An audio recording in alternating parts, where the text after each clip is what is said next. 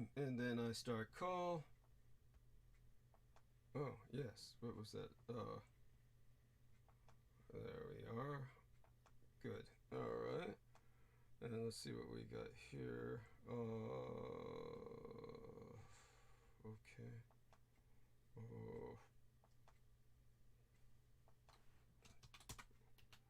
Whoa. Well, upon that, I will dwell upon that. Okay, now, where are we? Oh, yes, starting a call. Here we are. All right. Helps, of course, when I have a microphone in front of me. Hello. There we are. Let me get the earbuds in. Okay, we are live. Can you hear me? Yes, Oh, I am thank going God. to add everyone up. Start off. Yes. Thank you. And I'm totally hungover. So, all right then, my dear man. Lucky guy, man. Unfortunately, I did not have a sufficient amount to reach that point. Oh, God, you are missing shit. Oh, man. Nothing's worth this. Okay, it never is. So, let's see now. Whoever you bring on, you and them will hold the show for a little bit. I'm not as bad off as on some other nights in terms of prep, but still. Okay, let me try and breathe. That's a chore. Oh, my fucking God. Is anybody there? Yes, yeah. I'm all right, folks. Well, Besides you, I mean? besides Nobody's me, responding? I have everyone in Call? call, but they have not seemed to have appeared yet. Yeah, nobody seems to have appeared yet. Holy shit. Oh my fucking God. So I got Salman Sheikh unavailable, Amanda Ute unavailable. Holy shit. Um, That in itself is worth talking about. Sammy Romero unavailable. Good. We'll see God. if PATÄR is available. Oh my gosh. Well, I'm hoping not to put the audience to sleep with. What about Penny Bradley? Did you try her? I tried her. Yes, I did. Who was that last name you named? The last person you named that was unavailable? PATÄR. What about Brandon Young? I tried him, and he wasn't able to. It didn't seem to connect. I'm trying him again. Okay. Since it Well, shows you that can try it's all of green. them again, as far as I'm concerned. It's what day is today? It's Sunday. Yeah. Okay, that's right. All right. And I mean, it's a regular day. I'm gonna try Daniel Arola. Maybe we can have some kind of miracle or something because. Okay, we have Sammy Romero. Oh, thank God. What's going on? Oh, is everything all right, Sammy? With you? Yeah, I can be here on for like maybe like 15 minutes. Oh my God! Are you at work?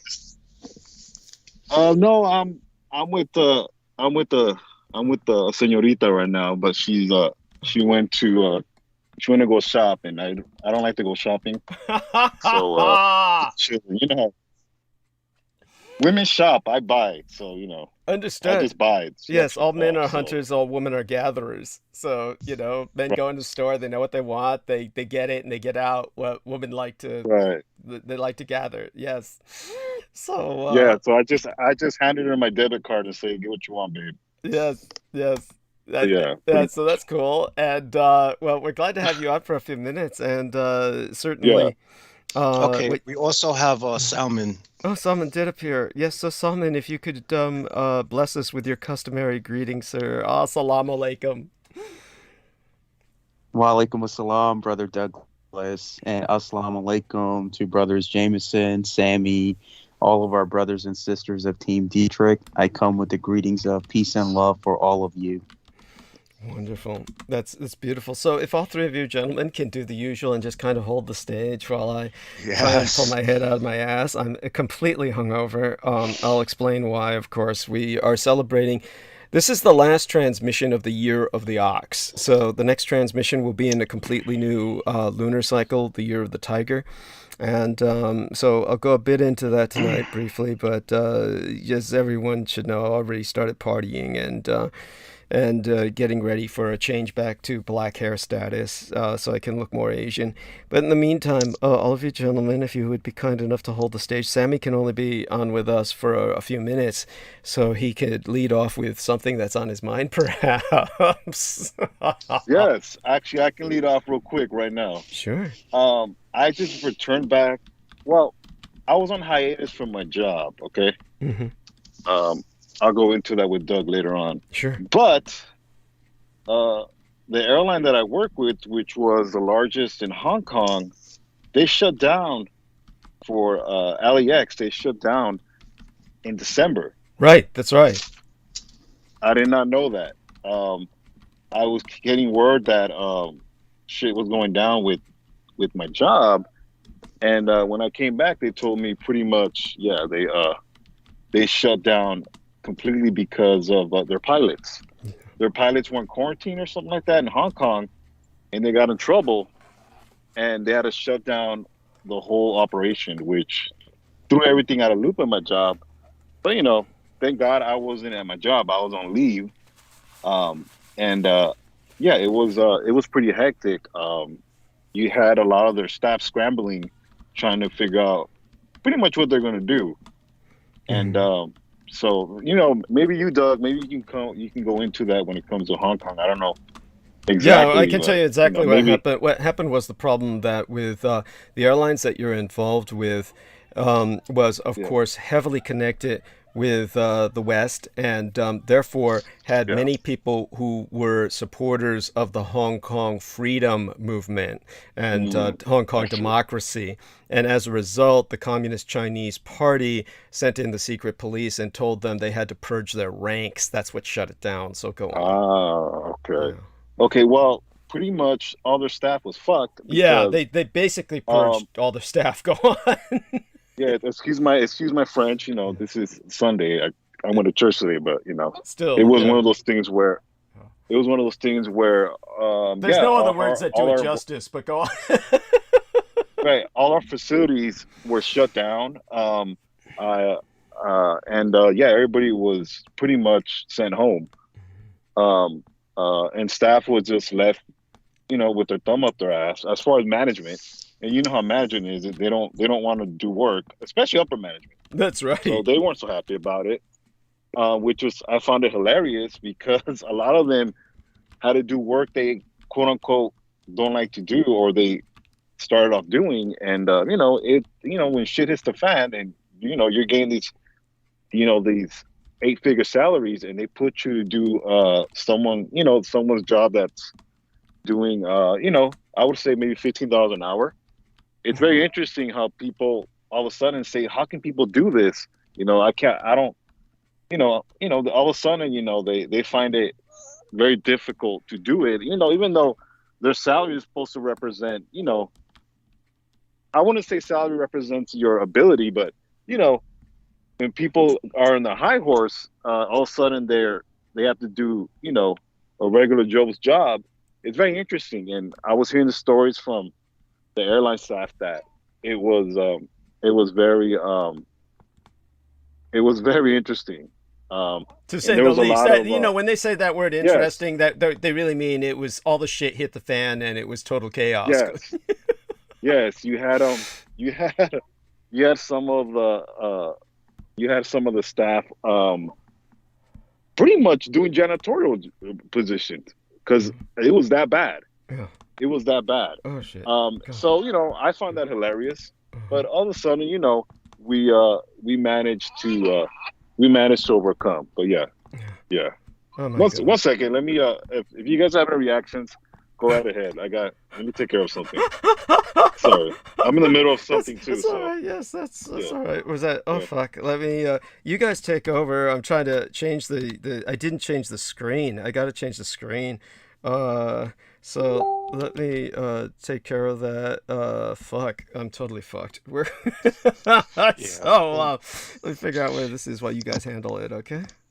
Yeah, it's certainly hilarious when people from higher positions are forced to do the jobs of average people and find them a bit too taxing for their liking. I honestly find it amusing.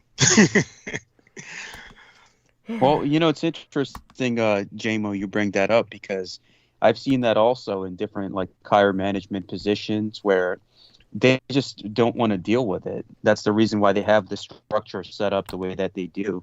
It's like when I was working at one of these stores and the corporate agent in charge of the store would come and for 5 minutes just come and tell you what to do, and they want to get out of there as soon as possible.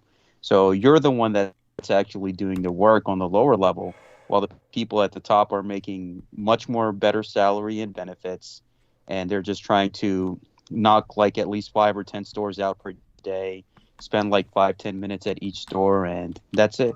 They don't want to deal with any headache, any problem. And if there's any problem that does come up, let's say through corporate, they try to handle it in a very watered down way. So I understand what Brother Sammy is saying, and even how JMO has expressed that.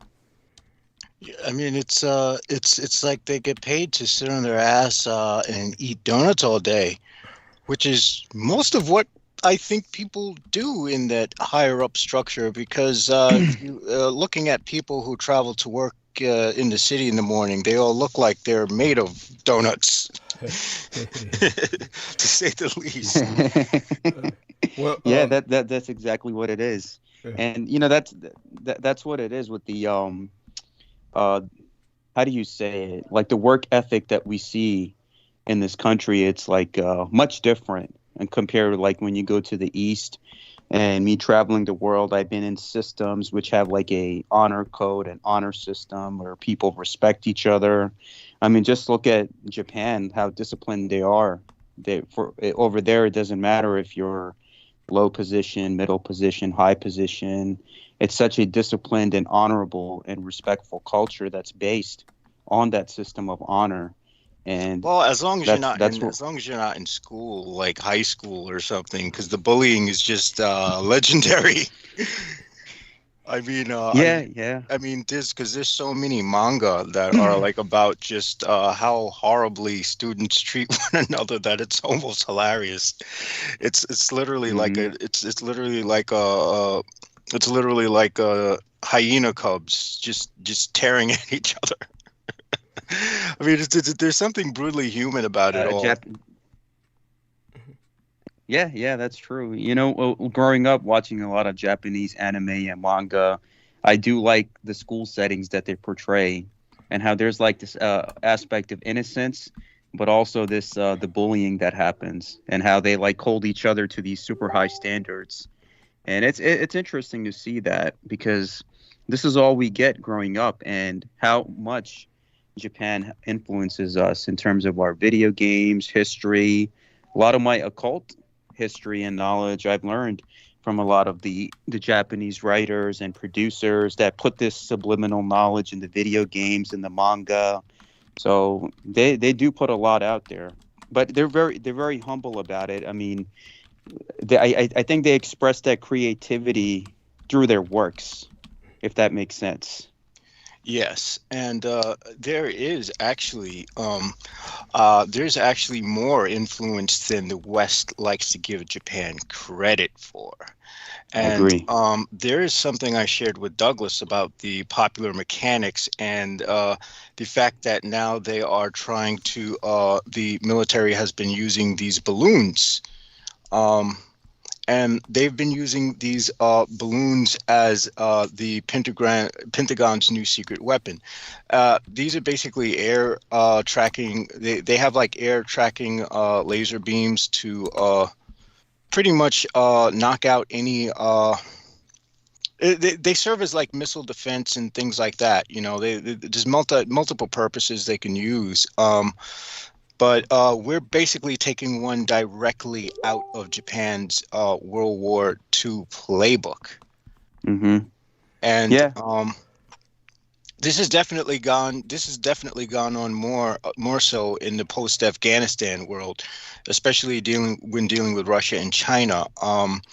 They have the capacity to surveil drug trade, smuggling networks, and the thing is, they're better than satellites when it comes to tracking, and they're also better than using other types of aircraft and reconnaissance, because they can't be detected at all.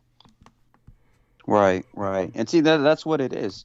They're much more advanced in terms of their capabilities and their technologies. And I remember one time I was speaking to this gentleman here, and his father was going through some kind of health problems in terms of being able to go to the bathroom. And he imported one of those Japanese toilets that kind of like cleans you and dries you off. I forgot what And they he said call this that. It's got the little spritzer that squirts the water up your ass. Yes, that's That's go on. Yeah, Brother Douglas, that's the exact one that you just mentioned. And he's saying because his father was having trouble like cleaning himself, so he was saying he got this toilet because he was a businessman who was able to make it happen and have it properly and professionally installed in his home here in the States. And he said it's such a lifesaver.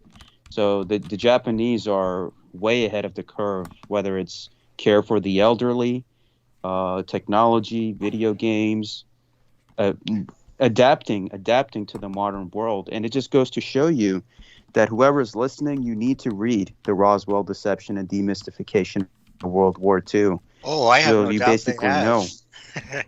Basically, to show you how Emperor Hirohito was this advanced being that basically put the West in its place.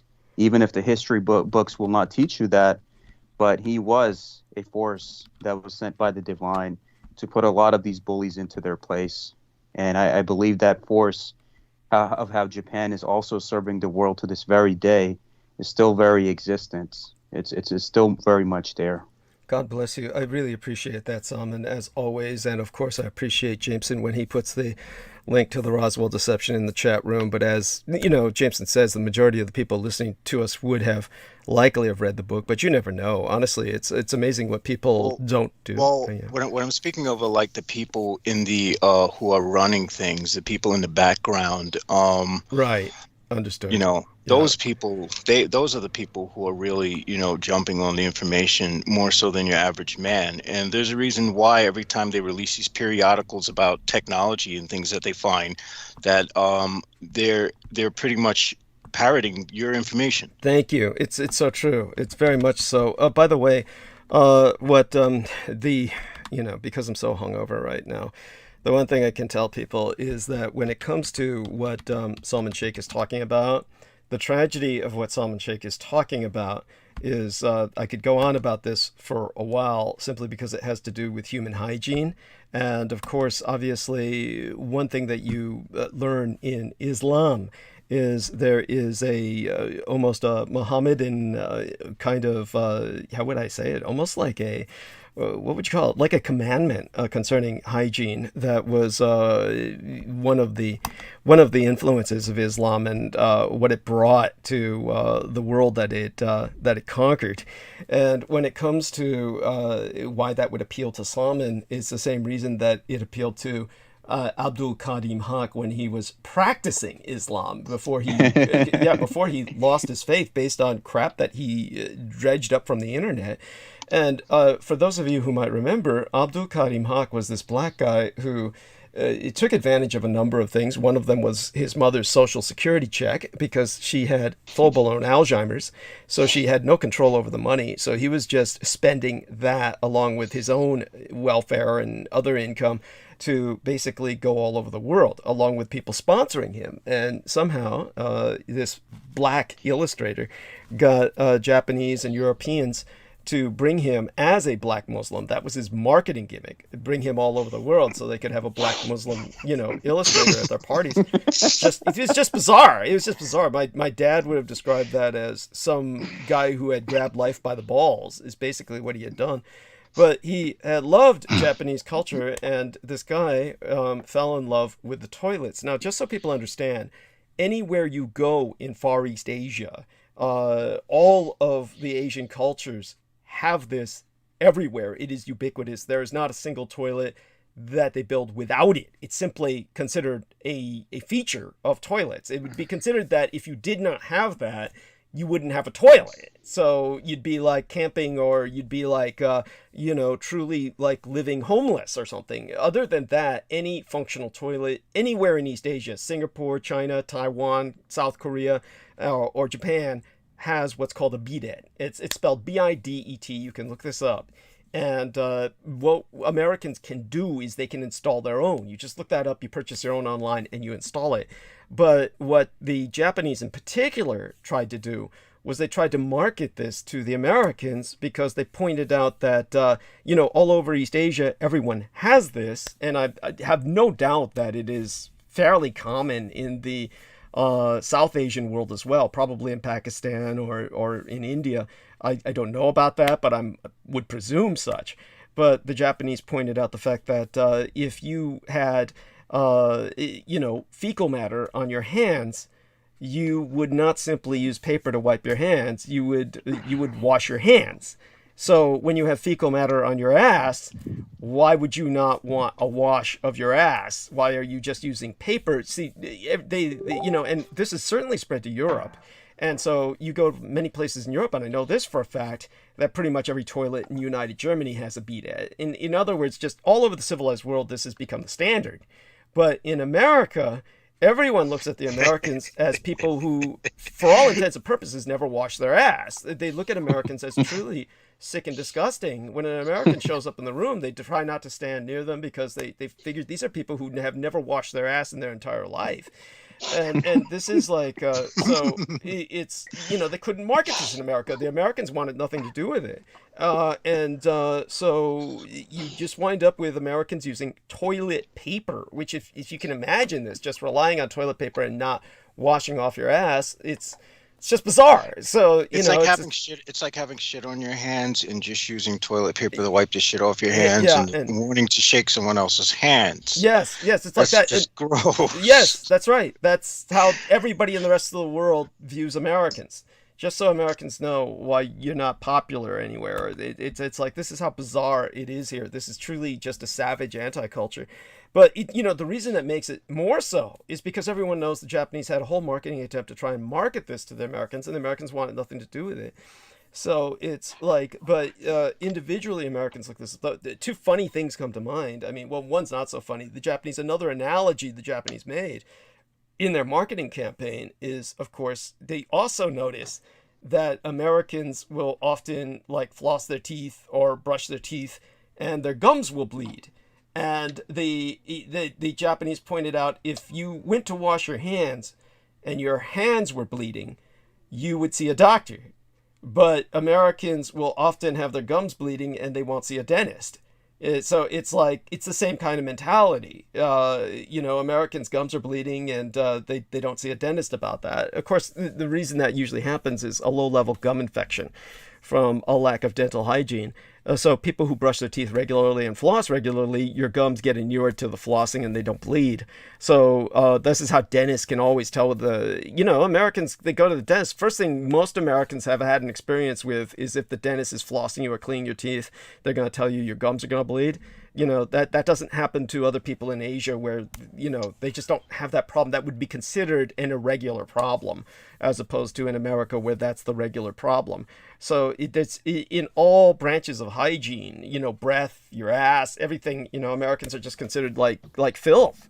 So, this is truly a land of savages. And, something more funny would be with Abdul Kadim Haq's case, when he was telling me about the Beat It he had installed in his home. And we're talking about a guy who's got, like I said, a mother with full-blown Alzheimer's. And at one point he walked home and she was covered in her own fecal matter. And luckily he had some guy with him to clean her up, who was just like a relation of his who was like, for lack of a better word, a black hippie who spent his time like working on other people's property. And therefore he was used to care provision, which apparently my Abdul Kadim Haq was not. In other words, he's not even caring for his Alzheimer's-ridden mother. I'm sure she must be dead by now. But, other people who knew how to care for her would come in every once in a while and visit. So I don't know if he had to beat it on her toilet, but, he certainly had one installed on his. And he was telling me at one point, oh, I couldn't live without that Beat It. I can't imagine if I were on a desert island and the only thing I had to be left with, it would have to be a toilet with a Beat It. And I was like thinking, I remember that episode. You do? You okay? Yeah. That was funny. Thank you. What was because his mother, because he wouldn't even let his mother use it. That's fucked up. Yeah, there was something absolute. Thank you. There was something so. Yeah, I was like thinking, this is like they say there's 3 stages in a man's life in general, where it's like when he's young and he'll talk about all the great sex he had. I had great sex. This was oh, that was the best sex I ever had. And then when they get older, it's like their meals. Oh, I had a great meal. Oh, this was a fabulous dinner. Then when they get really old, they talk about their great bowel movements. Oh, I had a great shit. Oh, and that bowel movement wasn't diuretic. It was a perfect turd. It was like that was the level where he was at already, and he's like younger than I am. So it was like, what a great beat it. It's like, fuck. It's like, I don't have a beat it, so I make 2, right? You just wash your ass. But this fucker had to have the spritzer directly up his ass. Like, he couldn't take the time to fucking wash his ass. He had to have that installed. I mean, it's a lifesaver for the elderly, but you see what I'm saying. For the rest of us, I think we can adapt. But all right, I'm just glad that no one's connected to his Facebook, because I'm fairly certain he has pictures of his turds. Yeah, it was at that level where I was just thinking that was so bizarre, and he was public about it because you remember it. That's right, you remember it. He was. Yeah. Oh my gosh, I remember that. Yeah. And what? Why was he not letting his mother use it? It was so bizarre to me. It was like he was. What was that shit? I mean, do you remember any rationale, or it was just? No, I don't. I just remember him saying how much he just couldn't live without it. Yeah, that's right. I'm sorry, when your life gets to that point where that's one of the highlights of your life, I'm so fucking sorry. That is that's pretty fucking sad. Yeah. That was his highlight to his trip to Japan. That's right. He was talking about how good people treated him, and they treated the wrong asshole good. That's for sure. You know what's so bizarre about that is it's kind of like wherever black men will find this out, or I don't think black women travel very much, but they should. And what black men find out, because they're more adventurous, is they usually find out, like when he was in Scotland, he was saying, oh, when I was in Scotland, people would just walk up to me and put packs of weed right in my hands. People I didn't know, they'd walk up and put packs of weed. And I said, dude, you're black. They probably thought you were some kind of mule, and they probably thought that you were the guy who was supposed to deliver it to whatever dealer was in the area and shit, you dumb fuck. And then it was like, so of course he wound up smoking it. I mean, the fucker lived off that shit. But it was like, then Laura Lee Solomon actually put a link on his timeline, and he was too stupid to get it, but she put this link on his timeline: pot-fed pigs taste the best. So she was telling him he was a pot-fed pig, that they were going to eat him and shit. He didn't even get it. But the point that I'm making is that black men will usually find that people will go out of their way to be nice to you in Asia or in Europe, because they just say, oh, here's some poor black guy. Americans beat them up all the time. Americans kill them all the time. Americans lynch them all the time. We want to prove we're not like them. So, actually, if a black man travels, this, Abdul was saying that, yeah, I get treated so nice in Europe and in Asia. There's a reason for that. But, of course, if he found out, if he was so fucking stupid, he was saying, yeah, I was treated so nice in Greece. I'd like to move there. He was always talking about moving to these other places. That's a different story entirely. If some black guy started moving into some place in Eastern Europe or Southern Europe, I don't think he'd find life all that accommodating. No, not at all. He's definitely got that naivete in that degree. That guy was a naive piece of shit, and I don't know how his comics made any money at all. They didn't. That's why he was living off the partying, because people would pay him to go to parties so he could illustrate people at the parties, and then he would be living off the social security check of his mom and the checks he was getting to take care of his kids, and the checks he was getting for himself. So he had 2 kids, the mom, and he had 4 checks coming in every month. So he was making out like a bandit, and 4 checks, and he can't keep his kids in school. That's right. Because he wants to save money. He wanted to save money, $600 a month on car insurance alone. He saved with taking him out of school, and they were going to a Muslim school in Hamtramck where his daughter was getting honors, and we're talking about a daughter who was in fucking kindergarten or first grade or something like that, and she was getting honors already, and in this Muslim school, which had this stellar reputation for producing some of the best educated students. So he just destroyed their future. And it's just a piece of shit. Okay, enough of that. So it's the bottom of the hour. You know what made me laugh about that, Brother Douglas, was when he wanted to be called Abu. Yes, and you can explain that to people, the stupidity of that. That of course, Abdullah is an honorable Muslim name, which implies it means slave, and it means slave to Allah. You are saying, I am a slave to the Creator. It is a statement of prideful submission.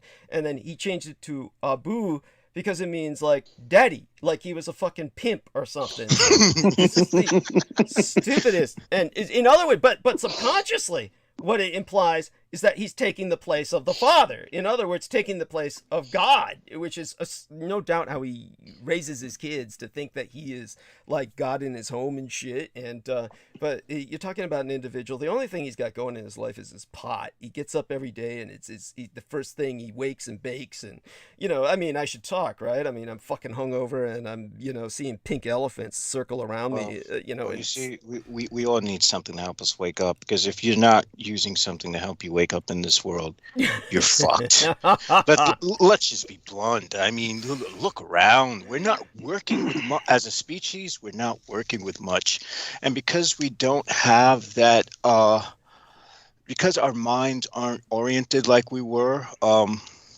back then, where we were always hallucinating the voice of the gods and the instructions of the gods and whatnot. Yeah. We can't do jack shit right, man. All we can do is self-destruct and destroy shit now. So I mean, yeah, this is the price of having an ego. Yeah, thank you. And I'll get and it's not to say that having an ego is a bad thing. It's just that there's that massive trade-off where we have too many people who have egos without the responsibility to handle them. Yeah. Thank you. Very good. And I'll get a little bit more into that later tonight. In the meantime, Solomon, if you could give us some spirituality. Ooh, shit! What did I just do? Hey, Brother Douglas, that's a good point on what you mentioned about the toilets, because when I was in Pakistan, everywhere in South and East Asia, the people that can afford to have it, they definitely have it. And even in my home, I have a system like that that's set up. I had to get a professional plumber to professionally install that, because it's a matter of hygiene and respect. Just like how in the Japanese culture, you're giving regards to your teeth and things like that, like you explained. So in East Asia and South Asia, how you represent yourself is held in high regard. And as for, what Brother Jamo said, I was speaking with one of my Sufi friends 2 days ago, and we were discussing the same thing, that why are we in this reality? Why are we in this fallen state? What did we do against the Creator? And why are we going through the things that we're going through? And ultimately, it's about us right now being in our lower nature. We're still fighting and killing each other over race, religion, and so many other factors, while we realize that this world was given to you, but it's your free will. You can't blame Allah or Lucifer, Iblis, God.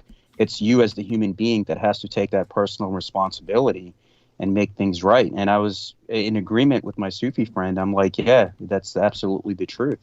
Humanity is always looking for an exterior force to blame, not knowing everything has been given to you, but it's with your free will that you're all now deciding to come together and help each other and help the world and tap into that infinite potential you have inside of you as human beings. As we look into even the story of with King Solomon, or Prophet Suleiman, peace be upon him, and from the Sufi perspective, where he was had a good relation with the jinns and the elements around him.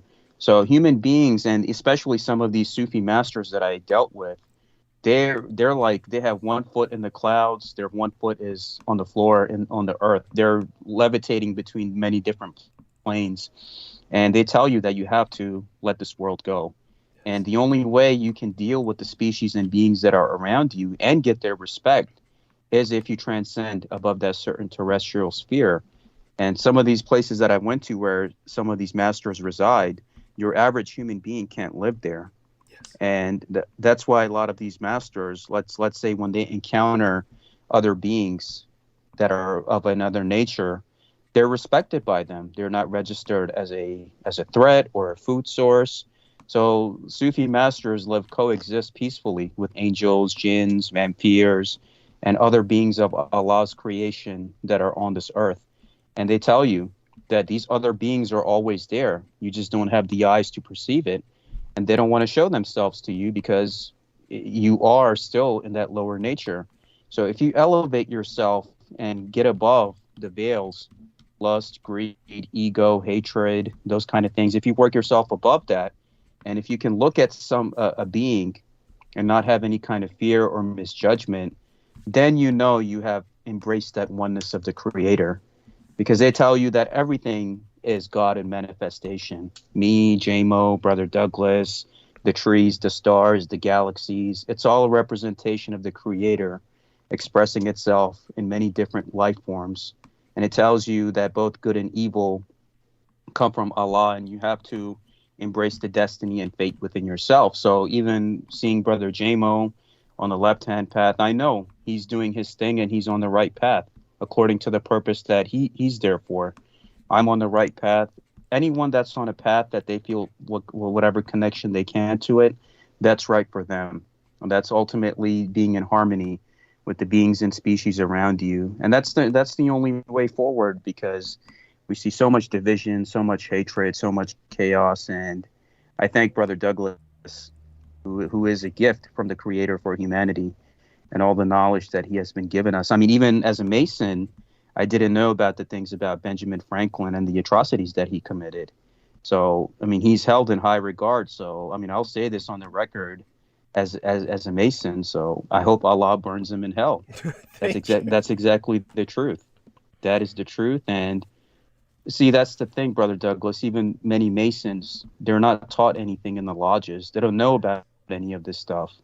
And this is the irrelevancy and how much regard and love that I have for you, that all this stuff that I never even knew about Benjamin Franklin, H.P. Lovecraft and Islam, the Satanic Crusaders and the U.S. military, the Roswell deception. I could just go on and on and on about all the things that you have taught. And it's important that mankind takes this seriously. That's why we are in the state that we are in. It's because we refuse to get our acts together. And I believe that there is going to come a time where we have to make some kind of a decision on which way we should move forward. Yes. Well, I wanted to critique as to why we're in this state, and I come up with a theory, and I don't know how adequate it is, but what I suspect is that the veil between us and the outer gods is what is responsible for the state we're in. I've started to look really closely at creation, everything such as sexuality, from everything that we seem to embrace, and I can't help but see the signature of these anti-gods in just about everything that's natural. So I suspect that the creation of what was tampered with in some way, which caused us to reach this point. Mm-hmm. And yeah, that's interesting you mentioned that. And that's something I definitely want to pick your brain about more, Douglas, because I suspect that I might actually be onto something there. Mm. Yes. But for right now, let Salman respond. And I appreciate so much what he said about Benjamin Franklin, because it's because of men like Franklin that people began to truly fear and hate the Freemasons. That's the problem, is because of individuals like that. And as a result, whatever wisdom or whatever was preserved by Freemasonry was something that they have a hard time sharing with the public. Or obviously, there's this delicate balance. They're a semi-secret society. They obviously have learning and knowledge that they preserve, and they were like an alternative to the church. The church had a monopoly on education.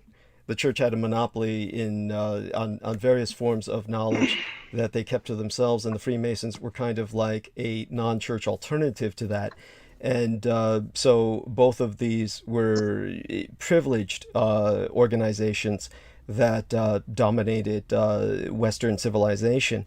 And for the Masons, what happened was a kind of sinister, just like the church is considered sinister in this day and age, the Masons were for a long time because of what was going on in the 1700s. So Solomon can take it from there, and somebody's breathing. Oh my God, is that James? Or is that... No, that is definitely not me. That's probably Dickie Cunt Cole. Yeah. Oh my God, that's so creepy. That is so fucking creepy. Yeah. That's our hidden agent who's been, relaying that. See, this is the reason why all these media outlets, as soon as you do a broadcast, the next week you have these different media outlets, saying the same thing that you said in the previous broadcast. So, a good example is what you were talking about with Mary Shelley and Frankenstein, and now there's this PBS broadcast where they're talking about electricity in the human muscles, and they're regurgitating the exact same thing, and it's interesting how they still get electricity wrong, because it's hilarious. It's not for those who don't know. I'm just going to say it. We're all taught in school that electricity is an exchange of electrons. That's been amended. We now know that it has nothing to do with the exchange of electrons, and that when something's electrically charged, the electrons are actually wobbling in place. It's the field itself that generates the energy. This generates an electric field, the wobbling of the electrons. The field itself is what's electrocuting you when you touch the third wire. So this has been amended with what we are learning in field theory in physics, and their attempt to come up with a unified theory. So it's very interesting how they always get something wrong. Thank you. No, it's true. I mean, we are still learning, and of course, I'll point out there are some limits to science in terms of what we can learn later tonight. But in the meantime, let me leave at the top of the hour. Peter Moon indicates he is ready to come on, or ready for us to call him around the top of the hour. So Solomon and Jameson can bring us to that top of the hour. What I'll do is I'll take advantage of the quarter hour remaining. I'll be back a few minutes before the top of the hour, but I'll certainly just grab whatever refreshments I can assemble around me, make certain I have enough water to hydrate myself, and hopefully I don't conk out or fall out during the middle of transmission, but should be okay. In the interim, I'll leave both of these gentlemen, who are far more with it than I am right now, to take us to the top of the hour. And the stage is there. You certainly give me too much credit. Yes, that's right. I have to be careful with the use of the term "gentleman" in Jameson's case. No. What I mean is when you say "with it." Oh, with it. Yeah, there we are. That too. Yeah, I'm in my own little zone at the moment. I don't blame you. It's so. But then again, Solomon has his own vices. A bucket of ice cream a day. Oh my God. He can talk about that. He can put that into perspective. Okay, I'll leave you gentlemen to that. Thank you. Yes, Brother Douglas. It's interesting because I was reading this book about King Solomon and the fish and the jinns and fairies. It's written by a Sufi master named Baba Muhayyuddin. And in that book, he talks about in the deep depths of the ocean, Allah has imprisoned all of these monstrous entities. And that reminded me of how one time in the transmission you mentioned how Cthulhu or Al-Cthulhu, the Shaitan, is imprisoned in the water. Yes. And that book that I was reading describes the exact same thing, that there are these monstrous beings and entities that are tethered in deep depths of the ocean, and it goes to the depths that we can't even imagine. And these beings that they do exist in the ocean, and that's what fascinated me. And it's interesting because of Freemasonry. When I looked at it, I looked at the Han Dynasty in China when I was looking at its true authentic history. And you see the gods, Nuba and Fuxi, from ancient China. And they have a painting of them that I was so fascinated by, because each of the god is holding the Masonic tools. One is holding the square, the other is holding the compass. And they're shown that they're drawing creation. And it shows the masculine and feminine nature of the creator. So if you really look at a lot of this knowledge, it does come from the East, especially from a lot of Han Dynasty stuff, from ancient China, a lot of Sufi elements. So what you know as Freemasonry in the West is a combination of all of these teachings that many in the West rebrand as their own. So all of this knowledge has already been there.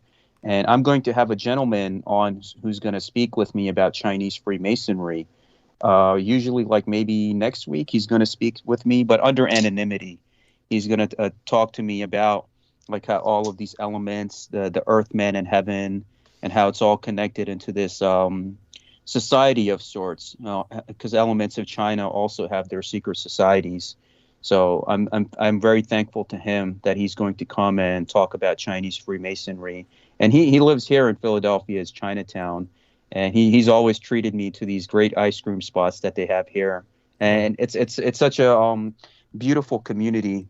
And what they do is a lot of the charitable works that they do, especially the Chinese Freemasons that I've seen here in Philadelphia, the ones that I've seen in New York. So they do a lot for the youth, and they do a lot for the communities. So that will be nice to get that perspective, how all of this knowledge actually comes from the East, which the West kind of rebrands and repackages as their own. And as for Benjamin Franklin, if Brother Douglas would give me permission for that monologue that he did on him on the exact time spot, I have a lot of Freemasons that watch my channel. I'll put it on my channel. And I'll title You're it. welcome to take the whole thing about Tambora, of course. Anything I do, you're welcome to use all of it. And thank you for asking. In the interim, yeah, definitely tell people where they can access your YouTube channel. How do they find your YouTube channel, and how do they access all your past interviews archives? Definitely. So that video I'm going to title Benjamin Franklin's Crimes Against Humanity. And I'm going to put that on my channel so all of the Masons know what he did. And for all of the interviews that I did with Brother Douglas, you could just look up my name, Salman Sheikh, first and last name, and you'll find me. And all of my videos will be there. And I look forward to doing part 6 with Brother Douglas soon, which will be, I think it would be nice to do half of it on the show and the other half to do it on Vampire Hunter D, because recently I got connected with a lot of Romanian Masonic brothers, and I believe they would really love to hear about the aspect of Vampire Hunter D, which goes to show you how even the Japanese give tribute to Brother Douglas in these mangas and in these writings after they had consulted with him. So Brother Douglas's information is so powerful, even after the release of the Roswell Deception. You have all of these people coming out with their own reports, like what, JMO said, that the powers that be, they're aware of everything, and they listen and take in heed of all of this information. So, as time goes on, we realize, where is this society taking us? And I believe this knowledge that Brother Douglas is giving us, even I didn't know about Benjamin Franklin. It's very prevalent and important, and I will do everything in my power to support his cause and to make sure our brother is always loved, protected, and my prayers are with him. And I use my Sufi energies to expel all the NSA interlopers on this call, including the heavy breathing and the metal chairs. Oh, thank you. No, all of that. Bless you. Okay, so I'll go mute for now. I'll be back in about 10 minutes at the longest, and both these gentlemen will continue to hold the stage. And bless everyone who is with us in the chat room. A little quick trip there. Marcus Grix was saying, "Hey, DD, sound is good, guys." Yes, he was laughing at the fact I didn't know what day it was. And he says, "Yeah, how much did Douglas Dietrich drink?" Yes, and so there we are. Jameson responded, "A lot if it's headache proportions." Indeed, yes. One of the things I'm going to do is grab some, probably the last Tylenol with codeine pill that I have, and hopefully I can convince my doctor to prescribe more. He hasn't done so yet. I have a new doctor, and change is always bad, but I had to do what I had to do in the hopes that he would prescribe a chiropractor. But we'll see how this goes. In the meantime, Vivian Sanchez says, "Well, hello there." So hello there, dear Vivian. And so, yes, she was bringing up the BDET. Yes. And there we have that. See, she's a conscious, aware young lady. CK says, "A lot of this seems like a play out of the World War II book." Yes. And this is, of course, one of the things that was brought up. And Vampin6 says, yo, yo, yo, it's your boy. Yes? Okay. There we are. I have no idea who that is. No, I don't either. I think we'll monitor them and make sure they're not a troll. Oh, they seem fine. Yeah, but we'll see. You know. Yeah, like always keep an eye, of course. And all right, love both everyone in the chat room and both these gentlemen with us. And I'll give it over to them for a few minutes. All right, thank you. Well, from the perspective of the left-hand path, when they talk about the deep, you know, the oceans of the depths, what they're, from my understanding, it's a sort of metaphor for the void, or for the for that which is outside of creation.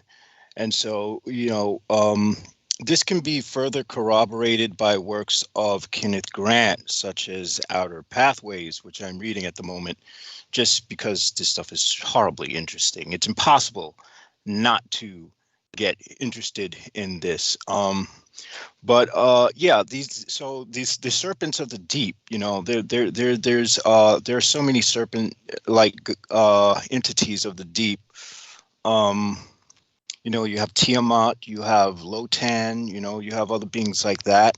One of the beings who was sealed up in the deep is what the Christians know as Behemoth, was actually known as Bahamut, which is actually a being that was, again, when they say sealed up in the deep, I don't think they're necessarily speaking about the ocean from a literal perspective, but I think what they're meaning is that these beings are only able to interact with creation as we know it on a very limited scale. Meaning either a magician has to like try to tap into that, or there has to be certain alignments, such as certain celestial alignments in which that can happen. If we go back to Lovecraft's, you know, when the stars are right, there is some truth to that. And I suspect that also has to do with the reason why humankind no longer operates automatically like a hive-minded insect to the voice of God and the departed. Of course, you know, I tend to think that the gods that humankind was hearing were probably equated often with the departed loved ones, or, you know, whoever was king was generally whoever people thought was projecting that voice. But it definitely, what am I going to say? What I'm saying is there was certainly something that changed in which the influence of the outer gods became a little stronger, where they were probably able to reach into creation and influence creation a lot more stronger than they used to in the ancient times before these, you know, yeah, well, just, you know, before we reach the point where there was the breakdown of the bicameral mind, and now we have that sort of ego complex. So there's definitely, they're definitely pushing, what do you say? What I will say is that these outer gods, whatever, I see them as pushing evolution. If we go back to Hebrew mythology, we're aware that there was also these other creations that were created, such as Athael, Kemetael, Belial, and at some point they were all destroyed after rebelling against a sort of creator god, if you will. I'm suspecting that these were realms that probably encountered incursions from the outer gods, or the outer ones, and that was the result, is that there was that whatever happened, everything just became really destructive, and that was the end of it. So yeah, I mean, that makes sense, JMO, because when I read a lot of these storybooks and I read these teachings of these Sufi masters, they tell you that tapping into, let's say, what many people call the third eye, or being able to receive downloads or information from God, that would be as easy as breathing, but because they were on a higher level of existence. But you're right, there was something that came in between, like the situation that we're seeing now with the human ego and the lower self, and not being able to have the proper spiritual discipline, which no matter what path you on, You need that proper discipline. Well, Just it's not a like, question, it's no longer a question of discipline. It's that the human brain structure was such that this stuff was automatic. It didn't require any discipline like we know of it today, because yeah. nobody was conscious in the way that we are conscious today. Mhm. So the consciousness that we have, yes, I suspect that there is something more behind. Basically, these are forces outside of our control that are interacting to make these changes occur. For better or worse, we're just pretty much like actors on the stage, hoping that wherever this takes us, it's not going to be as destructive as it probably is going to be. Mhm. Yeah, that's a good point, JMO, and that's exactly true. That mankind is like in its own evolution of progress, physically, mentally, spiritually, and right now with the way the world is changing in terms of what we grew up with, education, jobs, relationships, things are just changing and adapting on their own, and so too will the human psyche and then human spiritual existence. So I agree with you, bro. That's a great point you're making. Yeah, it feels like things are going to get more and more decadent than they, and what I mean by that is like degenerate. Things are going to get more and more degenerate than they used to be. For what little we were taught in the education system, what little we were taught, my generation, your generation, was already shitty to begin with. Now, when we take into account that what people are being taught now is less than what we were even taught, yeah, this can't. There's no way this can work. not for very long. I don't see the human species, JMO, progressing any further with what I see on TikTok daily. Oh well, yeah, that's. We're going to say there was always outrageous content with social media, but it's reached the point where people are doing auto-destructive things just for attention. To which I can't help but laugh at it. I mean, that might be the influence of lepidopteran in me, but there is some humor from it. It's very, very amusing watching humans like do stupid things like fall off of cliffs for trying to take selfies, or, getting killed over stupid shit. Right. And what I've been seeing on TikTok, like the majority, is like basically the degradation of the divine feminine.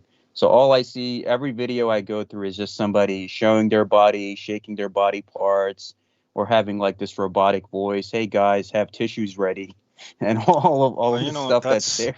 That's at least a little more highbrow than what the men are doing.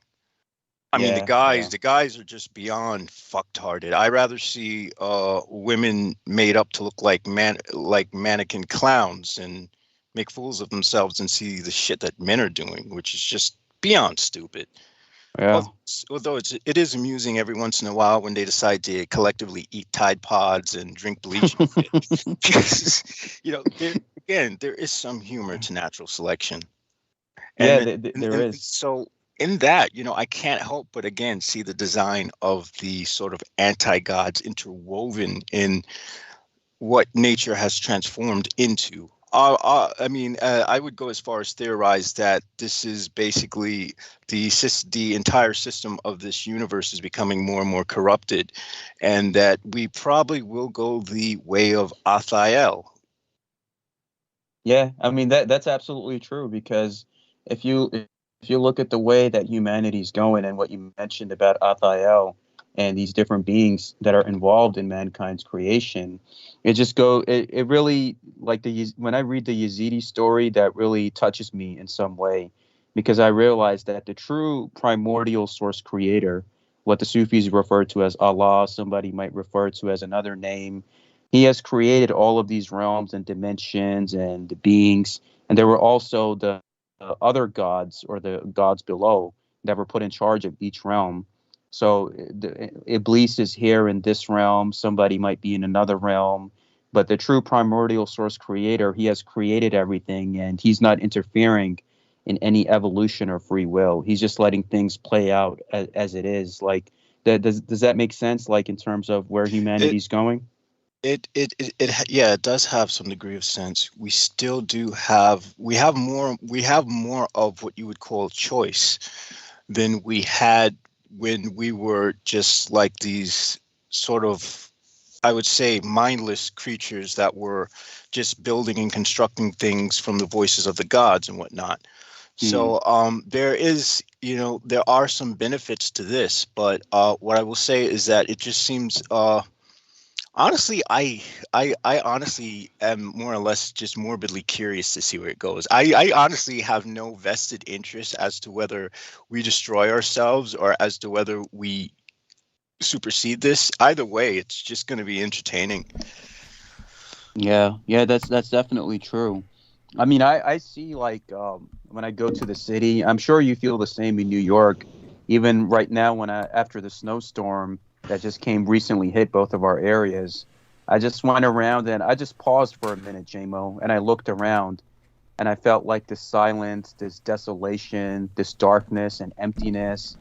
And you can feel spiritually, intuitively, even if you don't have any spiritual or occult knowledge, or you're not an initiate of any path, one can feel that in their human nature intuitively that something has changed. And this is a change that's going to be continuous now. It's no going back from this point. It's just going to accelerate, and mankind has to either adapt or fall astray. So I think it's only time will tell, Brother JMO, in which way this train is going. Thank you. Go on. Yes. So now that it's 9, I'd like to segue it over to Peter Moon, and we also have Brandon Young, who has joined us. Oh, wonderful. And of course, Peter, please allow Brandon to segue to you. He, of course, teaches children, and hopefully he can give us just an update on what's been going on in the schools. I want to thank the people in the chat room. Kathy Bennett says, "Hey guys, education system is pathetic these days." Thank you, Kathy. And Sarah Thomas gives us 3 pulsating pink hearts. So, love you dearly, Sarah Thomas. And I see Vampin' 6 has been deleted by Jameson. So yeah, we can only have so many Charles Manson syndrome people claiming that they're God until it's like, yeah, we've seen that spiel before. That's troll supreme. I just want to say hello to Brandon and encourage him to carry on. Yeah, there we are. And Brandon, please. If he might be on mute. He's either on mute or unconscious. Oh, that's okay. Or a little bit of both. Can you hear me now? Yes, there we are. Yes. Oh, good. Hi, Peter. Hi, Douglas. Hi, everybody. JMO, thank you for bringing me on. Yeah. Sorry about the late start here. No worries. And you're well? Yeah, go on. I'm very well. How are you all doing? Was there a question about education? Is this the question? Apparently there was. Kathy Bennett was talking about how pathetic the education system was these days, and certainly you just start off with what you feel we need to know about. Is there something on your mind that you want us to be aware about, by all means? Yeah. I mean, I'd love to see any of these critics of education system actually try to teach in the education system, and then come away with what they think about it. And yes, of course, there's reform that can always be done with education, especially here in the Northeast, where it's been a struggle this year with the regulation and the constant social distancing, and the fact that the kids react to a facial expression, and then that's kind of where they pick up the social cue of how to act right. Yes.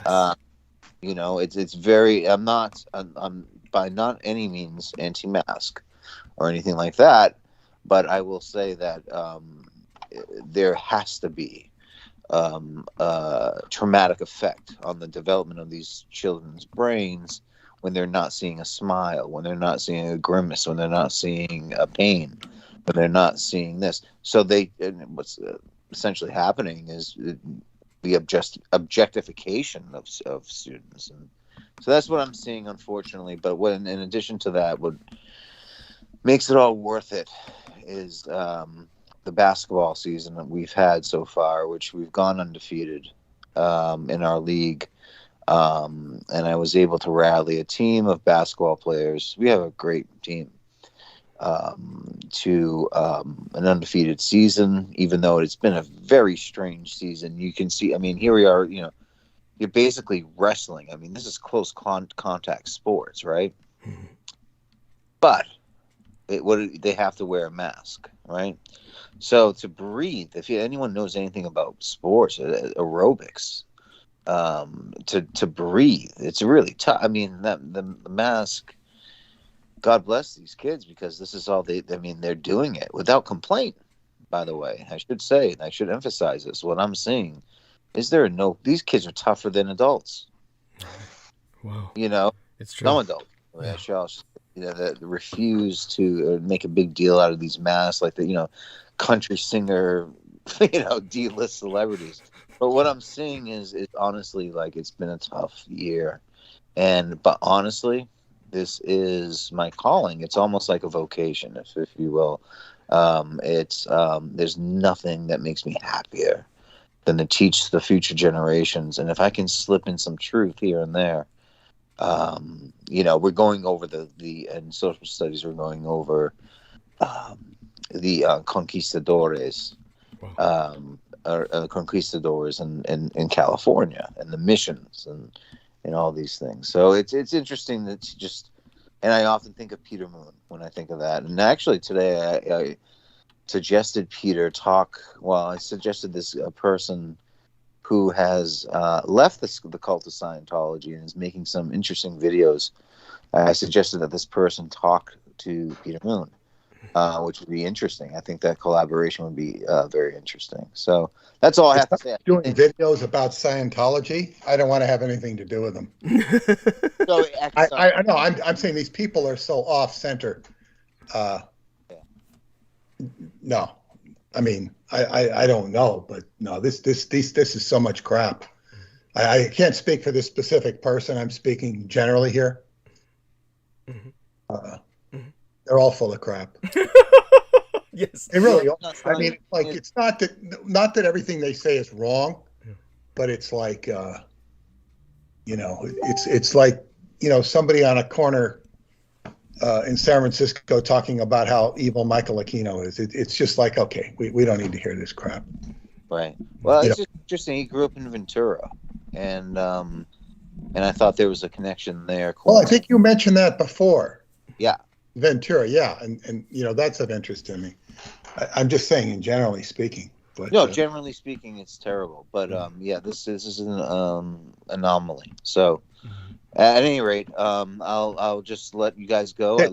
Brandon, there's so much out there on Scientology, and it really has nothing to do with anything, except that people have been abused, or they felt this or that, and then it's a culture of abuse.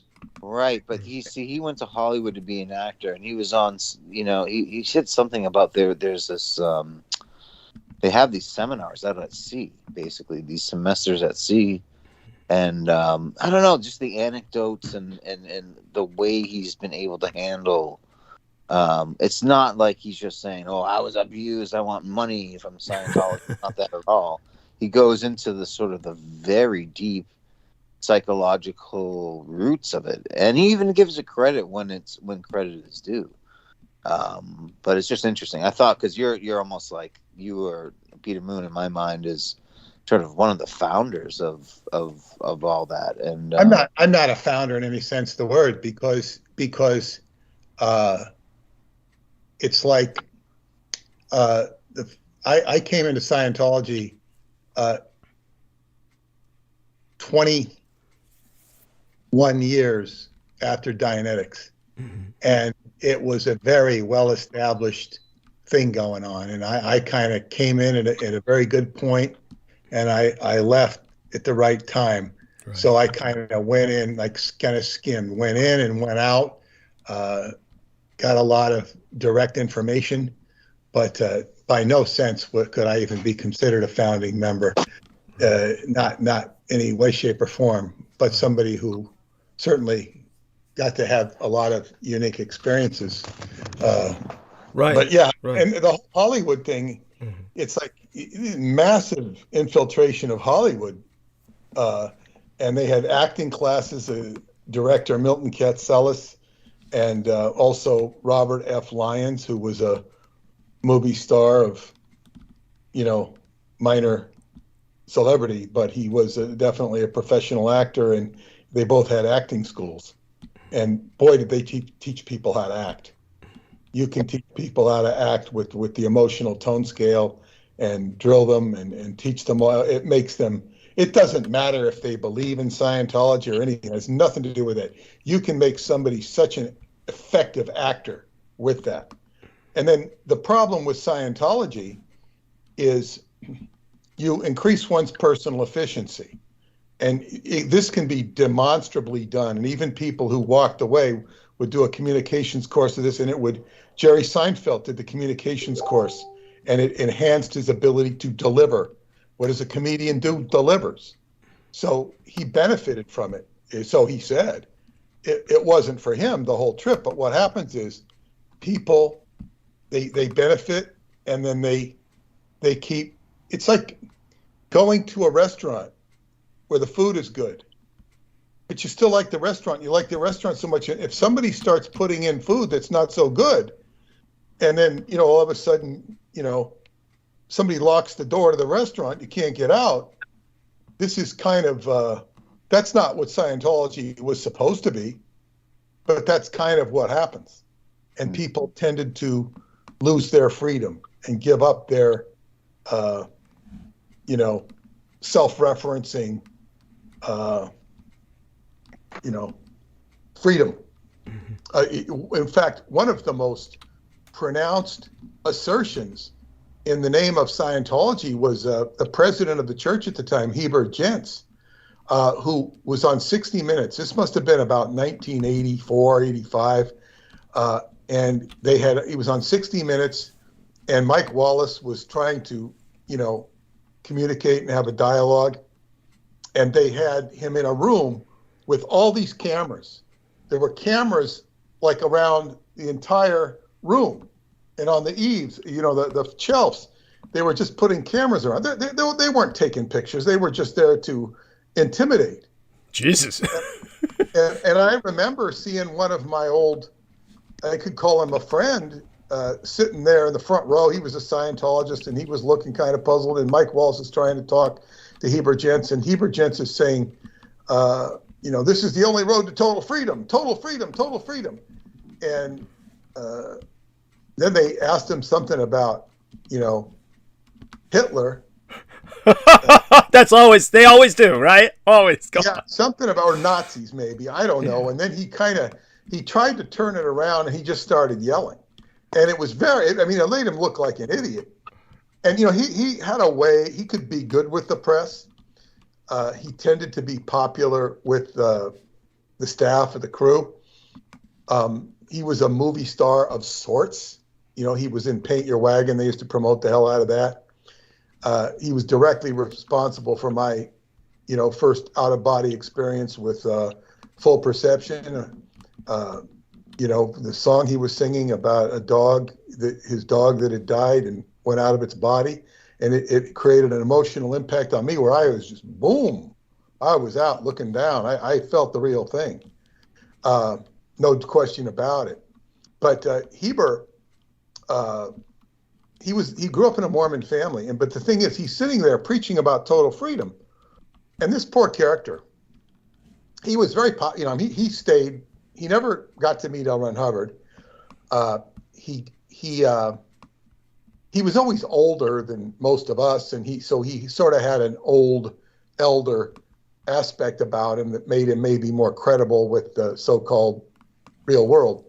But there's a story that I've read about. Well, first off, David Miscavige hated him because he was popular, and he was a much more, I guess, charismatic character than David Miscavige. And so I guess he was in England with him, Miscavige was like, torturing him and beating him up and Jesus, like sort of not, he didn't have him tied down or anything, but it was like sort of in public and just humiliating him. And then he eventually took Heber to, but Heber was doing stupid stuff too. Like he was trying to take money out of Spain, and they put him in jail. The Spaniards put him in jail, probably in concert with Interpol, but I don't know that Interpol was involved because Interpol had a very active presence in Spain, and they were old enemies of the church. But in any case, Heber ended up in jail in Spain, and they weren't letting him out. You know, they caught him with the $10,000, and they were, you know, accusing the church of being a scam operation. And of course, you got to remember, Spain is not a free religious country. No. They kicked out the Muslims, the Moors. They kicked out the Jews on March 31st, 1492. Yeah. So it's a Catholic country, yes, and they do not take kindly to other religions, although there will be a certain amount of toleration. Scientology they didn't like. So anyway, he was in jail for the longest time. There were campaigns to get him out of jail. I mean, they're only going to keep him in so long, and he finally did get out. And when he went back to the desert space, he was put in a lockdown situation, and in this place they called the Hole. And then one day his Mormon brother came to visit him, and his Mormon brother told the story that he was sitting with Heber. They were having lunch, and his brother said something to him, and Heber looked at him. He says, "I'm never going to get out of here alive." Jesus. In other words, he was reduced to a prisoner of his own making. And this is a guy who was barking about total freedom. Yeah. So in other words, the door was locked, and not only was he locked in the house, he was locked in the bathroom, you know, metaphorically. Jesus.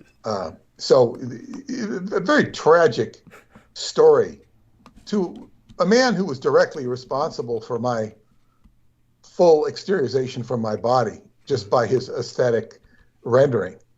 And I told him about that. I saw him years later. I'm walking down the street with him in Florida, and mentioned it to him. Nice chit chat or whatnot. I never had any problems with him, but I always thought he had the wrong friends and was influenced by the wrong people, and was a bit of a zealot. And this is, where Scientology went wrong. Now we're going to go. Brandon, did you have anything more to say? I don't want to cut. No. Go on. By the way, Brandon, I wanted to say that I remember distinctly you're bringing up your friend, and Ventura, California was puzzling because Peter Moon had himself been there, and it wasn't necessarily a Scientology hotspot per se, but apparently they started using it for these kind of sea seminars. But what I'm curious about is, because you do deal with a lot of children, and we're going to segue to Peter Moon with his viewing Alita Battle Angel. Did you see the movie? I was just curious because we're going to talk a bit about Bioflex Simulacra and the normalization thereof in Japan as one of the things we'll bring up. Does that ring any bells with you? Battle, is it an anime? Originally it was, as all Japanese cultural phenomena, they all start off as manga, or what Americans filter as comic books, which, of course, in Japan, they're illustrated literature with a higher degree of respect and impact. Graphic novel. Yes, graphic novel. We'll upgrade them here to a graphic novel. Thank you. And then it's like so many of these things, like brought up by Salman Sheikh, Vampire Hunter D, these are old. We're talking about the 1980s at that period of time. They're actually pre-Dietrichonic in the case of Alita Battle Angel, along the lines of Appleseed and some of these, just very seminal works in Japan. And then it became an anime, and then of course it became a film. But the film was interesting because it's actually an American production, but it was a labor of love. And then when they produced it, it really was not released in a very normal manner. So it's not like it really got a lot of exposure. So if you don't remember that, it's fine. But just ask. Oh, I love Vampire Hunter D, by the way. That Okay, is there we are. absolutely beautiful. Yes. And it's, you know, it's the ending character. It's very morbid. It's very deep, and it's as I'm sure most anime manga is, and that is, you know, continues to be. So I'm looking forward to this conversation. I appreciate you both very, very much. I love you all very much. Yes. And thank you, Peter Moon, and thank you, Douglas Dietrich, of course. And I'm going to keep shoveling myself out. Love you dearly. Hugs. Terror. And that was our wonderful Brandon Young. Love him dearly, and dear brother in battle. And so Peter Moon, tell us a bit about everything going on with yourself. And I hope that I do hope that Paula enjoyed Alita Battle Angel. She must have saw the similarity between herself and the character to some degree. Go on. Indeed, she did. But I wanna bring that in around the back door. Sounds good. Sounds good. Start with whatever you wish. Because we did watch it. But I want to see, I want to bring up with the education part. You know, Brandon was talking of, Brandon rather, you can get Brendan and Brandon confused. There's, you know, many Brandons and Brendans. And I think Brendans and Brandons, and it's you know, it's really one of the most confusing set of names. It is. Yeah, it's bizarre. Dan and Dawn are not too hard to separate, but you know, Brendans and Brandons, and thank goodness there's no Brendans or Brendans. But anyway, there was, I had put up a quote on my Facebook. I can't find it. I'm beginning to wonder if it's been deleted. Down. How weird! Holy shit. I don't know that it has. Well, I don't know that it has. In fact, I realized I might be able to find it if I go down into the comments. Yeah, I think I can find it here. Yeah, here it is. It's here. Okay, 34 comments it generated. Now, I made this quote, and the quote is very applicable to what we're talking about here with education. And this quote is from Timothy Leary. The quote, "The nervous system of the adult human being is so set up that it registers intense neurological pain when it is confronted with an idea or method which liberates man from his addiction to symbols, from his addiction to the current tribal symbol system." Now, this is from a recording of Timothy Leary that was done as a record. It was called Turn On, Tune In, and Drop Out. And these were the famous quotes of Timothy Leary. Now, he has been castigated by saying these statements. And Timothy Leary is indeed, or was indeed, a very problematic individual, if only to himself. But it doesn't mean that he was a very learned man. He was a professor, I believe, in psychology. He certainly ran drug experiments. And somebody said, you know, in the posting, oh, he was MK Ultra. And you know, this becomes so sophomoric. He's MK Ultra. You know, it's the immediate dismissal that anyone can say about anyone that they dislike and they want to stop their influence. That's the first thing that they'll say. Leary was involved as an arm of that, but it's like, yeah, it's a dismissive. It's like MK Ultra. Oh, I know that. That's MK Ultra. Yeah, the reason I present it the way I did is because that's what people said about me when I first became a whistleblower. The first thing that happened when I became a public informant, then the first thing they said was, "Oh, look, he's MK Ultra. You can tell by the way he moves. It's a terror." It was just that's the first thing. You see, it's and there's certainly much of what you see out there on the circuit, particularly when you get into the super soldiers, is MK Ultra, but this is what's called an ad hominem attack on the information. Yes. But the point being here, of course, I didn't say it was from Leary. Somebody, you know, pointed something out that was rather astute. What did they say? He says, "Interesting.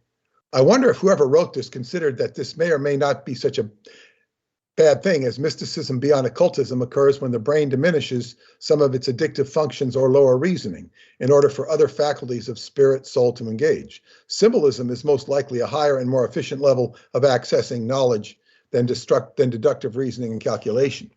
And then I identified that it's Leary. But the thing is, when you look at what he actually says in the tape about symbols and stuff, he's not talking about any old symbols. He's talking about the symbols that everybody is predisposed to or pre-programmed by society.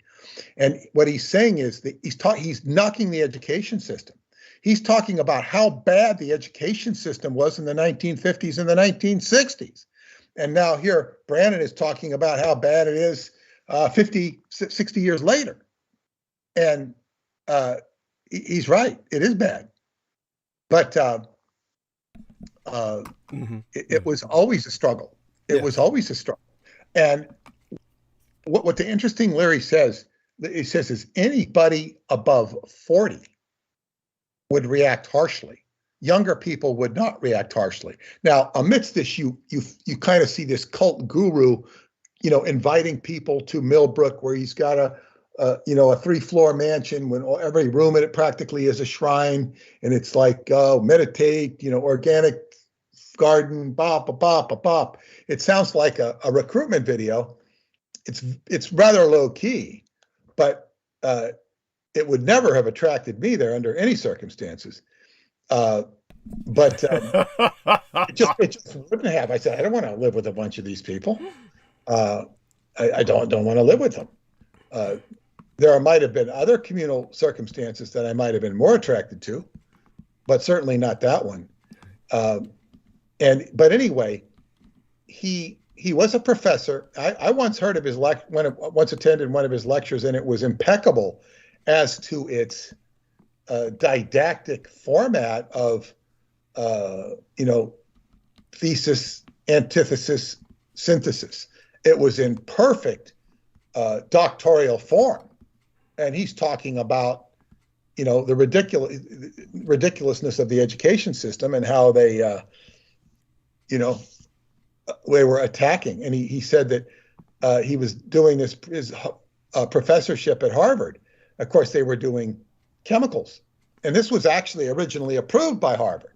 But then what happened is it became so popular and electric, and that Leary and Richard Alpert were doing the drugs themselves, that the establishment began to get, and he said it was all the people over 40 that began to get a stick up their ass about it. Now, Leary was, this was coming out of the United States' most prestigious university, Harvard. And here you had this wild ass cowboy doing drugs and doing all this stuff. And and LSD was legal, but he's talking about how marijuana turns on your perception. It makes things taste better. You hear the sound better. You see the details more closely. You feel, and this is true. This is what marijuana did when I took it back in the 1970s. I don't know that the marijuana of today is the same. I know it's not the same, but I can't speak for exactly what it does do because I haven't done the new weed. No, don't do it. It's just too powerful. I mean, Jesus Christ. It's like, it'll just knock your ass out. I'm not going to do it. But it's, first off, it smells. The first time I ever smelled it. Yeah, it's just skunk. It's skunky. No, I know. I was sitting there and I was up in Woodstock. I go, there's a skunk. I smelled, there's a skunk. There's a skunk. No, there's not a skunk. I said, you ever smelled a skunk before? And then somebody explained, somebody in the car had skunk weed. And it's called skunk weed. I go, yeah, now I know why. It smells like skunk. Yes. Now, I've never talked to anybody about what it does because I haven't. I've taken medicinal cannabis when I had a bad pain in my, coccyx area, lumbar region. But I got high on it immediately. You can't get high on that. They're full of shit. I got high on it. Maybe I was more sensitive, and it was unmistakable. No, thank you. That's true. It's like I can get, I used to, when I was very young, I used to be able to get a kind of buzz out of non-alcoholic beverages. And so if you're not used to this sort of thing in your system, even the shall we say decaffeinated versions will impact you. So go on. Well, indeed. Now, so yeah, he brings up some points, but the problem with him is it's all about enlightenment through psychedelics, and this is just. I could break down so many of the things he says about perception and taste, and I could put it right in the context. Just go to Qigong, because he's basically a drug fiend. Yes. He has some astute comments to make about a lot of things. But he was, quite mad. I remember my friend Ken Arthur, he ran into Ken Arthur at some expo, and he saw my friend Ken. Now, Ken wasn't a celebrity here at all, but Ken was very charismatic. And he took one look at Ken. He says, "I know you. I've seen you somewhere." And Ken just looked at him. He goes, 10 cc, 10 cc, meaning, 10 cubic centimeters of acid. Ken had never done LSD. He didn't need to. But, in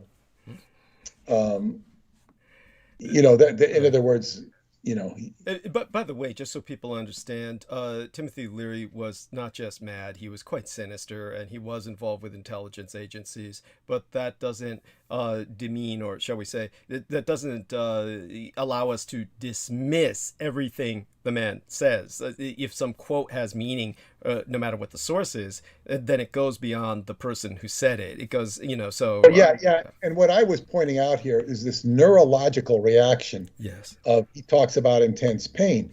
People are neurologically oriented or programmed to be dismissive of information which pushes the envelope. And I have experienced this throughout my career as a writer, and I experience it equally, if not more so, being an advocate for Douglas Dietrich. Thank you. And it's like, okay, not important. And it's just like, and they'll continually try to categorize me with, okay, that's that. This happened a lot when I first came out with the Montauk Project. You had all these people trying to pigeonhole me. Okay, he goes there, he goes there, he goes there. This explains the dream I had last night. And it really pissed me off in the dream because, but the dream was really off the wall because I couldn't figure it out. I was supposed to go get a uniform, a green uniform for the Philadelphia Eagles, the football team, because I was going to be playing in the championship team for the Philadelphia Eagles, a team that I have no special fondness for or affiliation with. And so I'm saying is, okay, well, I said, how am I going to get a uniform? Here I am, I'm 69 years old. I played a good game of football last week. And then I go to get the uniform and I can't find one. In other words, they've given them all out and I'm trying to find the uniform and I keep going to different places looking for uniforms, looking for the right one. They have ones that are similar or not quite right. And then I go and I see the announcer, the football announcer, Joe Buck, who's the big announcer for Fox News Sports. And he runs across me. He's interviewing people for the game, and he sees me. He recognized me. He says, "Now, what it's like to be in this game? How do you feel about being in this game?" I said, "Look at." I said, he says, I said, "I was playing flag football, really touch football." I said, "Flag football a week ago, and now I'm going to be in this game." I said, "It's strange." He says, "But," I said, "it's no big deal." And he says, "Well," he says, the hits are going to be a lot harder." I said, "I'm not worried about the hits. I'm not." I said, I'm not. Yeah, they're going to be hard. I'm not worried about that. And then I just kept looking for, and finally I get to this place, and they're giving me out these white uniforms, but they're not quite even football uniforms. And I finally get pissed off. I said, what is this? This is stupid. There's all these women trying to get me in these white sports things that are not quite a football jersey or a green one. And then I get really pissed at them. And then Lucille Ball, the comedian, yes, says, don't you yell, all right, I'm going to call the police. I'm going to call the police. And I just said, I think I just told her to, go to hell or to fuck off or something like that. And then, she started to get mad, and I said, I walked out. I said, I couldn't understand for the life of me, what's this dream about? And I finally figured it out. It's, of course, the eagle is a very intellectual, noble character. And it's like some of the things that I've written about or aspired to, even the work with Douglas Dietrich, this is going to the, what could I say? The acme of consciousness in a certain respect. I'm going into all these regions that are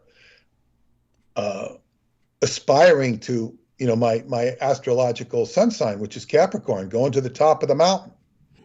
And the eagle represents this. This is why the Philadelphia Eagles, of course, Philadelphia is brotherly love. That's what it means, brotherly love. And it's a very much an American symbol. The eagle is the symbol of America. Douglas was talking about Ben Franklin, who I think helped name Philadelphia. No, that was the Quakers or William Penn, who named Philadelphia, I think, but who came 100 years before. But what it was with the uniform, I wasn't given the uniform because I'm not in uniform with the city of brotherly love representing the United States of America. I am not in the right, I'm not in the mainstream. This is why Lucille Ball is giving me the business. Right. Because it's not funny. She's a comedian and it's not funny. And she doesn't like my abrasive language. And she represents the establishment. And she's a completely establishment character. She also ran Desilu Studios. So this is the friction I am up against. No, her son, or Desi Arnaz's son, became a kind of new age guru all his own. Do you know anything about that? Or no, I don't know anything about him except that he was in an act called Dino, Desi, and Billy, and they got a hit record, and they were considered quite a novelty in the 1960s because it was Dean Martin's son, Desi Arnaz's son. Nobody knew who Billy was. Billy, I think, might have ended up becoming the most industrious of them. I don't know. I once read something about Billy, but of course, Desi Arnaz Jr. inherited whatever he inherited from his parents. He's got to be well off so he could afford to go be a guru. And Dean Martin's son joined the Air Force or the reserves and crashed an airplane, got killed, and completely devastated his father. His father went completely downhill after his son died. He couldn't reconcile the loss of his son. Oh my God. And that was a sad story for Dean Martin. So I don't know anything about Desi Arnaz Jr.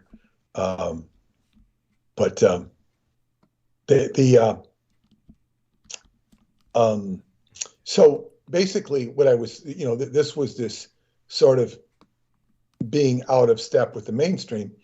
And this is not new to me, of course, but it's like when you dream of football, it's about competition. It's about competitiveness, and it's like I'm playing on some sort of a field, and that's a good thing. And I was considered in the dream worthy of playing in the championship game, and I was actually accepted to play in the championship game, but I couldn't get the uniform to go participate. I was accepted if I got the uniform, and that's kind of what they're saying. So it's just like if you want to run for president, you have to admit publicly that you're a born-again Christian. Pretty much. So maybe somebody from Hollywood will want me to admit to being a born-again pedophile or something like that. And there could well be being talks going on right now about me or my work. And, you know, I don't really know, or it could be coming in the wind. So, yeah, I have always been in the, you know, I guess what you'd say on the, what do you call it? Non-establishment list. Yeah, just kind of like, shall we say, the alternative. You were alternative before it was alternative. Let's put it that way. Well, yeah, well, I mean, well, it was, yeah, alternative. Even when people don't know me as an alternative, they might leave my name off a list. Just, you know, just leave it off the list. And I might be delisted without, you know, just on pure oversight or pure, oh, we don't include him. We don't include him. Yes. And they're not even thinking about me. And I just, you know, and it's okay. As they say, in the hippie days, I wasn't conforming to being a hippie. But of course, the people you talk to were all of that extreme liberal mindset. So it does rub off on you. You understand it, you learn it, you live it, because that's what you're in. And of course, I wasn't on the conservative side either, because I saw those people could get quite vicious and obnoxious, and were just off the deep end, far worse. And there weren't too many of them, but they did exist. And I was like, you know, apolitical, but sort of hated them all, or didn't like them all, or didn't believe them all.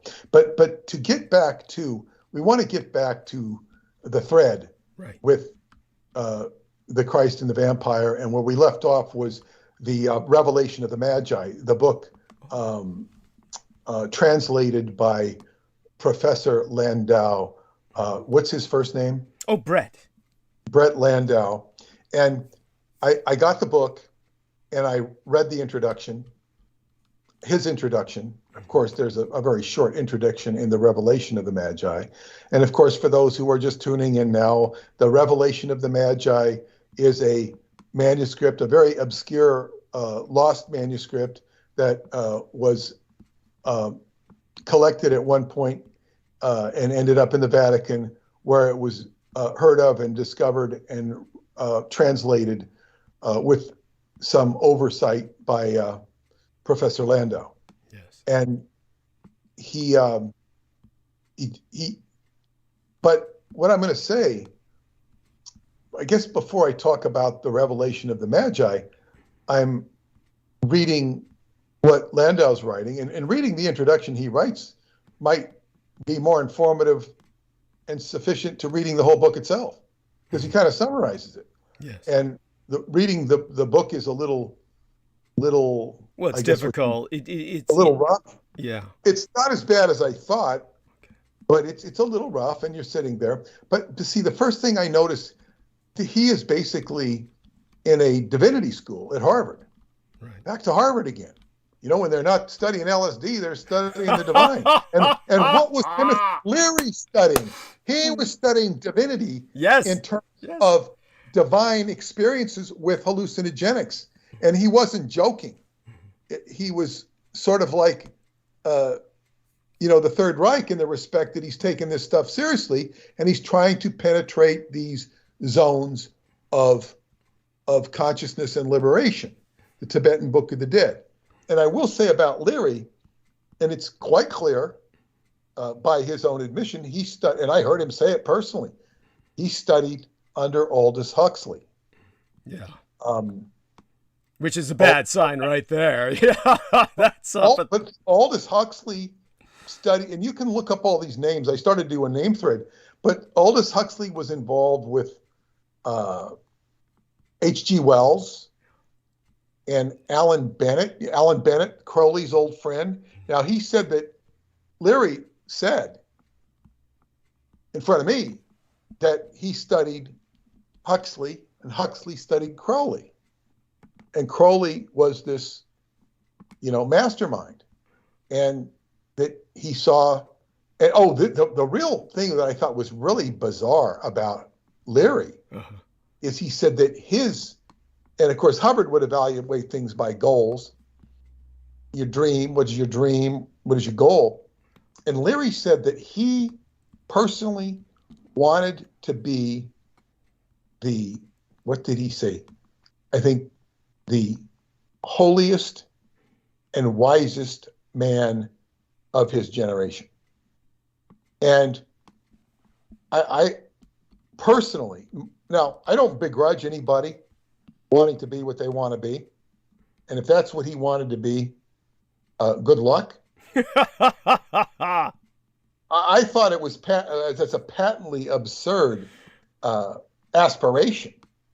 I look at myself, do I want to be a holy man? And do I want to be the holiest and wisest? Wisest of what? I'm involved in some pretty rarefied areas, and I'm sure I could meet people who would tell me they're not rarefied at all. With extreme arrogance, they would say that, but and complete dismissiveness of me. But do I want to be the wisest? Certainly, I don't want to be the holiest. That term confuses the hell out of me. Do I want to be? Yeah, we leave that for Solomon. Go on. Do I want to be an icon like Mahatma Gandhi, who was not holy at all, but people think of him that way? Do I want to be an icon like anybody who's considered? No. I just want to be myself, and without any what do you call it, accoutrements of aggrandizement, because that ruins you when you're considered you're put on a pedestal, because all you are is a human being. Yet I study Zalmoxes, which is the transcendence from a human state to a God state. Well, that's more of a nice idea, and certainly I've already transcended the normal human state long ago, but that has varying degrees. You're still a human. The normal human state is pretty ordinary. So that's not like, that's not like a big deal. It's like, I guess, getting a trophy or a black belt in martial arts. Okay, you've done enough. You've got some experience, basically, is what it means. You're a dime a dozen. So I thought, he's the holiest. He wants to be the holiest and wisest man of his generation. Now, he didn't say he was, but that's what he was aspiring to. And I go, what the hell is this? It's just to me, it's just off the wall. I made a big wish when I was young, and I paid the price for it.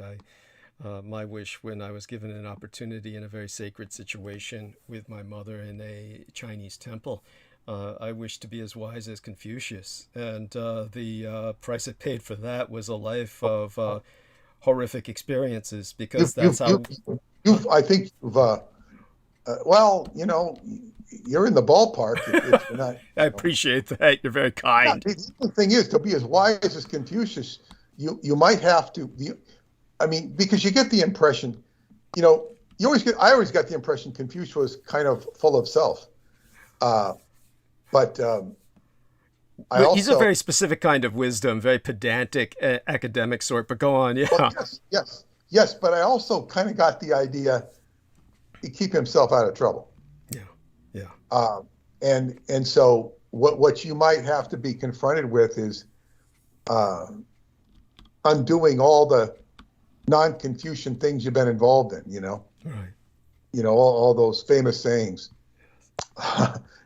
I think you would have done better if you put in Lao Tse instead of Confucius. That was too hippie-like for me, but you're probably right. I probably would have. It would have been a lot, more easygoing. Yeah. But be that as it may, this is Timothy Leary, and just what a he was just I guess what you'd call a symptom of the times, but it was this wild right consciousness. And the thing is, the sinister aspect about him is, he'd talk about, how this stuff turns you on, it makes you see things differently. And then he would brag that Steve Jobs was an acid head and Bill Gates was an acid head. Jesus. Steve Jobs, I'm not so cynical about, although he deserves a lot of cynicism.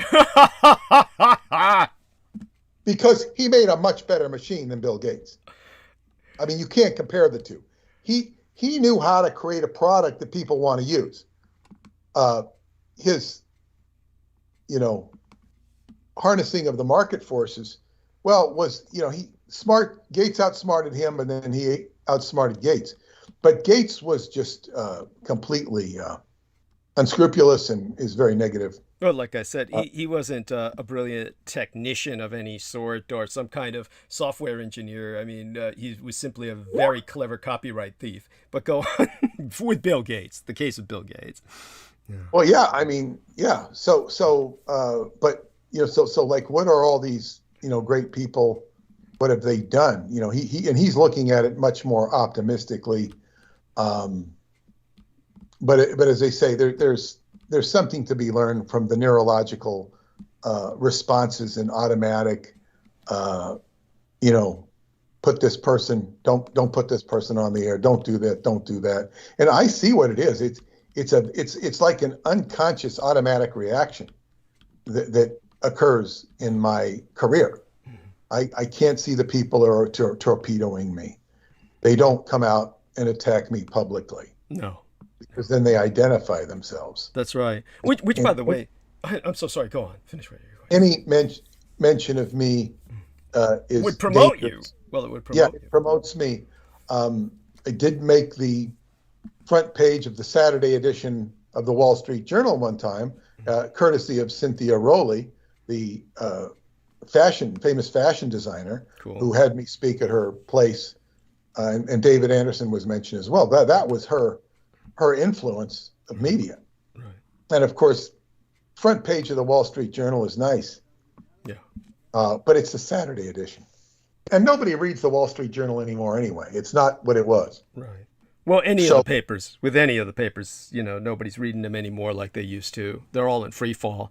But when you talk about this sort of, don't promote people, and one of the things, I don't know if you'll come up with this in your arc of narrative, but just so you put it away for later, one of the things that Peter Moon and I were exchanging was a series of links brought to my attention by Jameson Reese, actually one link which showed that the Americans were now deploying balloons in combat operations. And so when I further explored that, I found a link from the Army itself, and the Army had an illustration of a stratospheric balloon they were using for battle purposes, for battlefield, shall we say, an auxiliary kind of weapon that would kind of help to coordinate the weapons in the field.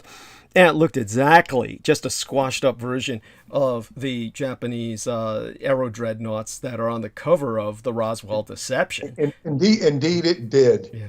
And the whole article sounded like, the whole project or whatever they're doing sounds like a whole bunch of bullshit to me. It really. but and it's life imitating art, or art imitating life. They're imitating what we did. Yes. And it's okay. It's just the way things work. But I want to stick to, understood. I'm talking about neurological response. Yeah. And neurological response to ideas and whatnot. And this goes totally into the heart of Christianity. I'm going to touch on the vampire thread as well. But as I read this Revelation of the Magi and this dissertation by Brett Landau, he's talking about divinity students at Harvard. And so he's talking about all these people, and none of them had ever heard of this manuscript. So it gave him a unique thing to pounce on and make a name for himself, which he did, and justifiably so. But all these people studying divinity, and when you begin to study divinity, so I'm tapping into a stream of consciousness that normally I don't. I mean, I have well tapped into that before, of all these divinity students. And of course, I've met people who study the Bible aggressively and as intensely as they can. And then I also had occasion, and then when you're studying them, you're studying what they studied. So they're studying divinity students of yesteryear. Yes. And yestercentury and yestermillennium. And so you get this whole kind of chain of divinity. And then you begin to, and then I began to study the history. I studied the outline of history, just touched on it, H.G. Wells, and which was highly criticized for its legitimacy. It was, I guess, it was very general. And then also Will Durant. Will Durant is considered the quintessential historian, and yet he's also been criticized. But I was reading what he said about the life of Christ and the questioning the veracity of existence and this sort of stuff. And what you read, as you begin to read this stuff, it's like, what on earth are they talking about? What on earth are they talking about? Well, they're not talking about anything that's on earth, because whatever they're talking about is no longer on earth, at least in the context they give it. And I found this one very, because Will Durant was referring to it. Mm-hmm. And I think I lost this guy's name. What was this guy's name? He was a pagan. Mm-hmm. It was the earliest mention of Christ, which was... well, we're not talking about Virgil, of course. We're talking about sometime after No. This was... I want to say his name was not Theseus, but that's this... let me see here. Oh, I'll just go into my history. Hang on a second here. History, and I will find it. No worries. First pagan, allegedly, the first pagan reference to Christ. Now, I want to get it here. And take your time with that. Meanwhile, I'll amuse people by telling them how I started the night so hungover that I didn't even update the date and the thumbnail image for tonight's show. So for anybody who wants the actual experience of tonight's show with the right date and thumbnail, image that the photograph that I usually place of myself, in this case it's myself, sometimes it's my son or somebody else like my mother, depending on birthdays or holidays or the like, then you'll just reset your page, refresh your page, and that should show up. And then just kind of burning some bandwidth while Peter finds that. I found it. And I did find out what two turtle doves means from the song. Two turtle doves. Yes. Two turtle doves is what they would sell in the temple at Jerusalem. It wasn't just in the temple at Jerusalem, but they were selling it in the New Testament.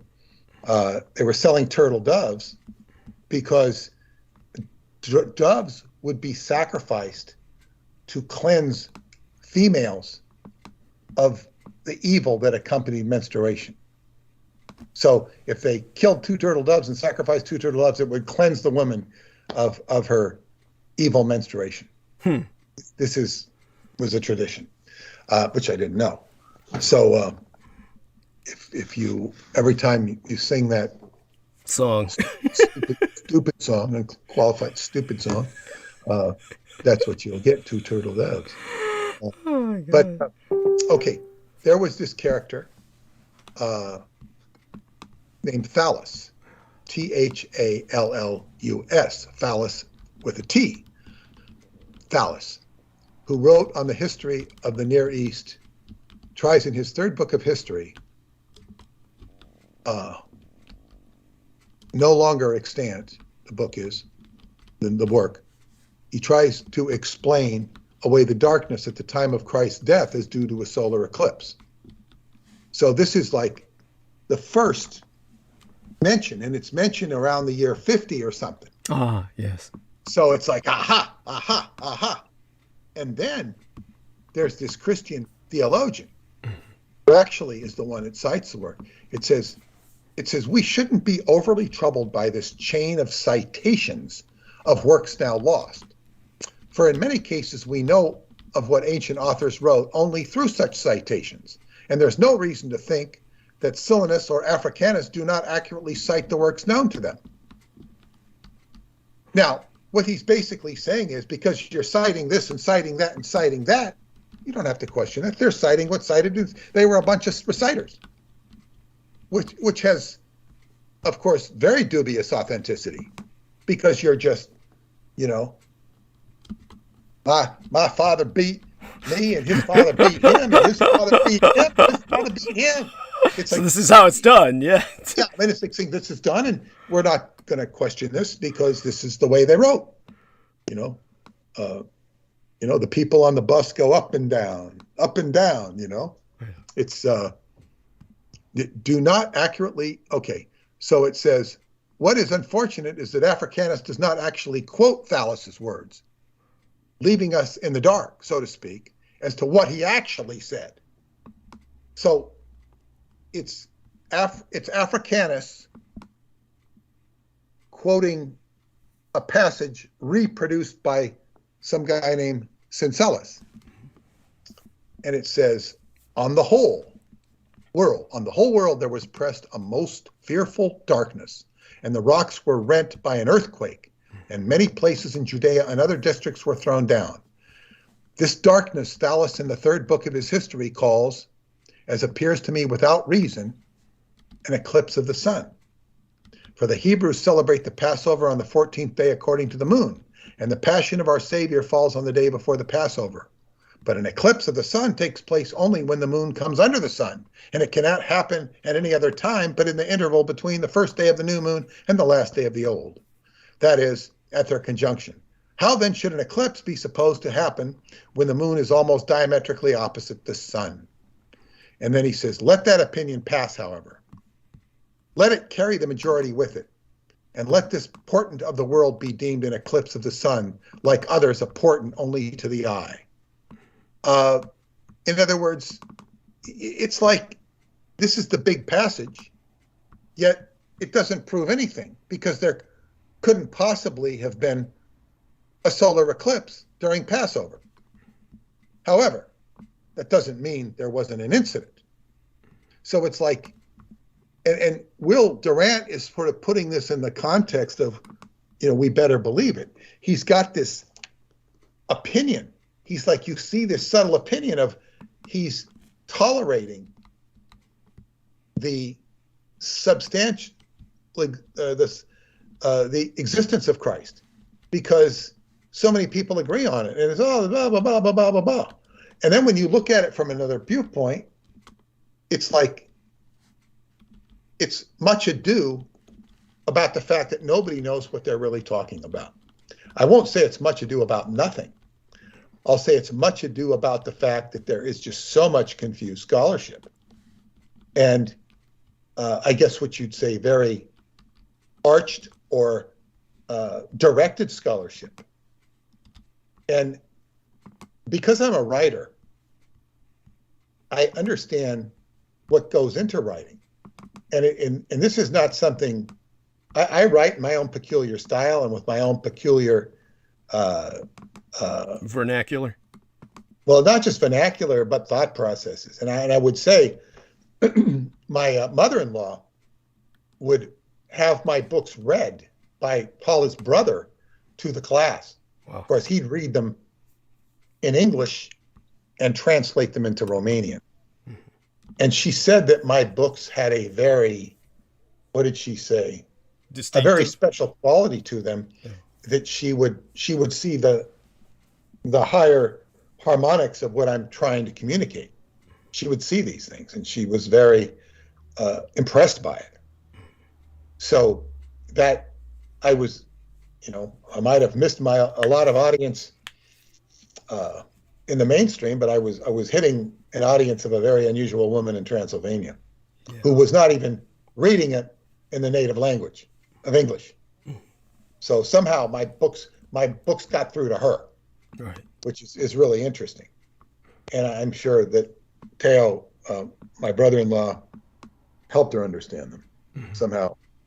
And that was really interesting. But anyway, writers get into their own, in their own way sometimes. Mm-hmm. And I'll never forget in Ventura, talking about Ventura, right. I was reading, I went into the library there to read about the local area because I was studying the Los Olivos family and whatnot. And this writer was writing from this is a long time ago, writing a long, hundreds of years ago. And he starts talking about the people of the valley.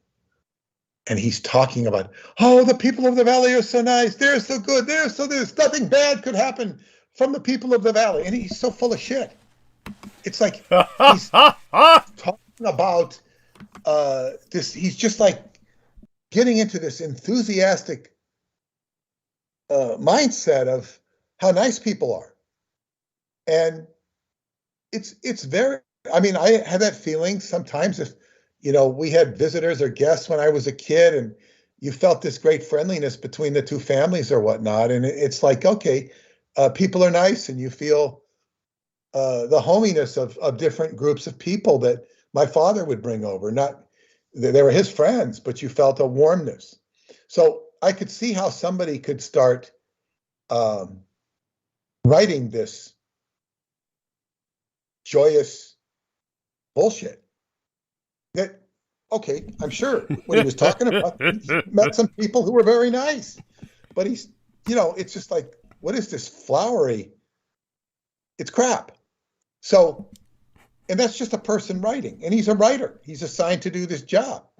So what did these people who lived thousands of years ago, who did not think like we did, who did not act like we did, who were under much more rigorous, stringent life circumstances with just food alone. The food supply wasn't a joke in those days. Right. It wasn't depending on trucks. It was, you lived or died based upon the harvest. Yes. And then the control of that harvest, yeah. It was life and death. Everything was much more in your face and life and death. So the writers were writing, and then of course you had evil back in that day, and you had control and you had manipulation, and you can make a very cogent argument that the entire New and Old Testaments are all about control. And I don't want to go down that theme, and then when I begin to read, not the introduction, and I've only got into the first few pages of the Revelation of the Magi, you have again an arched position talking about the Christ and talking about this stuff. And it's like, okay, what are you writing about? Who are you known? Where is this coming from?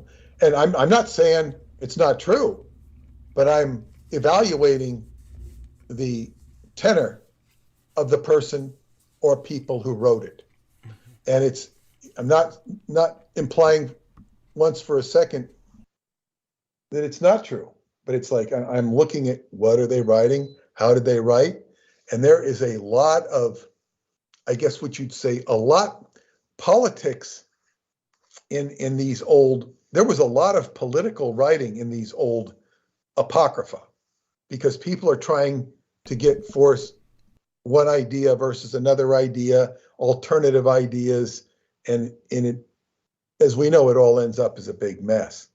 And people get so passionate about studying, Christianity and the what do you call it, the veracity of the physical life of Christ. Mm-hmm. And this is kind of really stupid, because the physical life of Christ is kind of irrelevant to the story and the religion, in my opinion. It's like, do you need to know that he really lived? The story, it's like, it's kind of like some of the students of my Qigong teacher, wanting to prove that he really worked at the Brooklyn Hospital because they didn't believe him. What the hell does the Brooklyn Hospital have to do with Qigong? It's like, okay, man, we're going to get you here. We're going to get you here. And just do the exercises and shut up. And in fact, I know of one particular student who didn't do the exercises that he recommended, and she suffered an operation because of it. Jesus. And I said to Paul, I said, if he knew what she went through, if he knew she had that operation, he'd be shaking his fist at her, like he would do sometimes. He wasn't going to hit her, but he'd shake his fist like And she says, Paul immediately says, well, look what happened to him. He had his legs cut off, because they chopped him up before he died. Jesus. But he, it was diabetes, you start getting gangrene. So they start chopping you up to get some more money out of you. Yeah. And that's what they do. And he, died without his legs. He didn't, I think that after the second leg, he was gone soon thereafter. Yeah. I didn't see him after any of those operations. It was only, I think, 2 months, because I was in too much pain, my own situation. But I said, that has nothing to do with what he taught. It's like, so what? He had diabetes. He didn't fix it. It's a challenging thing to fix. Could it have been fixed? Yeah. But he was happy to go. He didn't like this world. So it has nothing to do. What is like? So I'm he didn't know what he was talking about because he got diabetes. We all have our limitations. So this sort of mindset. So we got to prove that Christ lived. So it and then what is the zealousness to prove he didn't live? What is the point? It's kind of ridiculous. But your story is of course fascinating, interesting. But before we get into that, and Alita, yeah, I did some sort of, I don't know what you call it, reading, I guess you would call it, and referencing, because people wrote to me, they talked to me, and they want to know how the vampire thread fits into the Christian thread, and it disturbs people. It disturbs people because how could a bunch of vampires learn Christianity and be not subject to the redemption that mankind is, so on and so forth. But it caused me to look at this Kabbalistically. Mm-hmm. Now, and this is the interesting thing. People, okay, this is what I learned from studying Aleister Crowley's Book of the Law and having it. It's a very challenging book to read because it's very off-putting to people. And of course, initial interest in the Book of the Law, which I read before I got involved with the Montauk Project. I was studying Crowley. The only reason I studied Crowley is because L. Ron Hubbard was so into the work of Crowley, and I said I wanted to know what Hubbard knew. And of course, I had the hindsight, learned much from what Hubbard understood, and read Crowley in probably in a way that nobody else has read him, or in a context that nobody else had read him, because of all of the specialized orientation I'd had from my experiences in Scientology and or with L. Ron Hubbard. There was also a certain, what would you call, osmosis factor, because I was as close to Hubbard as I was. Right. And I had a lot of that, legacy with me. So, but the Book of the Law, and this took years. I mean, God, years before I would get the revelation from John Paroli.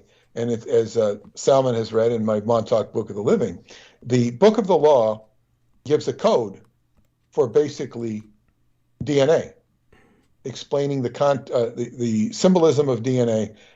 This was well before DNA was ever discovered as DNA. And the schematic for the Tree of Life, which is patterned after the Holy Kabbalah, the Jewish Kabbalists would, frown on the Tree of Life renditions from Christian Kabbalah and whatnot. It doesn't matter. It's all is any of Kabbalistic system is an effort to explain life. And they all are delightfully in harmony with each other on some level. But the Tree of Life schematic associated with the Holy Kabbalah is a two-dimensional effort to symbolize DNA. And it would actually be more properly a three-dimensional symbol. But so DNA, the Tree of Life go together. Now the Tree of Life has different stations of godliness or core experiences that are representative of 1, 2, 3 through 10. And there are pathways between those, all of which add up to 32 visible. I say visible in quotes because visible Sephiroth, or not visible, 32 different elements that are made up of 10 Sephiroth or spheres and 22 pathways. And this is symbolic of 32 degrees of Freemasonry. Although Freemasons might be upset about that because they're taught other things, most of them, but others would represent it. There's some Masons who know and some Masons who don't know. And the smartest Masons are still trying to figure things out instead of reading out of their booklets. But so anyway, you have these different elements in the Tree of Life. Now, and there's also hidden Sephiroth, but we're not going to go there, at least not now. Right. In the core center of the Tree of Life is called Tiparet or Tipareth, people like to call it. And that represents splendor. It is, in fact, I'm going to read an excerpt from my book, The White Bat, on this Sephiroth. It says, the crowning glory of manifestation. Design is beauty. It is the realm assigned to Christ by Christian Kabbalists as it represents an interaction between the creator and the human. Tiparet is a little bit tricky because its inverse is the dualistic Baphomet, which becomes the pathway of the tarot card known as the devil. The devil is the path between Hesod, or Mercury representing Hermetic wisdom, and Teparet, the latter being where negative polarity is reconciled and transmuted into beauty. So when you get into Teparet, Kabbalistically, you're going to transmute negative polarity. It's going to be reconciled and transmuted into beauty. This is what happened in my dream with the white bat. You know, Dracula became the inverse of what you know him as from the movie. And I said, this is the station. This where this negative polarity is reconciled and transmuted into beauty. This is the station of the white bat and is symbolic of what I experienced in my dream. If you extrapolate the two-dimensional rendition of the tree of life into a three-dimensional rendition of two DNA strands, you will find that Tiphereth exists within the shape of a Vesica Pisces. Now that's when you make DNA. I'm not talking about the tree of life. You take two DNA strands and you put them into a three-dimensional rendition. You will have the shape of a Vesica Pisces. And this is where the white bat flies out of, representing the reconciliation of dark forces. This is another way of what you would call redemption of sins. And this is not something unique to Peter Moon and his adventure with the white bat. This is something within each and every individual. And all of these stations of the tree of life, which are very easy to access and absorb through different websites or different writings, are basically stations of experience. One represents Venus. So when you get into the realm of Venus, it's all the love and all the things associated with, you know, beauty and all that, and you know, comforts and all that, all the things that Venus brings you. When you get into the Sephiroth of Mars, it's warrior, it's fighting, it's aggression, it can even be violence. Jupiter is jovial and is sort of the generator of so much. You have all these different archetypes that are associated with numbers and planets. But what's also relevant is that each one of these aspects are reflections in our own DNA. So some of us have DNA, it goes down into our very programming of our very cellular level that is more warrior-like. Some people are more Venus-like. And you even see this in the astrology. Like Douglas is ruled by Venus. He's a Libra. He's ruled by Venus. So, you know, he has many aspects about him which are Venusian. I'm ruled by the planet Saturn. So that makes me, you know, paternal, authoritative, kind of like, yeah, all that. Of course, we all have other aspects. We're not all stuck in that. I have an Aquarian moon, which makes me completely, throws the Capricorn upside down as well, and makes me idealistic and aloof. It's like, you know, criticism doesn't bother me. You know, I can remain aloof from what other people think, which is very good in this line of work.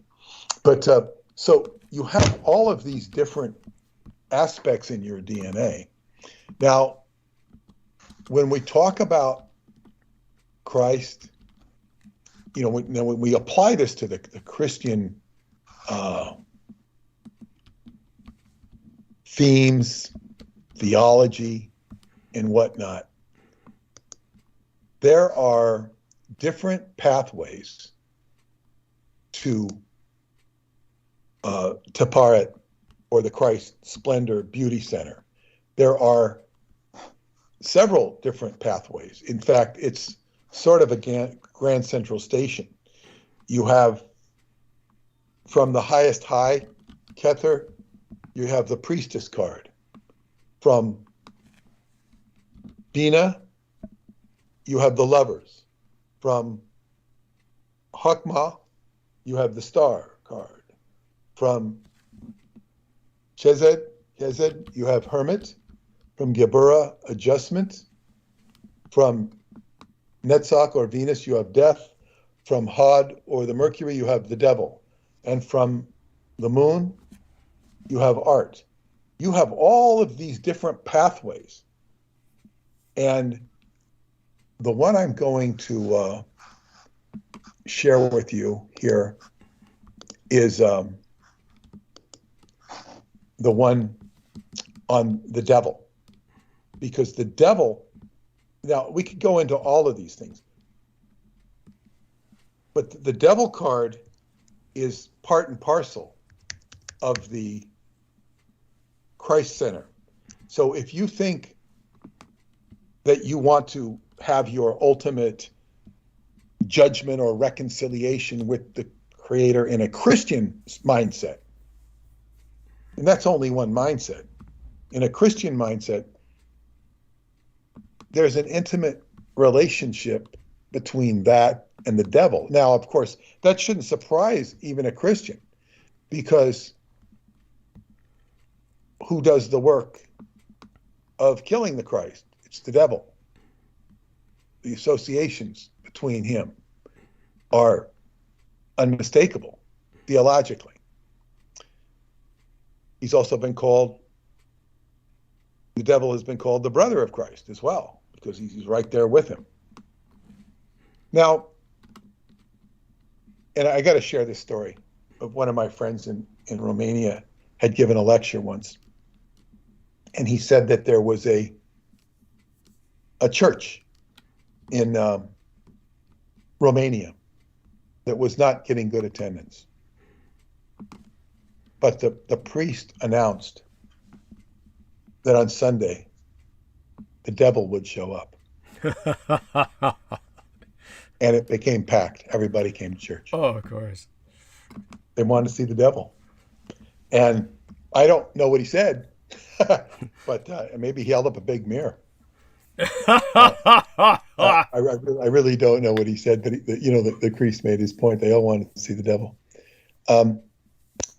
So the other aspect, and it's very interesting because this is not understood well. I had read this about,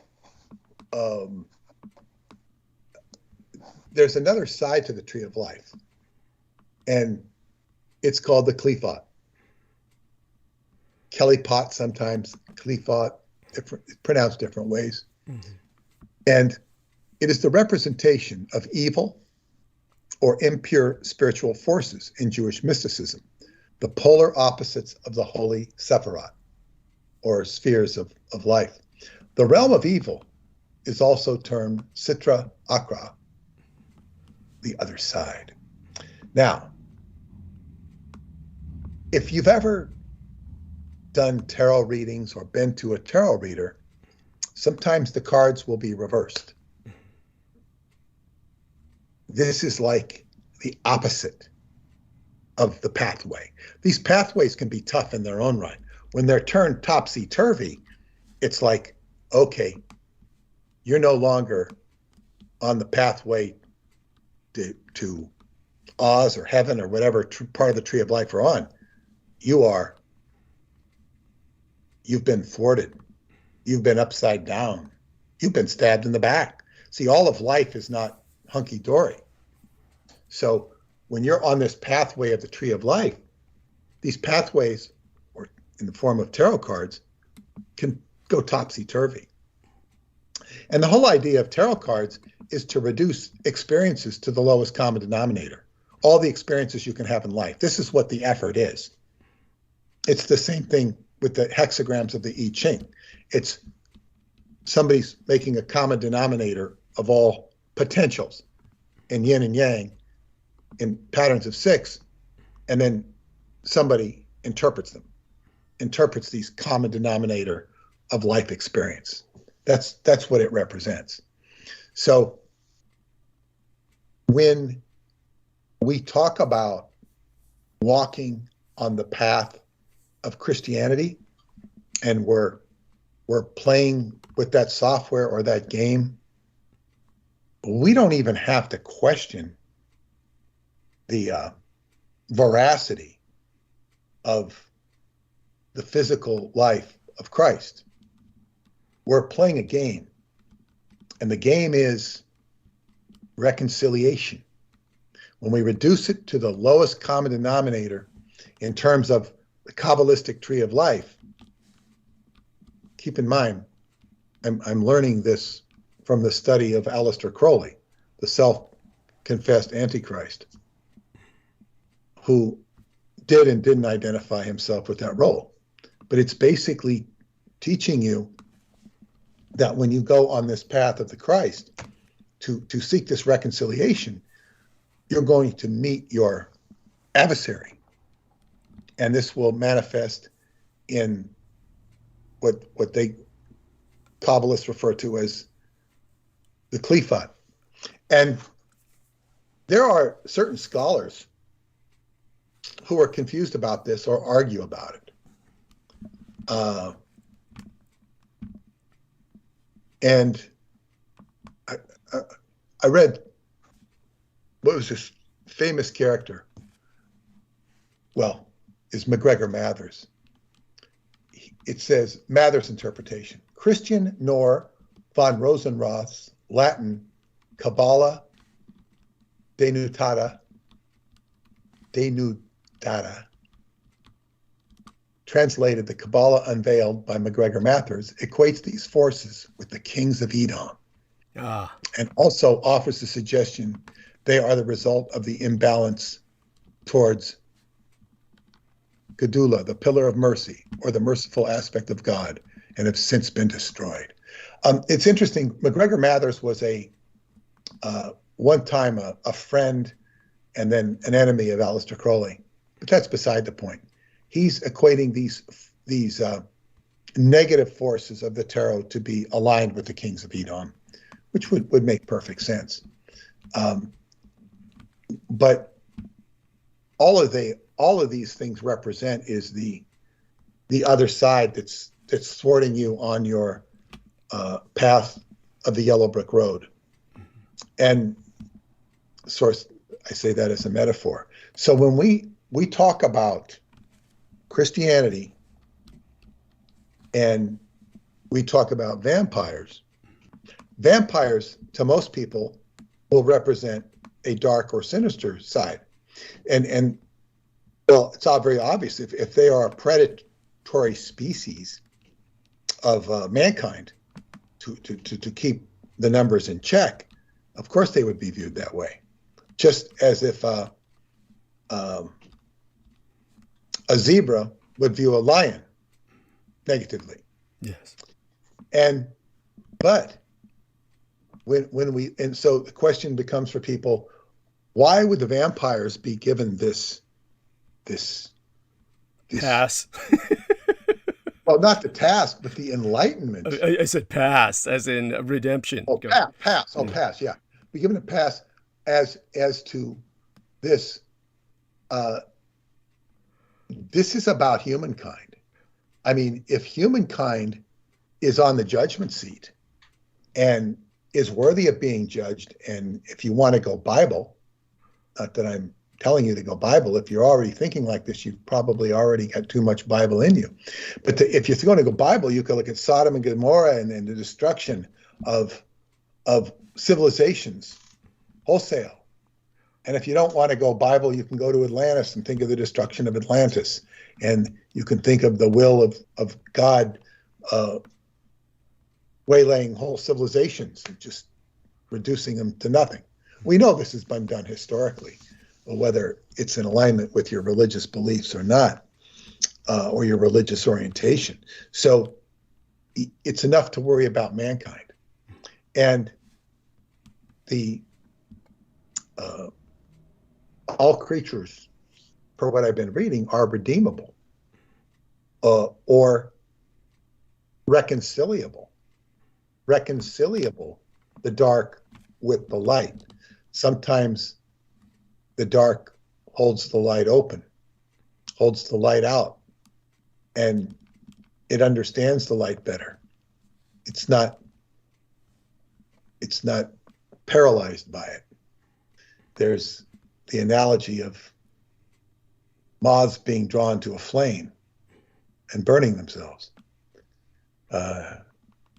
I've been told or read that that's not really what happens. I've certainly seen my share of lamps in the day that had a lot of burnt moths in them. Yeah, there you go. It does really happen, yes. But certainly the analogy is certainly got some meat to it. You know, people get attracted to a light. It's just like they get attracted to somebody holding up a scam, and they get attracted to the light, and they, you know, sign up for it, and they lose from it.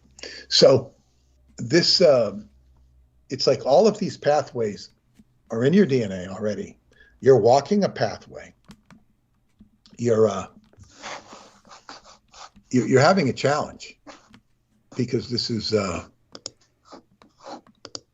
way it works. Now, I was going to say here, in Aleister Crowley's Book of Thoth, the devil card is attributed to the letter Ayin, which means an eye, Hebrew letter Ayin, A-Y-I-N.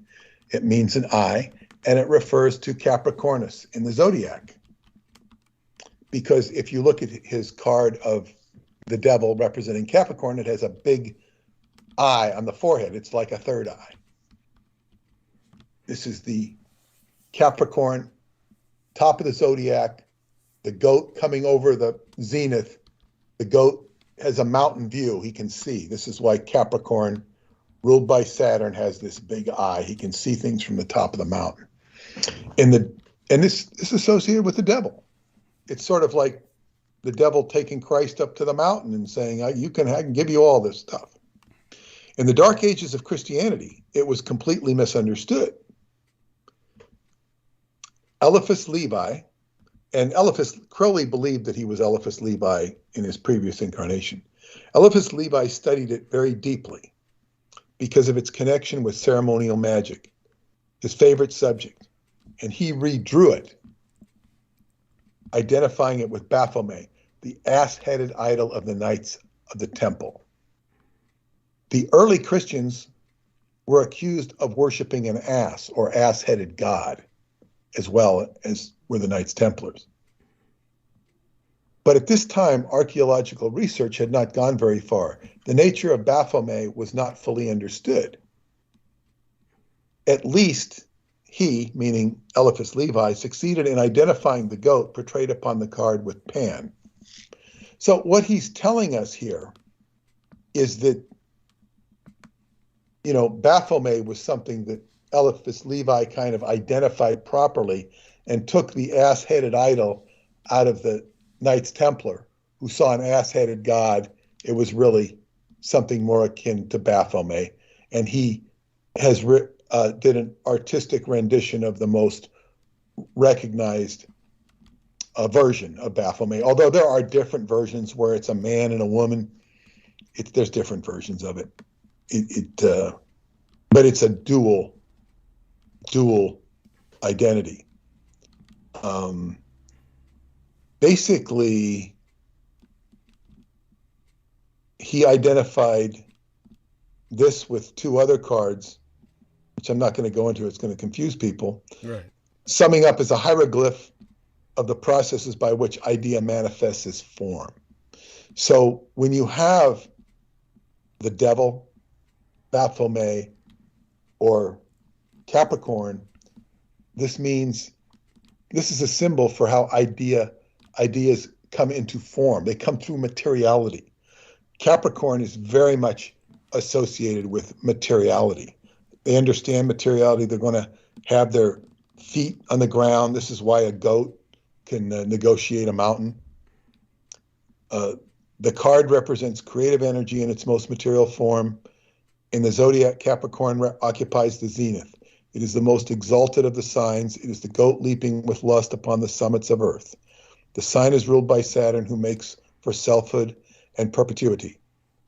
In this sign, Mars is exalted, showing in its best form the fiery material energy of creation. The card represents Pangenitor, the all-begetter. It is the tree of life as seen against a background of the exquisitely tenuous, complex, and fantastic forms of madness, the divine madness of spring, already foreseen in the meditative madness of water. Winter, for the sun turns northwards on entering the sign. This is like, it's like you're walking a pathway and you're going to face evil, you're going to confront evil. And if evil was the way you thought it was, it wouldn't be there. You would have overcome it. So never expect evil to be what you think it is. At the same time, don't be dismissive of what you know it is. You know, if you see some creep hanging around your front yard, you know, don't think, oh, he's just going to go away. There. The sign of Capricorn is rough, harsh, dark, even blind. The impulse to create takes no account of reason, custom, or foresight. It is divinely unscrupulous, sublimely careless of result. Now, and then he quotes the book of the law. Thou hast no right but to do thy will. Do that and no other shall say nay. For pure will, unassuaged of purpose, delivered from the lust of result, is in every way perfect. Now, there are parts of the book of the law which will repel people because it has to do with conquest, lust, and I don't mean lust in just a sexual sense, that's there, but lust to the point of just ingratiating oneself with pleasure. And it's going to repel people. It does repel people. It also excites people. But what I would tell you is that that book and those comments are all illustrative of what goes on in one's DNA. It may not go on very strong. Like some people might not be very turned on by destroying their enemy. But I can tell you there are plenty of people that do. Yes. And plenty of people who might sit down to a beautiful meal at a very expensive restaurant and view it as almost like a sexual conquest. This is all in everybody's DNA. It's just a matter of how much it gets excited and activated. Some of us, like, you know, I can be very passive about food. You know, I don't get over. I'm one of these people that don't understand at all why people put pictures of food on their Facebook timeline.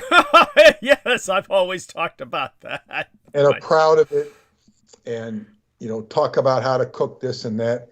You know, it's just not where I want my mind to go. I don't mind picking up a cooking tip here and there, and you know, my wife will always take pictures of meals and send them to her friends. Not so much posting on Facebook. I don't understand this. I don't understand it. But, you know, some people like it. So it's like, it gives them joy. I don't mind them doing it. Well, since we're speaking about vampirism, it's one of the reasons why, as kind of like my own response to that, I've placed up photographs every once in a while of my blood boys, or who I've taken blood from during that particular holiday or celebration. And I always point out, of course, their makeup, and point out the fact that the important thing about any dish really is presentation and garnish. It really can make the dish, period, when it's presented. Presentation is everything. Obvious. Well, if you're in a restaurant and you're serving food and you're a cook, yeah, you want to serve nice food, but you know, we don't need a picture of it. No, that's my point. My point was that was kind of like my response, you know, when people ask me, why do you put up pictures of these young boys? And I said, why do you put up pictures of your food? You know, get what I'm saying? That's the point I'm making. Is we all have different, we're all individuals, and we all have different tastes and likes and dislikes, and that's fine. So, you know, not everybody has to put up the same thing. Right. I'm just expressing my own viewpoint on this. Understood. But yes, so, but all of these elements are in the DNA. They're sitting there, residual, activated or not activated. I can tell you that the most, I guess what you'd say, blasé, non-sensual person has extreme sensuality buried deep inside of them. I'm not saying that they should go activated or you should try and make them activated, because it may never come out in a lifetime. There might be some issue. It's not what they're here to do, but it's there somewhere, just as a raging murderer could be in there, or a kindly old wise person. It's all that stuff's there. Now, where it becomes relevant in the Book of the Law, you have a Timothy Leary of his day, Aleister Crowley,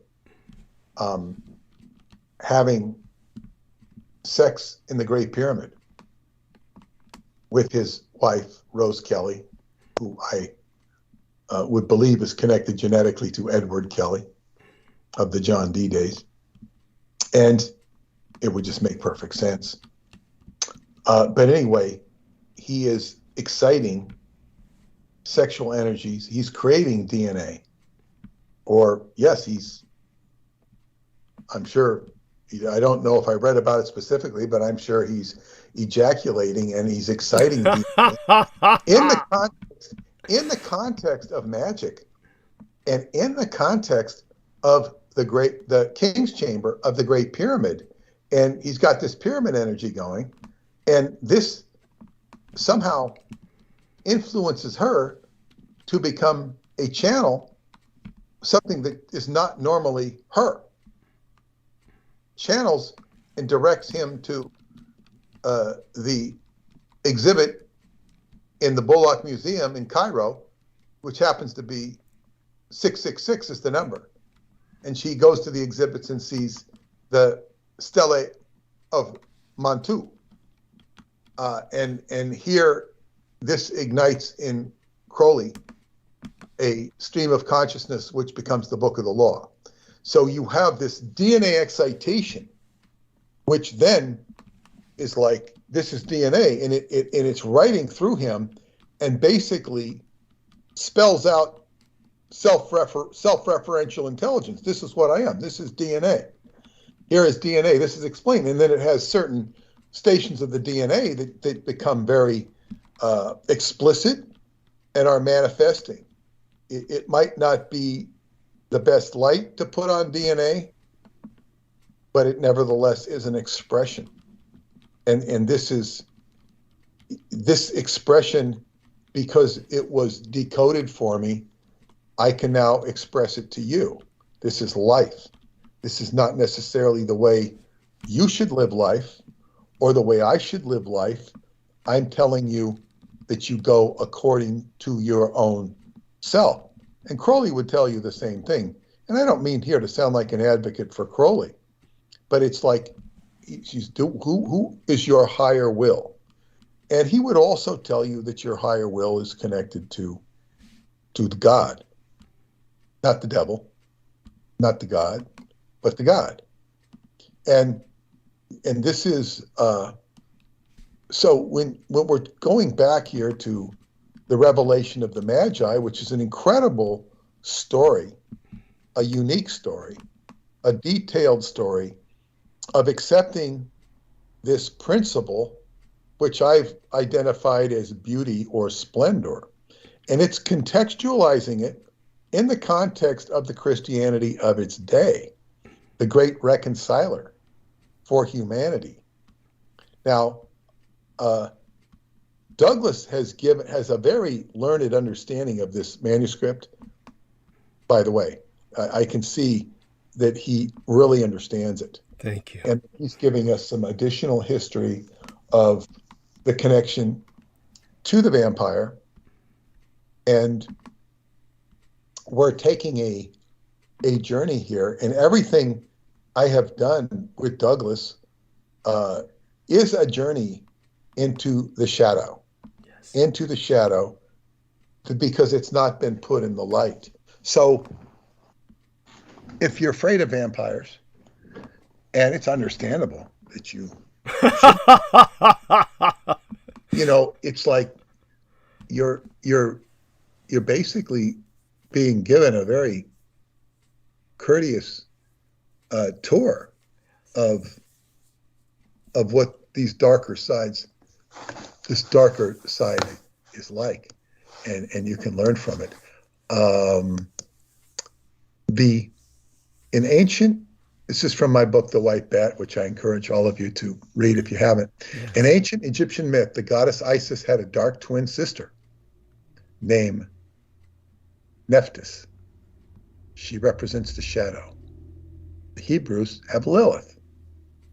There is also the concept of the devil, a word which is expressed in Latin as diabolus and in Spanish as diabolo, both words referring to double and alluding to the shadow self.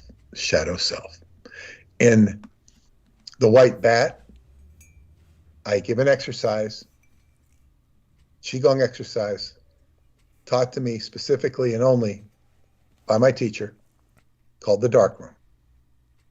5-week exercise. And at the end of the 4th week, you contact me if you do the 4 weeks right. And I give you further instruction on how to do the 5th week.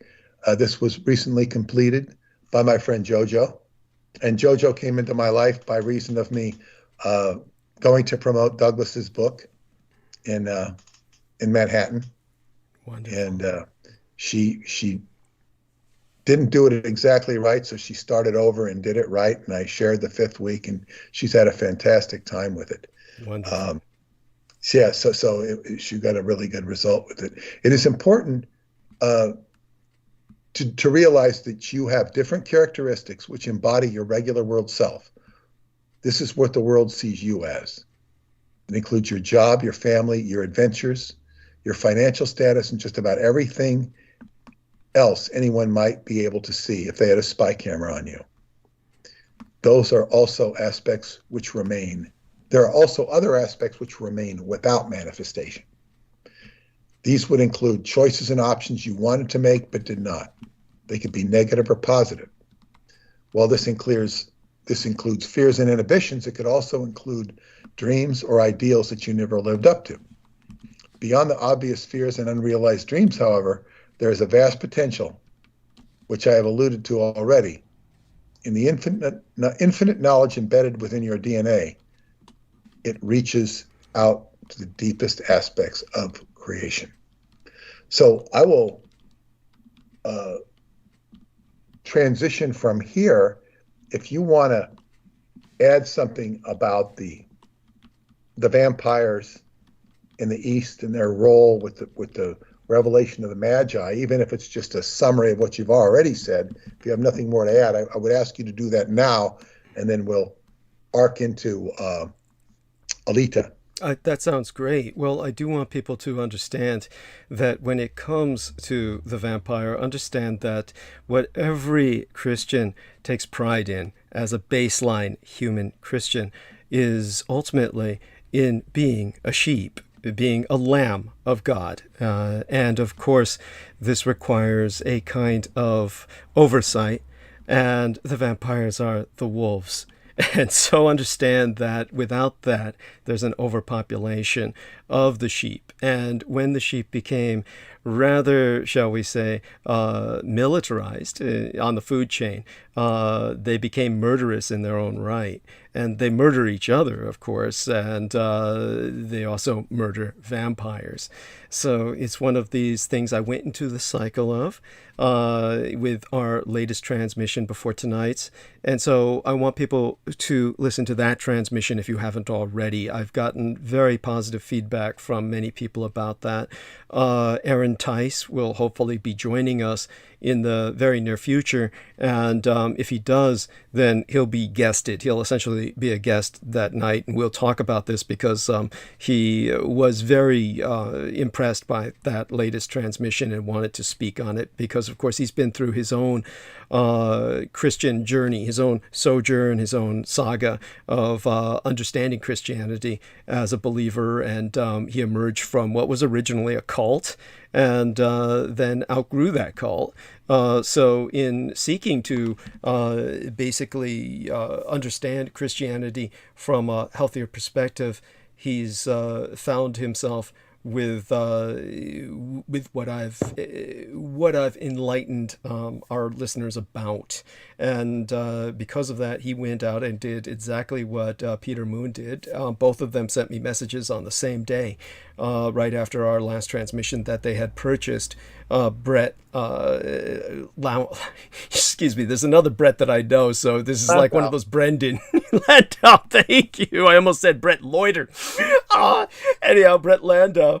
By the way, Brett Loiter is someone who works on UFO books. So, but this is Brett Landau we're speaking of, who translated the Revelation of the Magi. And it's always important to keep that in perspective, that he's the translator, not the author. The book is hundreds of years old. It was written, or rather released, right after the time of Christ. In other words, at the time of Christ, effectively, and after his death, but so close after. It was essentially something that should have been put in the Bible, but was not. And this has to do with politics. For people who don't understand the politics of this, just think of the book of Revelation. For those of you who don't know this, don't take my word for it. Look it up. I always invite people to do this. And as everyone who truly looks up what I say, they'll find that everything I say is true.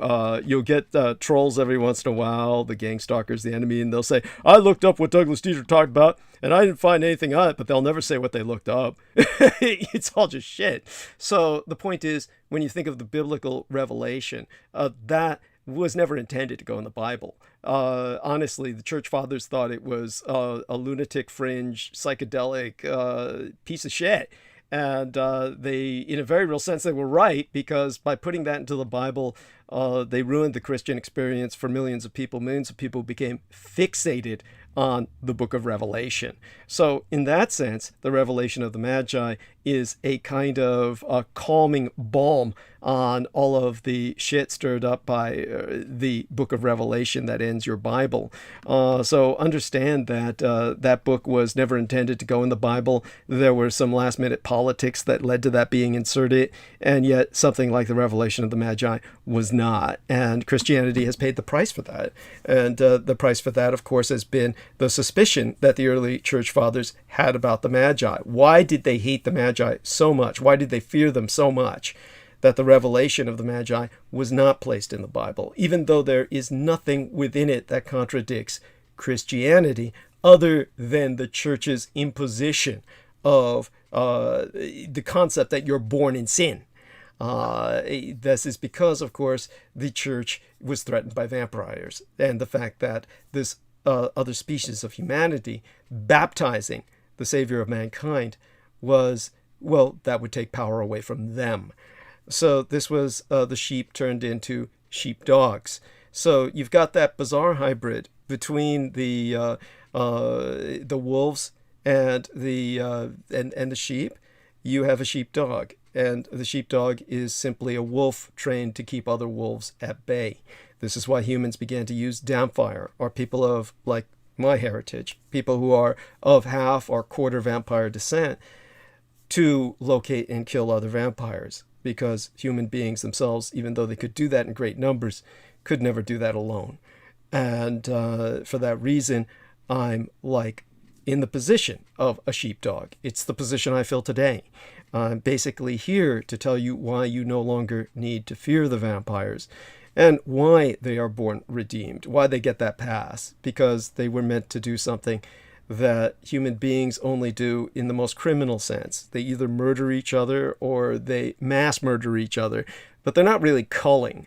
And so what the vampires do is cull. And that's a term you should look up, C-U-L-L. And your population needs to be culled. Obviously, we are at a time now that people celebrate, a time of greater peace than we've ever had before. There are less wars across the earth, and consequently mankind's population has exploded. This is not a good thing. We're destroying nature, and therefore will die in the billions. If vampires had not been nearly exterminated, then this would never have happened.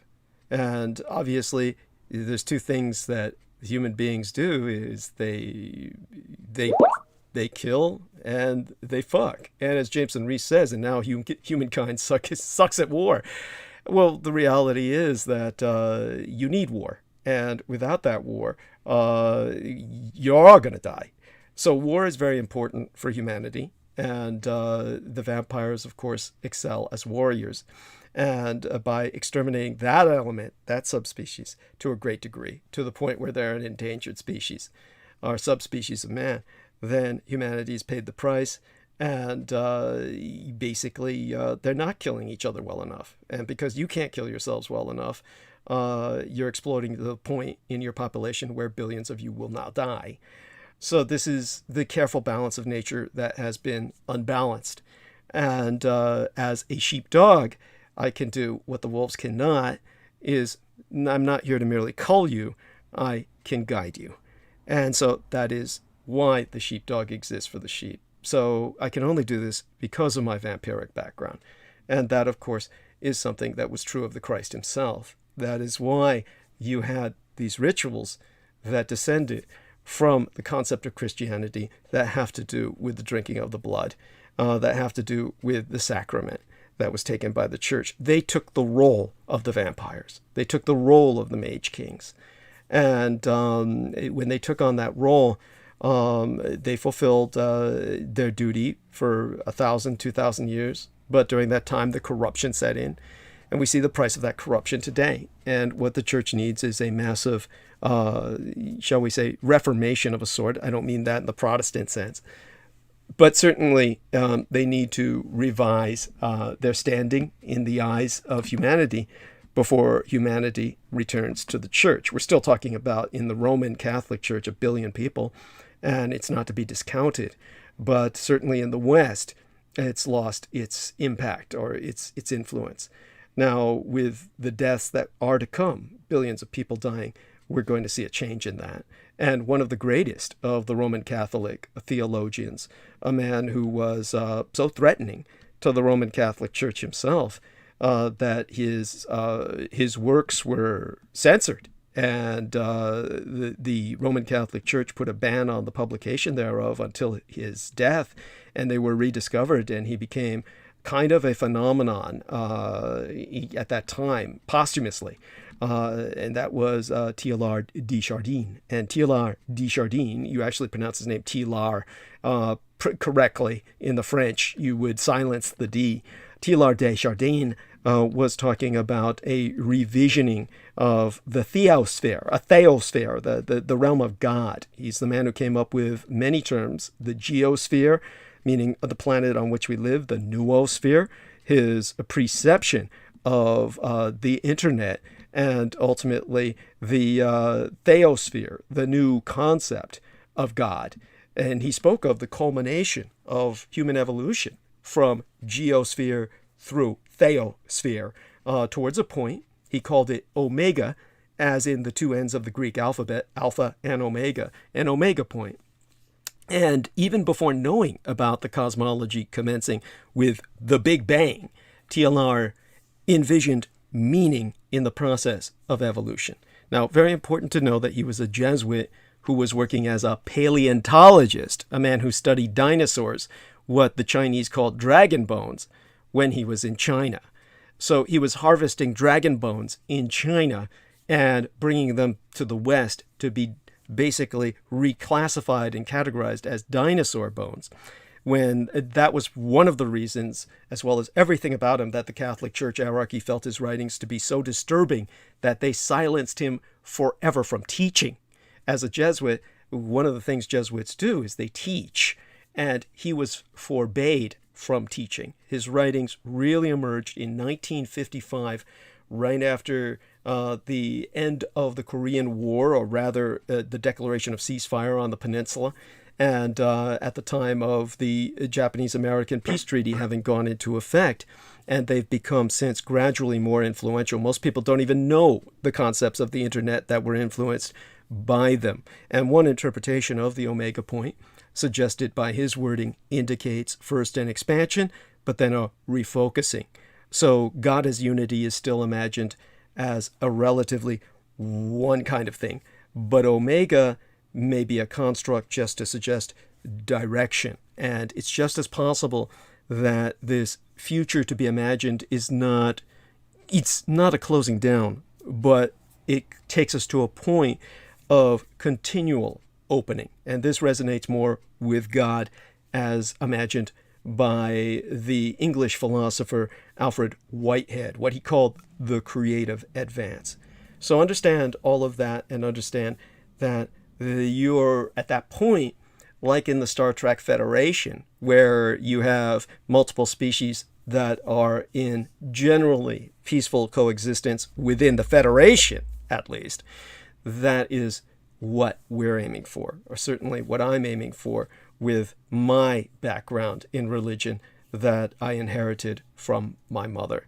So that's important to share with everyone, and that's just a good summary. I'll go a bit more into it tonight later, but certainly one of the things that we can do now is talk about this acceptance of other forms of consciousness, and that's what segues back to Peter Moon investigating with Paula the entire concept behind Alita Battle Angel, which was yeah, I'm so glad that he finally was able to review that, and look forward to what he has to share with us in that regard. Well, the first thing I'll say is that I rented it, tried to rent it on Amazon, which was a real pain in the ass because I had to link my TV to Amazon Prime. Oh shit. And then I must have tried 12 times to purchase it with a credit card. And these are canned credit cards that I order from Amazon Prime all the time. Mm-hmm. You know, I mean, yeah, Amazon Prime, credit card, this credit card, that credit card, boom, boom, boom, boom. I tried her credit cards. No. I could not. I ended up with 12 emails saying, try to process your credit card, and worked. Jesus. So I finally went to YouTube, in which case I had to go down to my computer and log into Google and pay for it on Google with YouTube, and it showed up, and then I could watch it. It must have taken me a half hour, 45 minutes to figure it out. Oh my God. But we watched it. We watched it, and I tried watching the free version, but she was pointing out they kept skipping seconds. They do. That's why I said don't watch that, because it's, yeah, they butchered it. Yeah. So go on. So anyway, we watched the original version, and I got to say that I kind of drove her nuts while we were watching it, because I kept getting up to do stuff, and I was already getting up to all these to pay for it and doing all this stuff, and then it's, for those that are interested, it's about $4 or $5 if you want to rent it. You get 2 days to watch it. Yeah. You get 30 days to start it, and then 2 days to watch it. But, you know, part of me getting up was, you know, I don't know whether I was getting something to drink or whatever, but I was driving her nuts by getting up all the time. I was still watching it, but it was... well, that means she was very involved in it. So she was caught up in it, and she found... Well, she thought it was an excellent movie. I was bored by it. Although it was watchable, I could watch it. I mean, I just... You know, and I guess it's a fantastic story. It's very unreal in our day-to-day living. But I'm going to talk about, this is just my impression. After we got into it for a while, I said to her, oh, by the way, I said, Dietrich said that the character looks like you. And she says, I was just about to say that. She said, I was just thinking that. And there is a resemblance. But in any case, the story is about this, what we call cyborg, you know, who's recovered, and she has all of the attributes of a human, but she's not human. And she is got a beautiful face. And I guess her body is a beautiful contoured body. It's very much in the Japanese tradition of what Douglas has explained is robots having souls, or material matter having souls. Yes. This is very much a, you know, part of the Shinto. Rocks have spirits, etc. and so forth. It's actually, you'll find this in Romania and Bulgaria as well. The rocks will talk to you, so to speak.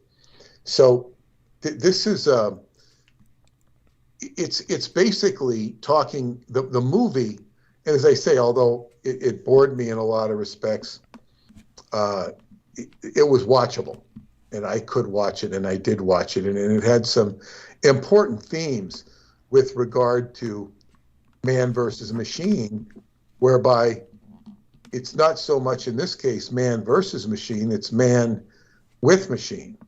Man, but then there was also evil, where they were fighting other cyborgs, and it tried to associate or portray the human heart with the material cyborg, and just it's a way of, to me, reconciling material universe with love. And this comes to a deeper theme. When we reconcile with the Creator, does this mean all of materiality is going to, suffer cancel culture? We're going to cancel materiality. I'm being a little, sarcastic there. But this is what happens in Arthur C. Clarke's novel Childhood's End, which is about the Earth going to merge with what is called the overmind. And that's the end of the story, where the Earth is now transitioning into another state of consciousness, and it's no longer going to be Earth. We don't need Earth anymore because it's transmuting to a higher state. Well, by the way, of course, it's important to qualify that by pointing out that Arthur C. Clarke was presenting a completely destructive scenario in which he was very anti-life. He was an Edomite, a true Edomite cultist. This was confirmed by Michael Aquino, a pedophile. And what happens is all of these satanic-looking devil beings land on Earth, and they steal all the children, hence Childhood's End. The real point of Childhood's End is that the satanic cults are taking your children, and that you should let them have all your children because you're just shit. And that was his whole point of the novel, is that all humanity dies and all the children are taken by aliens. And that's supposed to be his idea of a happy ending, just so you know. Well, that's Michael Aquino's interpretation of it. Yeah. Arthur C. Clarke said, this is what he said in the book, is that the reason they appeared as devils, because the reason they formed the genetic, they were about 9 feet tall. Yeah. And when they appeared, first they appeared in ships over cities. There is a HBO movie of it that Paul and I watched, because I was a fan of the book many years ago. And that the aliens appeared over ships for a long, long time. Just ships over the major cities. They didn't come down. They just sat there. And finally, after I think hundreds of years, they finally came down. And when the beings appeared, they looked like devils. And what they explained to the human interlocutor was, he said, because mankind was afraid of devils, and of course Arthur C. Clarke would have dismissed this as superstition. The devil, this idea of the devil, man's deepest fear, came through and manifested into the future of the race that they would be bewildered by and be, scared of, but ultimately led to their destiny, which was a reconciliation with the overmind. It wasn't, I don't hesitate for 1 minute to believe that Arthur C. Clarke had satanic sympathies, only because, and he was a pedophile. He was a knight of the Church of England. And he had a lot of, I guess what you'd call issues with human beings. But that's what he wrote about in the book. And I could see how Aquino would interpret that way. And yes, it was an undermining of of society as we know it. Right, and understand, of course, that at the end of the book, all the children are taken away, and the adults that are left basically nuke each other into oblivion. That's the whole concept of, we don't need the earth anymore. In other words, that's the whole point, is that this was an entropic celebration of entropic anti-godliness, in where Arthur C. Clarke retired was, of course, Ceylon, where he could have all the boy butt that he wanted.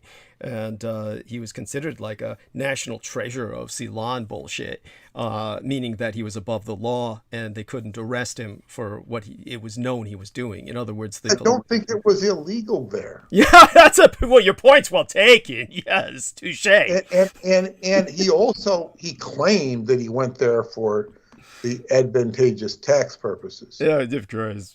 Yeah, that too. I'm sure that was cherry on top. That was the cherry on top. And he would wear this long skirt. That's what he wore. It was a skirt. It could be removed in a moment. Yeah. It was like something that you'd see a woman in Tahiti wear. But it was, I guess maybe they wear this in Ceylon. I don't know. Or Sri Lanka, as it's called now. Right. But he was a very problematic individual, to say the least. Yeah, but yes. So we were talking about with Alita and Paula, of course, being irritated by your restlessness. You were kind of bored by its action orientation. Well, I was doing other things. Yeah, I was moving around too much, and she was just trying to watch it. And she can watch films that I could never watch. She can just lose herself. This might have to do with her being Pisces, where she can, Pisces are really into movies, and she can watch a movie that I just have no patience for. I'm not real good with movies. They bore me. The whole circumstances. There have been times in my life when I enjoyed movies, but it's hard because I guess I can see through so much of them. It's not that I can't find something that is entertaining, but I think sometimes I'm more entertained by other things. Right. And just so to get you back into the groove of the film itself, what we have within the film is kind of a one of the original Japanese anime that produced a tremendous success. That nobody can find it. It's just, you can probably find it on YouTube now, but it was like kind of lost for many years, and it was Pinocchio in space. And this was like something that terrified me as a child. When I watched Pinocchio in space, I was just terrified by this vision that they had of this ominous robots rebellion, where the robots arose and slaughtered all of their human masters, and Pinocchio was this benign artificial construct because he wasn't mechanical in that sense. He was organic and made of wood. But there you had that. It's something that was a kind of Japanese kind of co-op, just taking this Western concept and co-opting it and making it into something new. But it was one of the originals, along with Astro Boy, who became very, very famous in Japan, most certainly, and even to an extent in the United States. Because it was showing the humanity that is within the inanimate, within that which is not human, can convey humanity better than most people can. And most people, on the other hand, are all too often inhuman. And when it comes to what you see in Alita Battle Angel, think of a realistic. Now, Peter Moons brought up what he felt was fantastical or rather unrealistic about it, but there's several realistic elements. One is it's a realistic version of Pinocchio in the sense that if you've got an older man who's creating an artificial construct, he's not going to, unless he's gay, create a young boy, as happened in Pinocchio, which tells us a lot about the original myth. Was probably about a frustrated gay guy who was separated from society and basically creates a wooden dildo with an anthropomorphic shape to it for himself. But Rather, most men would create an artificial female, as probably far younger than they are.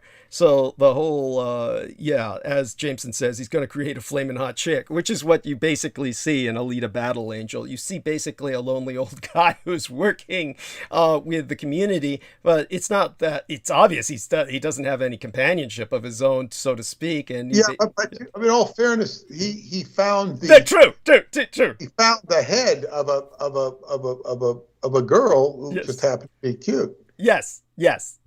But you get my point. It fits pretty neatly. That's something he obviously develops an affection for her he does not have with any of the other cyborgs running around rampant. In fact, he goes out and he kills cyborgs. He kills cyborgs for a living. That's what he does on the slot. Well, the way when they write scripts, they like to have them follow a certain formula with certain aspects, and this character would be called the Guardian. That's right. He's by the way, he's very important, and he is the older teacher father figure. He is the archetypal father figure that helps form the personality of this young lady, this, shall we say, kind of a female Pinocchio archetype. And I don't mean that in any way to be degenerative, but not at all. She's not a liar, and her nose doesn't grow. No, yes, that's right. But what you see in the film, as Peter Moon says, they're fighting other cyborgs. This is exploitation. Basically, humans are exploiting these biofacsimilacra, and they're exploiting them mercilessly. Even though a number of them have humanity, or once had humanity, but simply have become so increasingly, shall we say, supplemented with cybernetics that whatever humanity they've had is vestigial in nature. They're exploiting them in blood sports, basically death sports, if you don't want to use the term blood, though they have a kind of blood. It's most. They ripped off the movie Rollerball. Yes. So Rollerball was taken into account there, and there you have that. But those are some things to point out. The other the aspect of this to point out is, again, it's very old Japanese anime. It's been around since the 80s, and so there's been iterations of this, but they did the movie very well as far as I was concerned, and I could understand why Paula related. There was much there, but as Peter Moon says, it actually starts off with this young, shall we say, biofacsimilacra has been discarded. And that's kind of the mystery behind it. How did this happen? Why would but then it's shown that she was weaponized at one point. She was actually, beforehand, really used in a war. And therefore she has memories that are still tappable, so to speak. And she was attracted to a combat body that was that she asked the man to place her into. She wanted this upgrade that was combat capable. He was antithetical to all of this and really wanted to protect her, but the way it evolved was very different.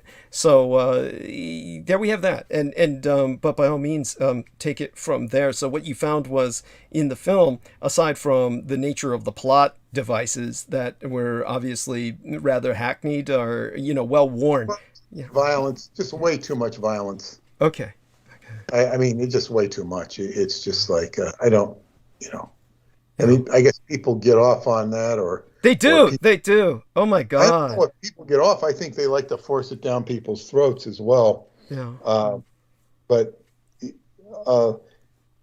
I see what you're saying there. Wouldn't that have been nice if, granted, the title itself, Battle Angel, right? But I get your point. I wondered what the hell the battle was going to be about until I got into it, and it's just like she's a very creative fighter, very great martial artist, and programmed for such. But I suppose what this all comes down to is if we take it to the more intelligent level, other than gimmicks for making people want to watch the movie, it's really about the relationship between mankind and robots or biofacsimilacra, and where is this all going to go? Yes. Where is this all going to go, and how does it relate to what they're building in Japan about where does the human become attached. L. Ron Hubbard talked about this in the 1950s. He talked about doll bodies, where people had doll bodies. What we have is what he referred to as meat bodies. And he didn't have a high opinion of meat bodies or meat body civilizations. Right. But could you elucidate more about his concept of the doll body? And that's, I think, is so important. He was conceptualizing something that we were aspiring to. Yes. Well, the way he looked at life was, or lives, is that, Earth was something relatively late on the whole track. There were plenty of existences, billions and billions and billions of years of life experience, not necessarily on this planet, not necessarily in this universe. So I would say that when you audit an individual and you invariably went into past lives with a person, and if I would describe the general consensus, the way it went, you'd address some incident in a person's life, usually in the form of a body somatic or feeling or sensation or pain that they were having, and you would go into earlier moments when they had this, and might be in junior high school, might be in grade school, might or might not go back to a prenatal incident, and then it would go into a past life, which might be hundreds of years ago, maybe less, maybe more, and then it would go back into earlier lives, and ultimately, not always, but it would often get into a space opera scenario where somebody's operating out in space, and the circumstances could become very, I guess you would call, unwieldy from a linear point of view. And often they would become more abstract to the point where you would just have the person visualizing what was going on abstractly that was creating this sensation in their neck, their arm, their leg, wherever it was, and it would dissipate. Oh God, that was good. I experienced it myself. When I'm selling, what I would see other people go through, I went through similar things. It was subjective, and the target was to alleviate the pain or sensation or emotion that was troublesome in the present. Now, when we talk about the doll bodies, they would often appear in the space body scenario. Mm-hmm. They might have, and this is all visualization that was stimulated by your own creative sojourn into your own mind. Mm-hmm. And they might have weird looks. They might be good looking. They might not be good looking. They might be Igor-esque or Frankenstein-esque. They might be attractive. And I never forget this one girl that I knew and liked. I remember one of my friends said, she has a doll body. She has a doll body. She didn't have a doll body. She was pretty and just kind of, I saw what he said. She looked like she could kind of just be a doll. But and certainly the girl in this movie, whatever face they had, because I think it was a real face, the one that you said looked like Paula, she looked like she was a real person, but she did have a doll-like body. Yes. And there are certain people who kind of have that, but the doll body was something that would be very much like a biofacsimilograph. It would not be something that was based on meat. It was something that would have sensations, feelings, emotions, and it could even be sexual in nature. But that goes without saying. It's designed by humans who are exploiting her. Of course, they would make. I'm talking about in ancient or in for the universes where sex wasn't necessarily exactly the same ball game. We know it here, but certainly a way to create sensations and emotions. So the doll body was just one of his many ideas that mostly was in the context of auditing, counseling other people's, or in the context of implants, or just getting marching armies to do things. When you would see these science fiction covers back in the early days of the golden age of science fiction, and you'd see a big bridge with a bunch of armies, and you'd see flying saucers and all sorts of weird flying stuff.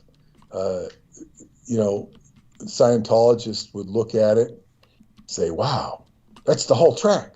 That's the whole track. You read a science fiction book like E. Doc Smith, and somebody'd say, wow, that guy had a good memory of his whole track.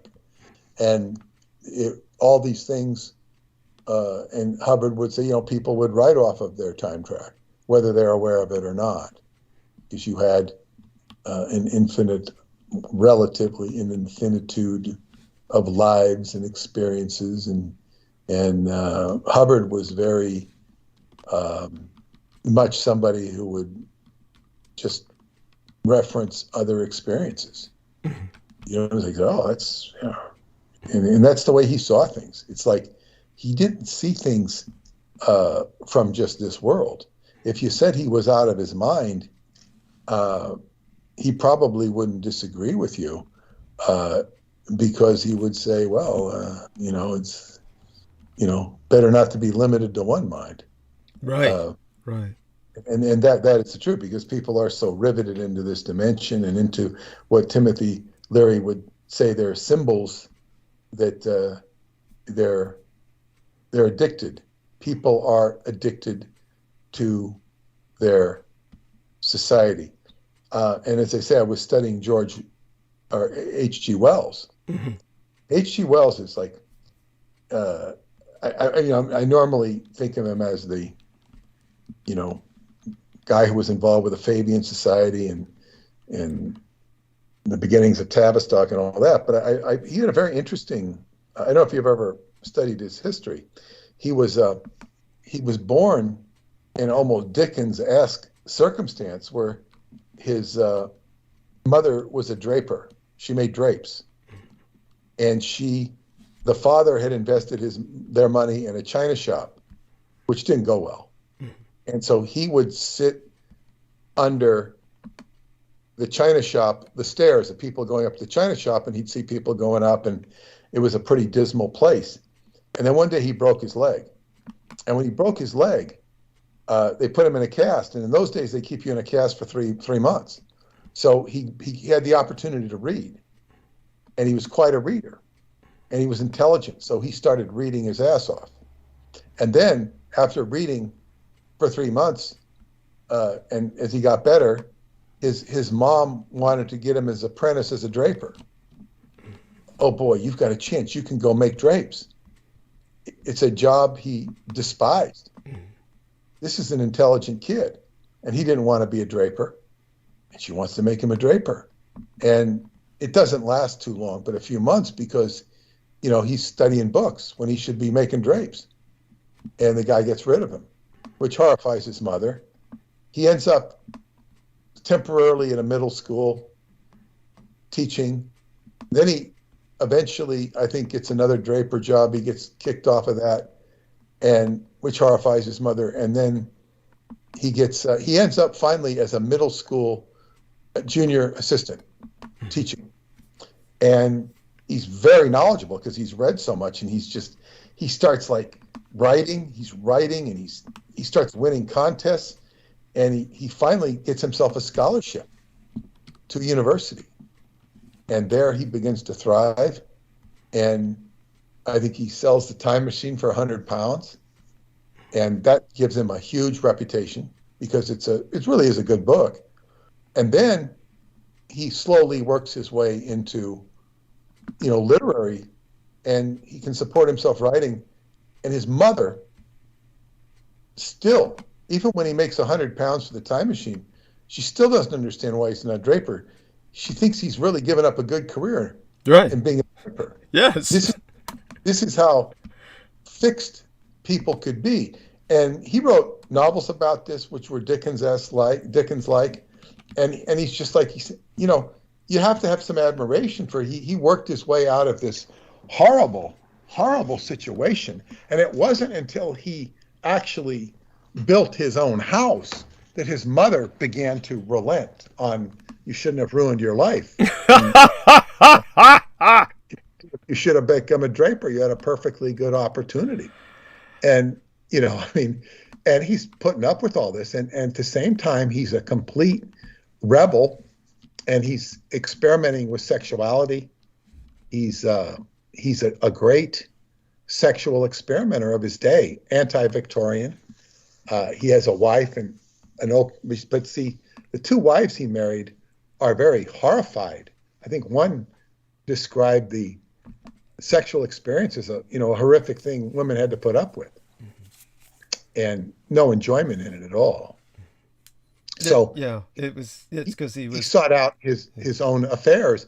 Now this is why it's so interesting that it would make sense that he was not only connected with Aleister Crowley, right, who was a great sex experimenter of his day, but also with the Wilson brothers, because they were sexual experimenters, which also connects them to Mary Shelley, who was much earlier. So if they were time travelers, they would have stopped off at Mary Shelley's for sure, and H.G. Wells, because that's what they were. So, and then he got recruited into the Fabian Society because he was a popular author, and and they wanted to, just like Hubbard wanted to get celebrities into Scientology, the Fabian Society wanted to get him because he was a celebrity. So they got him and George Bernard Shaw and other people of note to join their society.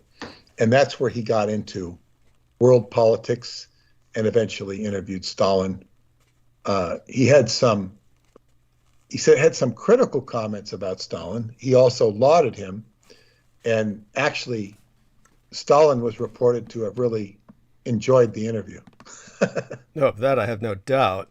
In terms of your presenting H.G. Wells in this incredibly sympathetic manner, it's of course important to take note of these kinds of, shall we say, formative experiences of an individual, but he's no one to be sympathetic with. And I do assure our listeners that H.G. Wells was a monster. You're not missing anything by not reading any of his works, but you're forced to in school anyway. They give them as assignments, and the same way they give Ayn Rand books as assignments. They give you the absolute worst in humanity, and for whatever reason, it's because school has an agenda to destroy you.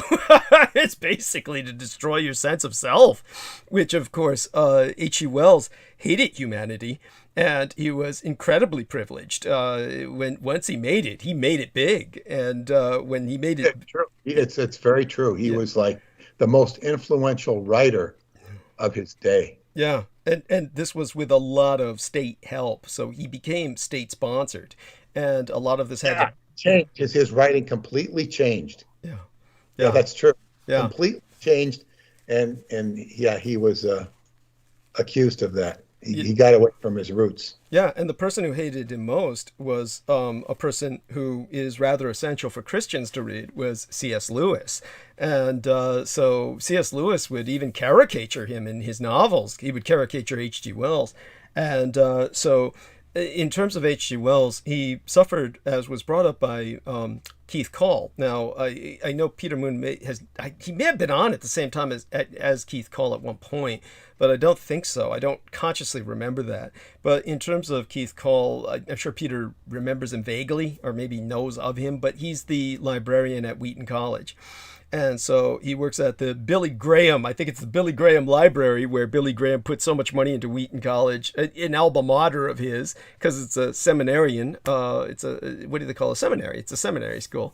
And so Billy Graham had a building built in his name on the grounds that has a lot of their valuable library info, and Keith Call is the head librarian there.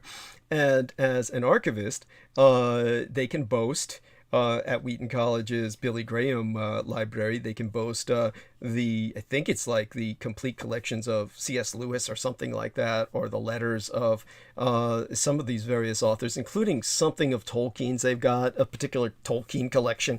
We're talking private writings, the actual originals, this sort of thing. I'll leave that to Keith at some point someday to tell us details about that. But the point was that is where Keith Call got much of his information about H.G. Wells, including the fact that H.G. Wells had a disease. He actually had a disease that impacted his saliva glands, so that the saliva he produced actually had this very sweet taste to it, and his breath smelled like honey, which apparently made him irresistible to women. This was apparently was written about with some medical journals, and that may be the medical journals that are at Wheaton College that actually analyze this phenomenon, speaking of him as a patient and what they would call a case study. And so he had that going on, and H.G. Wells took advantage of that and was sexually promiscuous, essentially bisexual. And when he went to the Soviet Union, he did everything he could. Whatever criticisms he had of Stalin were far outweighed by... I'll talk a bit about that kind of phenomenon tonight. People who were romanticizing Stalinist Russia, the pseudo-intellectuals. And he basically thought that the gulags, which he was given an inspection of, as many of these pseudo-intellectuals from America were. He was British, of course. He thought the gulags were the wave of the future, that this was the way that mankind needed to work, was that mankind was worthless and didn't want to work, and that they needed to be put to work under the whip so that they could help the intellectual class really, just be intellectuals. And he would present these dystopias as most people would perceive them, but to him they're really utopias when he's talking about the moon and the kind of big brain that runs all of the social insects on the moon, this kind of lunar society of the Lunarians, the Selenites, because the real name for the moon was Selene. Then the Selenites were perceived as his idea of a ideal society, but he was very anti-capitalist because of his impoverished background and went completely communist. So he kept projecting towards a communist future. Now the British gave him all the money he needed, and when he produced the Shape of Things to Come, which was a film produced, and I actually have a book which has the transcript, very rare to find, the transcript of Shape of Things to Come, not just the book. I have a copy of the book, but I also have a copy of the script for the film.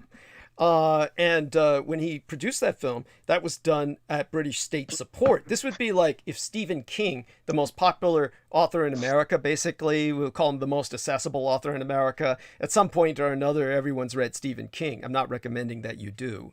But anyhow, it would be like Stephen King getting a defense contract and then being told to produce a film that would be talking about the great future of America. And he produces some big propaganda film with all of the, with total control over the production. That's what H.G. Wells had with The Shape of Things to Come. And the film release was simply Things to Come, which is kind of like the script that I have is just Things to Come, the title. It took the shape of out of it because as a film, you need a shorter title.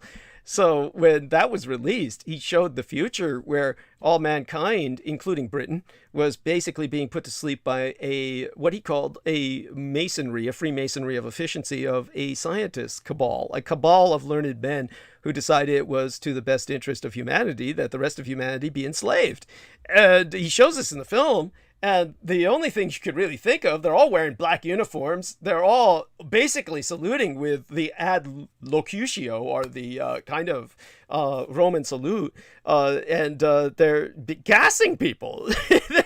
they're by air, they're dispersing an aerosolized gas that incapacitates people, and then they come in and take over, and they do this to the world. And this is looked on as a thing that we're supposed to be cheering. And so basically these days your average American left or right on the political spectrum would look at that and say that's fascism. But no, what he's preaching is communism. him, and that everyone else would be put into gulags for these intellectual class to basically be the new samurai. And he actually used that term. That's a term in one of his books, The New Samurai, meaning the intellectual class, instead of swords, they'd be carrying slide rules, and everybody would be working for their benefit, because the last thing he wanted to do was work. Yes, so there you go. He's disgusting, and beyond all that, what I do think can be taken from Alita Battle Angel, which is simply a very lurid way of presenting the topic, not on part of Peter Moon, but on the part of, shall we say, normalization of biofacsimilacra. When you're like presenting such a subject to kids, you give them a lot of action, and the Japanese, of course, are big on action as well. And so that's what makes it interesting to most people. Peter's kind of above that. He's kind of, he's outgrown that kind of need for visual stimulus. So I could see why. I think that if I were actually to face a biofacsimilacra that was perhaps more advanced than the ones you've interfaced with, yeah, I could probably interface with it, yes, and get along with it, yes, or read it. I think I could. Yes. It's not a encounter I'm looking forward to, although I would like to see yours someday just out of interest. Mm-hmm. But I think seeing one of yours, I don't know how people react to it, and I wouldn't quite say it's the same, but it might be similar to, like seeing a Chichoa. In other words, it could have a profound reaction to somebody when they actually see these things. The reaction the word you're looking for is visceral. The reaction would be visceral. Exactly. It's sort of like, David talked about people having a profound reaction when they'd see the time reactor in action, see a Chichoa in action, or seeing a biofacsimilacra. But it's not something I think we're going to be seeing anytime soon. When we saw the cell phones on Star Trek in 1969, 1968, okay, they became a common thing 30, especially 40 years later. So we've seen robots on Star Trek. We've seen robots on other shows. It's someday we may see these. Mm-hmm. But in that movie Total Recall with Arnold Schwarzenegger, mm-hmm. they had, the robot cab driver, mm-hmm. which was like C-3PO. By today's standards, that's completely unnecessary. Yes. It's like the big computers they had on Star Trek. Yes. It's like, okay, we can have you can have a car that's a smart car. Right. And that can be your I think like they had one of those cars in Twilight, one of the Twilight Zone episodes when the car starts doing its own thing. Yeah. It's we will arrive at a time there, and that becomes real, I guess, can be real challenging when the machines, it's like Planet of the Apes, Planet of the Machines, and then you become more of a different class citizen. Maybe not a second class citizen, but sort of like a second class citizen, because the machines are so ubiquitous, mm-hmm. all powerful, and this was the science fiction scenario we longed for as kids. We wanted to be suspended into another world. It's not so nice. Or there's opportunity or potential that it may not be so nice. One of the things about Star Trek is that it very seldom showed robots. There were some androids like Data, and they were considered extraordinary exceptions. Data and his brother are like two of a kind, And they did finally produce some Star Trek episodes to show kind of like a revolt of the androids that led to why Data is so rare, and that the androids are just too much for humanity because they're better than people. And that's what you see in Alita Battle Angel. She's someone who's basically better than people. There's this stupid male character, as a matter of fact, to show you just how people are looked down upon, or rather, you know, in my case at least, maybe the author intended something different, but there's a male character in Alita Battle Angel who I only remember as the idiot. And he's just basically some street kid, and he's trying to survive, and he's like, you know, stealing cyborg parts from people, etc. And because this is what happens, she's basically brought out in this environment, and he's her quote-unquote age, or she relates to him because she's in the physical form of a younger person, and he represents youth in the biological sense. She basically falls in love with this idiot, and there's no rhyme or reason to it. She's at the point of risking her life to save this idiot, and in the end, of course, his dream is always to go back up to, this is the other parallel of the film, or what it was meant to parallel. And again, this was produced in the 80s. The Japanese were way ahead of the Western curve because they weren't part of the West. They felt much more sympathy for the Palestinian plight than the Israelis, and it is basically a Palestinian rights film. So the first thing you'll notice is Salem is the city above the trash heap, the wasteland in which everyone lives, which is a shanty town very similar to African landfills, where everyone lives off the landfill, as they do in many parts of Africa where the West sends its garbage and the Africans root through it for what can be recycled.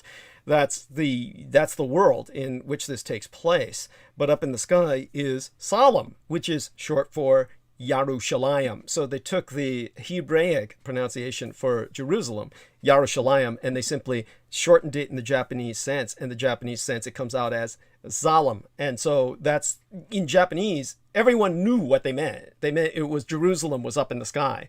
And so everyone living down on the ground is the Palestinians. It represents the coast in particular. What's that called again? Gaza Strip. And so these people are trapped in a giant prison, and they just live off the garbage of what comes down from above, which is this unreachable area of privilege.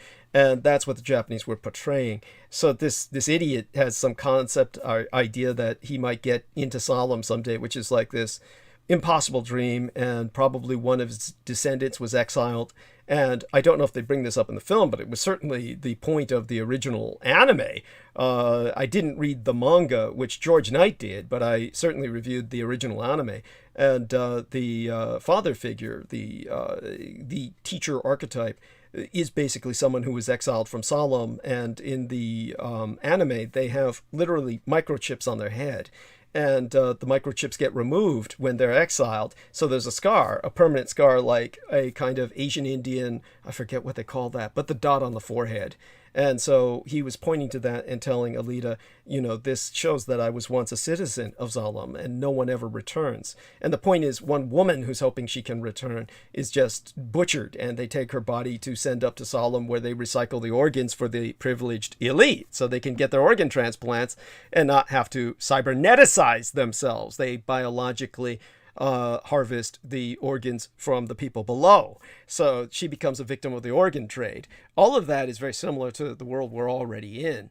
And so it's, yes, as Jameson Reese says, it's real life as fuck. There's not even any need for allegory. So the whole film is basically, it's our world taken to a visual extreme. It's simply a visual extreme, but it's our world. And so the only difference is, as Peter Moon says, we won't necessarily have that technology for a while yet, but the truth is all that technology is here, but nobody sees it. Nobody sees it outside of the privileged elite. And certainly the Japanese are generations ahead of whatever the Americans have, as they always have been. And that's another point to be made. So what the theological aspects of this are, when we speak of vampires and we segue over to Biofax Simulacra, this is all the evolution of the theosphere. This is basically all part of God becoming. And this is really the problem that most people have is that, of course, they've always viewed God as someone who's always been here, which is the case in one sense, but in another real sense, because we have to understand the observer effect, our very existence is impossible, which is why I've always spoken of a God. But in a very real sense, God is becoming. As we evolve, God evolves and comes into a greater sense of consciousness through us. So very much we are in God's image because God is in ours. And so it's an incomplete God, as Jameson Rees says. There has to be free will for God to exist. And so this is the creative advance, the term used by the philosopher. No, what I meant is for free will to exist, it has to be an incomplete God, because if it was a complete God, there would be no point of free will. There would be no self-exploration on his behalf of itself.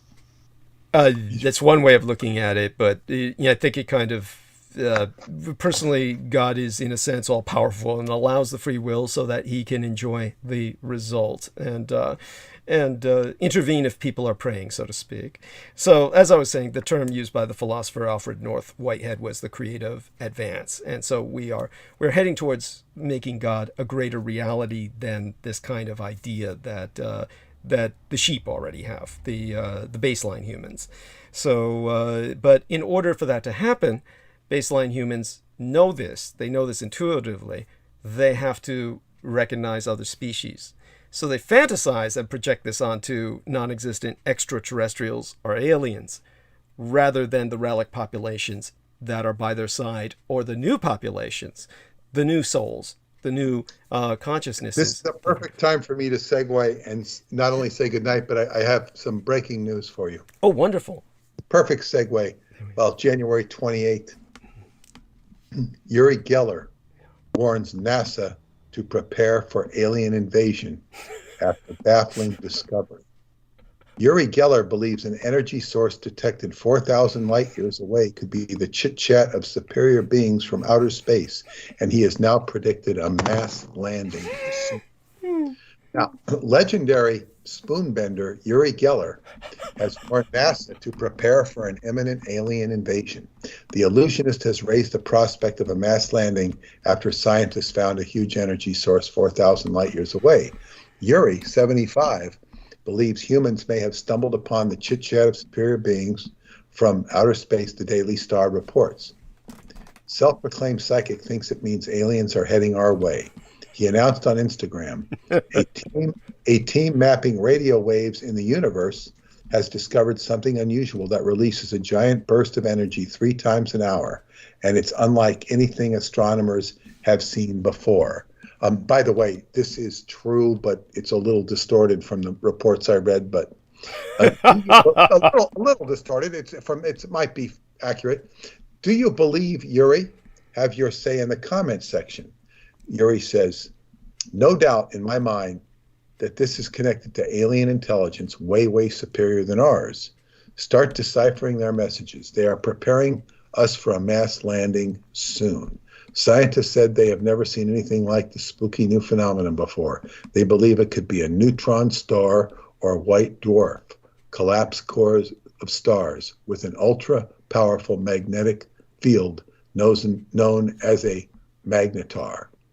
Astrophysicist Natasha Hurley-Walker from Curtin University in Australia said this object was appearing and disappearing over a few hours during our observations. That was completely unexpected. It was kind of spooky for an astronomer because there's nothing known in the sky that does that. And it's really close to us, about 4,000 light years away. It's in our galactic backyard. She said that she believes it is an ultra-long period magnetar. It's a slowly spinning neutron star that has been predicted to exist theoretically. But nobody expected to directly detect one like this because we didn't expect them to be so bright. Somehow it's converting magnetic energy to radio waves much more effectively than anything we've seen before. Well, okay, then it winds up with last month, Uri said he was convinced aliens are preparing to make contact with the human race. He said they will probably land on the White House lawn or something, or somewhere, just like in the movie The Day the Earth Stood Still with Michael Rennie, White House lawn. all our science fiction films about alien encounters will come true. I don't think we're talking about thousands or even hundreds of years. If I had to guess, a rational and logical guess, I would say 60 to 75 years it's going to happen. This is what passes as news. There was some actual news in there from the astrophysicists, but so what? There's a lot of stuff in space that, happens. But we got Yuri Geller's input. Oh, shit. And he's Israeli. Just so people know, so that's part of that. We were talking about Yerushalayim and the Salem and all that. So understand this is... segue with you talking about alien invasion. Yes. Well, anyhow, love you dearly, and so glad that you suffered through that. I'm glad Paula enjoyed it, and certainly saw herself in it, which is, shall I say, I think a positive, very much a positive, and. So you have yourself a blessed night. I'll be talking quite a bit tonight about many different things. I'll timestamp it for you as to when my monologue begins, which will be shortly from now. There's just too much to talk about for it to be otherwise. And you may all your dreams be as much more pleasant than the dream you had the other night, which sounded rather aggravating. And it was actually not that bad. It was more thrilling to be, playing in the championship game than the fact that I didn't quite get there. It was great just to be considered and actually be put on the team. I just didn't get the uniform to go. I could have. I think I figured out, you take one of the uniforms of the other players, let me go in. If you're not in the game, that would have been the way to do it. So maybe I can figure that one out. But anyway, it was. I mean, it was overall good, and if Lucille Ball's your enemy, you're okay. you're okay. She might prevent me from signing a contract, but that's okay. It's all right. Anyway, all right.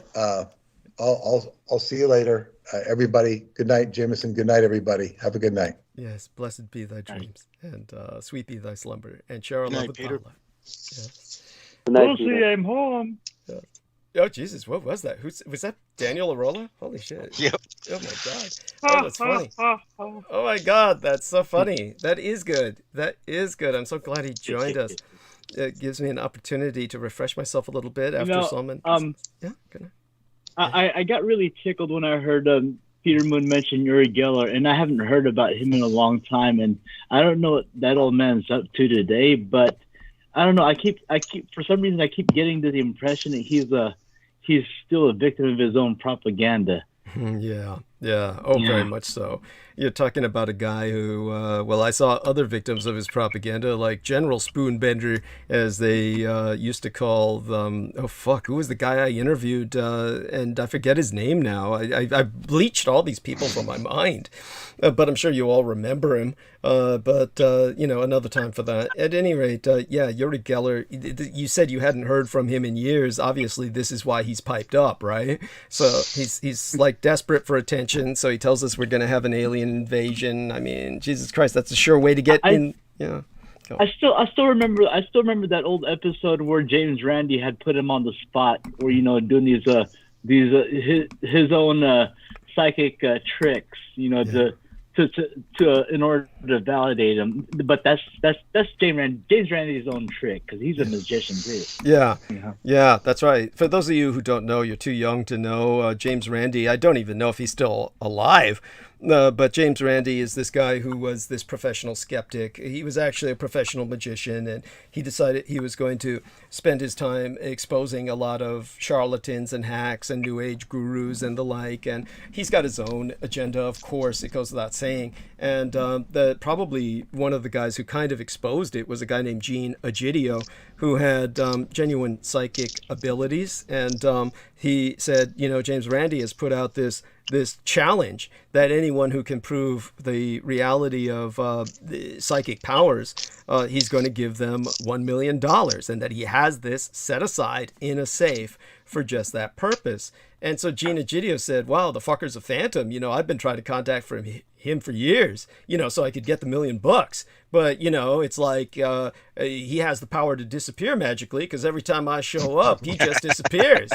Yeah. So, yeah, that $1 million never existed. It was all bullshit. And James Randi's full of shit in his own way. But, you know, he does a public service with exposing people like Uri Geller. It's kind of like checks and balances. You just got to look at both sides and, you know, see where things land. And James Randi, he was amusing, he was intelligent, and he was really old. So I'd be surprised if he was still alive.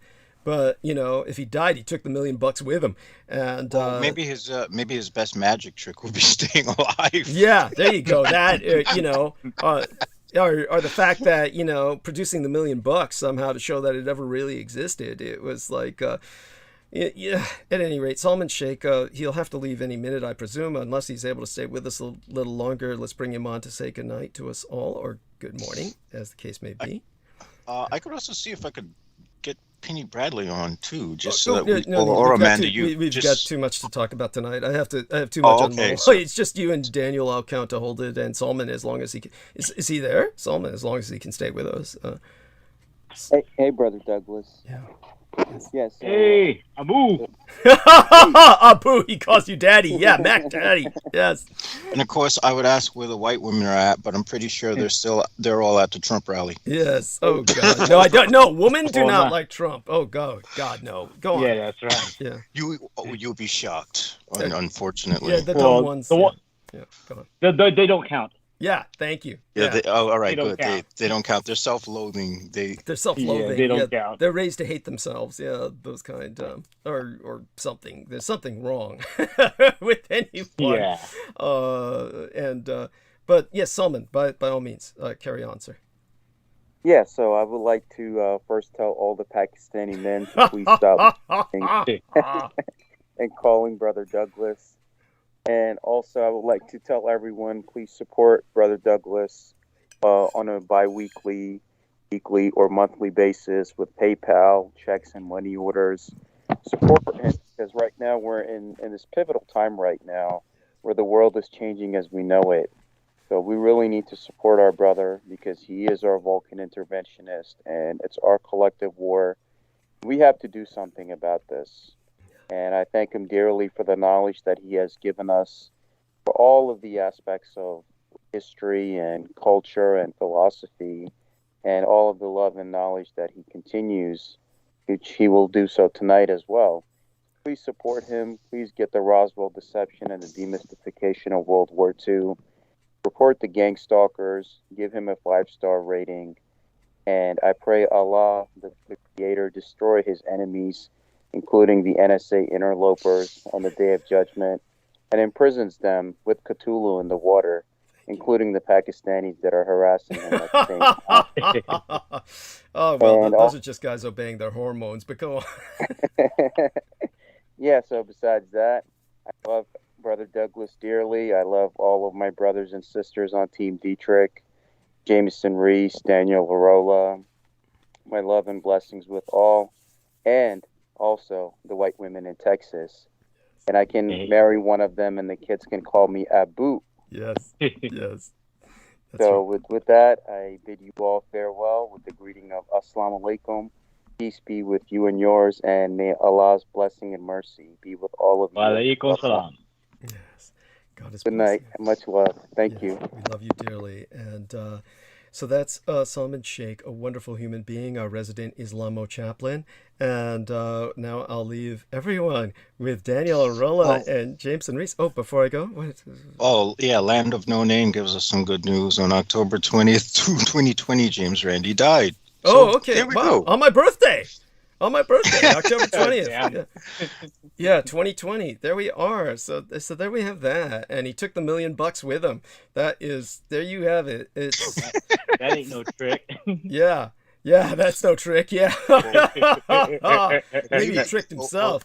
Yeah. Well, there is some cosmic humor because he ends up dying on 2/22, which is interesting. And of all people's birthday to die on, he dies on your birthday. Yeah. The man who met Michael Aquino himself, the man who has been exposed to all level of psychic phenomenon and things that would probably blow this guy's fucking mind. Yeah.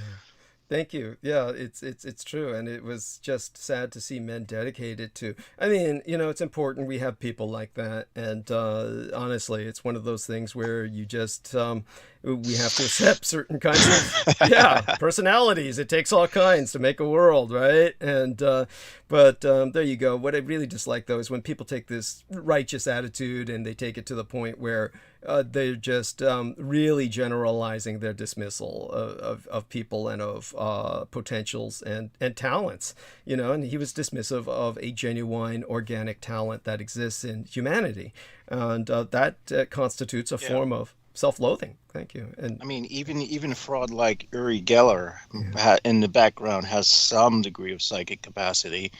Unfortunately, Uri Geller is only good at being a con artist, so he'll never know that psychic potential. You know what? That's true. That's true. And I believe he may even have some raw talent that he exploited to a degree and just took it, you know, just took it on stage and had to start making a living with it. And at that point, you know, you just can't bring it on like that unless there's So at that point, he became a spokesperson for Gaia TV and the likes of the shills such as, oh my gosh, what's his name, Peter Levenda, who ripped his whole idea. I bet you he ripped his entire narrative from Dark Lord of Aleister Crowley and what's his name? Oh my gosh, Lovecraft. Yeah. It seems like he ripped it completely from who's that guy I'm reading? Outer Gateways. You know the guy. Kenneth Grant. There we are. Yeah, definitely. No, I can. Because Kenneth Grant was just. That's just what he did. He just drew these connections out of nowhere, and you know, made them stick. Yeah. So he definitely just plagiarized everything. Yes. Oh yeah. Levenda is just like he's a consummate plagiarist. He's like the Bill Gates of, you know, like a copyright thief. And that said, I do have to comment on what Peter said about Microsoft computers versus Mac. Mac suck. Thank you. That's the reason why it took him so long to be able to get the movie running. Yeah. But you know why?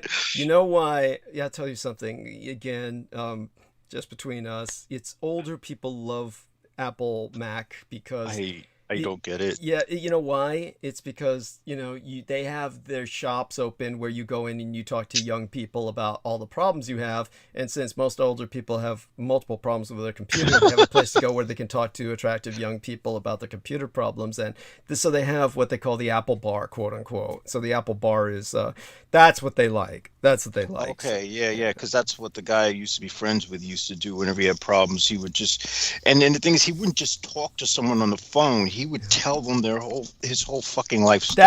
Yes. I'd be like, oh my gosh, just get the shit done. Yes. So like drunk patrons at a bar. Yes. That's right. So this is why the older people love Apple. So there you go. That's the real secret behind that. And, they are definitely not user-friendly, folks. They aren't user-friendly. That said, Microsoft has its issues, but it's you just click and you do shit. You don't have to run through hoops just to open a fucking program. Thank you. Yes, it's just, well, it is what it is because it's ubiquitous, and Apple is not. Yeah. So Apple's just harder to use for that reason alone, let alone everything else. So yeah, you know, and so Apple's, as far as I'm concerned, my experience with it was just negative.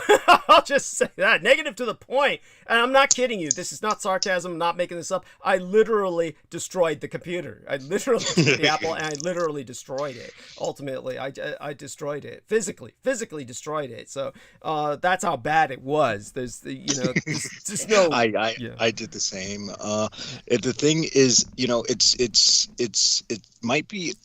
horrible at playing games.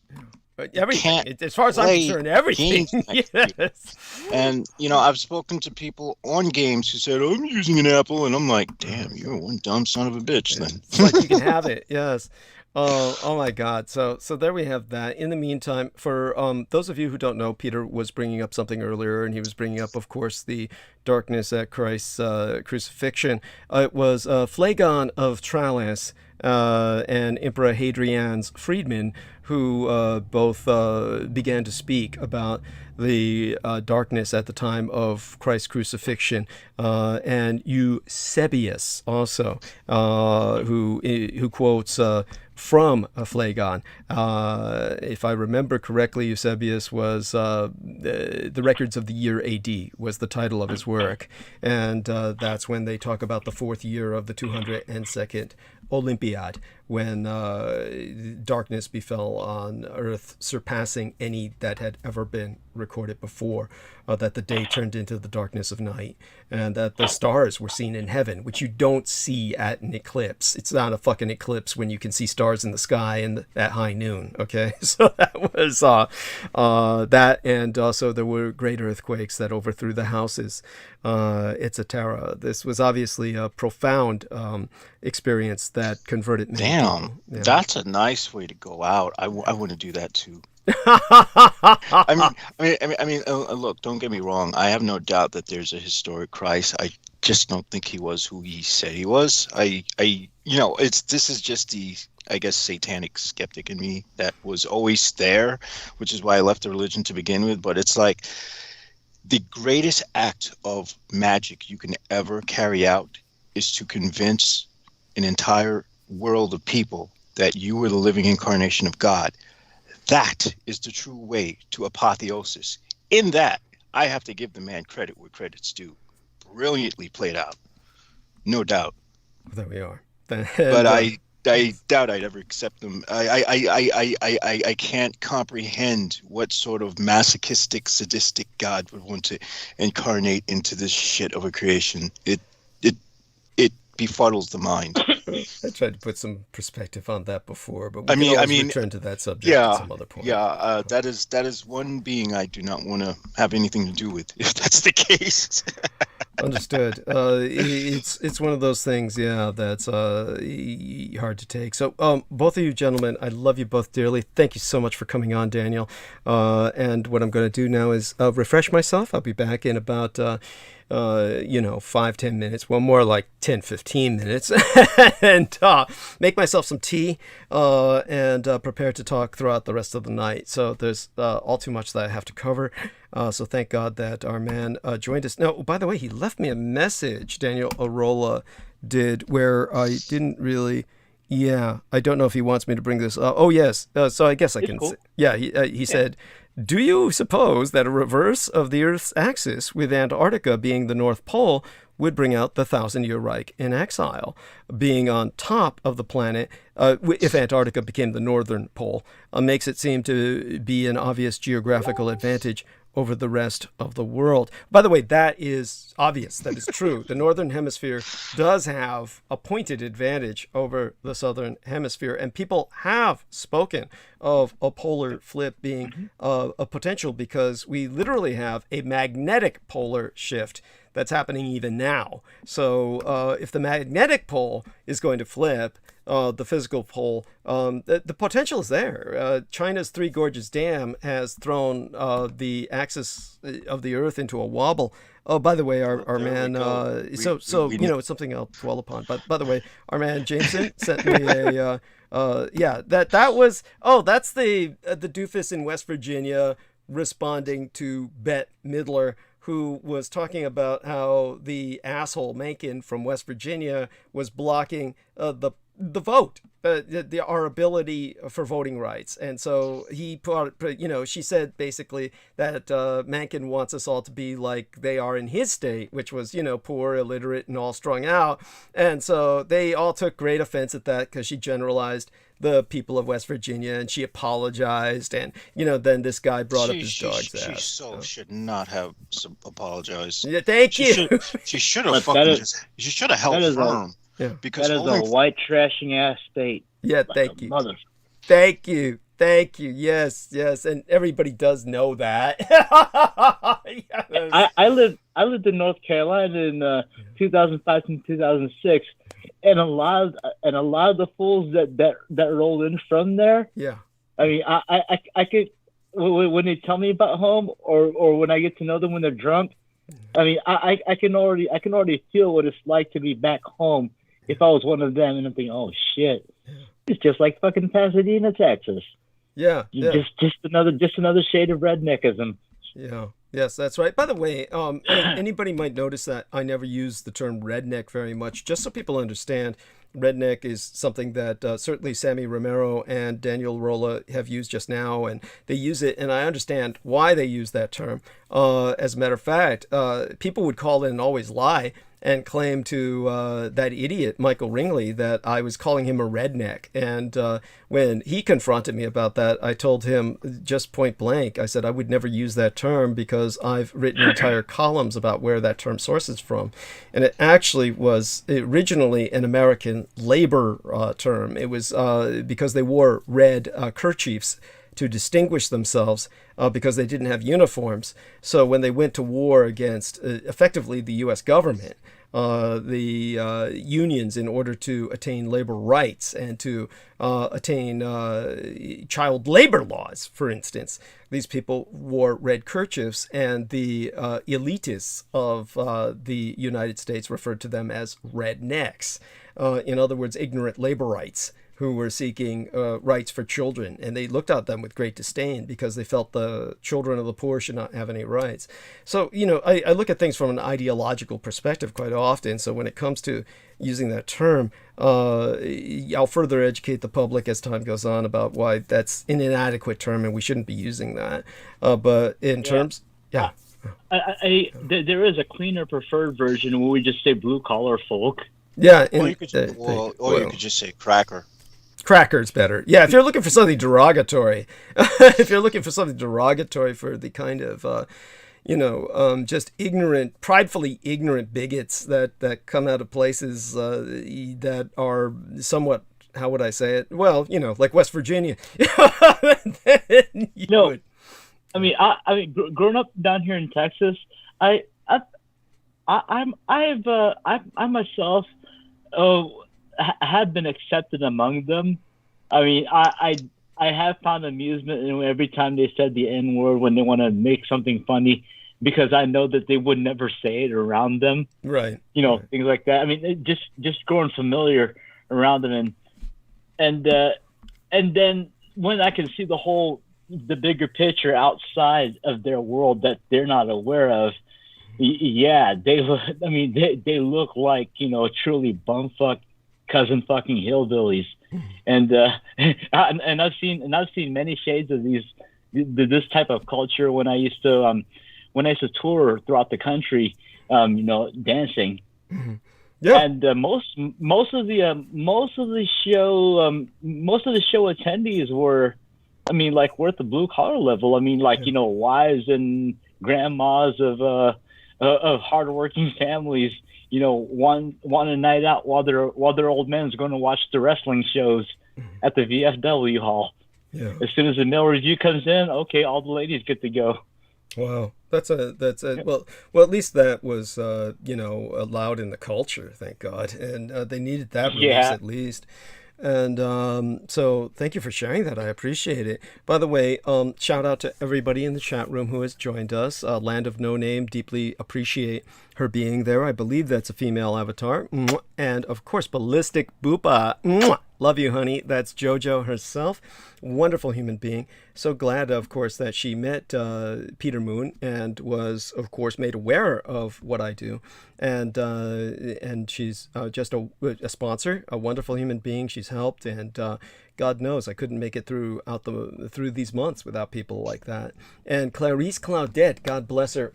So, honey, oh shit, I forgot to tell Peter. Got to remind myself. Dennis Marshall, if you're listening, your package arrived. I need to tell Peter about that on Wednesday. I need to remind myself. I have no idea what's in it. Haven't had a chance to open it yet, but it arrived a few days ago. May have arrived with the last transmission on Wednesday. I've been so busy, but I will open it soon. I do see that it's fragile. have no idea what it is, but at least it's not ticking. So Clarice Claudette had sent me some fabulous care packages, and she's talking about pronounced Tiferet, beauty, also from the book Keys of Enoch, the Urim and Tumim, breastplate with crystal seer stones, our DNA attributes of the crystalline body. Thank you so much, Clarice Claudette. She's extraordinarily knowledgeable about the erudite, or the extremely obtuse, when it comes to the theological. So Clarice Claudette is definitely a player in the field. Ballistic Bupo was giving us some wonderful claps. God bless you, honey. And of course, with Clarice Claudette, I owe you so much. I'll try and talk to you soon. Right now, I'm overwhelmed with the New Year's celebrations, which caused my hangover for tonight. So I'll talk just a little bit about that, and go in a little bit about that in Arc of Narrative tonight, and remind everybody it's the 1st of February, of course, so I'll tell everybody about that. In the meantime, I have that, 2 weeks of that, and then Valentine's Day, and then after that, maybe I'll settle down and be able to open up a bit in terms of communications. So in the interim, my love for Daniel and Jameson, they will hold the stage for about 10-15 minutes. When I return, we're going into monologue, and so there is just too much to cover, but I'll do my best. And all right then, thank you, gentlemen. I'm going to go mute, and my love to everybody in the chat room, and these two gentlemen, and all of our supporters and listeners who care and support myself. All right then, bye for now. All right. So how's the winter holding up with you? Actually, I was informed by the lady that it's about to go into the 30s here sometime later tonight, into the wee hours of the night. So I'm thinking, oh shit! So I'm gonna have to close my garage door here early. Yeah, that's pretty cold. We actually got hit in the Northeast with a nice little blizzard. It wasn't as bad as what we got last year, of course, but it was like, it's still really cold out there. But I suspect this is going to be a lot of the fun stuff we're going to get as the immediate aftermath of the volcanology that's going on all around over the Earth, especially that one that was set off at I can't remember what the fuck the name of that thing was. But no. Yeah, volcanoes. Yeah, they're definitely a very fascinating subject. But yeah, go ahead, continue. I didn't mean to continue. But yeah, other than that, everything's just cold, the same old. I mean, my world is relatively boring when compared to, the many experiences you've had in life, that's for sure.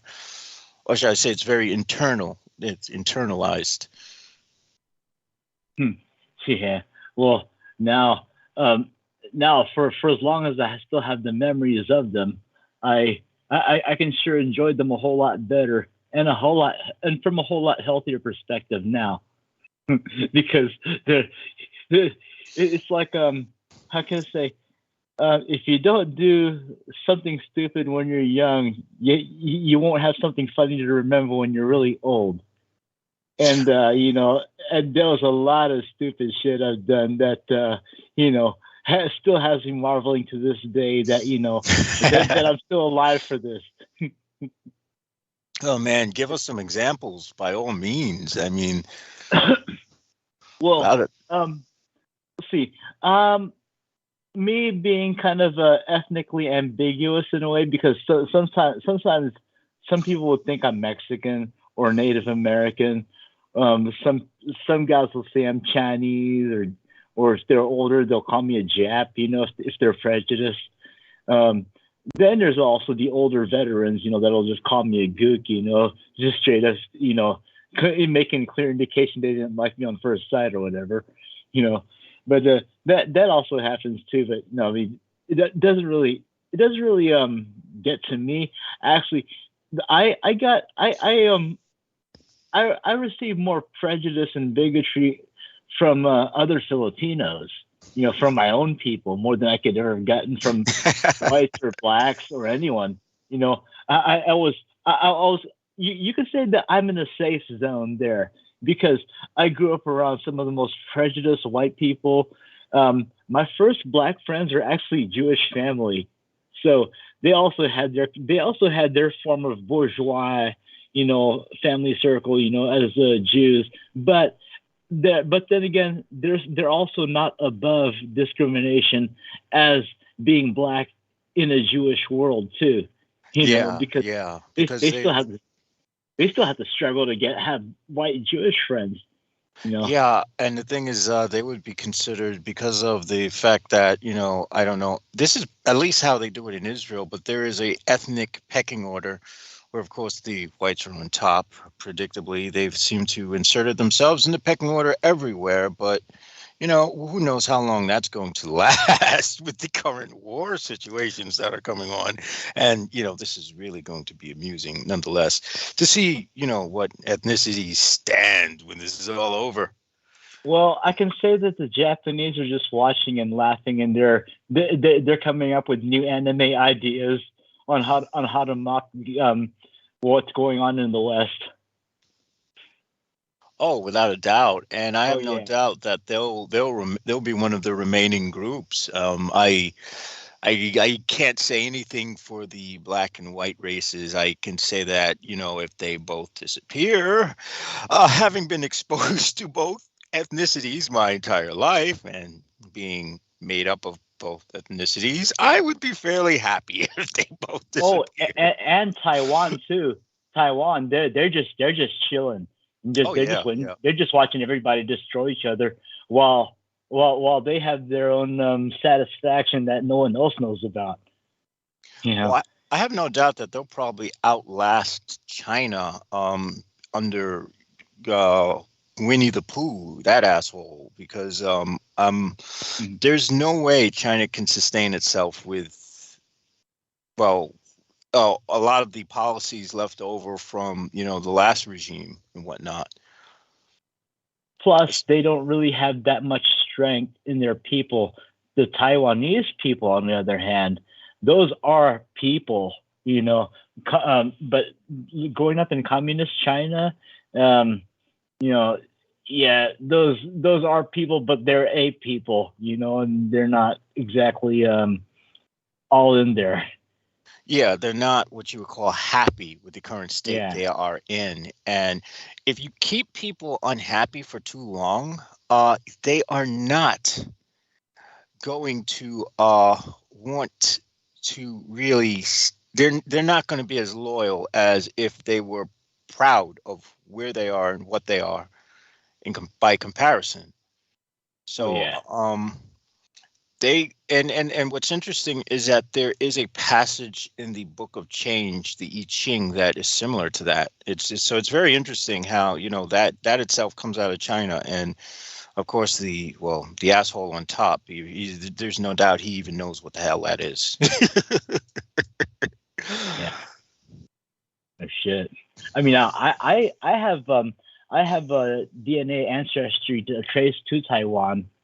I don't know what tribe it's traced back to, but I am glad to know that that Taiwan is maintaining their indigenous tribes, whatever tribe that they have left.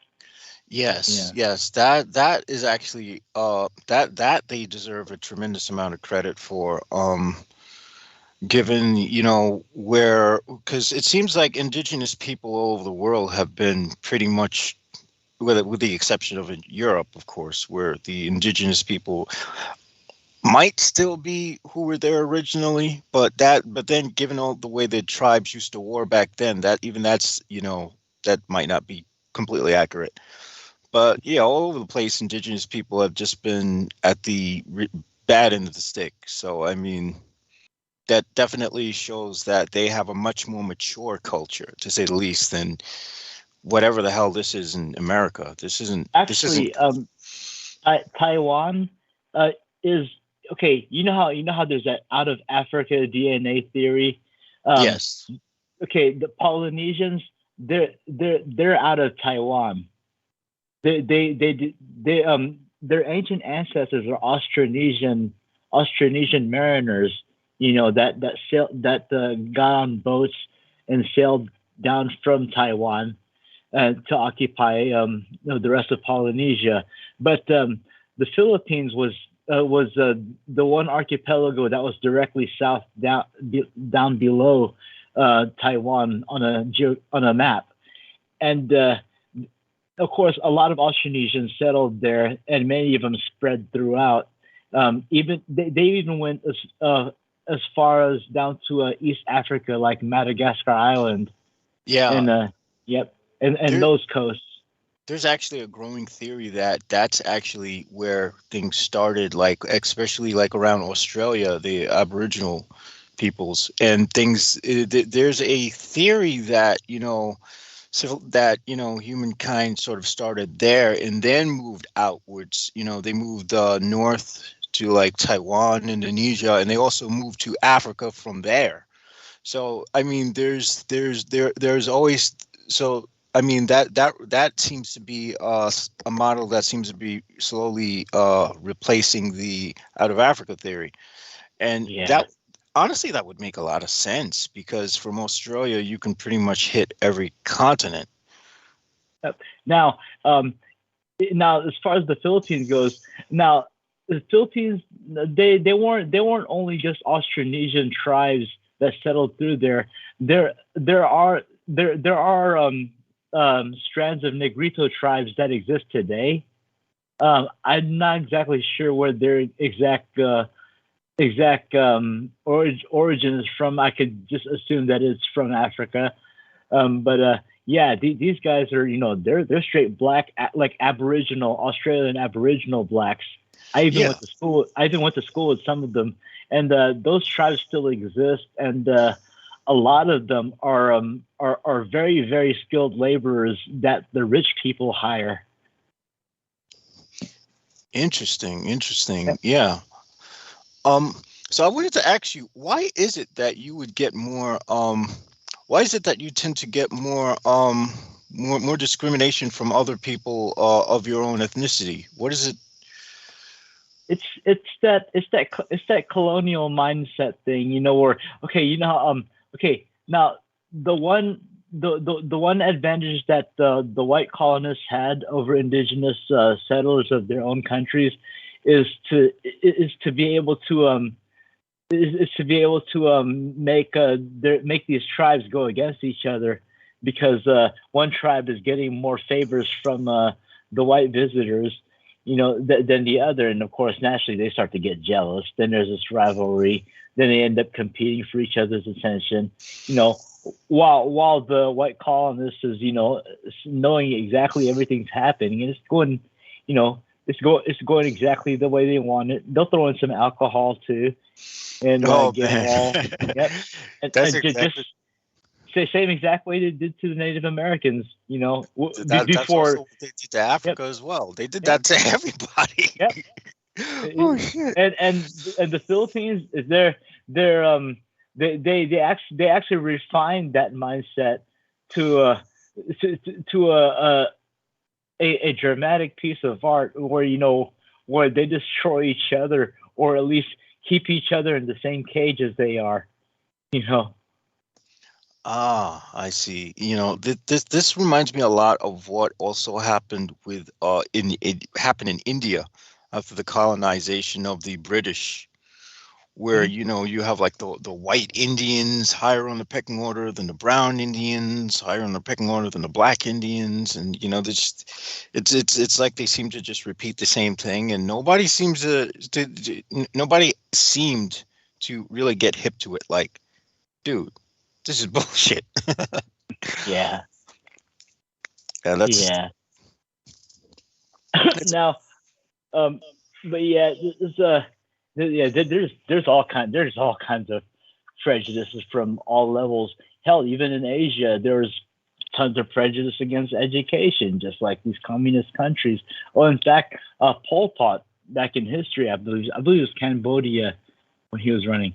Well, anyway, he had his forces root out people that were educated, detain them, imprison them.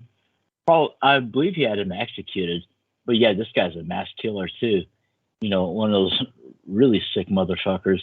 But yeah, he was definitely against educated people, so that he could replace all that to that would leave him as a source of all knowing or whatever shit, how he leads his people. Yeah. That's the first thing that goes when regimes take over like that. They always get the educated ones first, so that nobody can challenge or resist anything they're saying. And it's a sound tactic that seems to have played out all over time. And that it's one of the reasons why it's very concerning what's happening to education in the United States. Is because it feels like we're being set up for the same shit. Well, I think the one thing that's always been consistent, no matter what changes, is the sound of the bell every time the time is up for the next period. So you spend 12 years in the public school system, being programmed to react to the sound of a bell. Yeah, which is break the fuck out of there. Yep. Yeah, it's interesting. So it's like the same at work, when you know that your shift's almost over, you're like bum rushing to be like the first person to clock out or whatever. Yep. and you find yourself dependent on the ticking of time, wishing that you could just speed it a little further, but you're just dependent on it. It's like, okay, that's exactly the case you're trying to get your ass out of. It's funny. That's one of the interesting things I have noted about marijuana. Despite all the unpleasantries that some of the harder trips have given me, where it's like sensory overload and seizure territory, which is not fun. But I mean, time just vanishes. It's like it doesn't exist in that state. Yeah. Yeah, I hear that for some of my other sort of hyper black friends as well. Yeah. And the interesting thing about it is like it's just like one moment just it's like the next day is here already. It's just gone. I mean, but the experience itself is fairly long. That's the irony of it. It's like paradoxically, it seems like it's taking forever, but when it's over, it seemed like it was really fast. Yeah. It's really strange. Yeah. Now when you snort a line of cocaine, I mean, you get that buzz and you're loving it, but that ain't gonna last. And then there's the aftermath of it. You start to calm down on it, and that kind of starts sucking. Yeah, I'm guessing the calm down is like the longest period of it all. If I had to take a guess, because that's always the worst. It's sort of like withdrawals from anything. It's like time does not move. Yep. And it becomes quite agonizing. It's one of the reasons why I was more than happy to break out of rehab and not stay there for the whole time, because it was just agonizing. Now, the one thing that does keep stoners comfortable with time is as long as they got some music. Of course, personally preferred music. That makes them feel all right. Yeah. That is so true. That is so true. And if it's and I find that if it's bad music, it seems to have the opposite effect. Yeah, actually, even when you're high on and you're listening to bad music, it's not that you want to find some rationale to not like it, but you find yourself actually being objective about it. It's like, that's peculiar, Yeah. There's still something of it that's interesting, because the music appreciation seems to go up. Yeah. And there's, oh man, that was actually one of the things I noticed about a common, like, I could take one pill of, like, do you know the allergy medicine, diphenhydramine? It's for like, I've heard of it. It's I heard of it. Oh my God, what the fuck is that shit called again? Oh man, it's just a common allergy medicine that's like everywhere. But you know, even some people take it because it helps them go to sleep as a sleep aid. So they put the stuff in like the sleep aid medicines. But for some reason, like just 25 milligrams is enough to make music sound like completely different. And so instead of it sounding like you're hearing it with your two ears, it feels like the band is like playing inside of your brain. And so you could see like all the instruments in your own skull, and it's like, holy shit. I don't know. I don't know if I mean, I might be the only one very sensitive to that who gets that, but it's very peculiar. You know, if anyone ever tried to, I would hazard against doing it because the trip can get really dark. But you know, if anyone has ever decided to try the diphenhydramine route, and also, you know, you're not going to enjoy the urinary retention. That is a nightmare.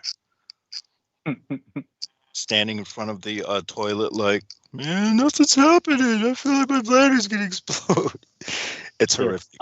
I can barely keep up with the other trends of marijuana consumption going on, like the vaping and all these other methods of how to vape marijuana and stuff. I mean, I do that now and then, but you know, there's a lot of these people. Honestly, you're better off smoking it naturally than vaping it, because the problem with the vape is the vape gets too hot. It gets unnaturally hot, and you pull that into your lungs. There are people who have been damaged permanently from that. Yeah, and I found it too much work, and I'm gonna just burn this bowl. Yeah, not only that, there's something like I noticed if you're vaping, it's easy to really overdo it because you don't get hit as fast for some reason. Yeah. And yes, then, that is true. And then when it finally does hit you and you've still been pulling on it, you realize, oh shit, I think I did too much. Oh man, never am I gonna vape again, man. That stuff is just wow.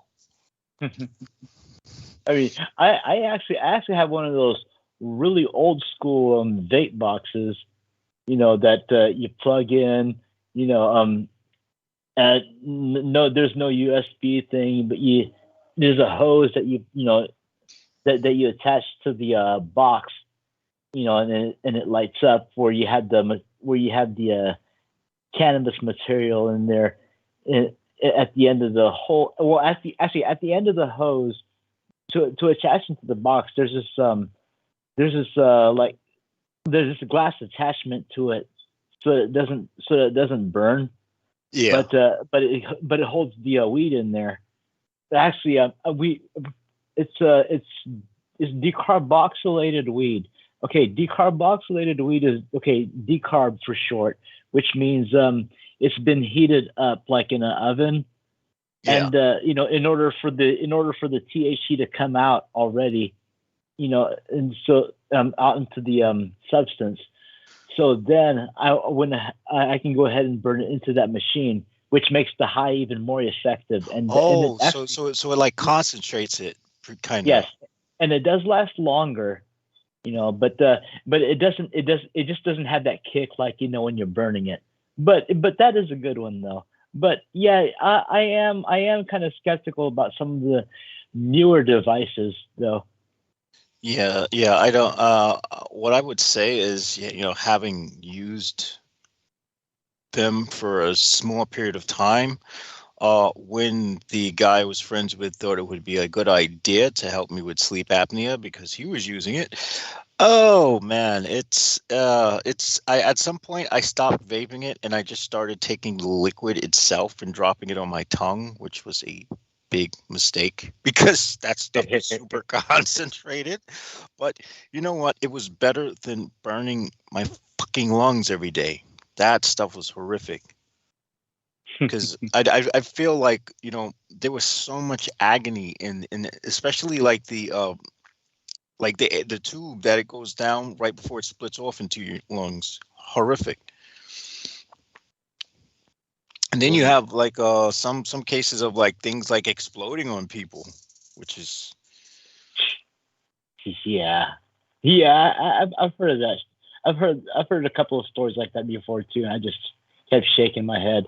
I'm attached to a couple of these young white kids that are just barely graduating high school. So they tell me all these stories while one of them selling some of these tinctures on the side. Thinking, okay, cool. Yeah. What kind of stories have you heard? Oh, it's not so much stories. They just kind of bug me now and then, to try to talk me into growing for them for their own product. I'm thinking, no, I'm staying away from that shit. If I'm growing, it's for my own personal use. Yeah, I could see how you would definitely get in trouble with that, especially them being minors and shit. It's like, dude. Well, no, these aren't minors. These are actually adults. They're just young adults. They're young adults. Young white adults that are perfect to get away with this shit. But I just didn't want my hand in it. Yeah. I still don't blame you. It's you never know what kind of shit they got going on. That you could get pulled into, which wouldn't really be good for you. So yeah, that makes perfect sense. I've had my days. I was one of those teenagers that had a fanny pack loaded with baggies of cocaine and selling it from a 10-speed bicycle throughout the neighborhoods. Nice. and then at nights I was underage and still able to get in all these clubs and even the VIP sections just because I was a supply. It was like one of those things where, okay, cool, this is how I can get into these things. All right, cool. I wasn't even trying to get into the coolness scene or nothing like that, but I did get dressed really well, to fit in and all that stuff and experience all that nice swagger night lifestyle that these people live for. I just had the drugs on me. Yeah. See, that was many lives ago. Well, it's pretty cool that you had that wealth of experiences. It's much better than being sheltered and just too scared to get in trouble. Well, I was selling that stuff mainly so that I can have money for me to buy weed and money to get into concerts. That's all I gave a shit about. And the rest, I paid somebody to drive me all over. I didn't care how much I paid. I made this guy a living. I just want to make money enough for. I didn't sell weed. To me, it's personally kind of sacred. I love weed. But I don't know. I just wouldn't sell it for some reason. But I'd sell the drugs to buy weed. I could see. Yeah, that makes sense, because if there's something sacred to you, and you start to get money involved, it things get really, how do I say, dicey. Yep. It gets weird. I find for some reason that it cheapens the thing that you find so. And it's much better when you don't get high off your own supply. Well, I'm sure you feel differently nowadays, right?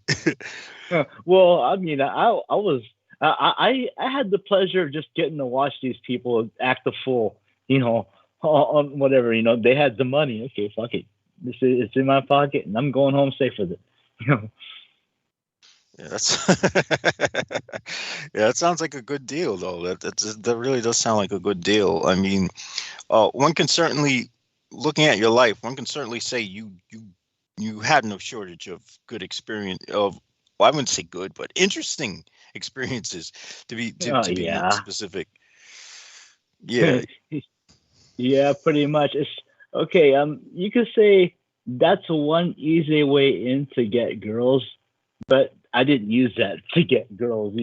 I actually, in fact, I kind of became a snob about it even more, which kind of backfired on me because it kind of made them want me more, or I just look at it like, fuck y'all bitches, I don't need y'all.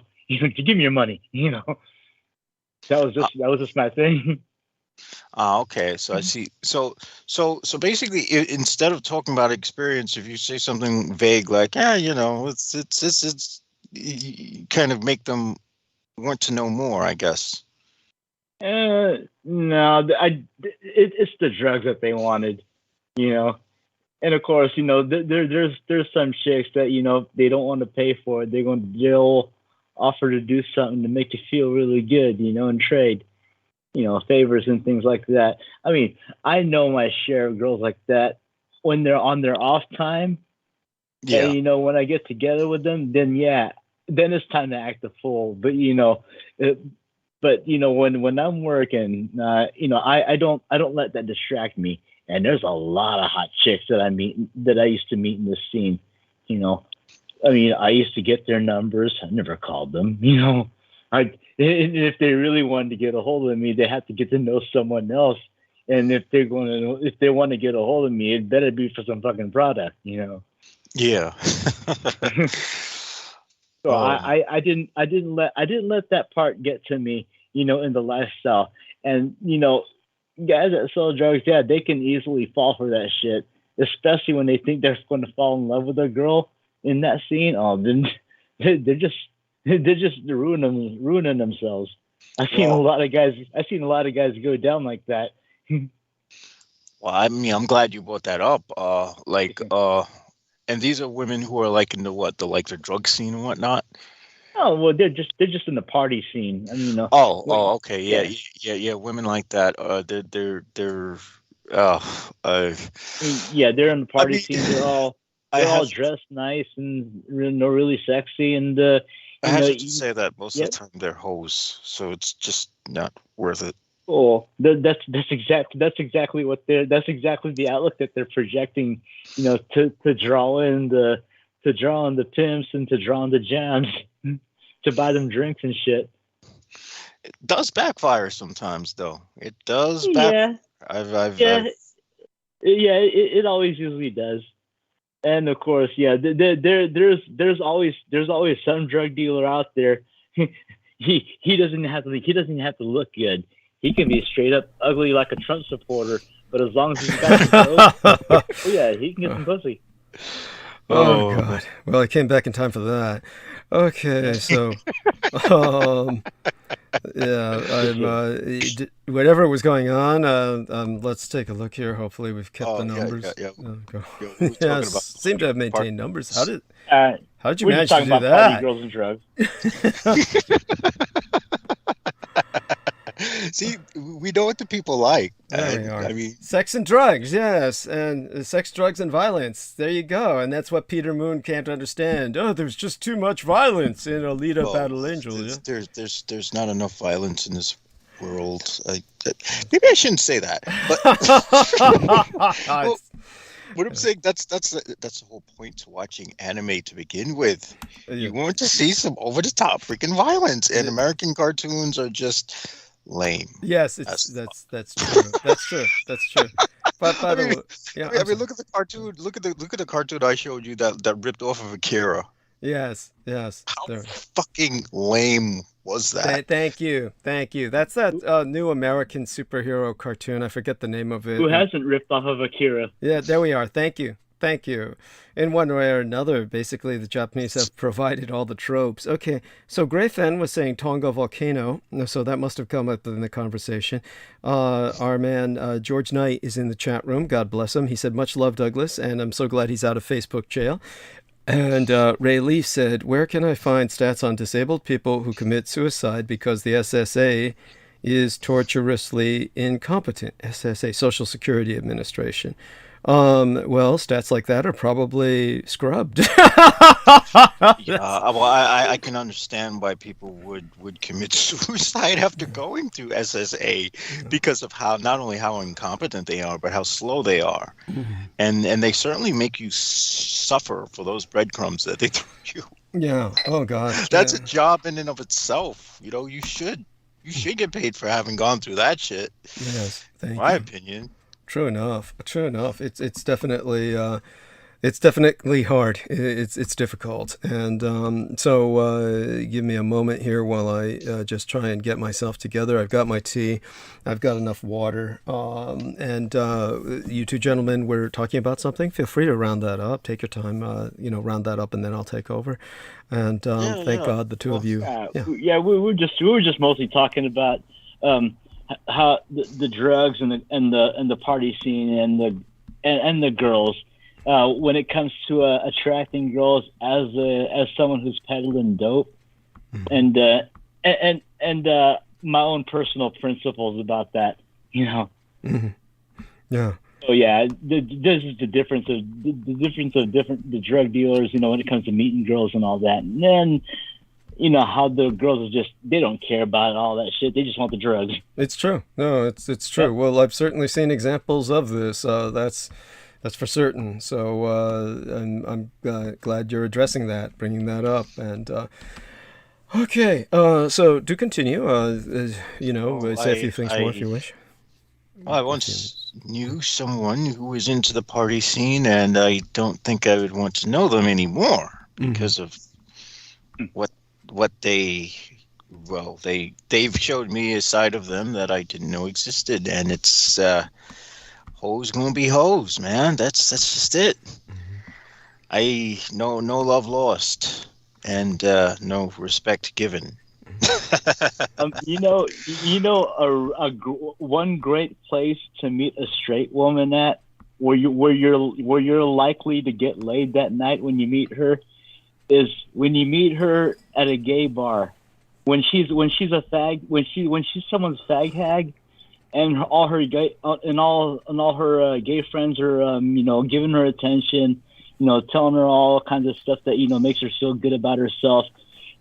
All these hormones are rushing, and she's going to feel like instinctively, the first contact with a straight male, she's going to want that dick, because these gay guys made her feel really good about herself.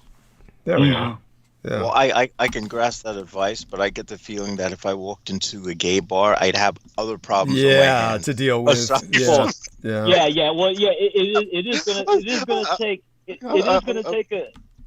gonna take a special kind of courage, as a straight male to be able to put themselves in that scene. But knowing if you want to get that pussy, you can get it right there. I just don't want to get raped or I'm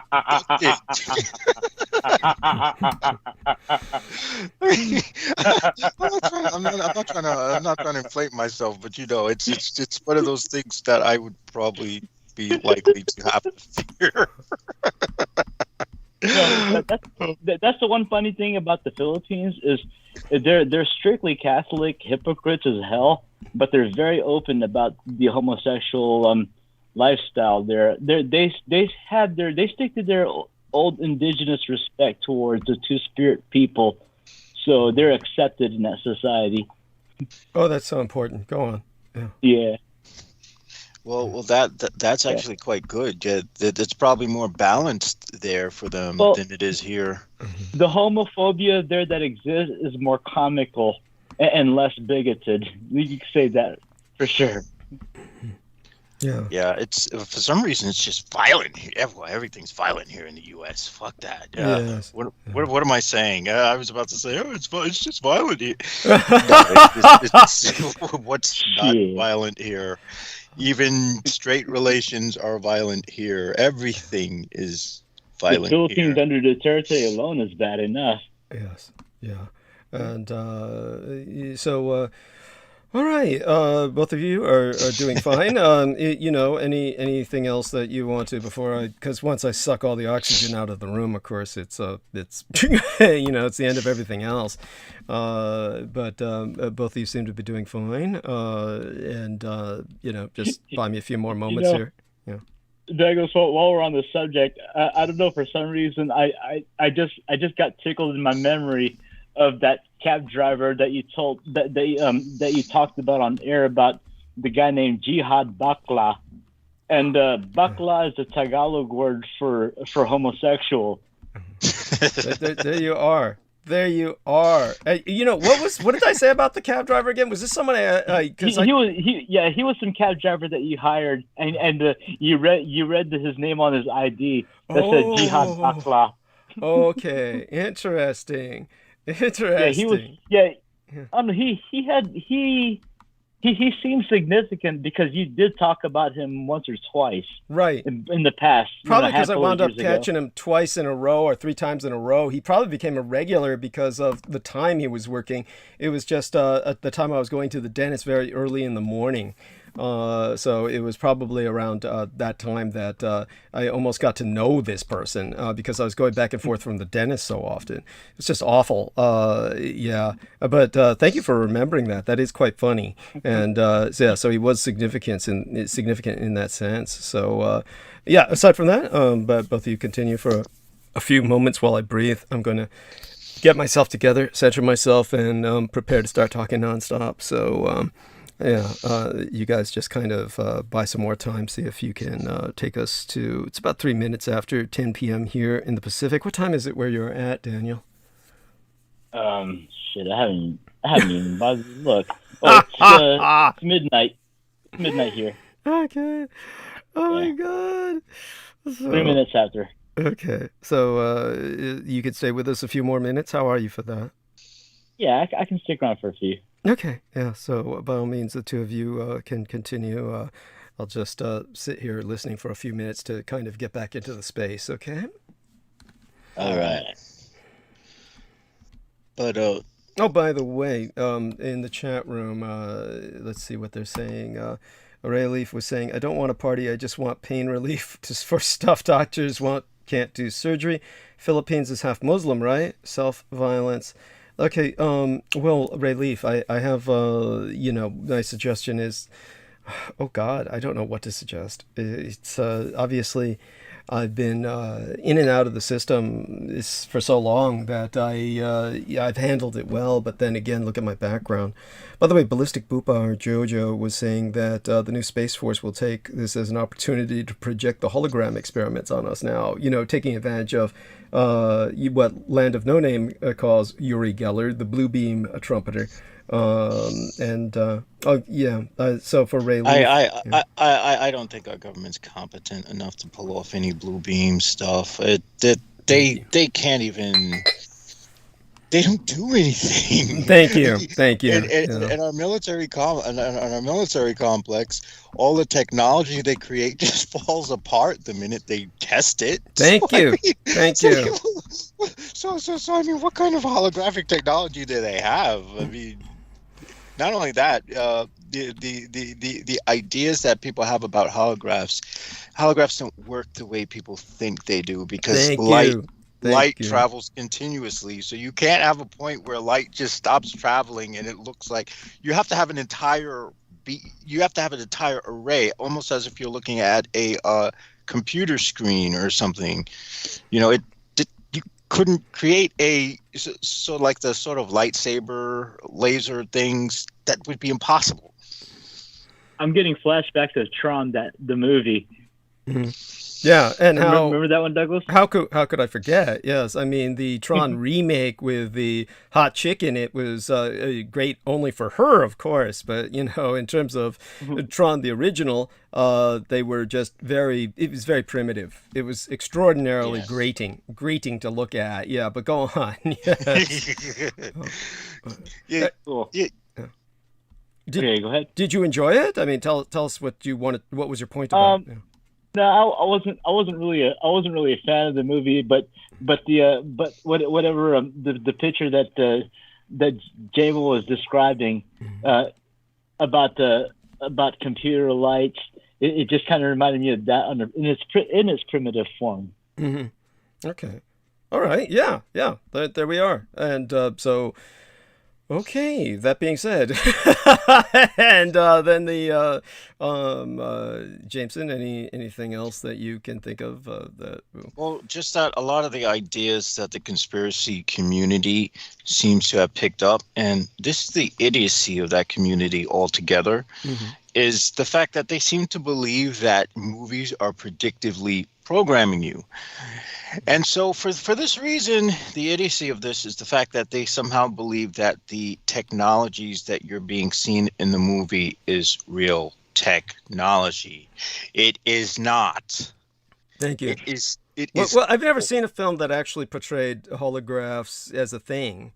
Certainly, if you watch... Well, you remember Star Wars, where they have like the sort of holographic image of like Obi-Wan or whatever. Yeah, but that was meant to be thing. like primitive. That was meant... Yeah. That's meant to be something primitive, but people think that's how holographs work. They don't understand the science behind Thank you. Okay. Holographs can't work like that. Thank you. So go on. Yes. So it's a very infantile way of looking at the movies. It's a sort of culture of literalism, and it's any wonder why they would read a book like the Bible and think everything is literal. Why we are in this shit situation that we are in, especially here in America. Because I'm fairly certain places like the UK or most places in Europe, most people are actually more or less, from what I heard at least, I'm not sure how true this is. Most people are like atheists, or they just don't give a fuck about religion. I don't know what it is about the American that makes them so fanatical. Well, that's dying off. A lot of... It's not dying off fast enough. Considering... there's gradual steps. Yeah. There's actually a little shift here in Houston that's kind of spreading out. Okay, well, so there's hope because once because listen, I have nothing against religion if people who are practicing it are responsible, but you and I, we both know that we all know actually that America does not have responsible, stable people who should be practicing any belief system because they're just deranged. Oh my God! Well, yes. But they got to live for it. Yeah, and die for it. Yeah. Yes, that's right. Most of their children are just now moving away from them, basically. So, yeah. Well, then there's hope for the future. I mean, you still have the mega church baby boomers and the. Well, there's no. We can't say anything about the evangelical folks. They're just. That's like the flat Earth of conspiracy theory. That's what the evangelicals are to Christianity. Absolute. It's the absolute fucking toilet bowl. It's the sewage of shit. It's actually worse than what Wikipedia is to information. Yeah, thank you. No, I mean, important points, and all of them. All right, I guess I'd better get to work. I'm still trying to get myself together here. Let's take a look at the time we have, and I don't want to overextend it because I do have to start. It's just too much. So we've got a good amount of time left, and I'm just going to keep breathing for right now. As for Rayleaf, just keep applying yourself. Honestly, it's the best thing I can say. The system it's awful, and what they'll do is they'll deny you first, and then you have to go through an appeal. They deny everyone the first time, and if you meet someone who they haven't denied the first time, that person's a fucking asset. Yeah. That's well, there are some exceptions. Yeah, I was about to say certainly an exception was made. Exceptions. Yeah, exception was made for me. yeah, I have to remember that. I was thinking about someone else that I knew, and so yeah. The exception, of course, being your case. There's no way they can deny that you have a physical brain injury. So I mean that's well, it's not physical brain injury, it's a psychological injury that does physically change the brain. In a sense that can be considered it's the same thing as a brain injury in a certain sense. I mean, it's a little different when you're dealing with someone who has a history of substance abuse or schizoaffective disorder, because it's like, how do you prove it? Right. That's right. Okay, and so I could get notes from all these psychiatrists, and they'll be like, "Okay, we'll take care of you at the lawyer's office," and then I find out you're denied. I'm like, "Oh, you fucking shitting me?" And it took another COVID test. They got to take a COVID vaccine first. And the second point is, after being denied, it takes a total of 2 years after you appeal it for it to finally go through and for them to acknowledge it and say, okay, you're approved. So yeah, they put you through hell for it, but you'll get all the back pay from when you first applied. And so let's say you applied 2 years and it took that long for the appeal to go through, they'll give you retroactive pay for that. And that'll be a nice, and you can use that to like pay to go to a strip club and blow thousands of dollars.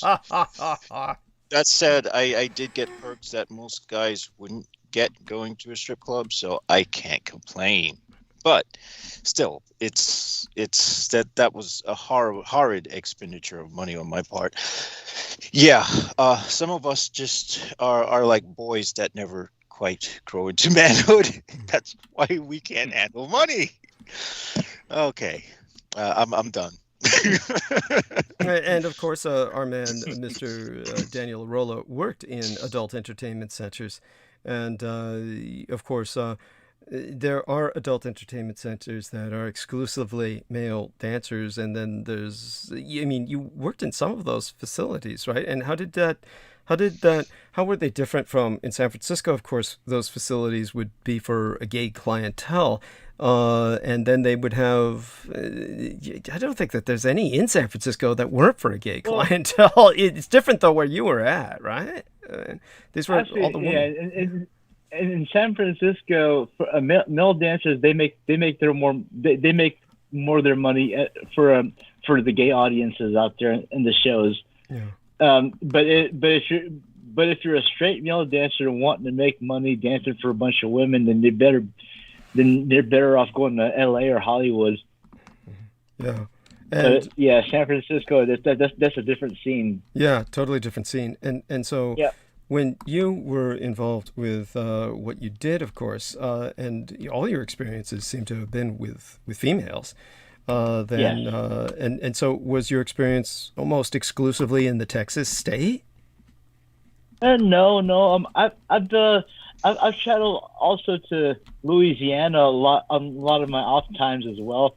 Down to there's this place called the Unisex Club on Bourbon Street in the French Quarter in New Orleans, where they feature both male and female dancers.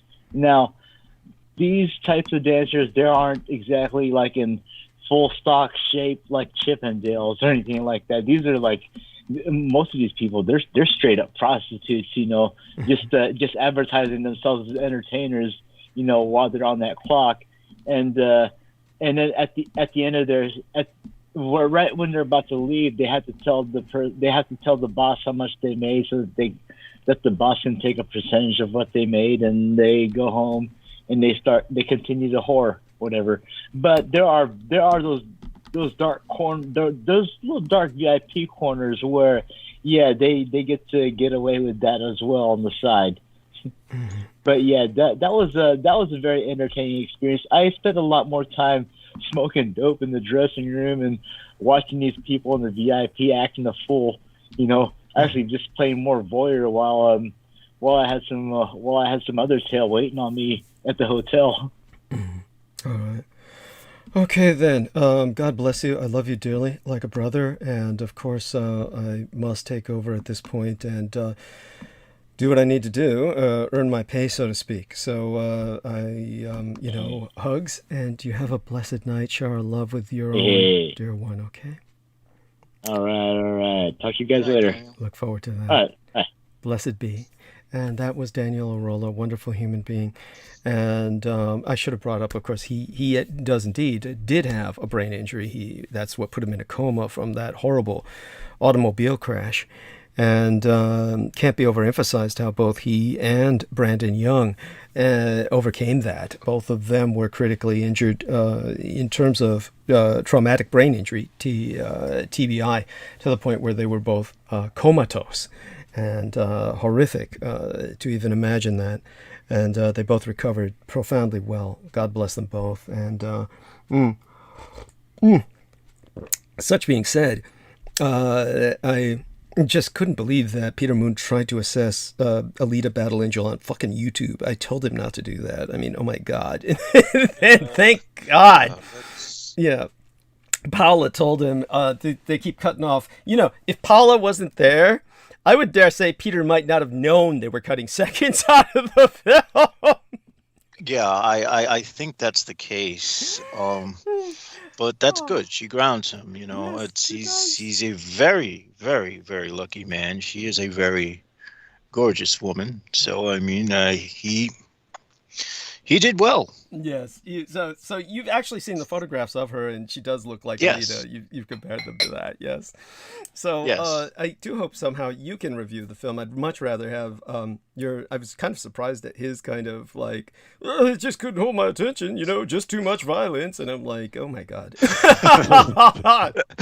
Well, you know, that's Peter. I can kind of understand, because I'm one who rather read the manga than watch the anime. But if the anime is fun, I will watch it, you know, without a doubt. I could probably find a way to get it through other means and enjoy it. Yeah, and it's recommended. Other than that, I one last look into the chat room before I take over, and you will be able to spend the night with me. Apparently, don't kill yourself with the caffeine. For God's sake, go easy with it. And well, I kind of have to. Well, my situation's kind of complex. Look, not to talk about it too loud. All right, I gotta kind of potentiate this stuff in my blood because my supply's dwindling, and I don't think I get paid until tomorrow. So I have to kind of make do with what's already in my blood and try to use sleep deprivation to see to keep the high potentiated, or I'm going to be dry tomorrow, and that's not a good thing, folks. yeah. It's just I can do it. I've done it before, but I rather not spend my entire day in bed like a comatose zombie trying to, you know, prevent from freezing over. After all, I do have a few tasks that I need to take care of for yourself and another individual who I'm working with. So it's best to keep myself caffeinated for now. Okay. All right. Go easy with it anyway. And certainly, hopefully you'll be around if I need you. I don't foresee that, but you never know. Also, Yeah, if it gets too cold down here, I'll just put on that big ass snowsuit and keep myself warm that way rather than going to bed. Because I know for a fact if I lie try to down. You'll fall asleep. Holy shit! I almost did that today. Oh my fucking God. Just before when I came home and just was lying down, almost, thank God I didn't fall asleep. Yeah. But I get it. Yeah. Yeah, because it's the cold. The cold just puts me in like self-preservation mode. No, I get it. You fall into hibernation like any mammal. Yeah, like any good mammal. So. And when it comes summertime's a different story. Summertime, it's impossible to sleep. I feel bad for you in that sense. It's too fucking hot, man. I get it. I prefer cold to be sleeping, and then but still. Okay, so here we are. Ray Leaf, do me a favor, and I don't know if you have any suggestions for this poor lady, but she has outlined a horrible story of trying to file for Social Security, but the only thing I can tell her is I've been through the same thing. And you just have to really just keep at it. Don't give up. And in the meantime, do something to keep yourself alive. Thank you, Jameson, for taking care of the other idiot that was in there, the bot. And so, oh my God. So this lady has been through hell. And I'm so sorry. All I can say is just, obviously you need the help. Your husband needs the help. Yeah. And just both of you just keep applying. I wish I could tell you something else. I mean, you might have to wind up getting a lawyer. The only thing is that if you get a lawyer, they'll take that out of what. But it's not much. I mean, it's worth it. It's not much. Yeah. It's not much, but it's worth it if you can get it. Yeah, If get an you attorney. really need it. So what you need is a Social Security attorney, and you need one in your area. So make certain that you look up the Social Security attorneys in your area, present your situation to them, maybe even get one for your husband, one to represent the both of you, or one for you and one for your husband. But this is what you need, and I know this is frustrating, but work through them. They take the money, like I said, out of your pay when you're awarded, but with them, it's more than certain. It's certainly far more likely you'll be awarded. And you won't wait 2 years like I did. If you get a lawyer, I didn't get a lawyer. I'm surprised you didn't. Why? Why didn't you get a lawyer? Because I knew I had time to fight it, and I was going to fight it anyway, and do the appeal. And I was like, I want that fucking back pay, man. Yeah, got it. Because if I didn't get that back pay, I wouldn't have these 2 laptops from which to be able to produce. Interesting. Okay. And I used to have 3, but something strange happened to the other one where it just burned, literally, and that's something these things don't do on their own. And that was when I was getting rid of some of the occult sigils that some asshole who I was speaking to. That's probably why it burned. Okay, got it. And well, deeply appreciate you sharing that with us. And so for all of you who heard what I said theologically earlier, we'll go into that more in another episode. I'll try and go into what I can theologically tonight.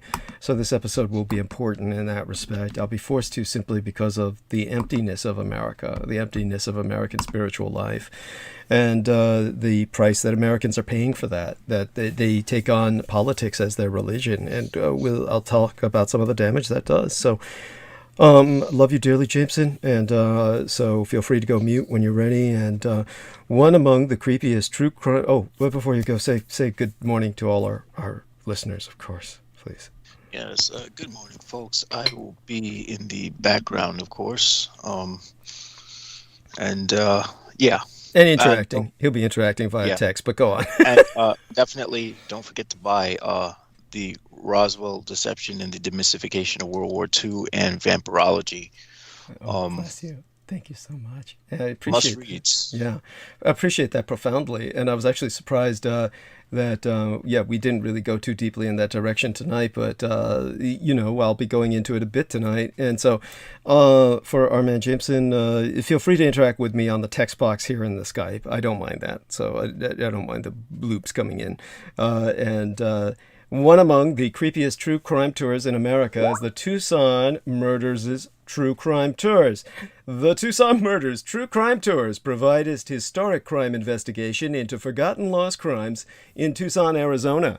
These small private tours are hosted by the Mr. Ben Baron Astenius, a true crime researcher and enthusiast who will personally take us to real historic crime locations related to these crimes in Tucson, relive these events, and hear the untold stories behind the stories. The Baron Ben specializes in the seemingly ever-developing case of the late serial rape killer Charles Howard Smitty Schmid Jr., alias the Pied Piper of Tucson, and Aftermath Tour. See the unfinishedman.com to review excerpts from his yet-to-be-published book of that very same title, The Unfinished Man, and review scenes from his cinematic documentaries currently in production at theunfinishedman.com. But other cases, such as the strange case of Morris Brady, the Dr. George Marvin Tejardine case, and the Red Rapist, are also within his repertoire. As in fact, are all the crimes that shocked the Southwest throughout the 1960s, the very decade I myself entered this vale of tears. These devastating crimes stained a city so deeply, they may never be removed. For tour information, contact thetucsonmurders.com, or that would be spelled Tucson as in Tucson, Tucson, though it's pronounced Tucson. It's spelled as if it were Tucson. Put the word "the" in front of it. thetucsonmurders.com, or telephone the Baron Ben at 1-520-/323-3406. To reiterate, you can telephone the Baron Ben privately to personally guide your tour at 1520-323-3406. Now, for shout-outs tonight, Dennis Marshall. Shout out to Dennis Marshall, who sent me a package, and I look forward to opening that, perhaps directly after transmission today. And also to an anonymous individual, I'm going to try and look through the episodes to see if I can find their avatar name in the chat room. There was this wonderful person in the chat who was talking about copper supplementation when I was speaking to Peter Moon about my blood drinking and about my need for iron because of my iron insufficiency. And this wonderful individual in the chat room was talking about copper supplementation, and I suspect it is they, and I do not know who they are, so I'm just shouting out to them anonymously, thanking them for sending me anonymously copper supplementation. They sent me 3 bottles of copper supplements, and I do believe that they helped decisively when I felt that I might finally be manifesting COVID-19, the Omicron variant.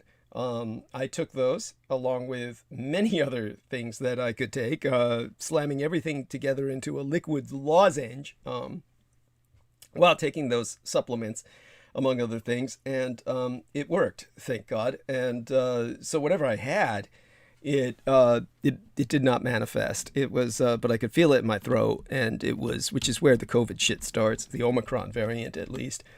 Still rather enervated, but in other words, normally I can go out drinking the way I did and not necessarily have the hangover hit me as hard as it did. But, all right, with the time we have remaining, there we have it. 2 wonderful people, Dennis Marshall and this wonderful person. If you're in the chat room, the person who was speaking of copper supplementation, or if you're not in the chat room, do join us there if you're listening now. And my love be unto thee. You can feel free to credit yourself, or someone can take credit for it. Anyhow, so let me see. Ray Leaf says, I tried and they had me call like I was already doing, and said they couldn't help me unless I had a status of my app. Was told I had no status. No status meant lawyer couldn't proceed. Thank you for listening.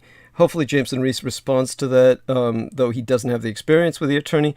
I don't see how that's possible, but why don't you talk to a lawyer about that? Is that what the attorney was saying? The attorney was saying this? And then, so in terms of the stat on your case, your application, so you need to get a case going for a lawyer to work with you. I'm not quite sure how that works, but you know, I'm sure you'll overcome. Just keep applying yourself. And there's nothing else you can do. It's what we were all stuck doing in that situation. So, but of course, what they count on is for a large number of applicants to simply die or kill themselves en route to receiving their benefits. At any rate, that's you know, do join us and keep us updated. And I'm sure other people might be able to provide you some inspiration or some moral support or some advice as well. So aside from that, back to the task at hand. The day after tomorrow, well, Happy Lunar New Year. Tuesday is the Sinospheres, the Chinese community's biggest holiday. Every year, hundreds of millions of people pour onto trains, buses, and planes to see their families. And yet again, COVID-19 restrictions are making travel difficult, with officials discouraging such trips to curb the spread of the virus.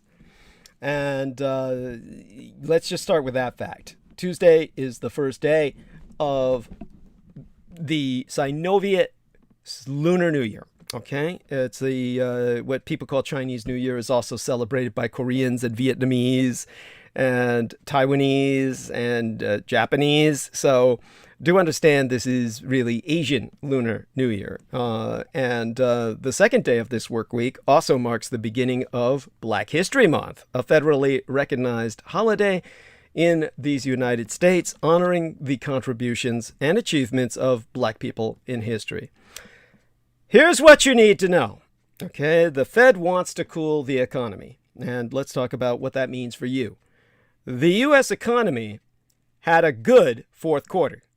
And while gross domestic product grew at 6.9% to cap off 2021, That growth is expected to slow this year because of supply shortages and weaker spending. I will tell you the reason for those supply shortages soon enough. Regardless, the American economy grew rapidly in 2021. To thwart inflation, the Federal Reserve is hoping to cool it down in 2022. Allow me to explain what that means for you when the Fed raises interest rates.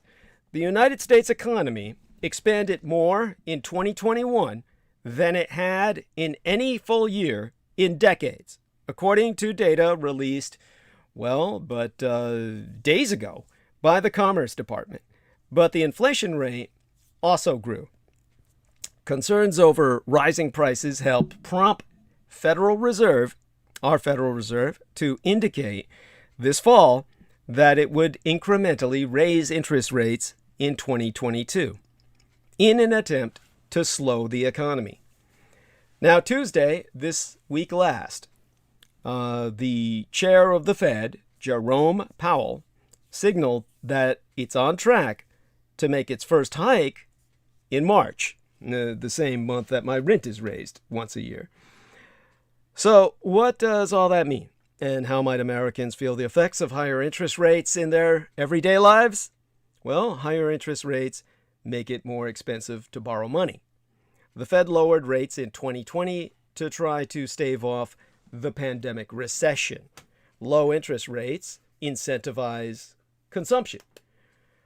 Now that the economy has turned around and inflation is mounting, the Fed wants to slow things down a bit. The official Fed interest rate influences interest rates throughout the economy, including the rates at which banks are willing to lend consumers money. So if you're looking to buy a house later this year, your mortgage rate might be higher.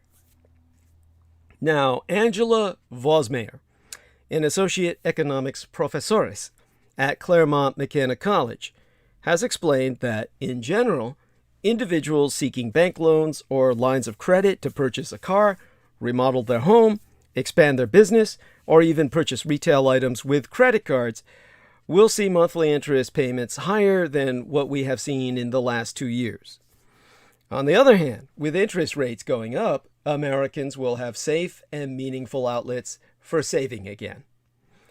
Now, the housing market, which has been wild, may be tamed as the cost of mortgages go up.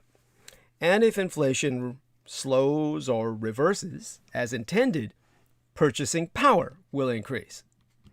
But that doesn't mean the Fed's move is an economic cure-all.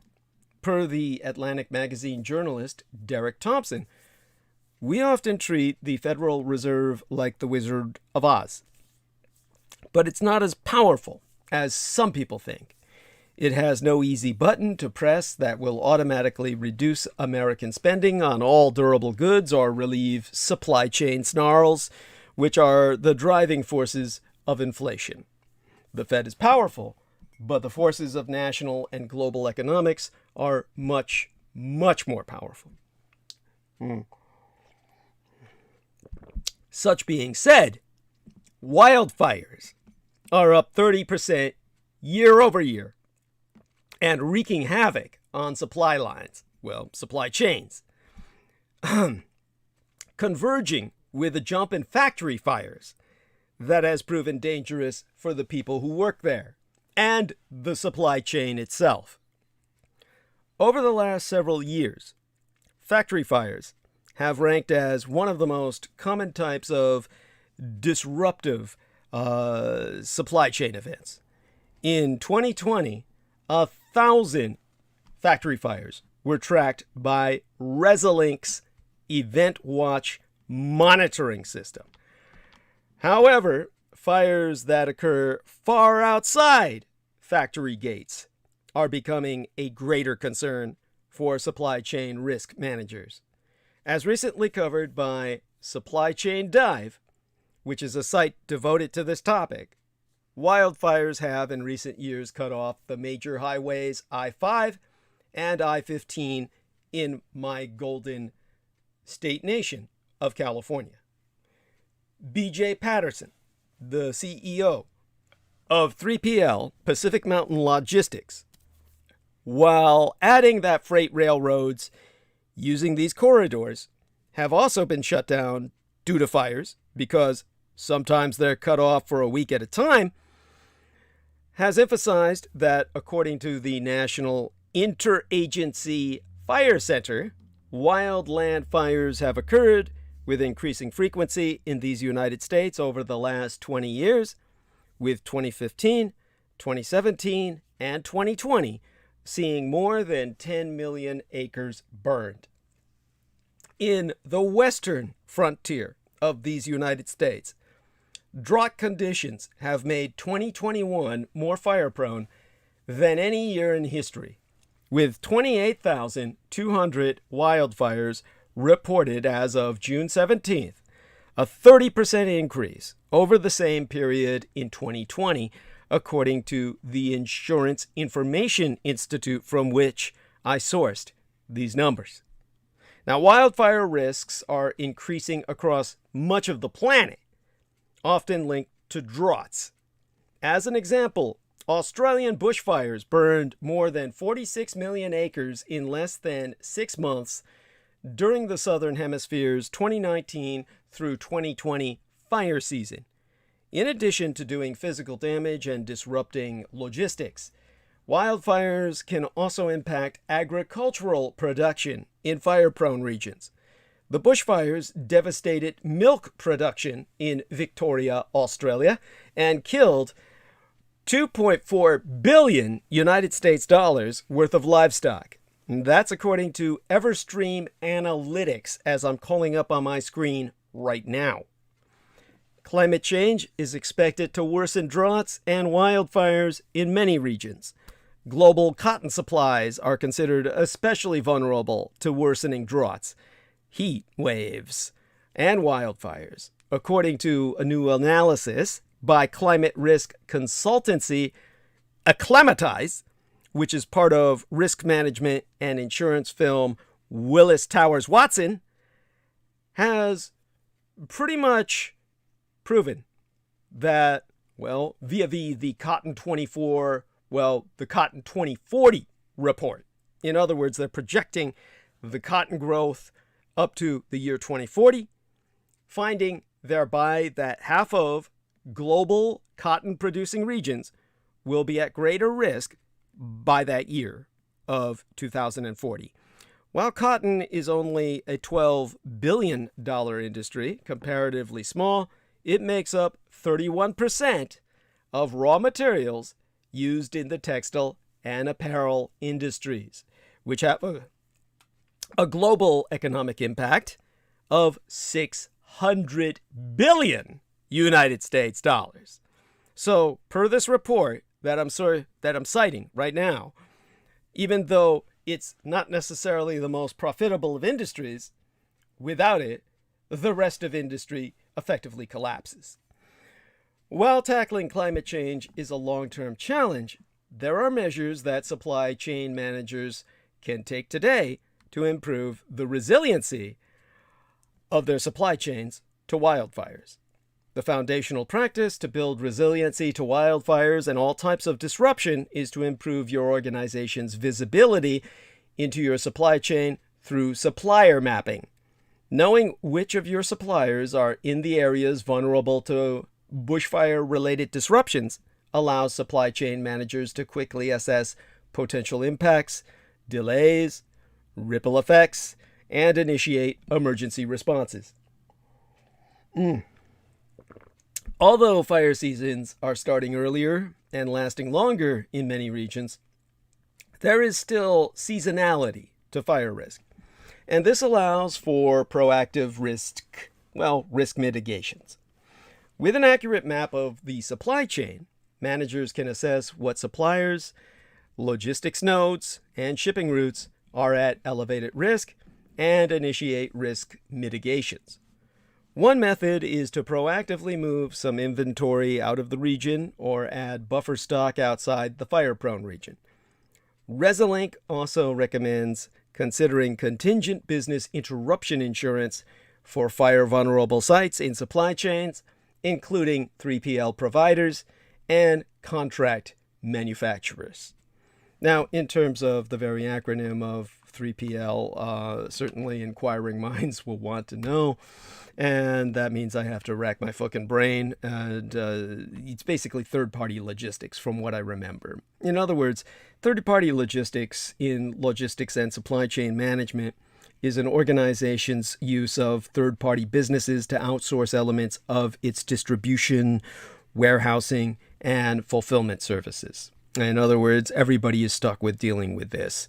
3PL providers, they allow e-commerce merchants to accomplish more with the tools and infrastructure to automate retail order fulfillment, as an example.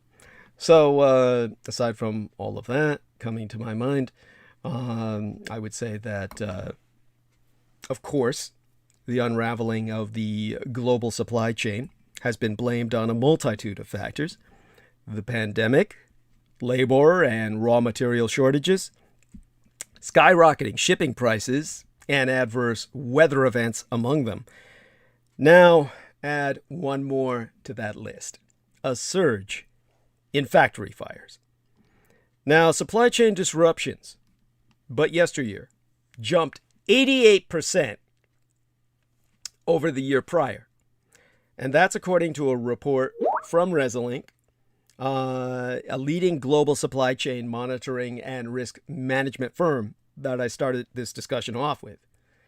The top 6 causes of the disruptions, as found in this report, were factory fires, above all else. Then mergers and acquisitions, business sales after that, then production disruptions as number 4, the 5th cause being leadership transitions, and at the bottom of the list at number 6 is supply shortages. So Resolink said it recorded the most factory fires in a single year in 2021 since it began tracking fire events a decade ago. So said firm issued 1,946 verified factory fire alerts, a 129% increase over 2020 to its clients, which include such giants as IBM, the International Business Machines manufacturer, and GM, General Motors, both of which are so standardized, so famous, and so integrated, so core to our economy that they trade on NASDAQ and the stock market by their own initials. In other words, GM sells stock and shares as GM, and IBM does so by its own name. No need for acronyms. Among the countries that saw the highest number of factory fire alerts last year were these United States at 425 of them, Asian India at 159, United Germany at 122, the Republic of South Korea at 117, the United States of Mexico at 97, the United Kingdom of Greater Britain at 78, and the Empire of Japan at 72. All of this is reported by Resolink, and I am happy to use them. Did I say Resolink? I meant Resolink, okay? Resolink, goddamn hangover. All right. Now, the industries most affected by the fires were automotive manufacturing, food and beverage, aerospace, life sciences, and home furnishings. Now, the Commerce Department warns that some manufacturers have less than 5 days' supply of computer chips, which brings us all back to Taiwan, of course. But Bindia Vekil, wonderful, very attractive young lady. She is the supply chain risk management expert and the CEO, the chieftainess, executrix officier of Resolink. And she's proven that the pandemic was likely a major contributor to less than optimal levels of vigilance, and ergo, therefore, the jump in factory fires resulted from gaps in regulatory and production oversight, as well as a shortage of skilled labor in warehouses, leading herself to fear other disruptions could continue to roil the global supply chain throughout 2022 and warn that hunger in America will get worse as supply chains tighten in. So to quote us herself at length and verbatim, a year in which the global supply chain already has several triggers of disruptions, the high occurrence of fires in factories exacerbated the overall situation. A fire at one supplier can affect many industries.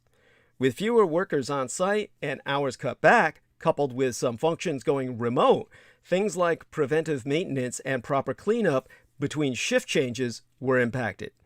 This can be especially dangerous in factories that have hazardous and flammable materials. Things could get worse with the brewing Russia or Russo-Ukrainian conflict. Her words. Russia, her words, her warning. Russia is a key global supplier of several commodities and raw materials. That is the problem. Thank you, honey. And because the geopolitical threat, meanwhile, has not eased at all. Unless you can look into the brain of Vladimir Putin, you can't know if he really plans to start what would be a disastrous shooting war. But he is behaving as if he wants one, perhaps soon. The big figure to note is that Russia has massed more than 100,000 troops near Ukraine's border. You probably hear that ad nauseum. There's a reason why. That represents the largest concentration of firepower in Europe since the Cold War, which was effectively the Third World War, which America won. The Third World War has been fought and won. Russia is the loser, and they are sore about it, and they want a second match. Beyond which, the United States has seen indications that Russia has positioned blood supplies near Ukraine's borders, with two senior U.S. defense officials telling CNN such yesterday as part of its accumulation of medical supplies, troops, and military equipment in the area that let's just put it this way, it definitively signals plans for an invasion. You're not going to bring something like blood supplies in area unless you know your troops are going to bleed. Now, America vows a firm response. But one question lingers. How would the rest of Europe react to the most significant combat on the European continent since World War II? Now, midweek, I will consider United Germany's wobbly position under Olaf Scholz and how grim it all looks from the Baltic states. But for now, we have the Ukraine crisis as paramount. Russia is not optimistic, but will keep talking with the West. Russian president, rather the dictator Vladimir Putin, has been briefed on a U.S. paper reaffirming support for Ukraine's right to pursue NATO membership. And the United States said it will block a Russian gas pipeline if Ukraine is invaded. However, it's not exactly clear how the United States would stop the planned Nord Stream 2 project between the Russian Empire and United Germany. But at the end of the world order as we know it, America's foes are testing Biden on 4 fronts. It's a confusing time for Americans when it comes to world affairs, with the government explaining on the one hand why it was time to pull out of Afghanistan, but on the other why it's time to stand up for Ukraine. It's also a time when Americans want their military less committed abroad. NATO is feeling the heat. Autocracies with an eye on expansion, like the Russian and Communist Chinese empires, are getting bolder and acting as a coordinated alliance. The era of America, the ultra power, is being tested in new ways across the globe. Now Joe Biden is facing potential conflict of 4 front lines as he focuses on Russia's invasion of Ukraine, but is being tested by North Korea, Red China, and Iran. Now, if we go to the northeast of supercontinental Asia, what would be better known as Near East Eurasia, or simply Eastern Europe. Exactly 30 days, or rather, 30 years. It feels like 30 days ago to me. But exactly 30 years after the fall of the Soviet Union, Russia is maneuvering to encroach further into Ukraine, one of its former republics. A post-Soviet growth of NATO is Russian dictator Vladimir Putin's prey. The Biden administration has put 8,500 U.S. troops on heightened alert for deployment to Eastern Europe as a deterrent to Russia and assurance to NATO countries. Our embattled president is considering deploying up to 50,000 U.S. troops to Eastern Europe to ward off Russian aggression. But as the issue consumes his time, energy, and soon enough military forces, all America's arch foes are, by all evidence, testing him to the limit. At the other end of the supercontinent of Eurasia, Africa, North Korea launched 2 cruise missiles tests on Tuesday of Septemania, last week, for the 5th time this month, in a huge ramping up of their efforts. Before the Tuesday launch, Kim Jong-un had conducted 4 recent ballistic missile tests. At a meeting last week, which Kim himself attended, North Korea suggested it might restart tests for long-range and nuclear weapons, describing the threat from the United States as one the nation could no longer ignore. And so, the Chi-Coms, the Chinese communists, launched a show of force by flying dozens of warplanes near my Taiwan on Sunday. Just as the United States sailed 2 aircraft carriers and a pair of amphibious assault ships alongside allies in the South China Sea. This was last Sunday, not today, but the demonstration alarmed Taiwan, which sent radio warnings and dispatched air combat patrols to deter the Chi-Com aircraft and deployed aero missile defense systems to monitor them. Now, Red China on the mainland claims my Taiwan as part of its territory, while the island China democracy of Formosa claims its own sovereignty. The 2 territories split in 1949. The United States does not formally recognize my Taiwan, but must support its democratic government out of necessity of technological dependency, which brings us back to this being one of the reasons why everyone's so short on microchips. Now, swinging back to the superpeninsular supercontinental Asia, far west Eurasia, meaning Western Europe, American influence needs buttressing. To unify NATO countries against Russia, the U.S. is also playing the role of energy broker, seeking guarantees of fuel from the Middle East and Asia to blunt Russia's leverage as a top supplier of natural gas to United Germany. So the United States is helping Europe find alternate energy sources. If Russia invades Ukraine, it could disrupt gas shipments to the European Union. U.S. President Joe Biden also said sanctions against Russian dictator Vladimir Putin are on the table. So Biden came as to the EU's rescue and sent gas prices plummeting by outmaneuvering the Russian dictator Vladimir Putin. U.S. President Joe Biden appears to have outsmarted the self-aggrandized master manipulator Vlad Putin by helping to alleviate the European Union's gas crisis amid pressure over Ukraine and Nord Stream 2. The United States has dispatched 20 liquefied natural gas tankers on course to Europe, some of which were even redirected from Asia, where the price of natural gas was much less lucrative. While this may be a commercial move for American gas companies, these shipments of liquefied natural gas will help offset reduced flows from the Russian Empire, the European Union's largest supplier.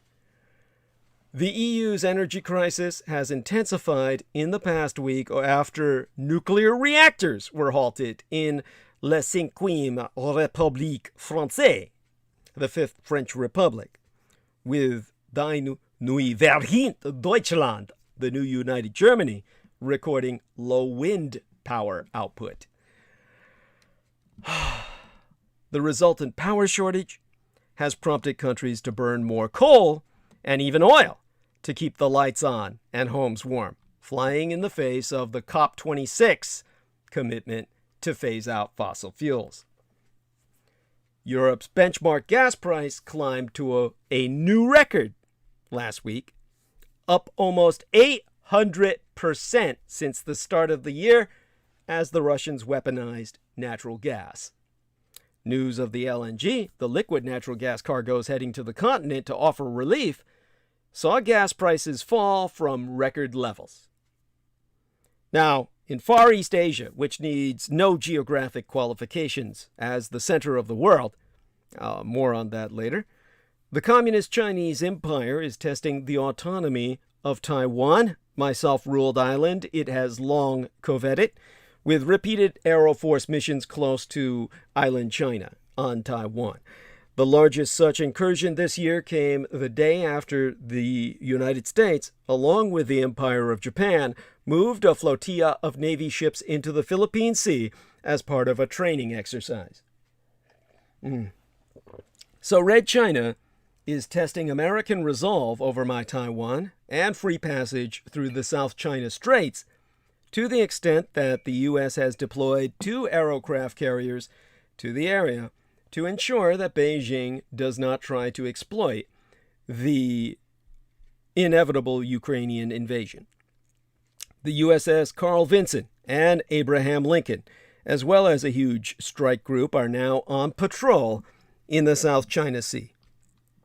Embarrassingly, an F-35 stealth fighter crashed on landing on Monday, opening last work week, and fell into the sea.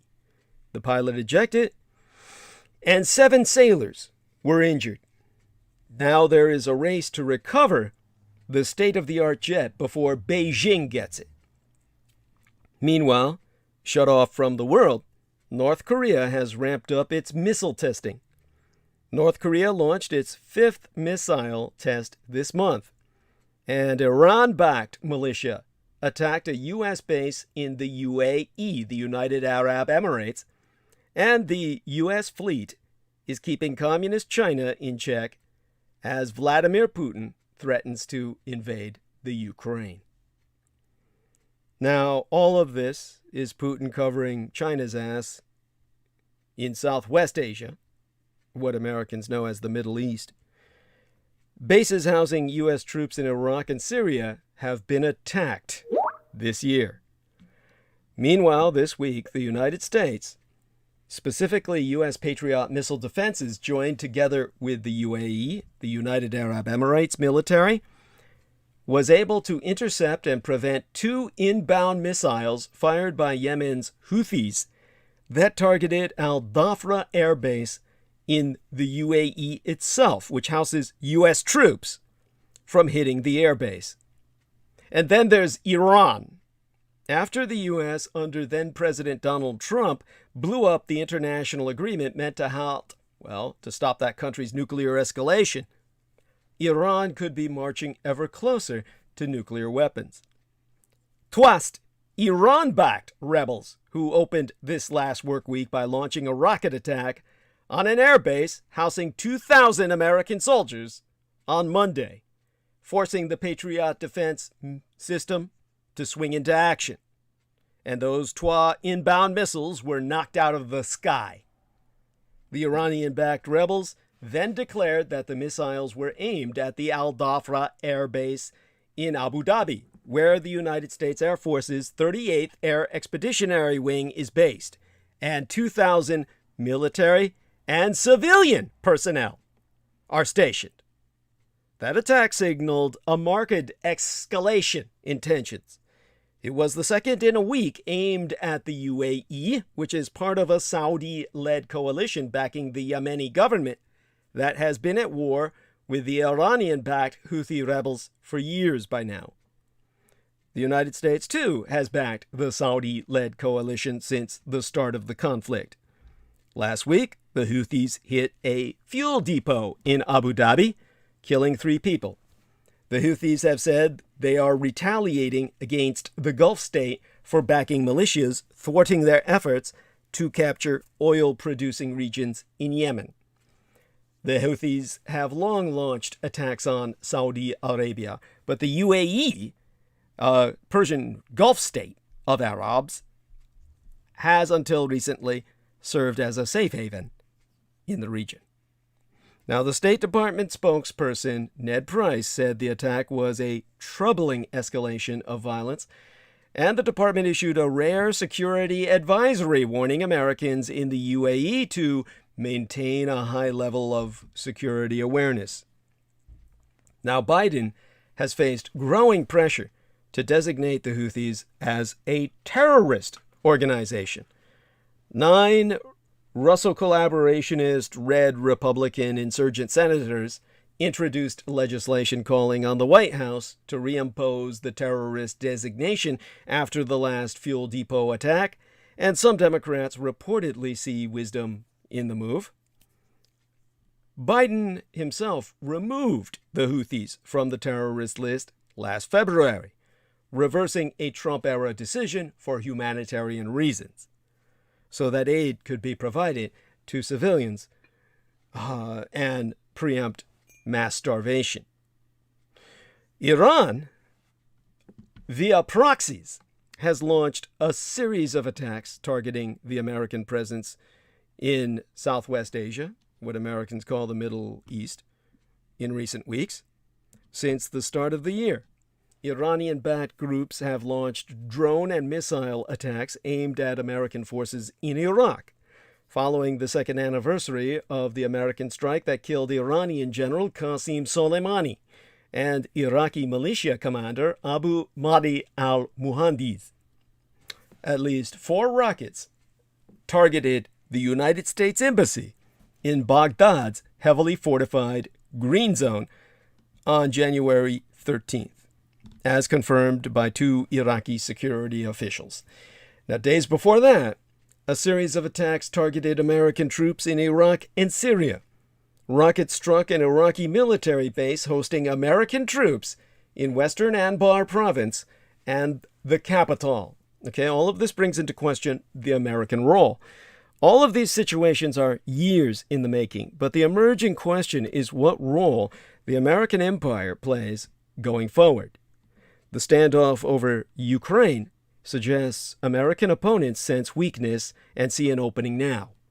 CNN's Stephen Collinson has writ that, to quote his therefrom, the building challenges to U.S. authority come at a moment when there is a widespread perception abroad that Washington is not the power it was for the second half of the 20th century. Despite Biden's assurances that America is back, the chaotic withdrawal from Afghanistan last year raised questions about U.S. competence and commitment.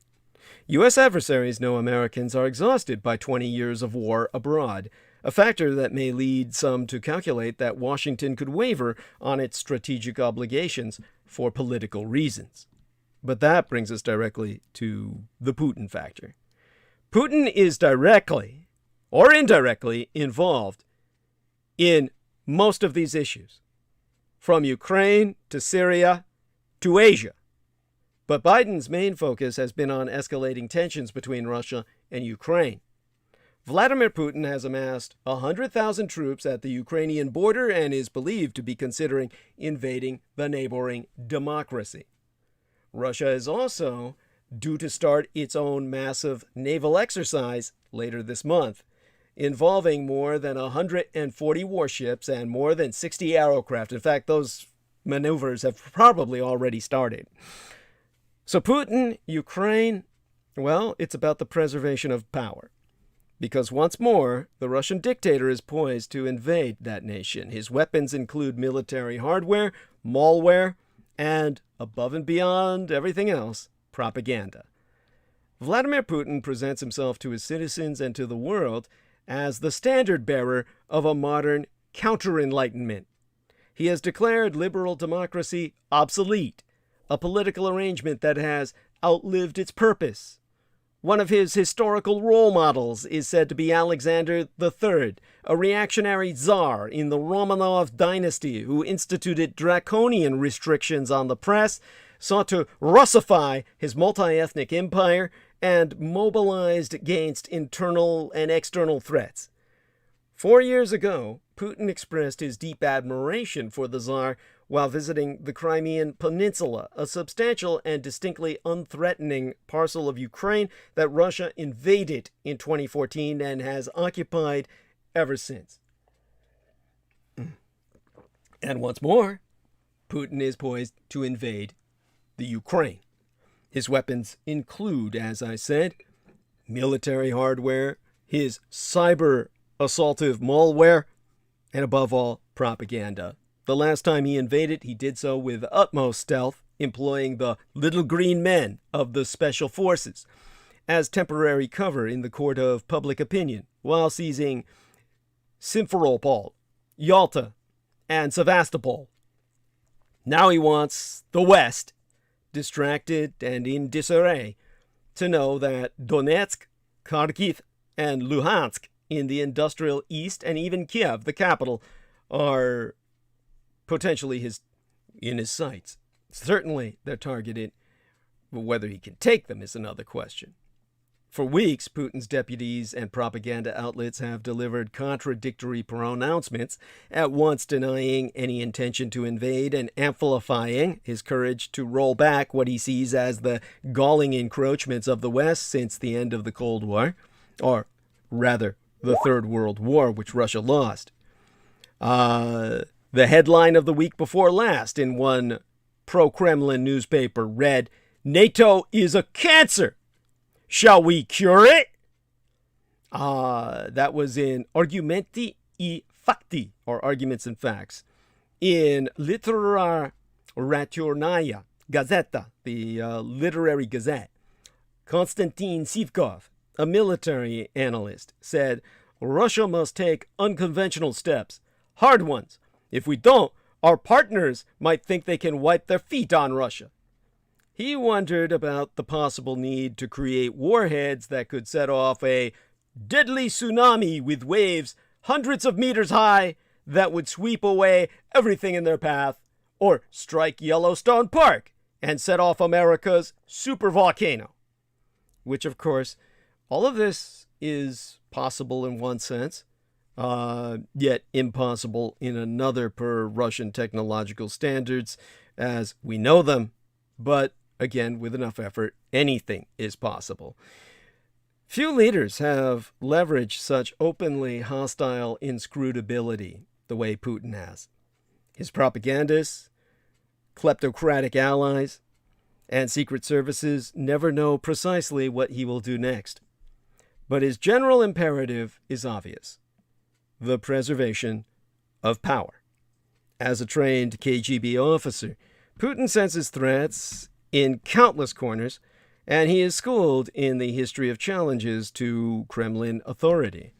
He knows, for instance, that at around noon, high noon, on August 25th of 1968, 4 days after the Soviet army moved into Czechoslovakia to crush the reformist movement known as the Prague Spring, 8 Moscow intellectuals went to Red Square and briefly hoisted signs with such slogans as, "For your freedom and ours."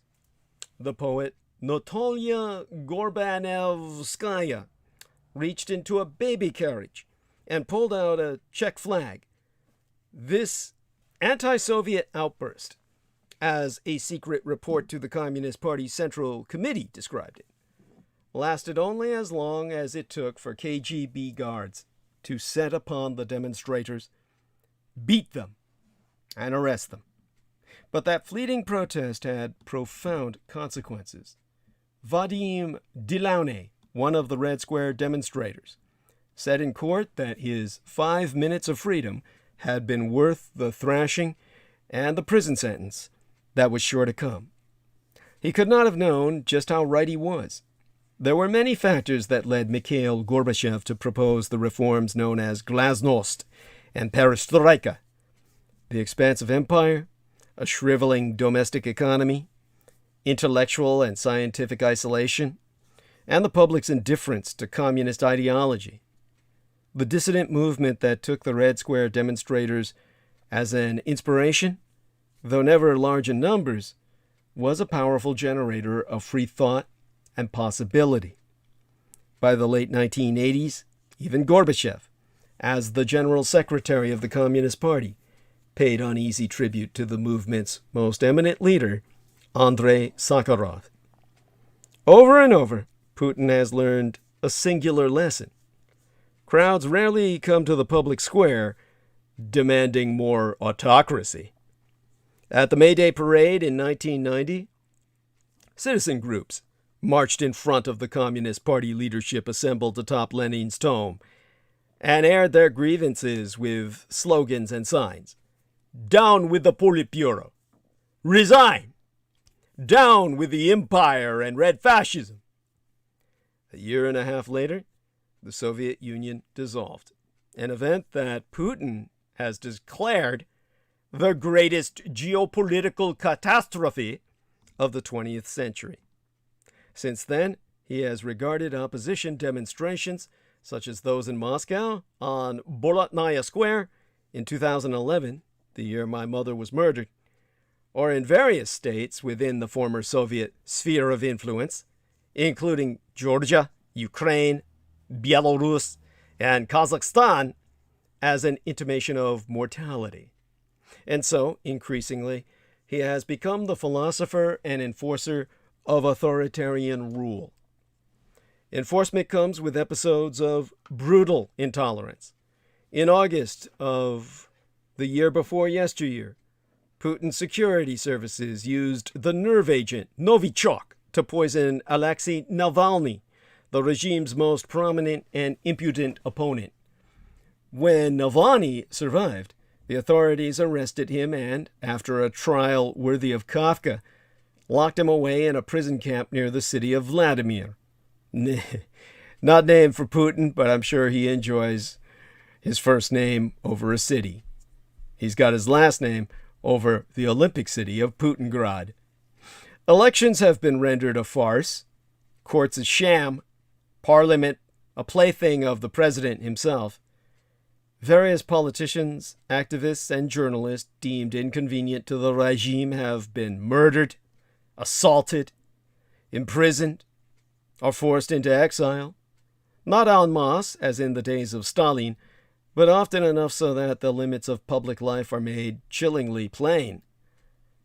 The authorities have harnessed human rights organizations and liberal media outlets, such as Medusa and TV Rain, branding them foreign agents. Memorial, an organization devoted to the restoration of historical truth, has been ordered to close. Putin is particularly expert at exploiting the vulnerabilities, hypocrisies, and mistakes of his opponents. He plays a weak hand to maximal tactical advantage, and at the moment, his high cards are Europe's dependence on Russian natural gas and the destabilization of democracy abroad, particularly in these United States. Donald Trump's puppet presidency, the January 6th insurrection, and the retreat from Afghanistan were especially gratifying to him. So is the fact that the supposed beacon of what used to be called the free world has millions of citizens who say they believe that their current president was elevated through a rigged ballot and ought to be turned out by force. It is a great deal easier to engage in a propaganda war with an opponent that is divided, dispirited, and worried about civil strife. Ukraine is a sovereign nation of more than 40 million people. It has been independent of Moscow rule for 3 decades. The country suffers from its own domestic crises, corruption, political division, but younger Ukrainians have been born into a far less autocratic political culture than have their Russian counterparts. It is not a sure thing that Putin will invade Ukraine. What is certain is that any attempt to occupy that nation will provoke resistance and lead to bloody disaster. Hence, Putin's long-term strategy is to exploit ethnic tensions to weaken NATO. With Russian forces massed on the Ukrainian border and talks stalling, fear of invasion has increased. Vladimir Putin is exploiting the threat of a major war in Eastern Europe to wrest concessions from both the United States and NATO, the North Atlantic Treaty Organization. Commentators have described him as irrational. Putin's long-term strategy, however, is consistent and predictable, even when his short-term objectives are not.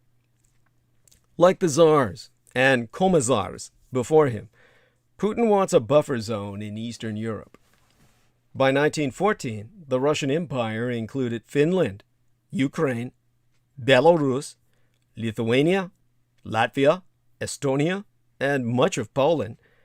The Soviet Union ceded most of that territory when it signed the Treaty of Brest-Litovsk with the Kaiserreich of Germany in 1917. After World War I, Poland, the Baltic republics, and Finland gained independence. In 1920 through 1921, Poland fought a successful war against the Soviet Union over a boundary dispute. Once the Bolsheviks consolidated power and rebuilt their armed forces, they looked to secure their western frontier. In August of 1939, the Kremlin signed the infamous Nazi-Soviet Non-Aggression Pact. Secret clauses in that treaty divided Poland between the Third Reich and the Soviet Union and allowed the Kremlin to annex the Baltic republics. The agreement did not prevent the Third Reich from invading Russia in June of 1941. The Soviets repelled the invaders and advanced all the way to Berlin, based exclusively on Western support in limitless amounts. Premier Joseph Stalin, whom Putin so greatly admires, established the communist puppet states in Eastern European countries occupied by the Red Army. Those regimes lasted until the end of the Third World War, which Americans stupidly call the Cold War, circa 1989. Putin came to power after a decade of Russian weakness, during which Moscow watched NATO expand to include old Soviet republics and client states. As a former KGB official, Putin lamented the demise of the Soviet Empire and the loss of Russian prestige and power. He is determined to rebuild them.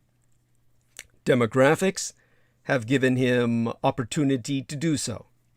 The breakup of the Soviet Union had left 25.3 million ethnic Russians outside the new Russian Federation, many of them living in former Soviet republics where their status fell from ruling elite to resented minority. They had a hard time assimilating into nations that were ethnically defined and often did not welcome them for their past crimes and their theft of land when they were in power over their conquered peoples. The presence of these disgruntled expatriates became as Russo-insurgency, giving the Kremlin leverage it could use against the newly independent states. Now, in Estonia, circa 2004, there were people I knew from the Baltic Defense College in Tartu that I had made some connections with when I myself worked at the Department of Defense, who were already expressing concern over Russian aggression. That was before my father was even thanatized, processed into death by the Veterans Administration.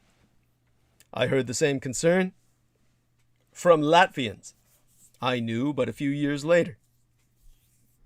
The Baltic states did not fear a full-scale invasion, but worried that Moscow would mobilize its sizable Russian minority insurgency in both countries to terrorize their cultures, stir up enough trouble to render them in turmoil for a Russian invasion.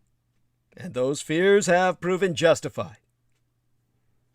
In the year my father was murdered, in the month of April of 2007,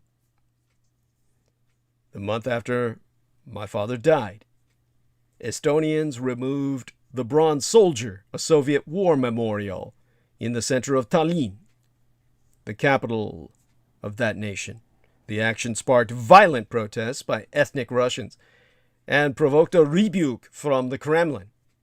Russian hackers then launched what many consider the first state-on-state cyber attack against Estonia, targeting government and financial websites.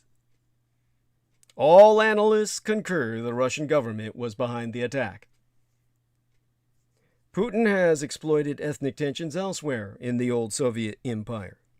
He has encouraged the Russian separatists in the Transnistria region of Moldova and in the Georgian provinces of Abkhazia and South Ossetia. Russia invaded Georgia in 2008. Experts concur the West's tepid response to Russian aggression emboldened Putin.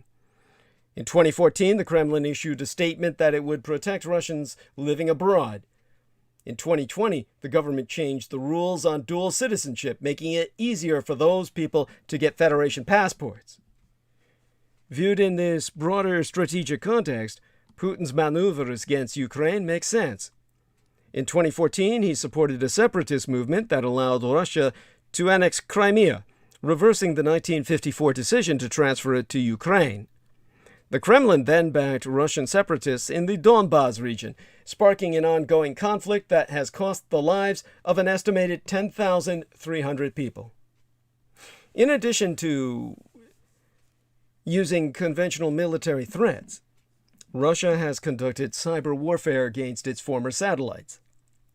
Hackers launched distributed denial of service attacks against Estonia in 2007, the year my father died, Lithuania and Georgia in 2008, and Kazakhstan circa 2009.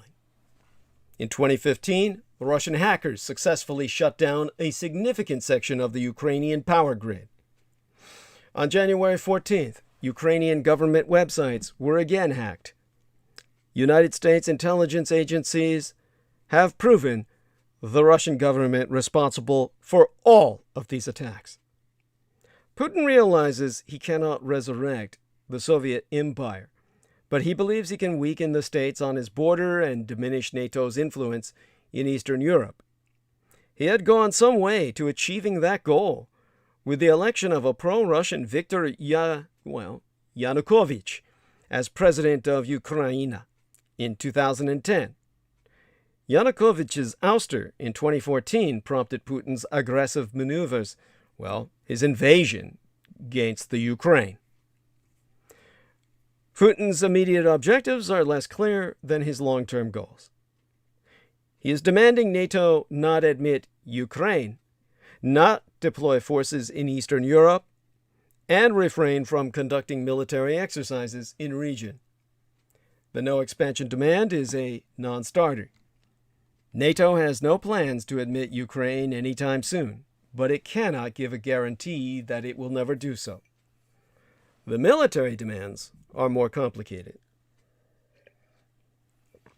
The United States does have 4,500 troops in Poland and has deployed the Aegis Ashore missiles defense system in Romania, with plans to deploy it to Poland in 2022, this year. The system aims to defend NATO from an Iranian attack and does not threaten Russia's ICBMs, but the Kremlin sees it as a threat. From May to June, but yesteryear, NATO did conduct the Defender Europe 21 exercise, involving 28,000 military personnel from 26 countries, including Albania, Bulgaria, Georgia, and Estonia. However, Russia has engaged in numerous provocative acts around the world in recent years. The Biden administration may, however, be willing to reduce deployments in Poland and Estonia as a quid pro quo for similar Russian reductions. That could end the crisis, provided Putin is interested in an agreement rather than looking for a pretext to start a war with Ukraine. If Putin's goal is to weaken NATO, he may be having the opposite effect. Fear of Russia is drawing the alliance closer together. The threat of sanctions may also deter Russian aggression. One can only hope saner heads in the Kremlin prevail. Meanwhile, Biden's approval rating hit another grim record on Tuesday, last week, with a new poll placing him with just 39% of voters' support. A separate survey suggested the president has lost the faith of Americans, who largely think he does not care about them and is a weak leader, both dire outcomes just a year after he took office. Here, it cannot be overemphasized that Biden's legislative problem is threadbare margins, not left-wing overreach. After a lousy election day in November, a moderate House Democrat crystallized her party's anxiety with a swipe at President Joe Biden. The representativist, Abigail Sparnberger of Virginia, who faces a tough re-election battle, told the New York Times, she's gone so far as to say that nobody elected him to be FDR. They elected him to be normal and stop the chaos. Now, her remarks suggested a multi-count indictment, that Biden had entered the White House with a singular mandate, abandoned it for left-wing policy aspirations, and thus split and paralyzed the Democratic-controlled Congress. That charge of ideological hubris has gained considerable currency ever since, but it obscures a far more compelling explanation for Democratic woes. It's hard to act alone on major national problems with threadbare congressional majorities. Like all presidents, Biden won his office for multiple reasons. Many of his 81 million voters surely wanted him just to replace Donald Trump's divisiveness with calm and tame the pandemic. But many others cheered his calls to lift struggling middle-class families, respond to climate change, or temper racial injustice. They included Spanberger herself. In endorsing Biden's candidacy in March of 2020, Spanberger wrote, and I read her quote here, "I want a president who will hear the struggles of the parent working to make ends meet, the young adult saddled with debt, the senior who rations his medication." During the general election, Biden invoked FDR because of the New Deal, while proposing trillions in new domestic spending, along the lines of a major FDR renaissance. He did the same in his April 2021 address to Congress, which Spanberger praised for its vision of an America that lives up to its promise of opportunity for everyone. Far from fracturing his party, Biden drew near unanimous support for major early initiatives. On the $1.9 trillion American Rescue Plan, the $1.2 trillion infrastructure bill, and the $3.5 trillion budget resolution setting the stage for his Build Back Better climate and social policy bill. Democratic leaders drew more than 97% of their House members and 100% of their senators. That's typical for new presidents. They require overwhelming party support on top-tier priorities since the opposition, in a highly polarized political system, tends to view them as anathema. It's not always unanimous support.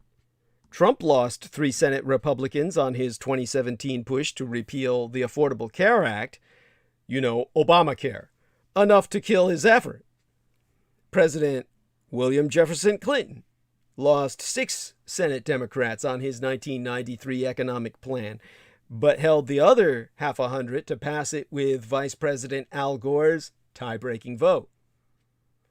To givest Vice Presidentress Kamala Harris that same opportunity, however, Biden must hold all 50 Senate Democrats.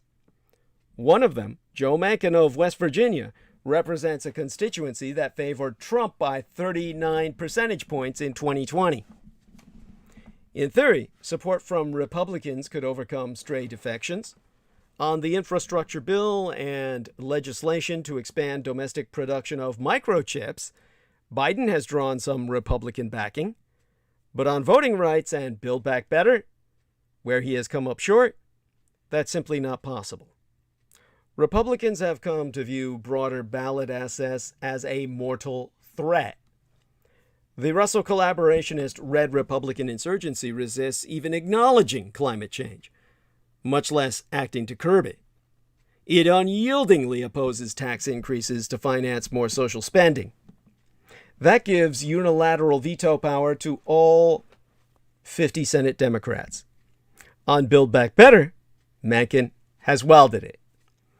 That 2% of the Democratic caucus can thwart the remaining 98% does not mean the party has split between moderate and conservative factions. It means the White House is vulnerable to the tiniest splinter. Per Sarah Binder, a scholaress of legislative politics at George Washington University, the Democrats are remarkably unified around a broad social policy agenda. It looks like they're fractured and divided because of those remarkably slim margins. It is bad historical luck that their 50th vote is Joe Manchin of West Virginia. As I said, a man who must be assassinated for America to move forward. That man needs to die, and in terrible pain. And, of course, both Manchin and the bisexual senatoress Kyrsten Sinema of Arizona, who at various points has also exploited her veto, do not constitute a recognizable ideological faction in any event. These are just traitors to America that must be burned alive at the stake, as a public example. The more conservative Manchin, for example, is willing to raise the corporate income tax rate to 25% from 21%. The more idiosyncratic Sinema won't accept raising it a single point. That makes it harder to craft a package that doesn't increase the federal budget deficit, something Manchin insists upon. Democratic leaders have cut the original Build Back Better outline, itself smaller than what Biden campaigned on, in half. It now bears no resemblance to the Green New Deal of Senators Ed Markey of Massachusetts, the Medicare for All plan of Vermont's Senator Bernie Sanders, or the wealth tax of Senatoress Elizabeth Warren, none of whom has moved to stop it. So the question is less whether a Democratic-controlled Congress can pass the agenda of the radical left, as the Senate Russell collaborationist Red Republican insurgent leader Mitch McConnell calls it, than whether it can take any major steps at all to respond to climate change and narrowing economic opportunity. Manchin clarified that reality with his surprise December announcement halting talks over Build Back Better. For at least one frustrated House moderate, it redirected discontent from the president's ambition to the West Virginians' recalcitrance. In a statement, Spanberger has said, and here I quote as she, "One Democratic U.S. Senator has now summarily walked away from productive negotiations. That is unacceptable, and we cannot act like this moment is the end. Children, families, and the future of our planet are counting on us." Yet, our under-pressure president was forced to apologize to a Fox News reporter. Well, a fake news Fox reporter on Tuesday night last week after he was caught calling him a son of a bitch on a hot mic. This, while Fox News was simultaneously and finally called out for supporting Russia as tensions rise with Ukraine. On Tuesday before last, over Don Lemon Tonight, Don Lemon called out Murdoch's Australo-state propaganda machine, Fox News, for the plethora of hosts and guests who are also outwardly supportive of Russia in the country's burgeoning conflict with Ukraine and heightened tensions with these United States. Fox's most popular opinion host, Tucker Carlson, has repeatedly defended the Russian Empire's actions, beginning his show most nights with such a message. Fox's narrative has consequently swayed its viewers to side with Russian aggression, leading Lemon to question why the message is being pushed. To quoteist the Lemon, that could come straight out of the Putin playbook, to Russia with love, and it raises a whole lot of questions about what the Fox propaganda network is up to. What are they up to? And whose propaganda they're pushing, really? With tensions at an all-time high, you've got to wonder, why does a certain network seem to love Vladimir Putin so much? You all know who I'm talking about. I'm talking about the Fox propaganda network. What we're seeing is a whole lot of praise for the authoritarian strongman who rules Russia with an iron fist. Now, as a matter of fact, my son supplied me with the video transcript. Don Lemon said, with tensions at an all-time high, you gotta wonder, why does a certain network seem to love Vladimir Putin so much? What we're seeing is a whole lot of praise for the authoritarian strongman who rules Russia with an iron fist. Now, Kylie Marr responded. She said, CNN's Don Lemon called out Murdoch's Fox News Tuesday, as many of the network's personalities and guests seem to be supporting Russia as tensions continue to rise with Ukraine. Fox's most popular opinion host, Tucker Carlson, has repeatedly defended the Russian Empire's escalation of this situation, while others have been beyond complimentary to Russian dictator Vladimir Putin. Now, Tucker Carlson himself said, in response, why is it disloyal to side with Russia, but loyal to side with Ukraine? And he made 2 points that he felt were points. Putin doesn't fear our military. He knows that diversity is no match for excellence. In other words, he said the racial composition of our military means that it can never function at the capacity of the all-white supremacist Russian military. Then he followed up by saying his second point, we had respect for him and his power. He's a very talented statesman, he calls him. He's calling Putin. This is Tucker Carlson calls Putin a talented statesman. He has lots of gifts. And I'm sure he's been given Tucker Carlson some of those gifts. So Kylie Marr responded, this contra-narrative has completely swayed the Fox viewers' block to side with Russian aggression, and Lemon questioned why Fox is pushing this message. Whereas Don Lemon himself said, that can come straight out of the Putin playbook, to Russia with love, and it raises a whole lot of questions about what the Fox propaganda network is up to. What are they up to? And whose propaganda they're pushing, really? To which Kylie Marr said, earlier in the night on MSNBC, Rachel Maddow also took a jab at Fox's coverage of the burgeoning conflict. And reading Rachel Maddow's statement, she said, every country in the West is worried about Russia probably starting this new war in Europe. Everybody except for our friends at Fox News Primetime, who are so obviously rooting for Russia in this instance and wouldn't even mind a war. But elsewhere in the West, everybody's worried about it. This is America's fifth column. Authoritarian states such as the Russian and Chinese empires have argued for years that core liberal democratic principles are hypocritical and hollow. By undermining them in America itself, President Donald Trump, Senate Majority Leader Mitch McConnell, and Fox News are giving them the biggest helping hand they would never dare to dream of without such traitors in high places.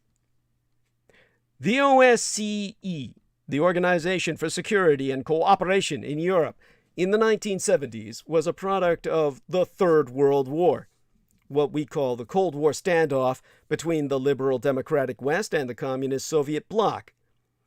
The body's name accurately described its role. As the Soviet Empire crumbled, the OSCE turned to nurturing countries' transition to democracy, including by helping them run free and fair elections. The world paid close attention to OSCE observation missions' verdict on elections held in countries like Ukraine, Romania, and Kazakhstan. But few back then took much notice of the conduct of presidential elections in these United States, the land of the free. True, some might have been a bit troubled by the main American parties' widespread electoral gerrymandering, more recent Republican efforts to suppress the vote in communities of color, and the relentlessly partisan political reporting of some local and national media. Overall, however, the handling of American elections gave little cause for concern. Voters chose presidents fairly, albeit through a curious electoral college system that reflected America's history, but completely denies victory to the actual winner of the popular vote, which is ever and always the Democrats. The year before last presidential election took place amid high political tension and a raging COVID-19 pandemic. But the OSCE's verdict was clear. The vote was competitive and well managed. Other independent foreign observers, as well as Republican state officials who organized and administered some of the voting and counting, said the same. But there was a large orange fly in the ointment in the form of ex-President Donald Trump. The OSCE denounced his baseless allegations of systematic deficiencies, notably by the then incumbent president, which harmed all public trust in democratic institutions. I guess no one should be surprised at Trump's refusal to concede to President-elect or then President-elect Joe Biden, which delayed by weeks the start of the transition to the new administration, sabotaging its effectiveness to do anything, including deal with the war in Afghanistan. While daily U.S. deaths from COVID-19 surged toward the highest ever peak in a mass murder of pandemicide, Trump sulked, tweeting claims he had made before Election Day that he could lose only if the Democrats cheated. In arguing that his loss, by well over 6 million votes, must be a fraud, Trump is behaving just as he did when he was an expensively failing businessman. Every collapsed deal, every dispute with a bank that had foolishly lent him money, spawned a specious legal challenge. Trump could never admit that he had always lost, that he was the forever loser. In 2016, USA Today reported that Trump and his businesses had been involved in well over 3,500 legal cases over the previous 30 years. That's like well over 1,000 lawsuits a decade. But Trump's mendacious claims of electoral fraud not only further demean him, but also damage America's global image and the cause of liberal democracy everywhere. Authoritarian empires, such as revanchist Russia and revisionist Red China, have argued for years that core liberal democratic principles, including the rule of law, an independent judiciary, civil society itself, any and all freedom of expression, and the separation of powers are hypocritical and hollow. For Russian dictator Vladimir Putin, rigging elections and imprisoning opponents, or conniving to simply eliminate them, are second nature. He rules by the old KGB playbook, and has created a society in which, to borrow the title of an excellent book by Peter Pomerantsev, nothing is true and everything is possible. Chinese communist dictator Xi Jinping, meanwhile, has encouraged an assault on what the Communist Party of China derides as Western values. His regime has regularly broken the letter and spirit of international agreements, most notably by crushing Hong Kong's fledgling democracy in an attempt to turn the once free city into a carbon copy of Xi's own police surveillance state. Open societies have to stand up for the principles their institutions embody. For them to do so, Americans must learn from Confucianism in welcoming the Asian Renaissance. America's best hope is to adopt a Rujie, a Confucian-influenced lifestyle. 1. More focused on education. 2. More respectful of senior elders. 3. Better able to subordinate private needs to public goods. 4. More responsible to the needs of family. 5. More polite in our daily lives. And 6. More hardworking. Of course, many Americans wouldn't call this adopting a Confucian lifestyle. They would call it becoming a good and responsible person. That's fine. Confucianism does not have a monopoly on hard work or care for families. But these are among the virtues that Americans come to admire when they, well, first began to even learn about Confucian-influenced cultures. Confucianism is a window into these and other virtues. I have often said I am your Vulcan intervention. The entire Vulcan philosophy of Kholinar is but Confucianism in a spacesuit. Confucianism is the most relevant window for the moment in our times. The likelihood that Americans will be learning from Confucianism increases every day. This is because the Pacific century has arrived. It is clear to all Americans that Asian nations are key players in global politics and the key engines of the entire global economy.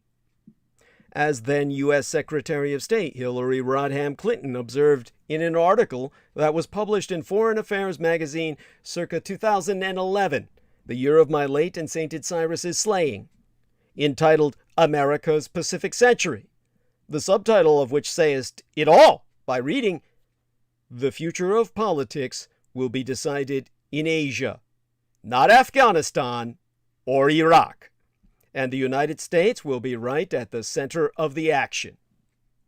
To quote us therefrom, it is becoming increasingly clear that the world's strategic and economic center of gravity will be the Asia-Pacific, from which the Indian subcontinent to the western shores of the Americas will be impacted, as by a universal flood.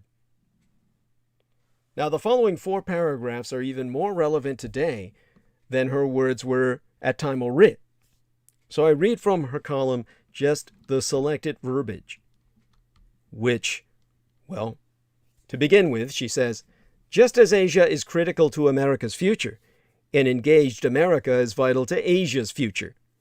The region is eager for our leadership and our business, perhaps more so than at any time in modern history. We have helped integrate billions of people across the region into the global economy by spurring economic productivity, social empowerment, and greater people-to-people links. We are a major trade and investment partner, a source of innovation that benefits workers and businesses on both sides of the Pacific, a host to 350,000 Asian students every year, a champion of open markets, and an advocate for universal human rights. By virtue of our unique geography, the United States is both an Atlantic and a Pacific power. We are proud of our European partnerships and all that they deliver. Our challenge now is to build a web of partnerships and institutions across the Pacific that is as durable and as consistent with American interests and values as the web we have built across the Atlantic. That is the touchstone of our efforts in all these areas. Our treaty alliances with Japan, South Korea, Australia, the Philippines, and Thailand are the fulcrum for our strategic turn to the Asia-Pacific. As successful as these alliances have been, we can't afford simply to sustain them. We need to update them for a changing world. The alliance with Japan, the cornerstone of peace and stability in the region, demonstrates how we share a common vision of a stable regional order with clear rules of the road.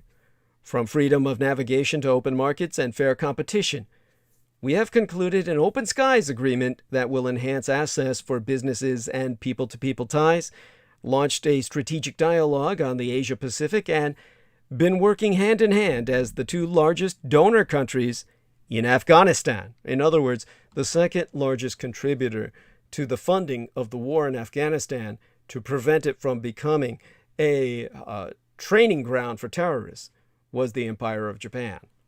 Most Americans, all Americans effectively, don't know that. So to continue with the last two paragraphs, well, just a single paragraph more to read. She said, we are also expanding our alliance with Australia from a Pacific partnership to an Indo-Pacific one, and indeed a global partnership. Now, I'm well aware that there are those who question our staying power around the world. We've heard this talk before. At the end of the Vietnam War, there was a thriving industry of global commentators promoting the idea that America was in retreat, and it is a theme that repeats itself every few decades. But whenever the United States has experienced setbacks, we've overcome them through reinvention and innovation. Our capacity to come back stronger is unmatched in modern history.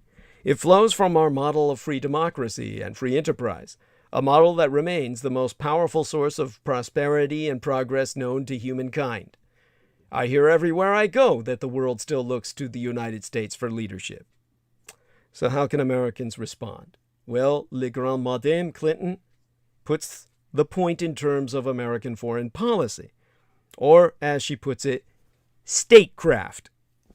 To quote as she in her vision for a decade that ended but yesteryear, she said, in the next 10 years, we need to be smart and systematic about where we invest time and energy, so that we put ourselves in the best position to sustain our leadership, secure our interests, and advance our values. One of the most important tasks of American statecraft over the next decades will be to lock in a substantially increased investment, diplomatic, economic, strategic, and otherwise, in this Asian-Pacific region. So this is about something that I will personalize for you in terms of cultural diplomacy and green friendships.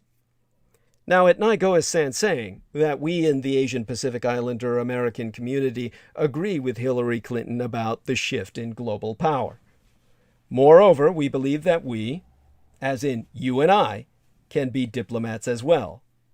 We can assume this diplomatic role as teachers, artists, parents, homemakers, and regular people.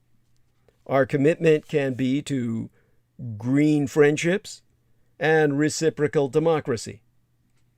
Green friendships happen when people from different cultures get together and create third spaces. That is, spaces where people from each culture listen to one another's hopes and dreams and learn from each the other. Now, my sponsor, Ben Estenius, has taught me a lot by his example about third places and the horizons of male friendships in particular. There was an article published in Harper's Bazaar entitled, Men Have No Friends and Women Bear the Burden, which details how girlfriends and wives have become the sole emotional support, well, the only support person, for a generation of friendless men. In this case, 12 lines in particular summates the work. The first reads, Men don't usually put the effort into maintaining friendships once they're married. And as well, the article quotes one wife as saying, The guys at work are the only people other than me that my husband ever even talks to. That's a harsh indictment of the state of deterioration regarding most men's post-marriage ability to forge close male friendships. Now, your average American man is often working over 60 hours a week. So what spare energy the average American male has is usually invested solely in their marriage, meaning that their wife ends up bearing most of their emotional needs. In most American marriages, the wife likely has a circle of close friends, whereas the man of the family is lucky if they have even one. So why exactly do men struggle to build friendships?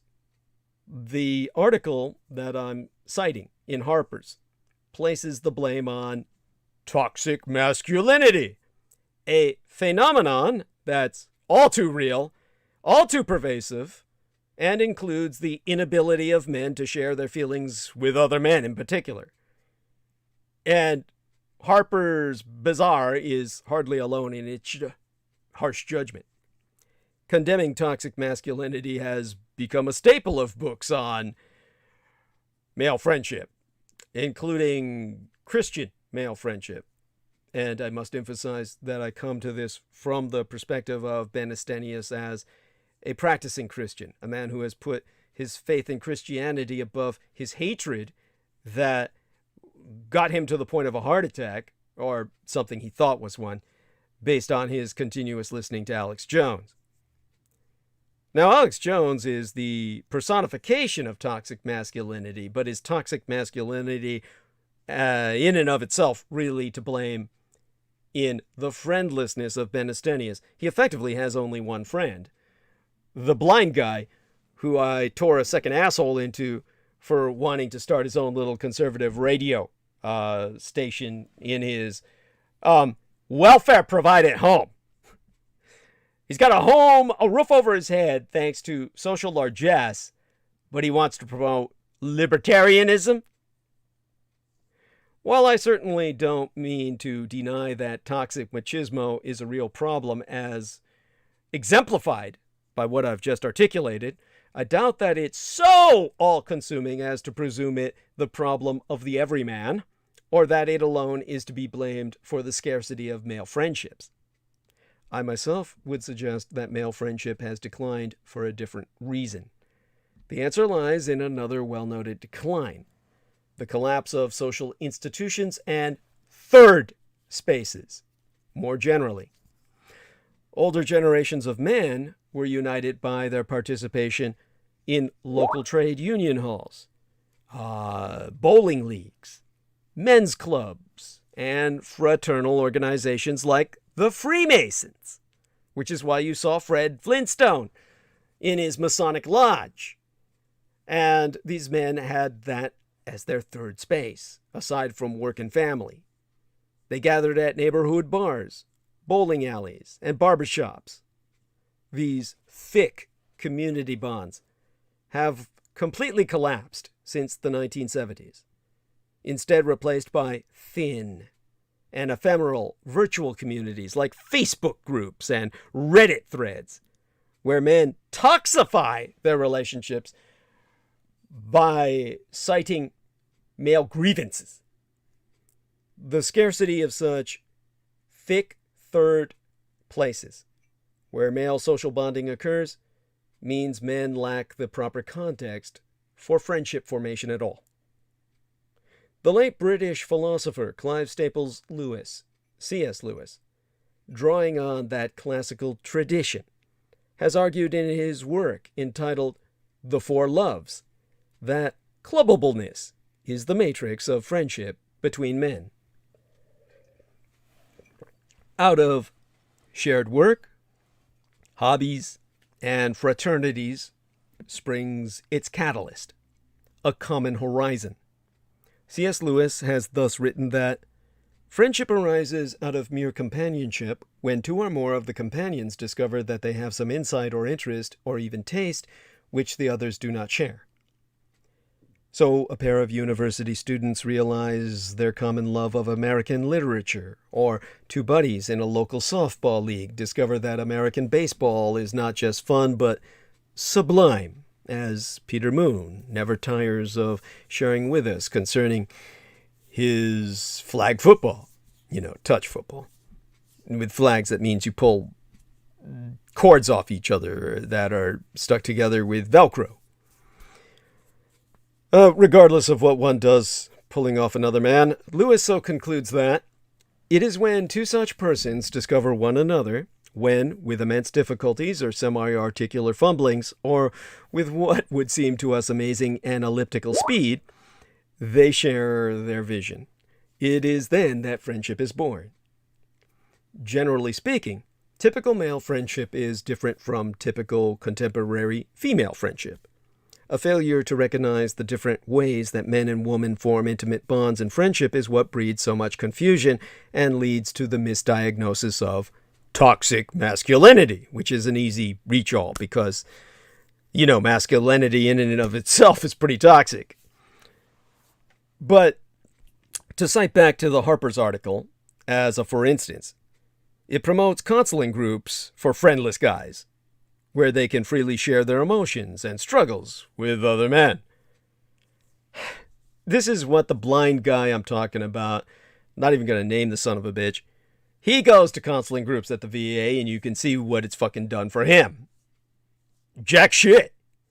Because this assumes a version of friendship, one that centers on debriefing about life, that is typical of contemporary female friendships, but is completely foreign to the ways that men have traditionally bonded, or maybe are even biologically capable of.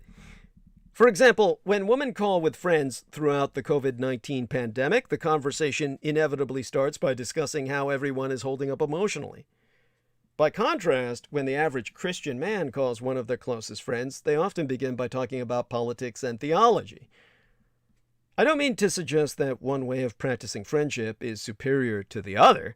Rather, it's that for millennia, to the point where this is DNA level, male friendship has begun by sharing a common horizon, not common emotions, where they're all turned into drama queens and cry all over each other and say, nobody can understand us. This is what leads to mass shootings.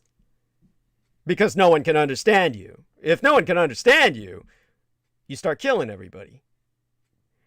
So identifying this particular phenomenon before the mass shooting level as toxic masculinity, when two men are just biologically incapable of bonding through sharing emotions with each other, it's obviously a feminine misunderstanding.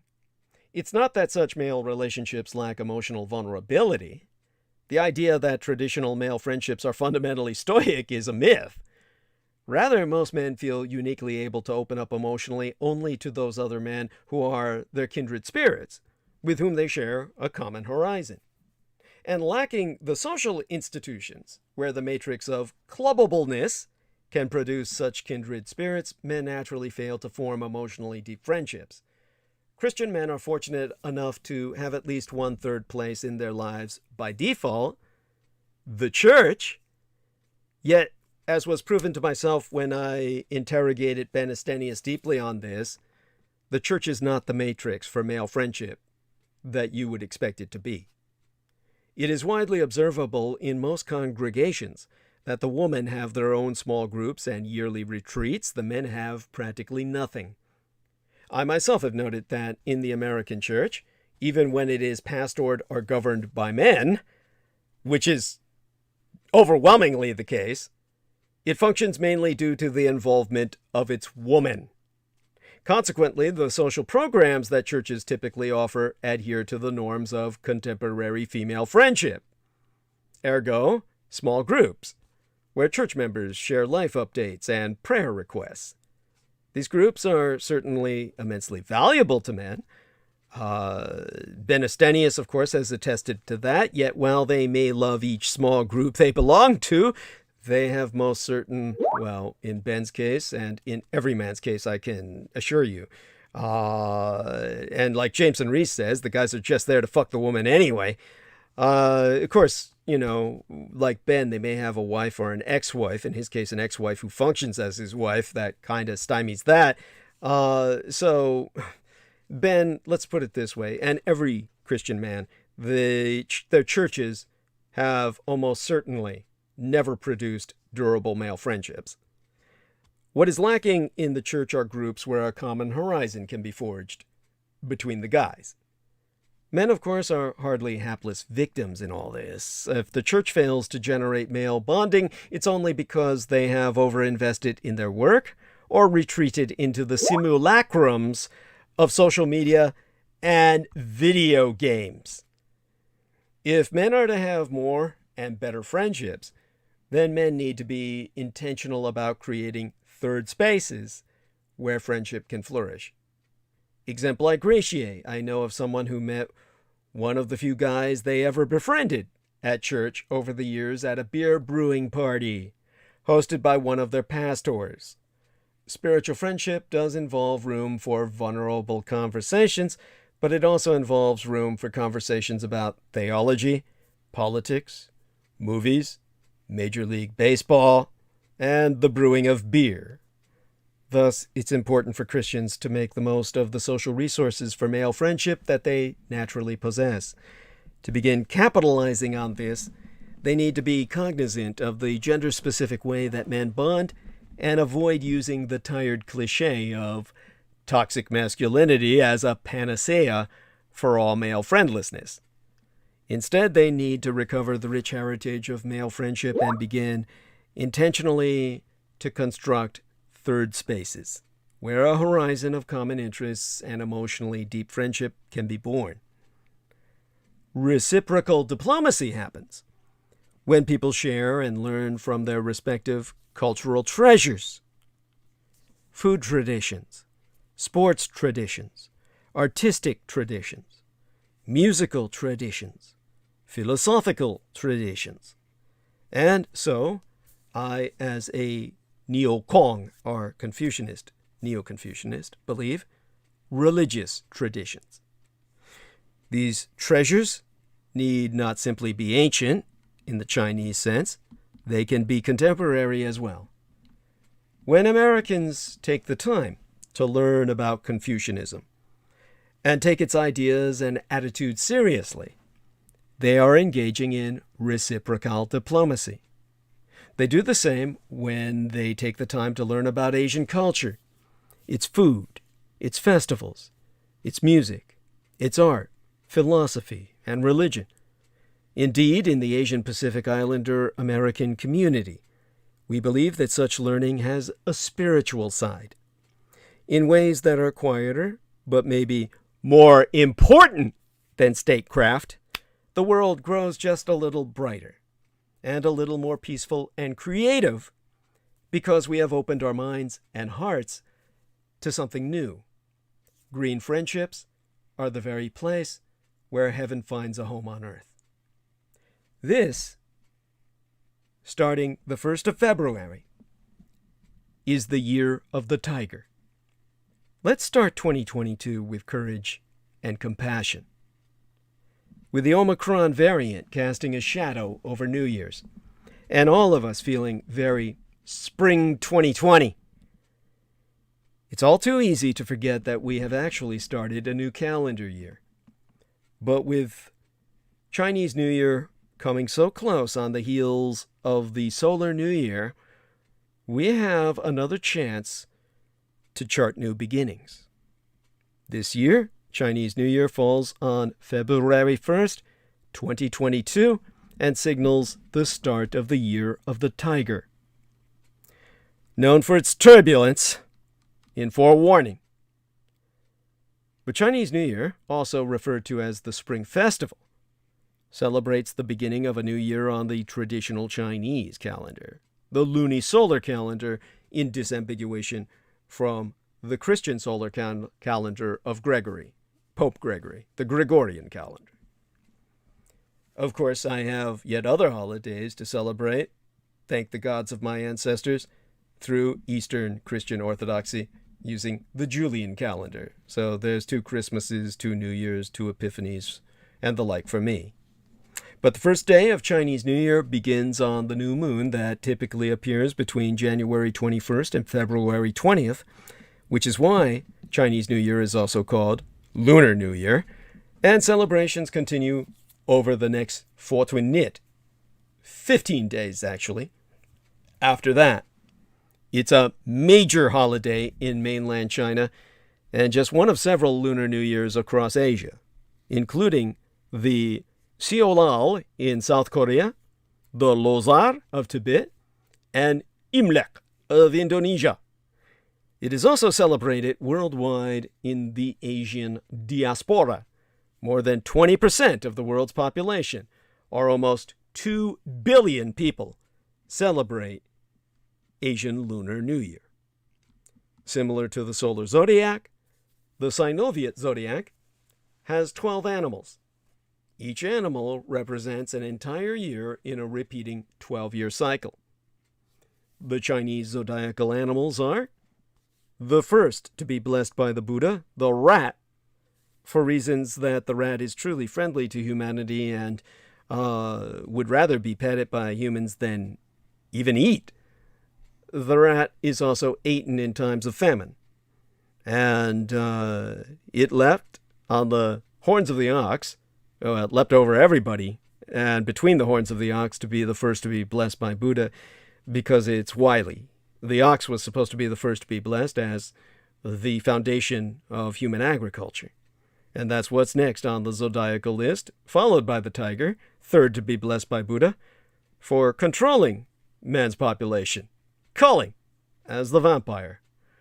The rabbit, after that, the dragon, the snake, the horse, the goat, the monkey, the rooster, the dog, and the pig. In the Sinoviet calendar, the Vietnamese, in place of the rabbit, honor the cat. The cat was blessed by Buddha in their cosmology, but the rabbit in the Chinese.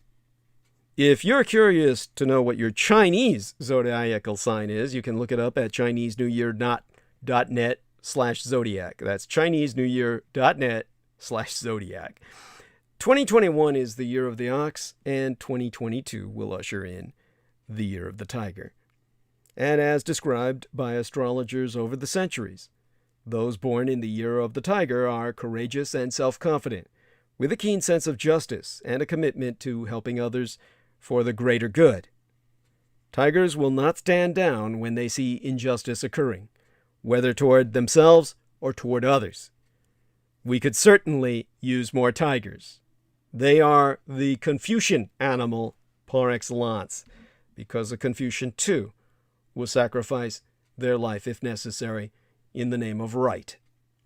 According to the Pew Research Center, here in these United States, Asians make up about 7% of our nation's overall population.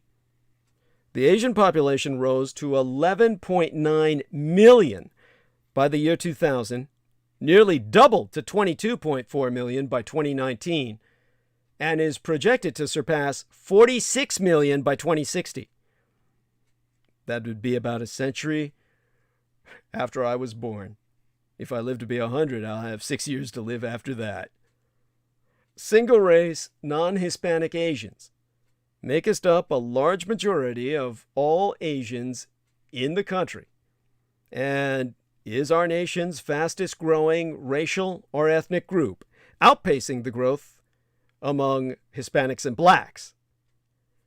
Yet Asian Americans are effectively unrepresented. Asians and Pacific Islanders make up only 0.9% of elected officials.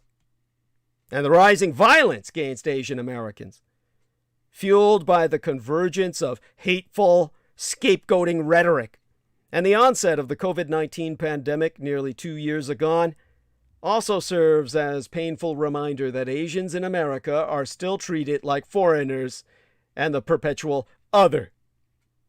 The close of 2021 saw a 361% increase in anti-Asian crime in New York City alone compared to 2020. This year of the tiger, let's chart a new course. Let's do more than celebrate Chinese New Year with food and firecrackers. Let's learn more about the history, the culture, the struggles, and the goals of all our people that comprise the American empire. Let's stand up and speak out for our fellow Asians in the face of injustices. Or should I say, fellow Americans who happen to be Asian. Let's support and amplify Asian voices regardless. In doing so, we can all tap into our inner tigers.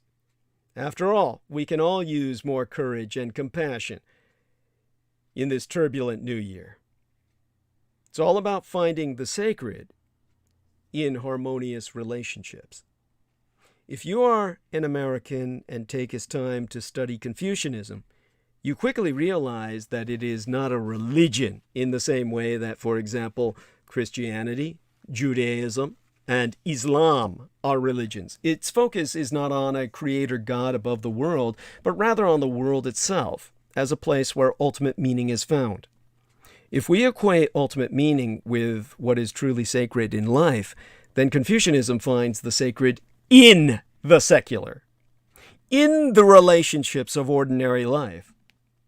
The sacred is found in preparing and sharing meals with family and friends over a dinner table, in harmonious and respectful relations in the workplace, in being a gracious and hospitable host to guests who visit your home, in appreciating the gift of learning and taking education as one of life's greatest gifts, in having a sense of inner self-discipline and restraint, not needing to share every emotion or ventilate every emotion, in being polite and respectful to our senior elders, knowing that they have a wisdom which cometh from experience, in being willing to give yourself to the needs of your family, even at the expense of personal sacrifice, in having the freedom to live simply and non-ostentatiously, in a humane and caring way, without needing to be famous.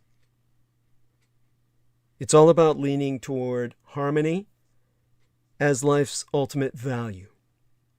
These are among the primary values of living Ru, or Confucianism, a Confucianism for ordinary life.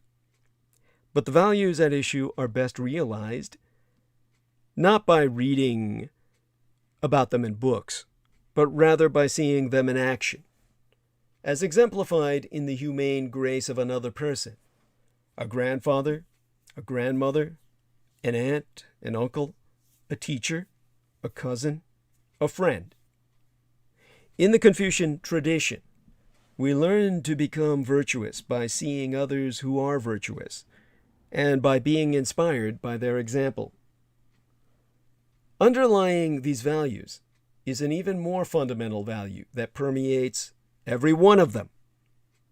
A sense that heijie, harmony, is the highest ideal in life.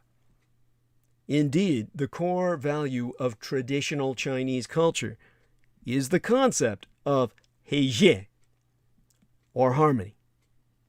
Harmony is, in fact, a complete ideological system that consists of not only values, but also a philosophy with its own world outlook. To be more specific, harmony includes principles such as the Taiji, or Tai Chi, philosophy of Peter Moon, and the yin-yang, the yin and yang dialectics that help people understand the origins of human beings and the evolution of society.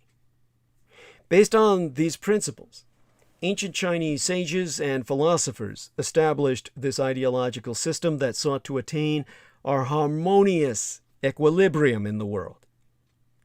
With harmony at their core, traditional Chinese values posit that there is a dynamic inherent in the universe that converts imbalance into balance, incoordination to coordination, and disequilibrium into equilibrium. This dynamic manifests itself through the interaction of opposites as they cooperate and struggle against one another.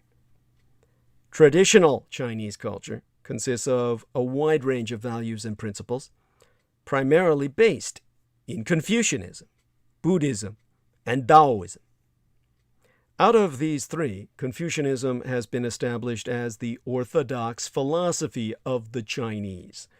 Guojie, or superscientific sine-ethno-state, the systematic Chinese racial state since the reign of Emperor Wu during the Han Dynasty, and has oft been advocated by the ruling classes. In terms of the idea of harmony itself, that harmony is so important in East Asia that it has its own diverse expressions. It is a harmony that can be heard in music, that can be seen in the variety of foods on a dinner table, that can be felt in mutually respectful relations with other people and in the more general order of the natural world.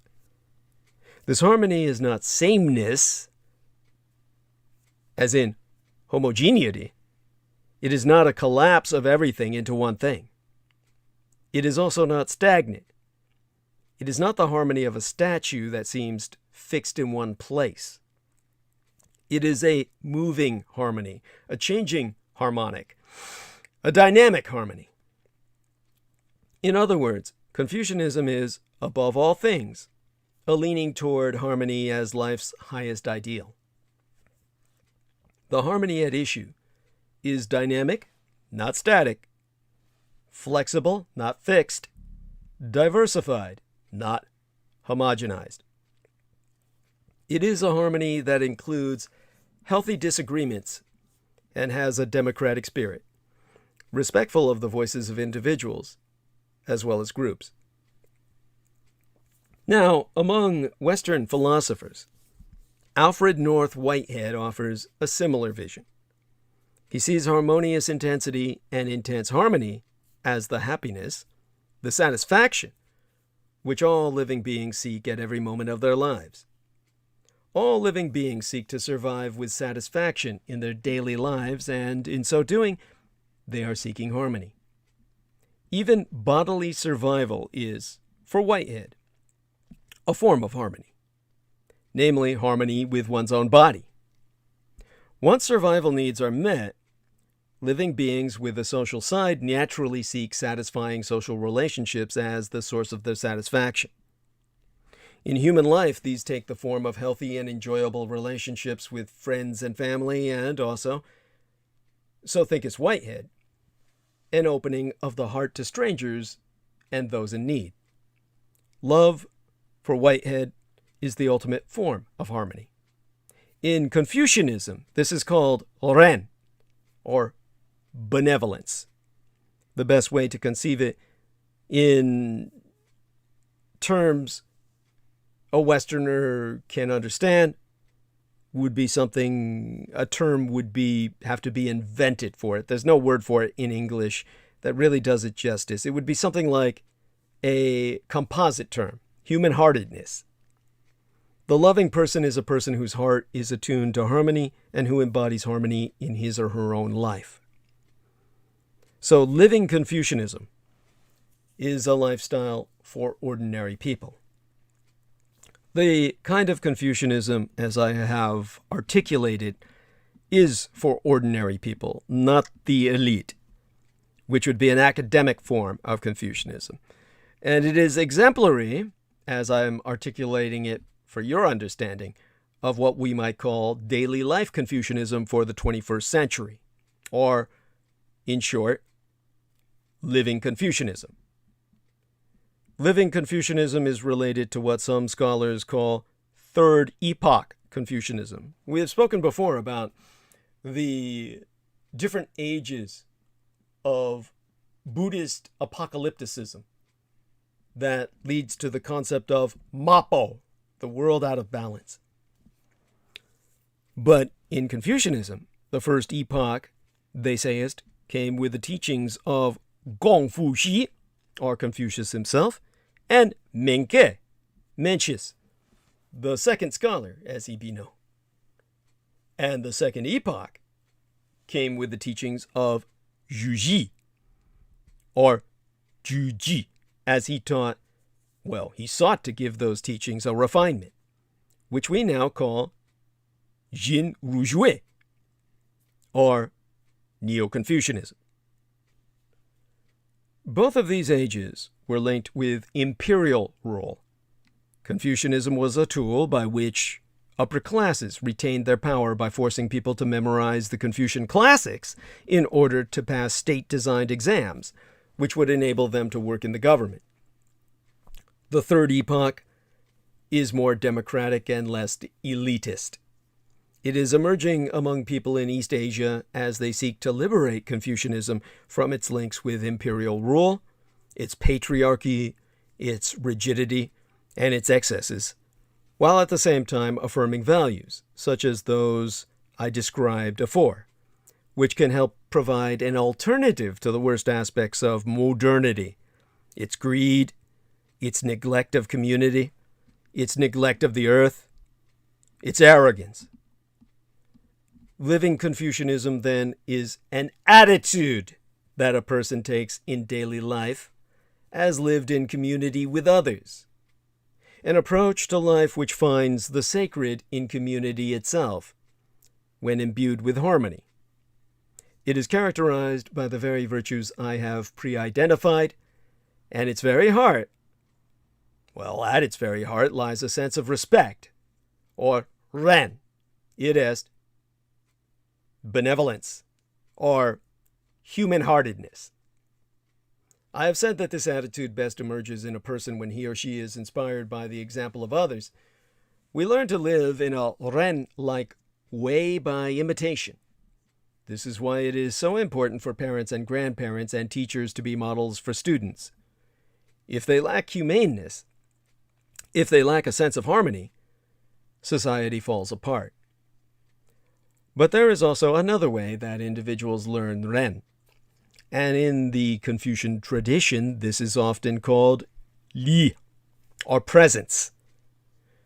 Often this word is translated into English as effective ritual, or, as I prefer, sincere and life-giving etiquette. In America, we see examples of sincere and life-giving etiquette when people are polite to one another and are adept at ordinary rituals, greeting people with a smile, saying thank you when receiving a gift, opening doors for other people, writing thank you notes, letting people speak without interrupting them, etc. These simple rituals are the social glue which hold a society together, and when we are adept at them, they come as naturally to us. Part of the wisdom of the Confucian tradition is to realize that a society falls apart when they are lost. In some circles in the West, the word ritual suggests stiffness and unnaturalness. In Confucian circles, it suggests part of the very essence of harmonious living. We are minded of the importance that such rituals play in a slightly more formal way in the Abrahamic religions.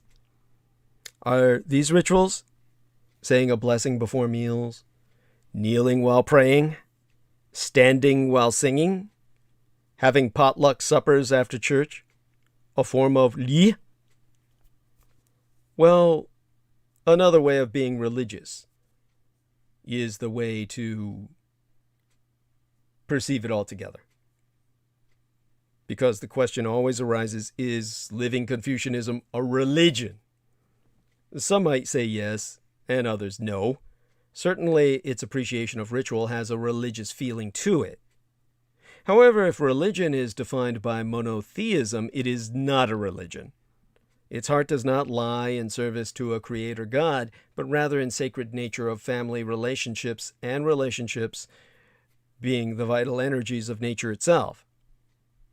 Because nature is built upon, well, it's built upon all its interrelations. Nevertheless, if religion means finding a sense of the sacred in healthy relationships in this world, then Confucianism is a religion. Perhaps we best follow the lead of scholars who speak of it as another way of being religious.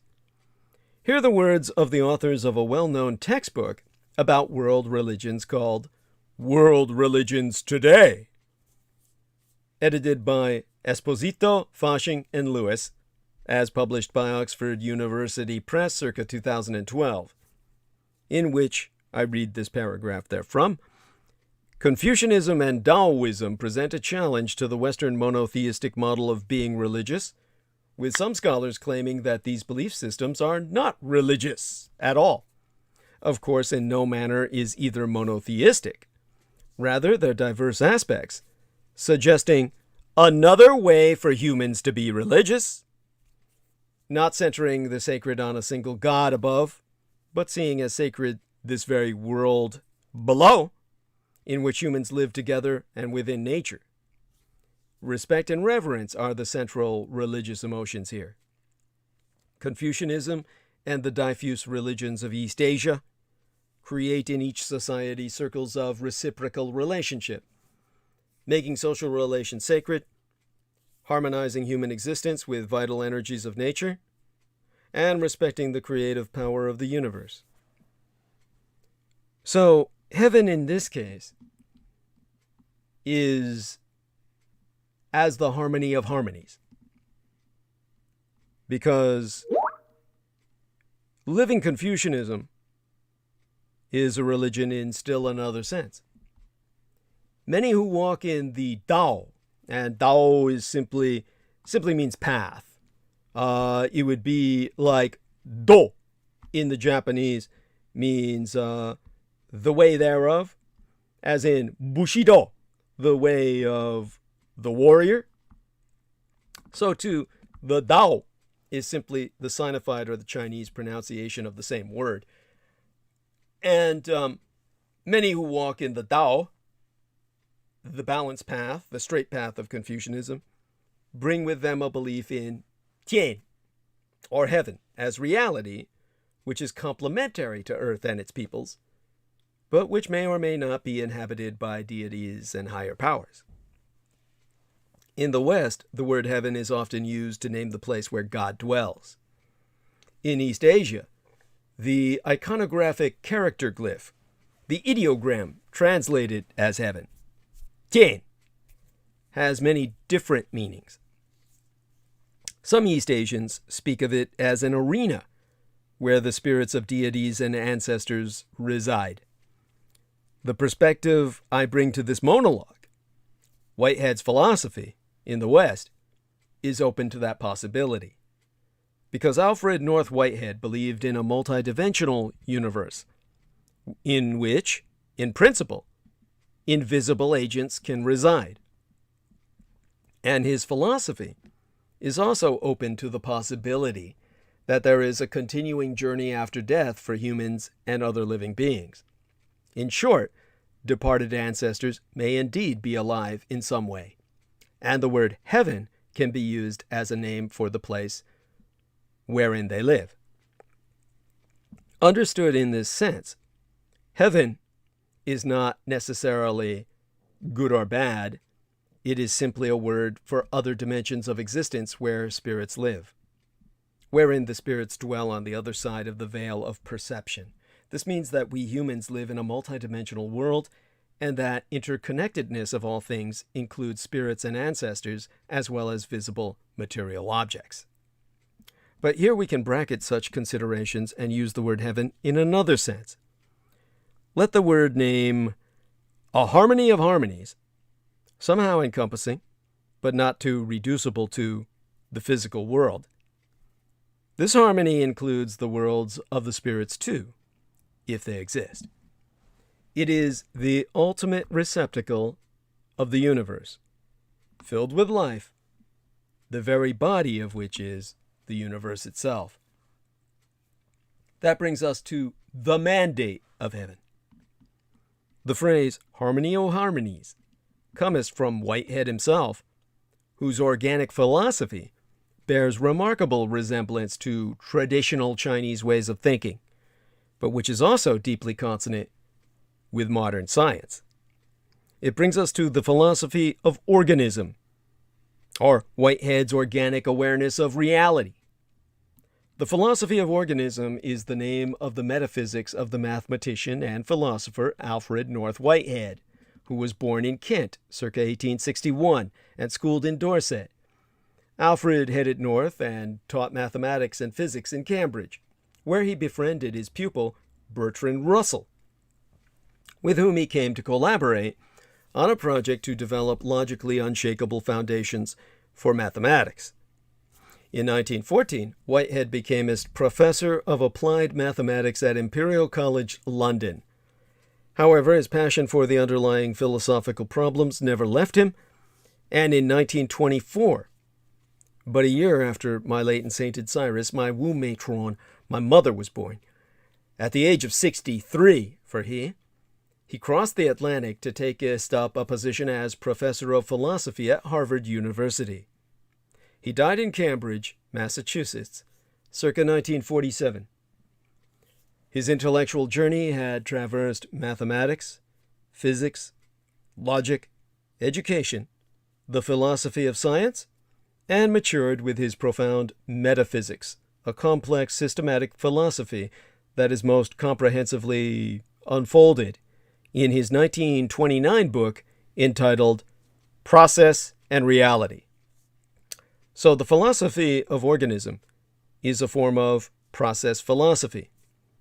This type of philosophy seeks to overcome the problems in the traditional metaphysical options of dualism, materialism, and idealism. From the perspective of process philosophy, the error of dualism is to take its mind and matter to be fundamentally distinct. The error of materialism is to fall for this first error and then omit mind as fundamental. The error of idealism is also to fall for the first error, then to omit matter as fundamental. The philosophy of organism seeks to resolve these issues by fusing the concepts of mind and matter, thereby creating an organic realism, as Whitehead also named his philosophy. To gain an overview of this marvelous, revolutionary, yet most logical philosophy, logic being so important to Colin R., or Confucianism, which is the philosophy of the Vulcans. And as your Vulcan intervention, I suggest we look first at what Whitehead means by realism, then at the meaning of its prefix, organic. So realism. Realism has a number of meanings in philosophy, but with regard to Whitehead's interests, a realist essentially adopts the view that we perceive reality as it really is. Although this idea may seem to many to be commonsensical, it is considered naive by many in non-realist philosophical traditions. Their anti-realist stance supplants realism with representationalism, the notion that rather than directly perceiving reality itself, we perceive an indirect representation of reality, the matrix madness, that our experience of light, say, is but a representation of waves of photons hitting our retinas. Idealist and materialist, anti-realist positions ultimately owe their mistakes to dualism, the notion that mind and matter are distinct substances. Whitehead singles out the prime dualist, René Descartes, who was born in 1596 and died in 1650, as the figure responsible for inaugurating the fall into anti-realism, and the consequent problems at which we arrive in modern philosophy. The Catholic Descartes attributed mind as soul only to humankind. The rest of nature he classified as purely mechanical and thus explicable by means of mathematics. As a result of Descartes' ideas, today's science and non-process philosophy cannot overcome the problem of solipsism, which brings us ultimately to the anti-gods and the desecration of all, not being able to conclusively demonstrate that our experiences are truly representative of any external reality, nor interwoven issues, including the hard problem of consciousness, how mind could emerge from or be related to the activity of the brain. Further related issues concern the problems of free will and mental effort, how mind could influence matter, specifically the brain and body, if all material causality is mechanical, the problem of causality itself, why consciousness should exist at all if it has no power, why we have aesthetic tastes for music or abstract art, and so on.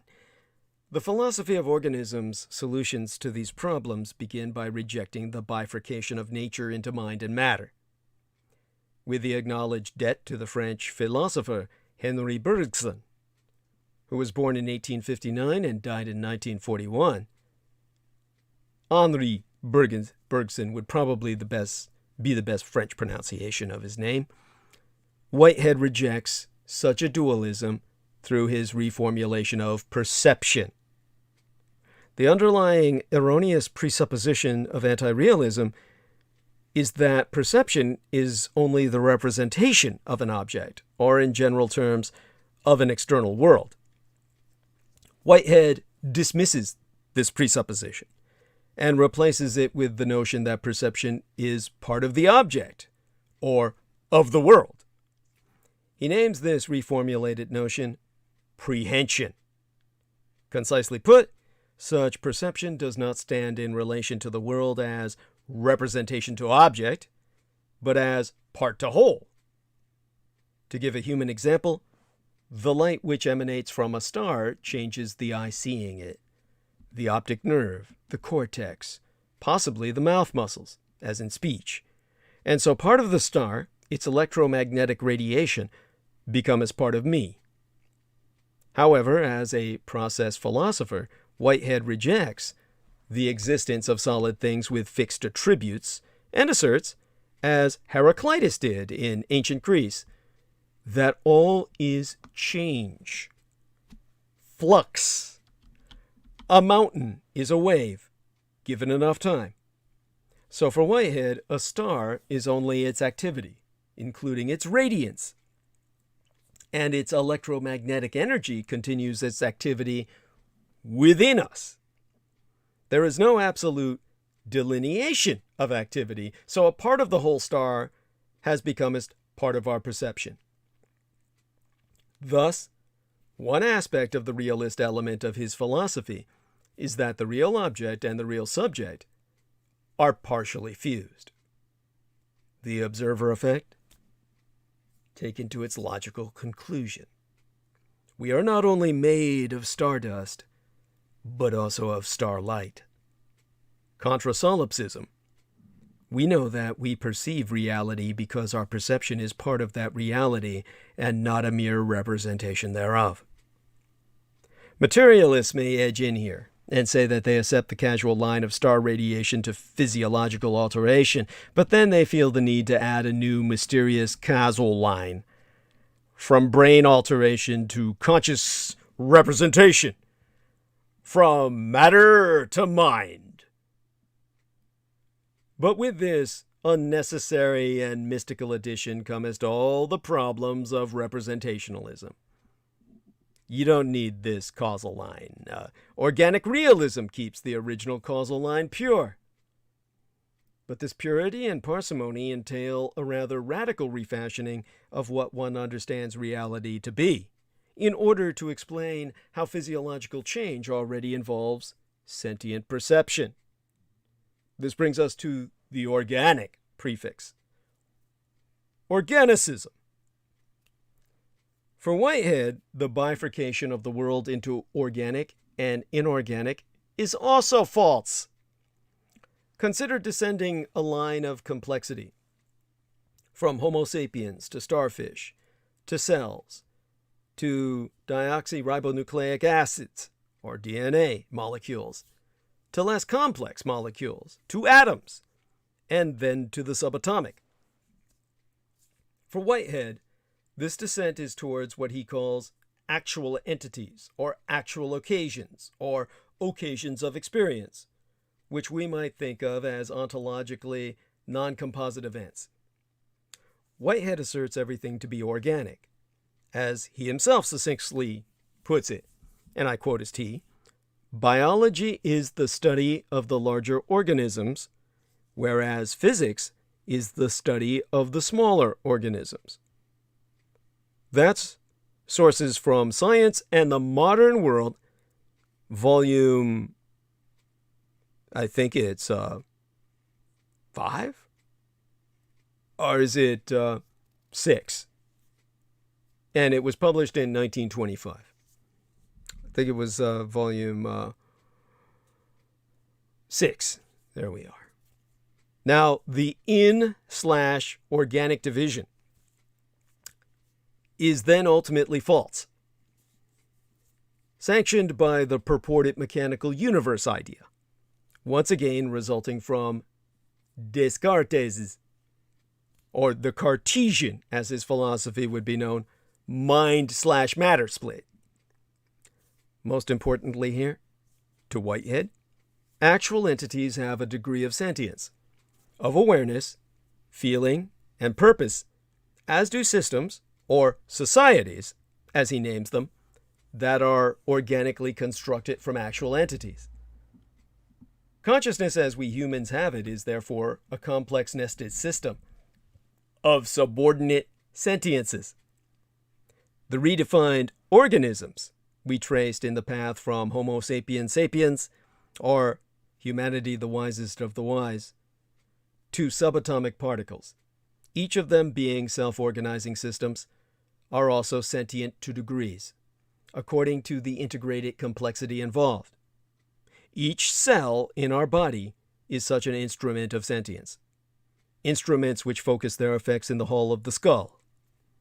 Such consciousness requires a human brain because the brain channels together the awareness of the subordinate entities, where actual entities have formed into non-self-organizing aggregates, such as doors and windows.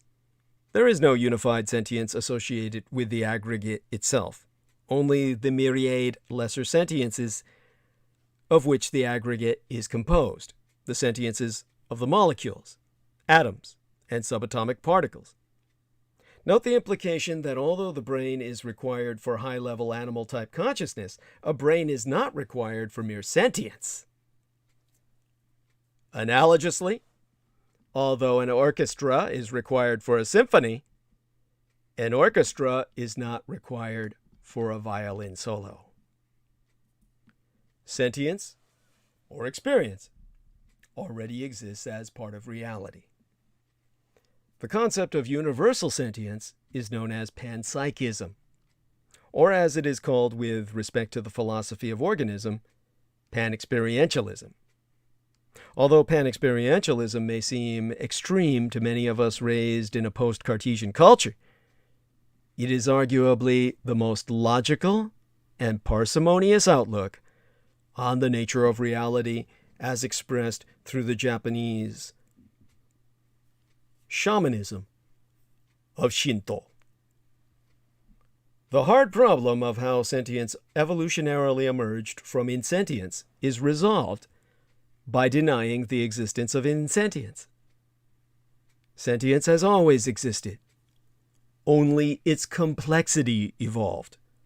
A change in degree rather than the problematic change in kind. To support Whitehead's thinking about this, it may be noted that we have no evidence demonstrating that so-called matter is insentient. It may be retorted that we neither have evidence that most matter is sentient, a leveling that has no immediate default position. But the panexperientialist position is more parsimonious and able to resolve many traditional problems in the philosophy of mind, and so is the plausible account. It is parsimonious in that it reduces dualism to a monism. Matter and mind are one, that is, the same thing. Both terms are merely abstractions from a unified concrete reality. Or, we might say, matter is mindful, emotive, and creative. This position also eliminates any mysterious causal connections between mind and matter, as seen, for instance, in epiphenomenalism, as it's called. And it fully adopts the causal efficacy of the mind as well as of matter, since they are of the same kind. So-called mechanical causes, as such, involving physical force, are but abstractions from the concrete reality that includes the associated mentality. In this respect, Alfred Whitehead is akin to Arthur Schopenhauer, the great German philosopher born in 1788, who died in 1860, with his idea of will, as in Adolf Hitler's triumph of the will, as the inner affect of observed external forces, or Friedrich Nietzsche, who was born in 1844 and died in 1900, with his Nietzschean notion of the will to power. Wielding Occam's razor, in organic realism, we directly perceive causality because perception is causality. It's the flow of so-called external objects fusing into and thereby altering the subject. This is the observer effect. That we as the observer create the observed. Which I learned about through the Dietrich Artilect. And it's why I'm able to share it with yourselves. All that I'm sharing with you now was taught to me by Sire. Now, in terms of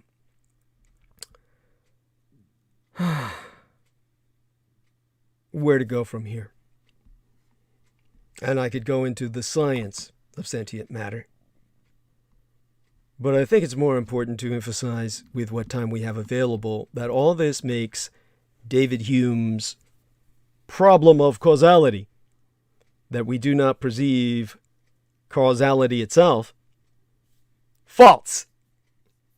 And therefore it makes Immanuel Kant's critical project, that is, his whole later metaphysics, based on Hume's purported problem of causality, redundant. It seems Kant woke from his dogmatic slumber into an axiomatic blunder.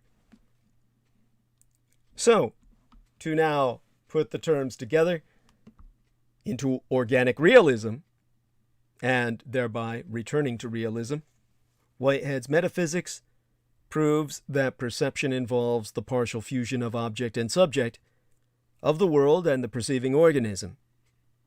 In Whitehead's own words, the philosophy of organism is mainly devoted to the task of making clear the notion of being present in another entity. That's from his work Process and Reality, pages 79 through 79 and 80.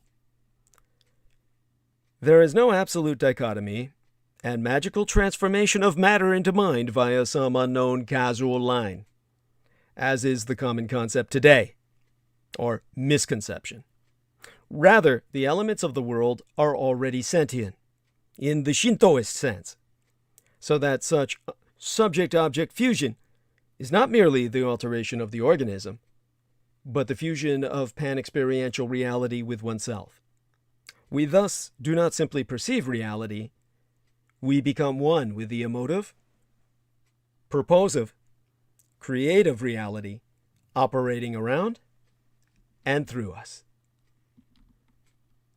To quoteist Andrew Whitehead, author Whitehead. Fuck, did I get his first name right? Whitehead, all right? Thus, as disclosed in the fundamental essence of our experience, the togetherness of things involves some doctrine of mutual immanence. We are in the world, and the world is in us. That's from his work entitled Modes of Thought, and I think that would be volume 8, I believe. It's either 8 or 9, published in 1938. He uses the phrase to name the living whole of the universe, the encompassing receptacle in which the earth and stars live and move and have their being. For Whitehead, this living whole is an ever-continuing harmonizing of the harmonies of the world into an ultimate, ongoing harmony, a music of the Sire, or the spheres, in the plurality. We feel the presence of this whole within ourselves as a call to benevolence. Id est goodness. I hate that term. It's so fucking meaningless and it's so stupid and childlike. But to harmonious living, understood as the harmony of harmonies. Heaven is not a person, but it is a reality with which a person must be attuned. Postmodern Confucianism is open to the possibility that heaven is real, but that heaven needs the earth in order to be realized. Heaven is realized when we humans follow its guidance, its mandate, and actualize benevolence as in goodness or well-being in our own lives. The idea of helping heaven, becomest realize, is still another dimension of Confucianism, which can be interesting to Americans. It is a Confucian version of what Jews, Christians, and Muslims might call doing the will of God, except that the will of God is replaced by the Sinitic, or Chinese concept of the mandate of heaven. Some scholars believe that this Confucian way of thinking has special relevance to postmodern sensibilities. To quotist from the work entitled The Meaning of Life by the obviously Chinese author, Tu Weiming, that was published in 1988. And we'll get back to what he's talking about. Copernicus decentered the earth. Darwin relativized the godlike image of man. Marx exploded the ideology of social harmony. And Freud complicated our conscious life. They have redefined humanity for the modern age. Yet they have also empowered us with communal, critical self-awareness to renew our faith in the ancient Confucian wisdom that the globe is the center of our universe and the only home for us, and that we are the guardians of the good earth, the trustees of the mandate of heaven that enjoins us to make our bodies healthy, our hearts sensitive, our minds alert, our souls refined, and our spirits brilliant. We are heaven's partners, indeed co-creators, since we help heaven to realize itself through our self-discovery and self-understanding in day-to-day living. The ultimate meaning of life is found in our ordinary human existence. Now here he's presenting the positives of all these men, or their contributions, or he's presenting what they have to offer in a positive sense. I will show you how we have to move beyond them because of all the destruction these men have caused. Far more to the debit than any credit. They need to be taken into account only to move on therefrom. And is Confucianism enough that we may do that? Now, a friend of mine from mainland China said to me that she found value in the Tao, the way of Confucianism, but that it was not enough for her. She has since married an American and become a Christian. So she explained to myself that what she found missing in Confucianism was a living relationship with a personal God, while adding that sometimes relationships with friends and family can be suffocating. Family being the Chinese albatross.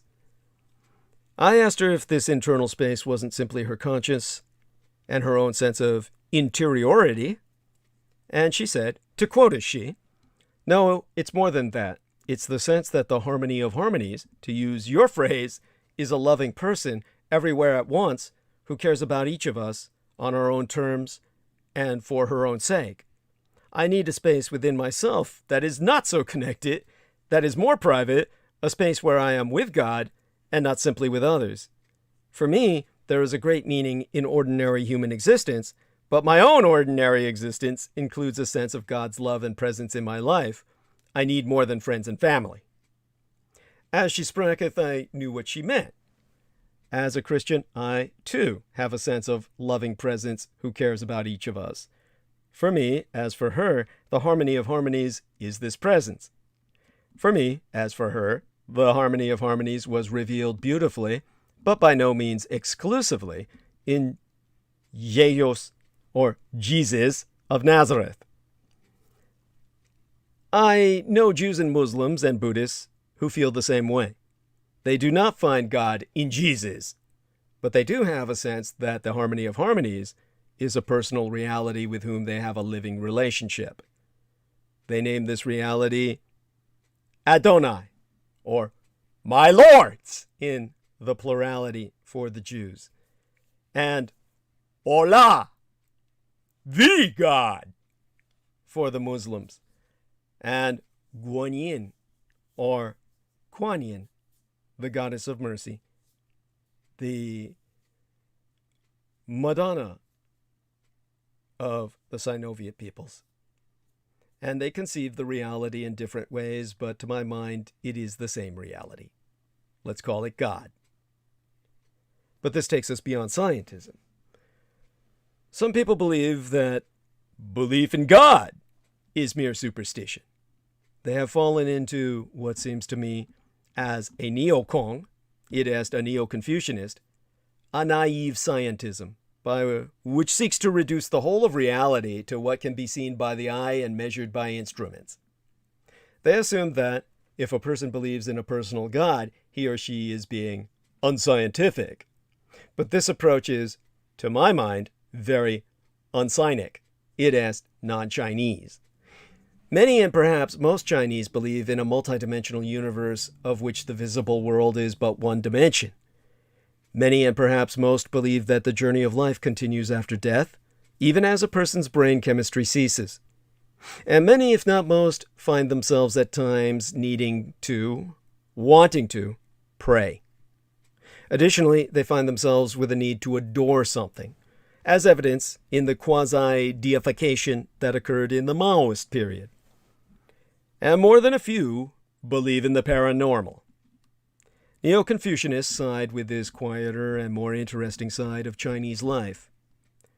We Xinkong, or Neo-Confucianists, think it can be very superstitious to glibly reject the idea that we humans are accountable to a higher power, to assume that reality is reducible to what is visible to the eye and measurable by instruments, to deny the paranormal without even taking the time to investigate.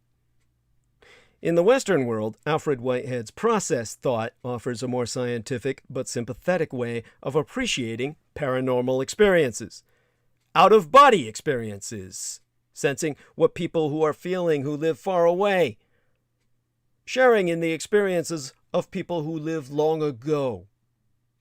And when it comes to belief in God, we believe that science and belief in God can be jointly affirmed and mutually reinforced. We think it makes more sense to believe in God than not to. And yet, interestingly, we do not think of God as unnatural or non-natural. We do not divide the world into two realms, the natural and the non-natural, and then say that God resides in the latter.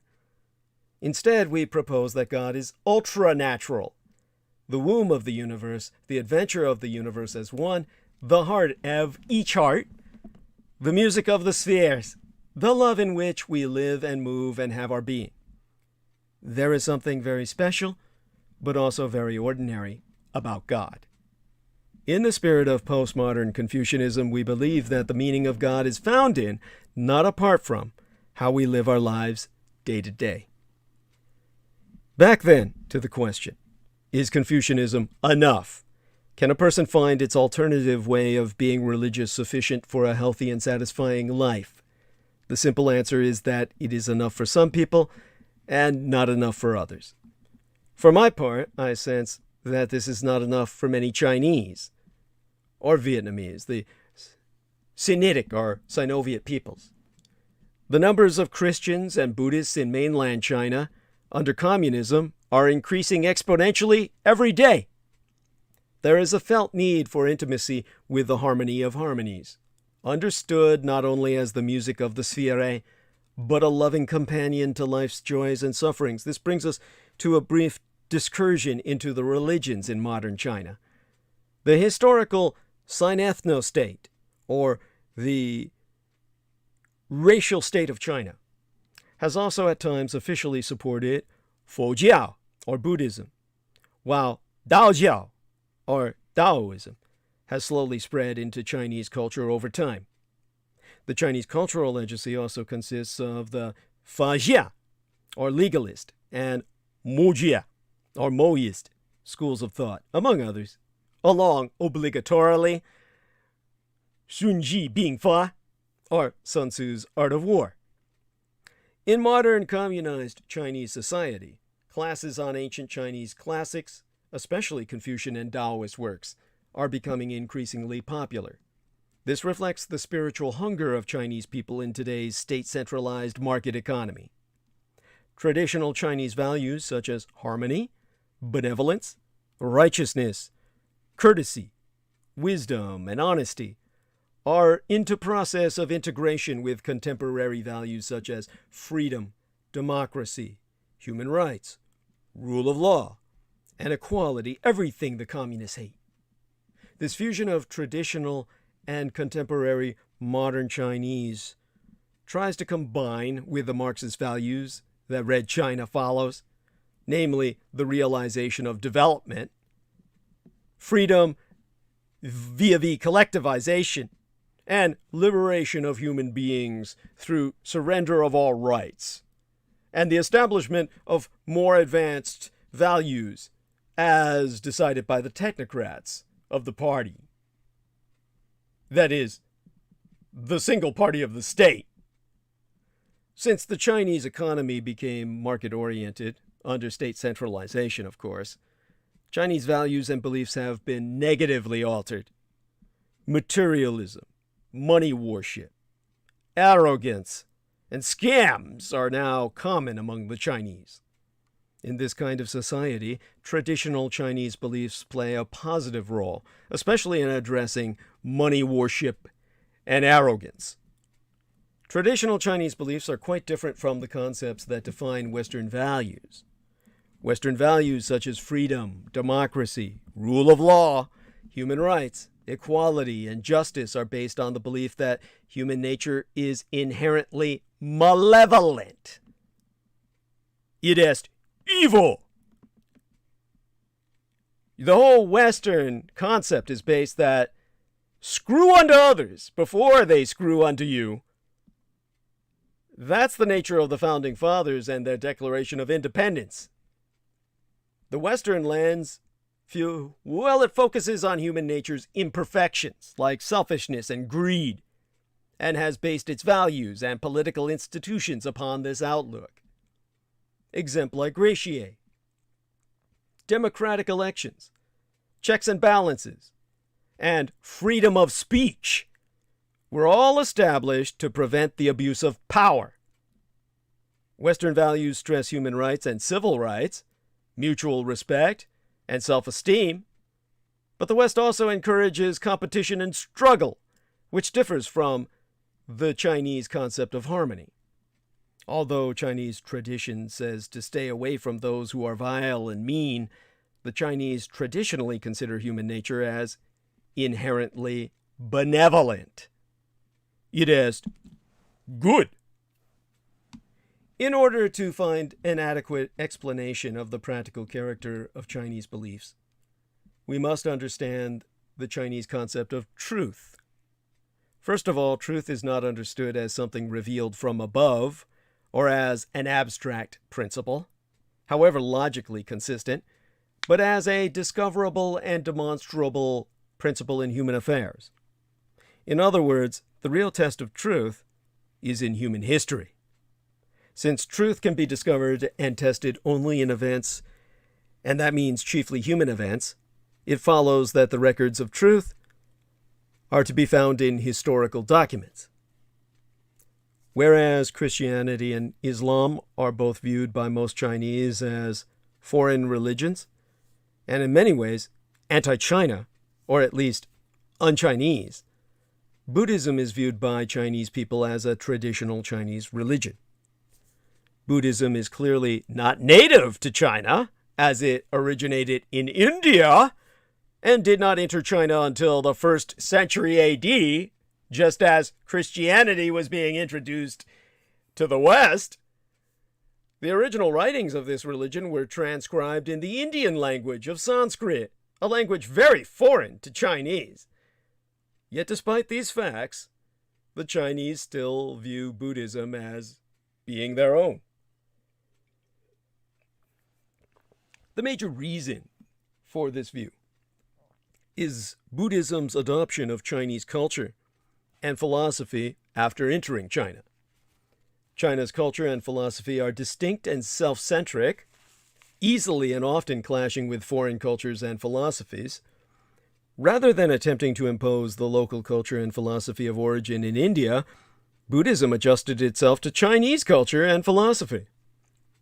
After entering China, Buddhism allowed for the worship of deities from China's numerous local indigenous religions, as well as China's one actual official native religion, Taoism.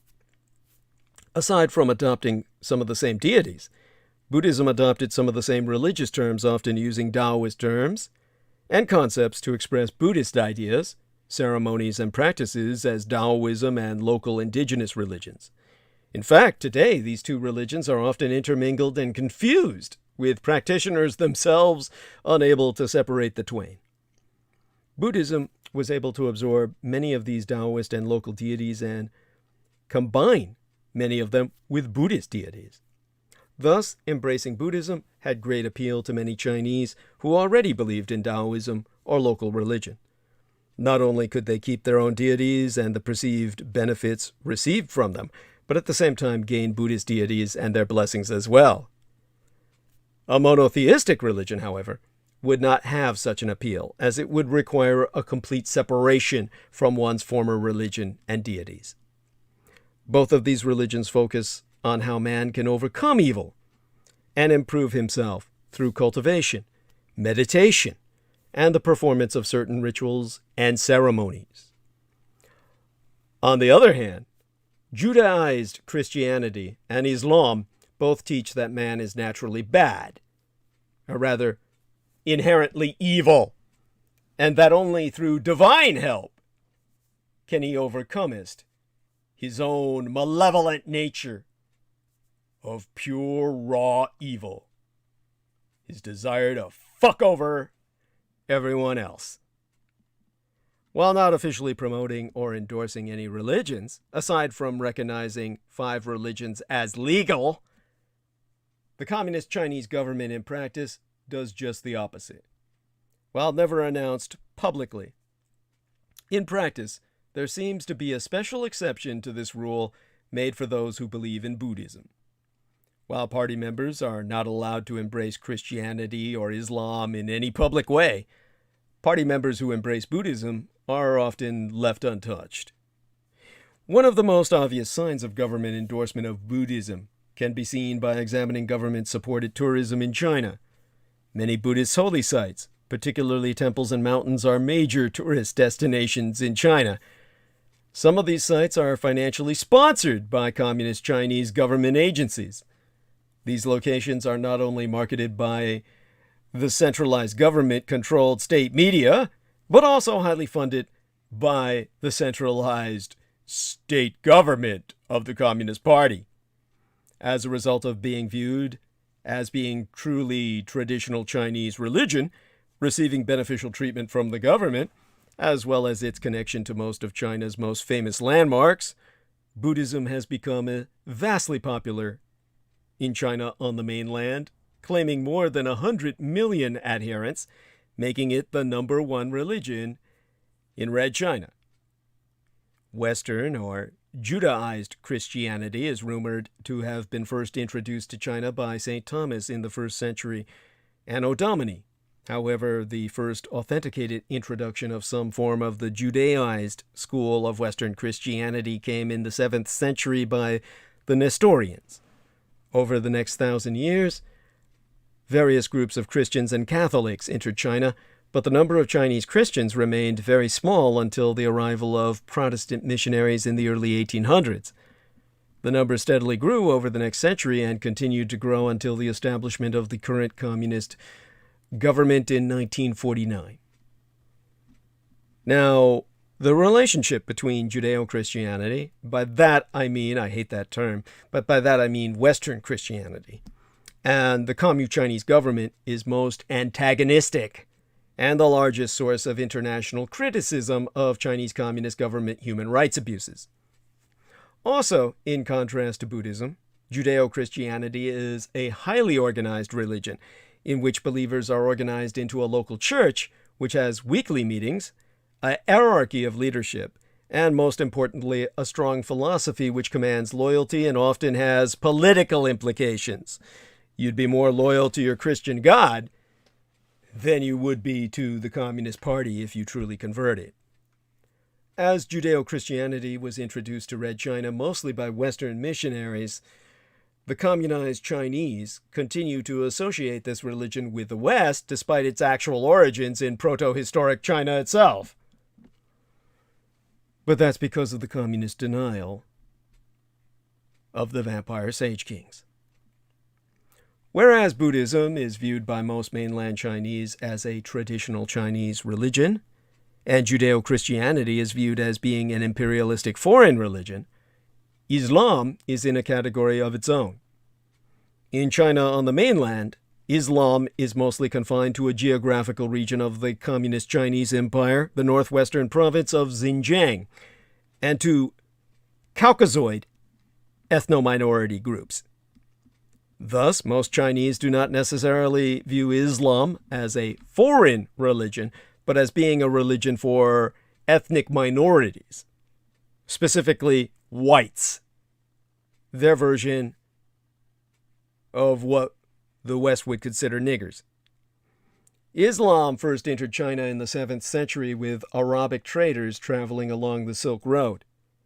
Today, the population of 10 ethnic groups associated with Islam numbers over 20 million people, yet the estimation for the number of Chinese Muslims is the same, as few Chinese people outside of these ethnic groups embrace Islam. While Islam is often cited as the fastest growing religion in the world, this growth cometh solely from birth and intermarriage rather than from proselytization and conversion. The growth of Islam in China has followed this trend closely until the Chinese initiated the recent genocide. Ergo, Islam in China has become as strongly associated with ethnicity and heritage, and ergo can be exterminated by simply citing that group as the target population for sterilization. In China, Muslims have an identity very distinct from other Chinese. The majority of Chinese Muslims are simply not Chinese, certainly not of the Han ethnic majority, who themselves constitute 92% of the Sinified continental population, but rather ethnic minorities. These minorities have their own languages, mostly being Turkic dialects, customs, holidays, and physical characteristics. They're all white, all separate, along with all their other inclinations from other Chinese. A second factor distinguishing them from the majority of the Chinese population is obviously their religion. This factor is quite significant when considering all the previously discussed social, economic, and political implications of Islamic philosophy. The third major factor of the Chinese Muslim identity is geography. More than 10 million of China's 20 million Muslims are all concentrated in the northwestern Xinjiang province, which is historically inhabited by non-Han Chinese populations. They speak Chinese because they're forced to, but they're all Caucasoid. They're all white Turks. In conclusion, religion in communist China has proven over time to be all but impossible to completely wipe out, though they're doing their best with Islam and may yet succeed if we do not intervene. Organized religion in China has survived centuries of repression and monitoring by imperial dynasties and even survived the all-out frontal attack from the current regime during Mao Zedong's Cultural Revolution. The ideology of Marxism leaves Chinese citizens with a spiritual and social vacuum. This ideology offers no explanation for those issues left unexplained by science, particularly issues regarding the afterlife. Marxism also fails to set out any moral code or standard of ethics. It's a criminal ideology. Furthermore, Marxism fails to provide citizens with any non-political sphere of social goods and services. Organized religions, on the other hand, provide for all of these shortcomings of Marxism. In fact, Marxism itself is naught but a shortcoming. Thus, allowing for the existence of organized religious groups helps compensate for all the shortfalls of Marxism, or rather Marxism itself as the shortfall, and meets the needs of the people. Meanwhile, closely controlling and monitoring organized religion allows the Chinese Communist Party to keep the influence and power of this potential rival in check, whilst at the same time providing the benefits of religion to its citizens and avoiding the costs required of directly controlling religion itself. But this brings us to the future of Confucianism. Having contextualized the milieu of mainland China, I predict that the other kind of religion, the kind that emphasizes a loving God or a caring bodhisattva, will continue to grow, and that those who find themselves becoming Christian or Buddhist will simultaneously bring their living and life-giving communism, Confucianism, with them. Their communism they will pay lip service to perforce of necessity of their environment. They live in an all-encompassing police surveillance state. But rather, they will imbue what Christianity or Buddhism they convert to with Confucianism as their moral code. They will combine living Confucianism with Christianity or Buddhism, and the marriage will be a good one. In Western nations, on the other hand, my own hope is that self-identified Christians and Buddhists, Jews, and Muslims will gradually learn more and more about the wisdom of Confucianism, incorporating elements of it into their lives. The ideas I have enunciated tonight are all compatible with a walk with Christ, a practicing of the Dharma, a walk with Torah, a practicing of Islam. Living Confucianism can enrich the practice of all these religions. And then there are the large numbers of people in many parts of the world who are not identified with Christianity, Buddhism, Islam, or Judaism, or any other formal religion, but who do indeed want to be benevolent, or good people, who find themselves leaning toward harmony, and who find the various meanings of ordinary life, family, friendships, service, sufficient for a satisfying life. Some people speak of them as spiritual, but not religious. For them, something like Confucianism is indeed enough. It need not be called Confucianism. It can simply be called being benevolent, or being a good person. My suggestion then, my advisement as your Vulcan intervention, is that the living Confucianism of the Chinese tradition, not communist China, and other East Asian nations, can help people all over the world grow in the arts of becoming good people. Because in the West, you really are not, because you assume everyone else to be as malevolent as you. You're inherently evil people. But Confucianism can correct that, render you benevolent, and ergo good. It can help people with and without other kinds of religion. As Americans enter into the Pacific century, we can welcome, and indeed celebrate, the living Confucianism we find in East Asian friends. If we are Asian Americans, this may come as easily. If we are non-Asians, it can come as easily too. Every time we find ourselves living with respect for others, every time we help heaven by sharing ren, it is benevolence, or grace, with the world, every time we choose to live simply and humbly, without needing to be the center of attention, we are Confucian in our way, and there be something beautiful therein. All such having been articulated, Confucius himself argued, Der Führerprinzip, the Führer principle, or the leader principle, that leaders' moral qualities matter more than institutions, while history surely vindicates the importance of both. Corrupt, cowardly, and venal leaders often destroy the institutional foundations of their country's governance systems. Although Donald John Trump has done Vladimir Putin's and Xi Jinping's destructive work for them both, he could never have managed it without the collaboration of all other Republican Party leaders, especially in the Senate. They know how dangerous Trump's post-electoral behavior has been, but fearing him and his most virulent cultists, they have given their principles a permanent holiday.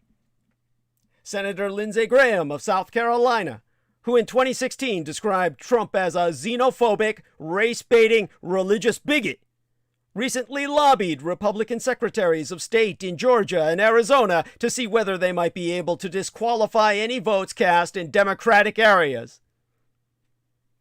Because the Republicans are plotting to destroy democracy from within.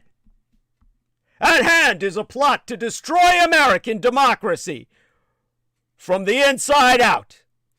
Its organizers have infiltrated the highest echelons of state and federal government and have instigated and condoned acts of violence directed against our elected officials. This campaign of terrorism might sound far-fetched, but the threat is real, and the seditious group is none other than the Republican Party. Its target is the 2024 presidential election. 10 days and a year ago, Donald John Trump limped from the White House, a completely discredited figure, roundly condemned for having instigated a shocking attack against a coordinate branch of government. The January 6th insurrection seemed like a wake-up call to Republican lawmakers. No longer could they indulge the self-serving story that Trump was simply an uncouth, untraditional president. The reality was stark and undeniable. The president was at heart a petty autocrat, willing to torch democracy to cling to power. That wake-up call went completely unheeded. Understand that the critical inflection point came during the second impeachment trial, when Republican senators had the opportunity to join Democrats in condemning Donald Trump. And while 7 Republican senators voted along with all 100 Democrats to convict, this still left the Senate 10 votes short of the 67 needed to hold Trump to account. Emblematic of the Republican refusal to reckon was the stance adopted by Mitch McConnell, who only weeks before had lost his position as Senate Majority Leader. On the floor of the Senate, McConnell delivered a powerful condemnation of Donald Trump, only then to vote to acquit, insisting that an ex-president was constitutionally not eligible for conviction. McConnell cynically overlooked the fact that the purpose of the trial was not to remove Trump from office, but to bar him from ever running again. And while McConnell presumably was hoping to mollify the cultic Republican base, whilst keeping Trump himself sidelined, that strategy backfired grandly. The acquittal served as the first step to Trump's rapid rehabilitation and the further radicalization of the Republican Party. 10 months ago, McConnell castigated Trump for spinning increasingly wild myths about a reverse landslide election that was being stolen in some secret coup. Now these same myths have been elevated to first principles of the Republican Party itself, as the party has come to effectively close its doors to those unwilling to lie about the 2020 election. In George Orwell's 1984, Winston Smith had to be tortured into declaring that 2 + 2 = 5. In the case of today's Republicans, no torture has been necessary. Opportunism and cowardice has more than sufficed to make Republicans across the land espouse a noxious falsehood as an axiomatic truth. No less ominous has been the whitewashing of the insurrection itself. 10 months ago, McConnell declared the mob, his words, assaulted the Capitol in Trump's name. These criminals were carrying his banners, hanging his flags, and screaming their loyalty to him. All said by McConnell himself. Hardly a day passes without fresh revelations from the House Select Committee, documenting the shocking steps Trump contemplated in his effort to remain in the White House forever. Yet despite the intrepid work of Liz Cheney, the larger Republican response has been to distort and suppress the committee's findings. Paul Gosar, the Arizona congressman, who recently posted an animated video that depicted him slashing to death and beheading his House colleague, Alexandria Ocasio-Cortez, has recast the insurrectionists as patriots. Others, including Wisconsin Senator Ron Johnson, have insisted the attack was a false flag operation, a conspiracy theory given traction by Tucker Carlson's three-party series. Republican state lawmakers have in turn weaponized the lies about the 2020 elections and the 6th of January insurrection to gain control over the local administration of elections. Bad enough are the 33 laws that have been passed in 19 states designed to make it impossible for persons of color to vote. But more disturbing still are the Republican Party's radical efforts to purge officials who resisted Trump's attempt to subvert the 2020 results and replace them with loyalists who have bought into the big lie. Republican lawmakers in Wisconsin are seeking to eliminate the state's bipartisan elections commission altogether and to install themselves as the sole arbiter of state election results. And more than a dozen other red states have similarly enacted laws to transform the counting and review of ballots cast into a carefully monitored partisan exercise based on the administrative techniques of communist China. By the time insurrectionists stormed the Capitol on the 6th of January, the 2020 election was a fait accompli. True, Trump tried desperately to forestall Congress from counting and accepting the duly certified state electoral certificates attesting to Biden's overwhelming victory. What ultimately frustrated Trump's putsch attempt was the fact that election officials in Arizona, Georgia, Wisconsin, Michigan, and Pennsylvania had already accurately and honestly reported the results. Many of these officials were Republicans. They acted in simple defense of democracy and were rewarded with death threats, ostracism, and now ouster. Come as 2024, all these quiet custodians of democracy have by now been replaced with loyalists and hacks ready to muddy the waters or supply the votes to secure a Trump win. The 2024 election will not witness a repeat of the events of the 6th of January, because by the time Congress tallies the electoral votes on the 6th of January, come as 2025, the putsch would have been complete. And as it will be, it will have been staged in the small offices of the election officials in the key swing states. It's all being scripted now. And Trump says he will pardon the January 6th rioters when he wins. Yesterday, the former president of these United States, as hacked into power by our Russian enemy, Donald Trump, said that when he wins the presidency in 2024, so certain he'll win it, he didn't even bother to say he'll run, because his running is redundant. He's simply going to be placed into power with false votes by the electors, no matter how many millions he loses by. The electors of each state will vote for him. He will then pardon all people charged with criminal offenses in connection with the deadly 6th of January assault by his cultists on our American capital.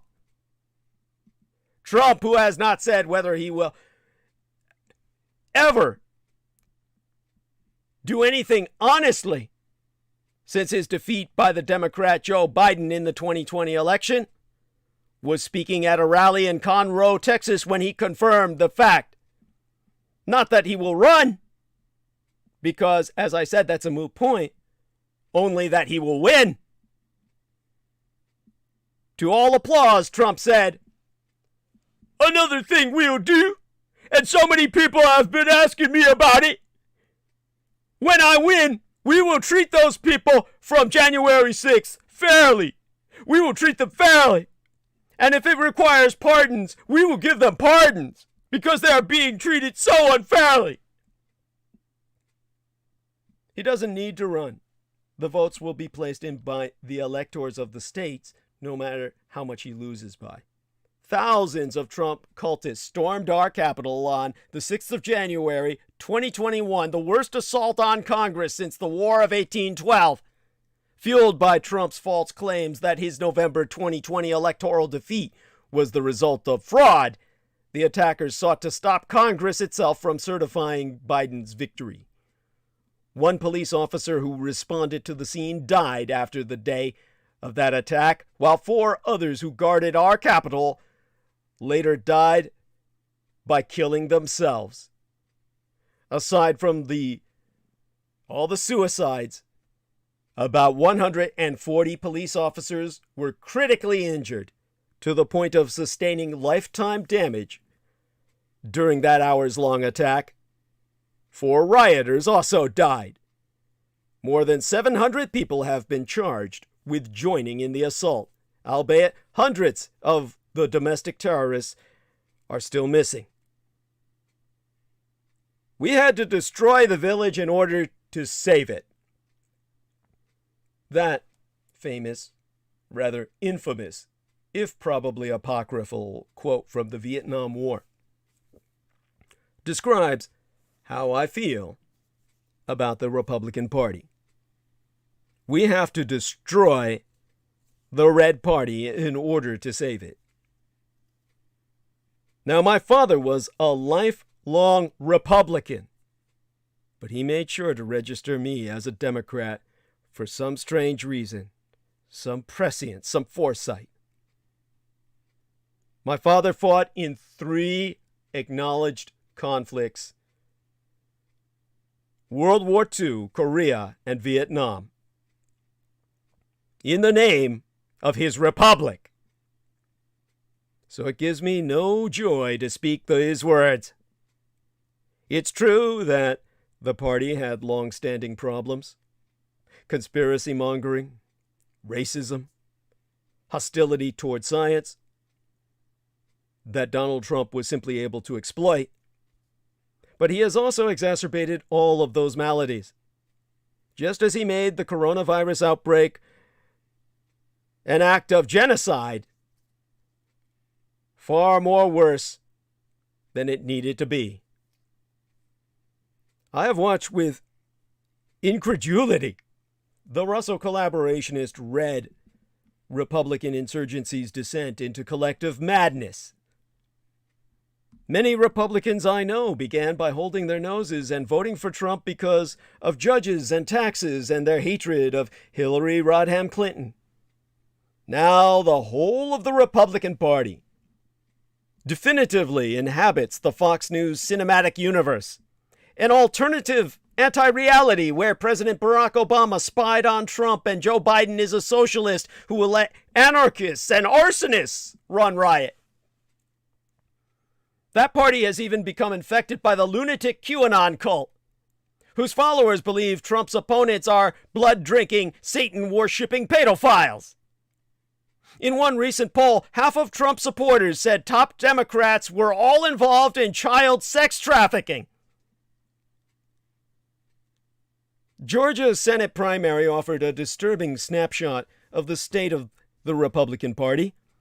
Representative Douglas A. Collins promotes his endorsement from 2 convicted felons, former Trump advisors Michael Flynn and George Papadopoulos, while Senatoress Kelly Loeffler touts her support from Marjorie Taylor Greene, a soon-to-be House member who questioned whether the Pentagon was really attacked on 9/11, saying it was holograms we saw flying into the buildings, a technological impossibility. I mean to say, I would like to think Marjorie Taylor Greene would be a soon-to-be ex-House member, based on her inability to promote herself now that she's been banned off all social platforms.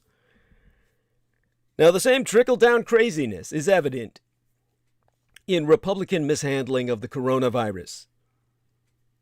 Trump had given up trying to control the pandemic, mocked masks, and promoted conspiracy theories, such as his claim that death counts were inflated because doctors get more money and hospitals get more money if they say people died of COVID-19.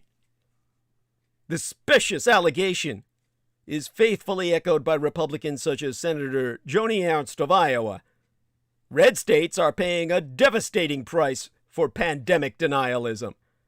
North Dakota has the lowest rate of mask wearing in the country and the highest COVID-19 death rate per capita in the world. May the pandemicide kill them all. The red states need to die. Trump gave his permission for Republican bigots to come out in the open to replace dog whistles with wolf whistles. Senator David Perdue, Republican of Georgia, mocked Senator Kamala Harris's Indian first name. Madison Cawthorn, a House nominee in North Carolina, proudly visited Hitler's lair in his misunderstanding of my biological father's philosophy and purpose in life, and created a website attacking a journalist for having worked for non-white males, like Cory Booker, who aims to ruin white males running for office.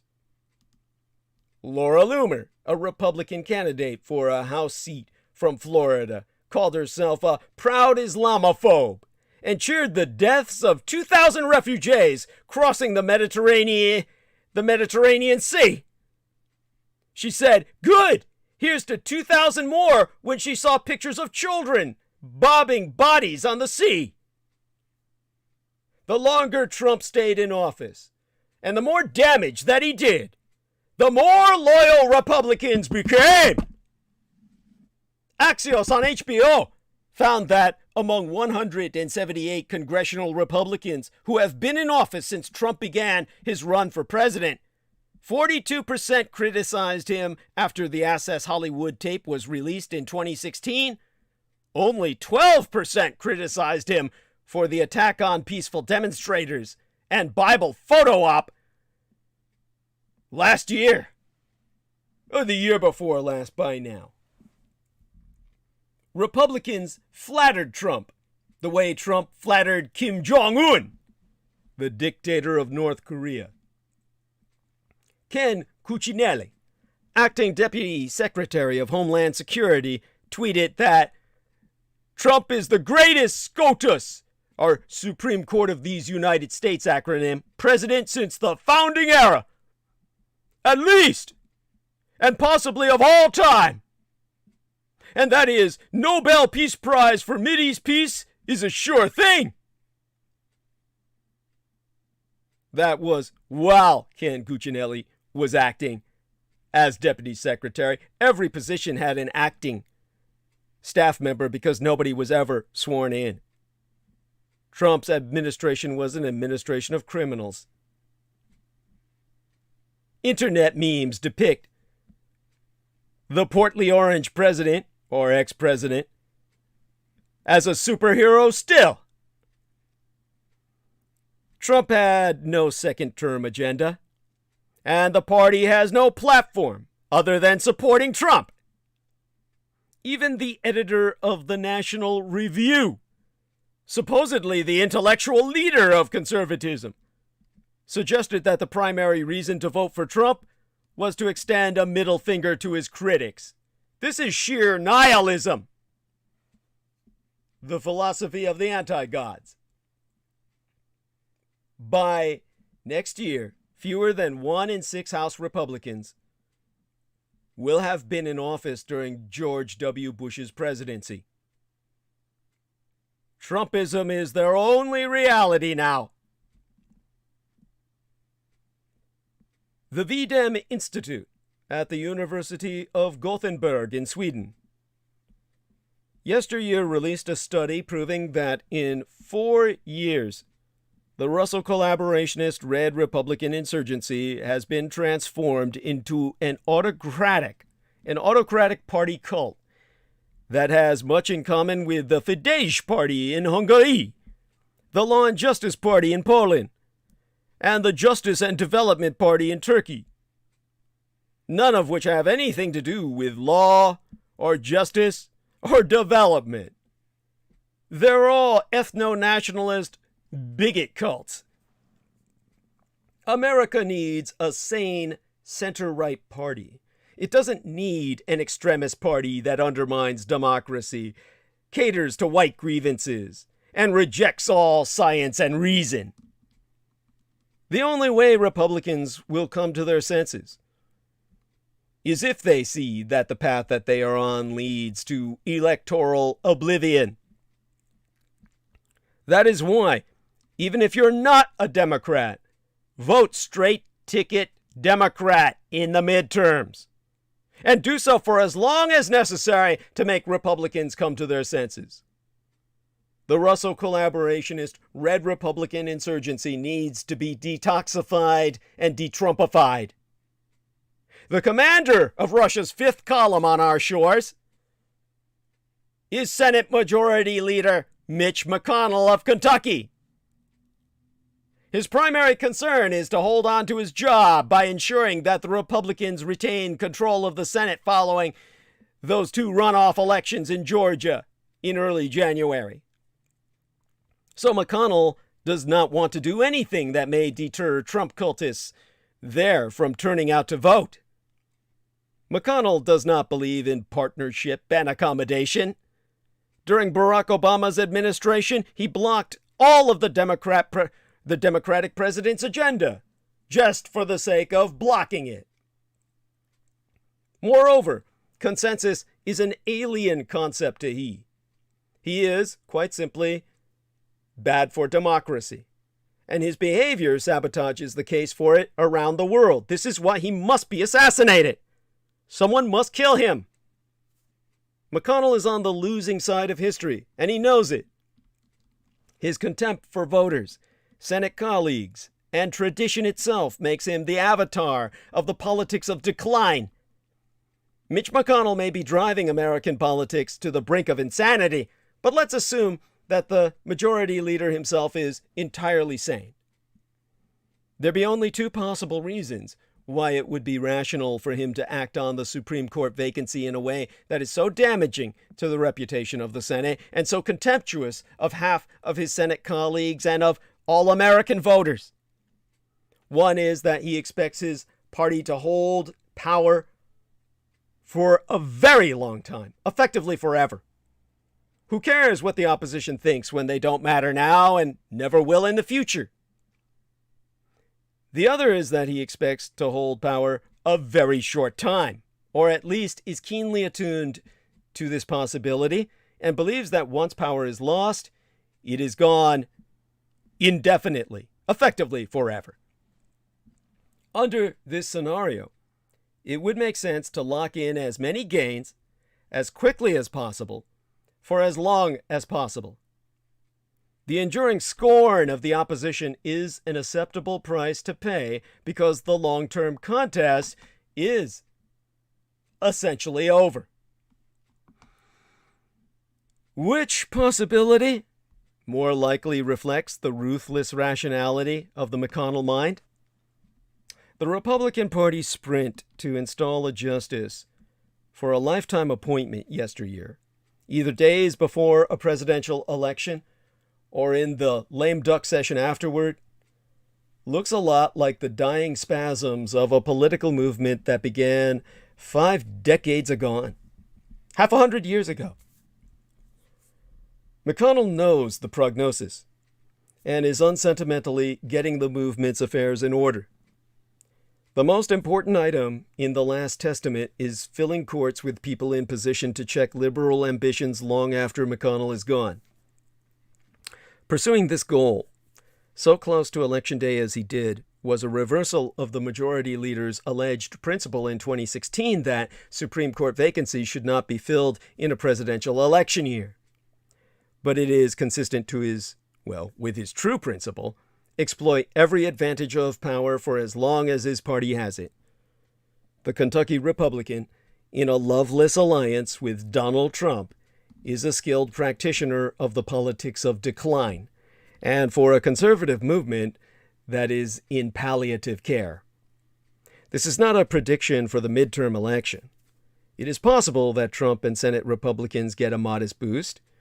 More than modest is unlikely in an electorate with views so hardened from the intensified focus on the court and a lessened focus on coronavirus. But confident and growing political movements do not act like Senate Republicans under McConnell's leadership are acting. They don't act like previous words and actions have no meaning, and that principles and precedents are for fools.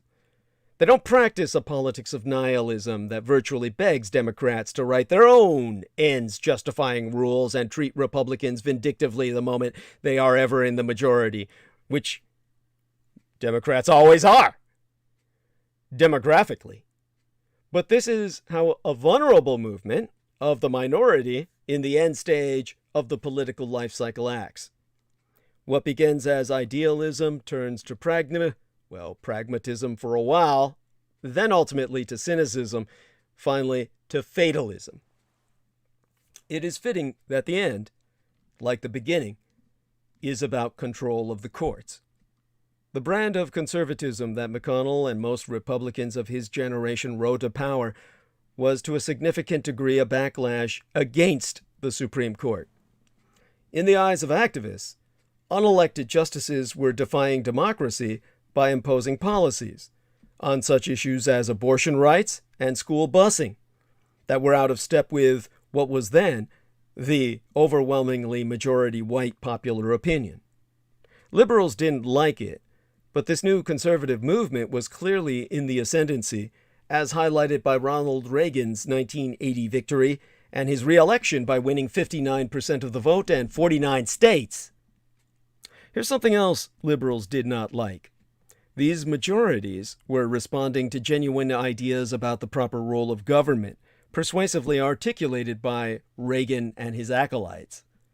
McConnell, first elected to the Senate in 1984 at the age of 42, surely considered himself one of them.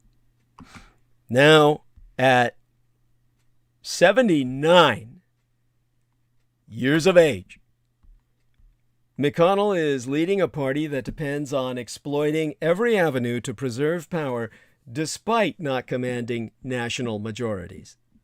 Starting in 1992, following the collapse of the Soviet Union, in 8 presidential elections, Republicans have won the popular vote just once. Just one.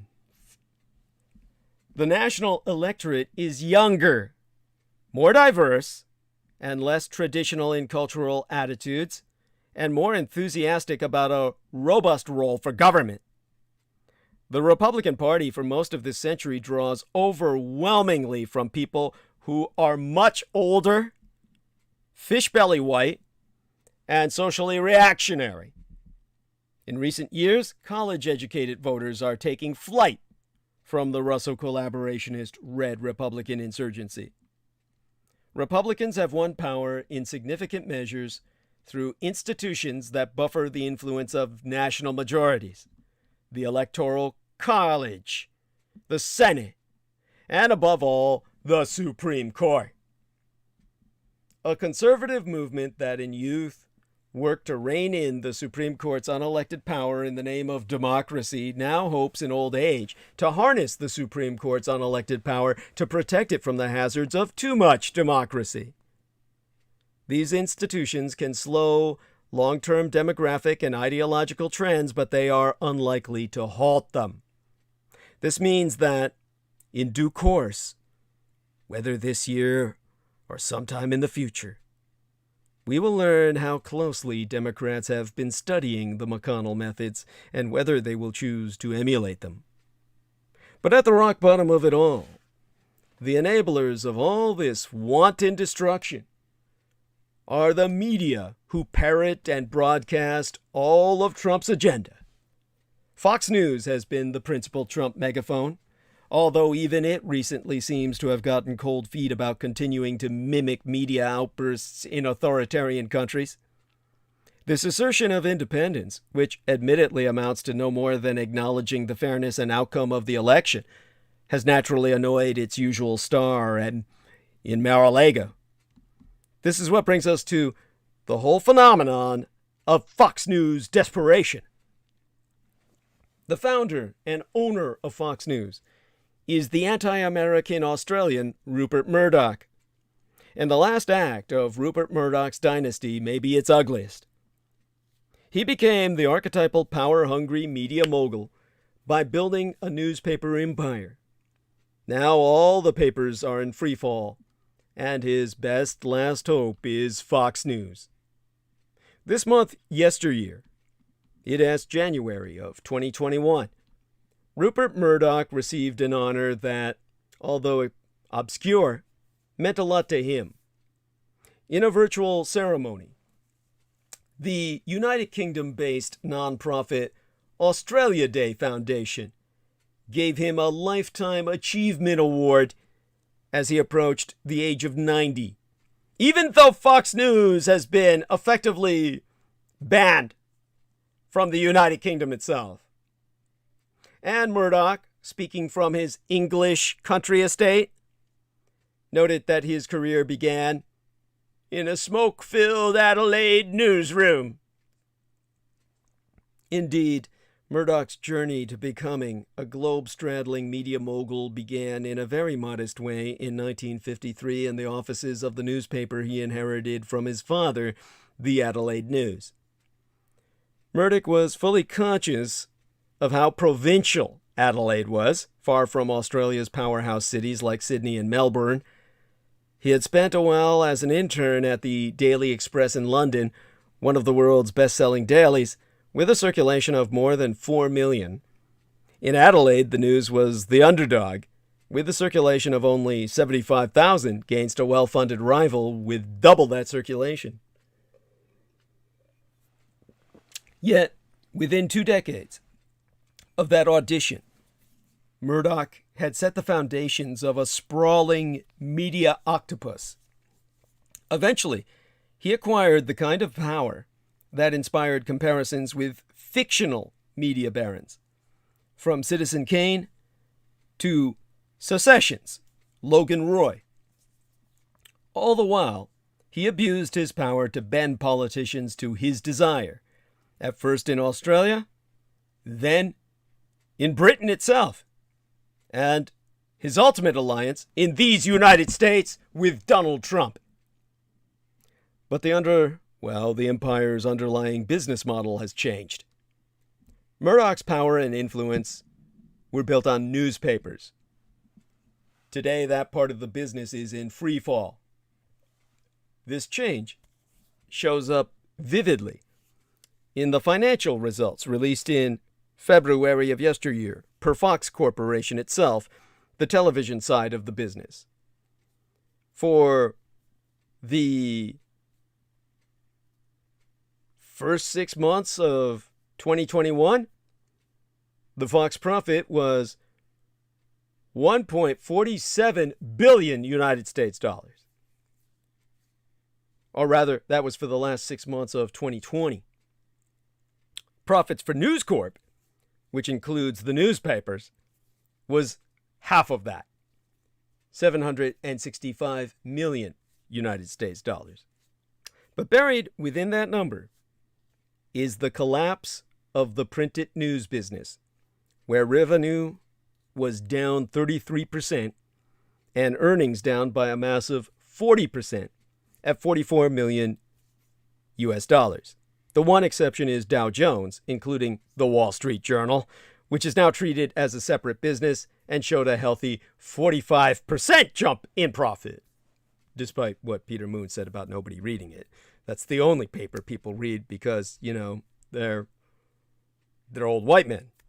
And that's how they stay up on keeping track of their money, right? This highlights how important Fox News now is to Murdoch. It's his main cash cow. Talking to analysts,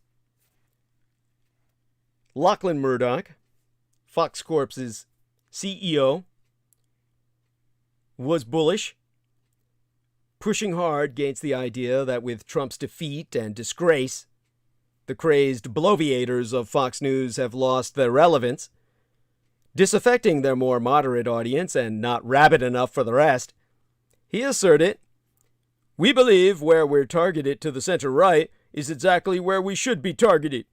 We don't need to go further right. We don't believe America is further right. All of our significant competitors are to the far left." That doesn't take account of two fundamental weaknesses.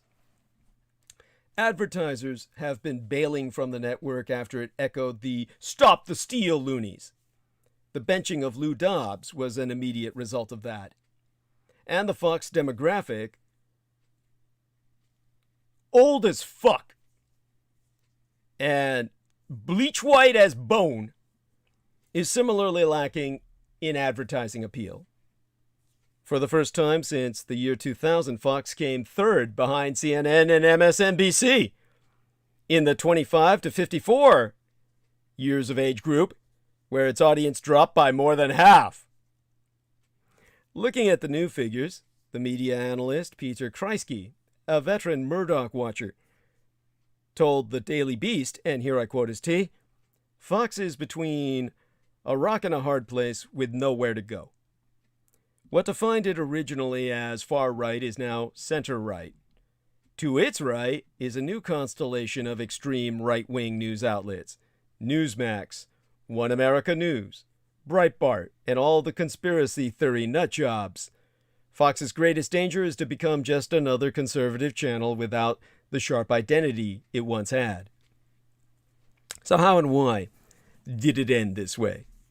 What were the qualities and motives that drove Murdoch and on his amazing trajectory from an Australian backwater to global power and notoriety? It originates in an instinct that was natural in Murdoch's approach to journalism. He believed that news, like gold, was a commodity, and if mined and packaged in a distinctively basic and sensational form, it became pure gold. That's why the vehicle for his empire was named News Corporation, and why his eventual motherlode was named Fox News, even though it wasn't actually news, that was its lure. Murdoch's breakthrough tabloid, which became the accelerant for his print empire, was The Sun, relaunched in London in 1969 under Murdoch's ownership. But the move that took that business to a new level came in 1986, when he broke the stranglehold of the print unions by moving his papers from the old hot metal technology to computerized production at a new plant at Wapping in East London, miles from Fleet Street, the ancestral and eponymous center of the British press. This step caused much bitterness at the time, but by transforming newspaper economics, it saved an industry that had been nearly bled to death by corrupt union bosses.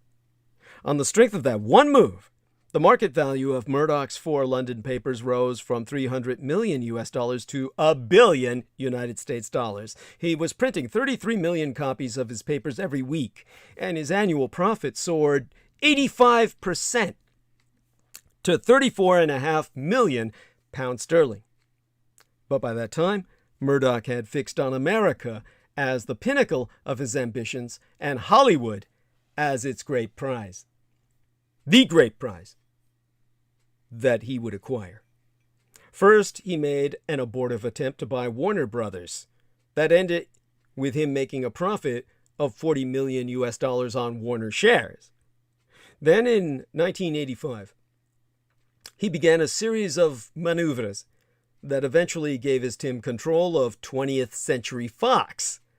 And at the same time, he purchased 7 TV stations and coupled them with Fox to create a new national network to challenge the legacy trio of CBS, NBC, and ABC.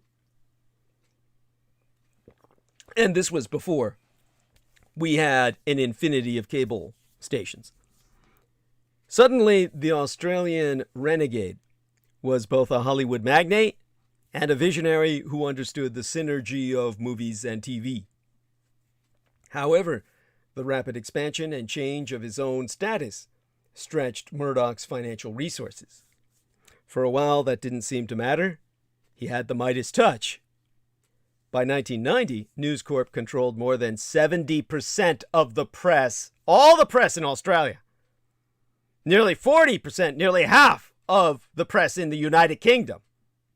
The Fox studios in Hollywood, a fast-growing U.S. television network, as well as some American magazines and the New York Post. Effectively, Murdoch controlled the Western world. But as he consolidated his world media empire, Murdoch had taken on a pile of short-term debt. He could have financed his growth by selling stock. Plenty of investors would have leapt at the chance.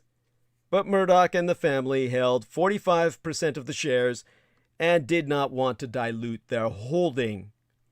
This had worked well until mid-1990, when the international banking system went suddenly into a tailspin. Murdoch was caught with $2.5 billion in short-term debt, 6 times that of the previous year. News Corp had good standing with the banks. Murdoch had always met every payment on schedule, and he was established as a great deal maker. But now the banks were in a panic. And it turned out that the News Corp loan chain extended to 146 financial institutions, and the money was in 10 different currencies. A lot of debt was due to be repaid in the next 9 months, and once they saw the degree of News Corp's exposure, the banks were getting cold feet about rolling over the loans. The Financial Times, looking at the numbers, said News Corp's situation was somewhat terminal. The business was saved by Anne Lane, a vice presidentress of Citibank, News Corp's largest creditor. As it happened, Lane had just finished restructuring another business on the point of unraveling, Donald Trump's. Lane put together a team who tracked every News Corp loan to its source. It took 3 months to keep all the banks on board. There were a number of close calls, but in the end, Murdoch's chaotic finances were simplified and brought into line with the size of business it now was. The importance of this near-death experience on Murdoch's approach to his business cannot be overstated. Whatever the political influence he gained as a result of his newspapers and TV networks, the ultimate size of the empire was always going to be limited by his insistence that it remain essentially a family business, where he could always have hands-on control and place only his children as his successors. And that dynastic model became increasingly out of kilter with the future development of global media. In the 21st century, new media empires grew that straddled Hollywood studios, cable TV, the internet, and social media. At the same time, Google and Facebook sucked advertising away from print, wrecking the standard newspaper business model.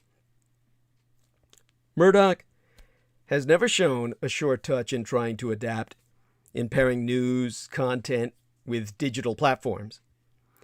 In the year my mother was slain, 2011, he launched The Daily, the first digital newspaper designed for the launch of Steve Jobs' iPad. It was killed a year later after losing $30 million. Murdoch explained that it could not find a large enough audience quickly enough to convince us that the business model was sustainable. But critics observed that the Daily was a good idea crippled by a business model suited to print and too dependent on advertising revenue. They pointed to one of his old newspaper rivals, the London Daily Mail, that invented a new form of digital tabloid, Mail Online, and turned it into an international clickbait phenomenon, something that Murdoch could and should have done with The Sun. And when it came to Murdoch's hold in Hollywood, he was confronted by the most potent disruptor of the entertainment business, Netflix. The marriage of movies and streaming was pursued by every company with a stake in content, either in movie and television archives or as producers. Only publicly traded media conglomerates not restricted by a dynastic family shareholding are able to play in this league. Which is why, in 2018, Murdoch had to sell 20th Century Fox to Disney for $71 billion. US dollars. Not that bad when you consider that he originally paid 575 million United States dollars for it. He turned millions into billions. In the jargon of Wall Street, the word that terminated the expansion of the Murdoch empire was scale. Murdoch accepted that he lacked the size to stay in the streaming game. Companies like Disney and Comcast, run by corporate managers, not proprietors, need levels of funding that come with giving Wall Street sway in the boardroom, something that Murdoch never tolerated. Murdoch is a complex person, but people who worked for him over several generations agree on one thing. His business comes before anything else in his life. He's not ideological. His editorial bias goes to wherever he can capture a market. Fox News, as Harvard researchers pointed out, is a social movement orchestrator. The Fox News audience coalesced as a white tribal reaction to Barack Obama's election. Then it readily fused with Trump's cultic base to a point where the two were indistinguishable. Murdoch himself went all in with Donald Trump after earlier doubts, giving him the kind of White House access he had always craved. He had always lusted after CNN, believing its international reach was underexploited. When AT&T took over CNN's owner, Time Warner, he made 2 attempts to buy the network, enlisting Trump's support, but failed.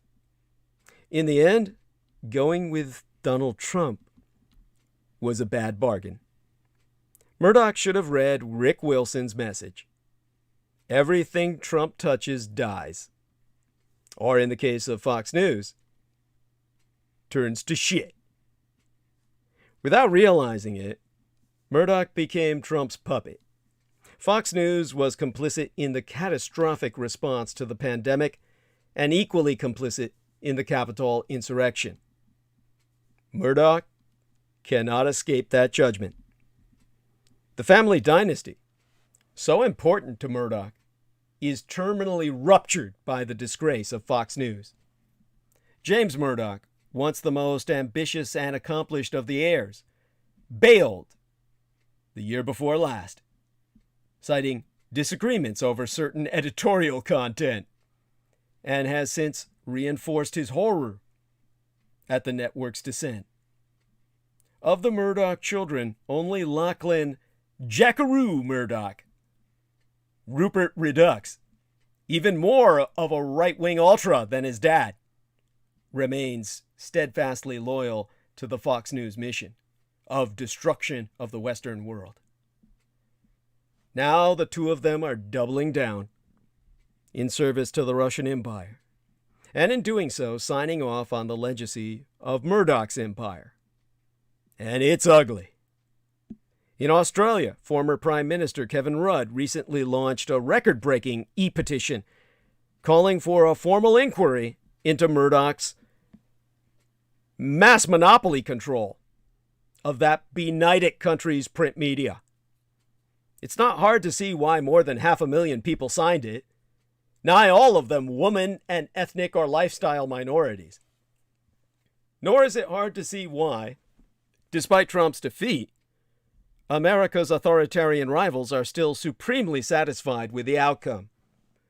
By undermining liberal democracy in America, Republican leaders and the Russell collaborationist Red Republican Insurgency's media allies are giving them the biggest helping hand they would never dare dream of on their own.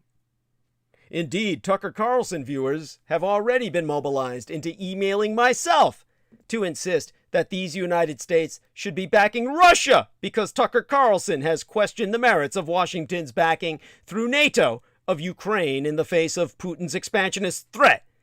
And now a New Jersey congressman, sayest viewers are calling to express distress that Biden is not siding with Russia in the Ukrainian crisis. Yea, so, a congressman from New Jersey has now disclosed that he is also receiving calls from viewers of Tucker Carlson's primetime Fox News show expressing distress at the Biden administration's backing of Ukraine in the tense military standoff with the Russian Empire. Democratic Representative Tom Malinowski said in a tweet his office was fielding calls from Carlson viewers upset that we're not siding with Russia in its threats to invade Ukraine. The callers want me to support Russia's reasonable demands, such as the total withdrawal of NATO from Eastern Europe. News of the effect of Carlson's broadcasts doubting support for Ukraine came as the Pentagon placed 8,500 troops on highest alert ready to deploy to Europe amid fears that a Russian invasion are not only inevitable, but imminent. NATO allies have been struggling to project unity in opposition to the Russian dictator Vladimir Putin's belligerent amassing of more than 100,000 troops on the Ukrainian border. Yet Tucker Carlson, the top-rated host on Rupert Murdoch's Australo-right-wing anti-American news channel, has been abusing his nightly bully pulpit to question the merits of Washington's backing through NATO of Ukraine in the face of Putin's expansionist threat. On Monday night opening last work week, his show screened an image of the White House with the words "War Machine" stamped over it. The host accused neocons in the Biden administration of betraying our country's interests, and said a massive lobbying campaign by Ukrainian politicians and American defense contractors was behind the strategy. This dumb motherfucker doesn't realize that American defense contractors are trying to talk Biden out of war because they want to fulfill their obligations to the Russian Empire, which has contracted American companies to build their weapons. All the Russian technology for their weapons comes from, guess what? The United States.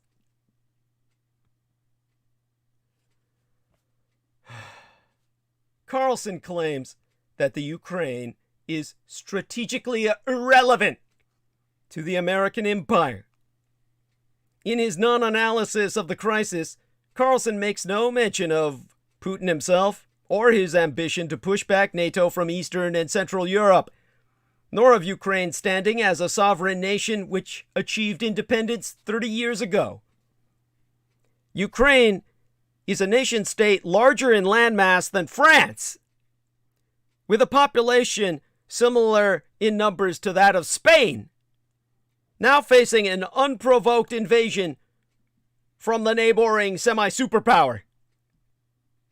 Speaking to The Hill, Malinowski said, "People get their opinions by watching the news. That's nothing new. What is new is we have at least one talk show host with a huge captive audience that is not exposed to any counter-programming elsewhere. I find that very concerning." Tucker Carlson has abused his show to express spurious views on Europe before. For a week in August, he relocated Tucker Carlson Tonight to Budapest, the capital of Magyarország, Hungary, from where he broadcast glowing reports on the authoritarian dictatorship of Viktor Orbán. This is what brings us to the global right wing's bizarre obsession with pedophilia. Child molestation is a very real problem, but the far right is far more interested in demonizing women, homosexuals, and the transgender community. Hungary's authoritarian dictator, Viktor Orbán, loves a good enemy. He's lashed out against Eurocrats in Brussels, the erstwhile capital of United Europe. He has cynically demonized immigrants to boost his political standing at home. And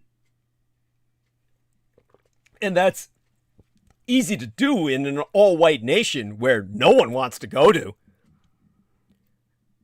But now he may have gone too far with his attack on an unlikely and universally unliked group of people. Pedophiles. You see, in June of yesteryear, the Hungarian parliament passed legislation increasing the sentences for those convicted of sexually abusing minors. Ordinarily, such a move wouldn't cause much if any, backlash, but the Hungarian right wing has abused its campaign against pedophilia to target homosexuals and the transgender community. The bill includes a ban on any depictions or promotion of homosexuality to anyone under the age of 18. It's part of Orbán's long-standing effort to turn Hungary into a bastion of Christian reactionary conservatism in the middle of Europe, which has included, among other things, a decree enshrined in the country's constitution that marriage is only between a man and a woman. In the New York Times, Benjamin Novak so wrote, linking the LGBTQIA+ community to pedophilia is a tactic that may score Mr. Orbán and his party points with conservative rural voters, or Hungarian hillbillies, many of whom, spurred on by a steady stream of government propaganda, see the government as a bulwark against the cosmopolitan liberalism symbolized by opposition political figures in the capital and by the international enemy personified in George Soros, a Hungarian Jew. Now, the European Union, of which Hungary is a member, is fighting back. The Presidentress of the European Commission, Ursula von der Leyen, has so noted that the European Union is a place, in her words, where you go, well, what she said is, where you are free to be who you are and love whomever you want. I will use all the powers of the Commission to ensure that the rights of all EU citizens are guaranteed, whoever they are and wherever they live, within European Union. Now, Viktor Orbán is not alone in his obsession. Pedophilia features prominently in the diatribes of all far-right politicians in any number of countries. The organizing campaigns of far-right NGOs or non-governmental organizations, and the ravings of the QAnon cult online. Now, the trafficking of children is a serious global problem. I can speak with authority here because I broke up 2 pedophile rings in my lifetime, which is more than any of you will ever do in a million incarnations. Every year, thousands of children are sold for the purposes of sexual exploitation. But the far right is more interested in insane conspiracy theories and enforcing its antiquated notions of gender and sexuality than in dealing at all with this very real problem that I myself broke open and exposed. Instead of combating real existing pedophilia, the far right has waded into the deep end to battle their concept of Satanism, id-est democracy, and homosexuality, which they tend to equate, going back 1,000 years and more. The real issue has nothing to do with the devil or sexuality. Rather, like so many other problems, it all boils down to money and power. This is what brings us to the blood libel.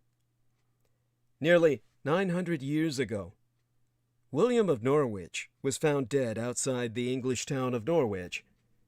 The 12-year-old boy was an apprentice tanner from a family connected to the local cathedral.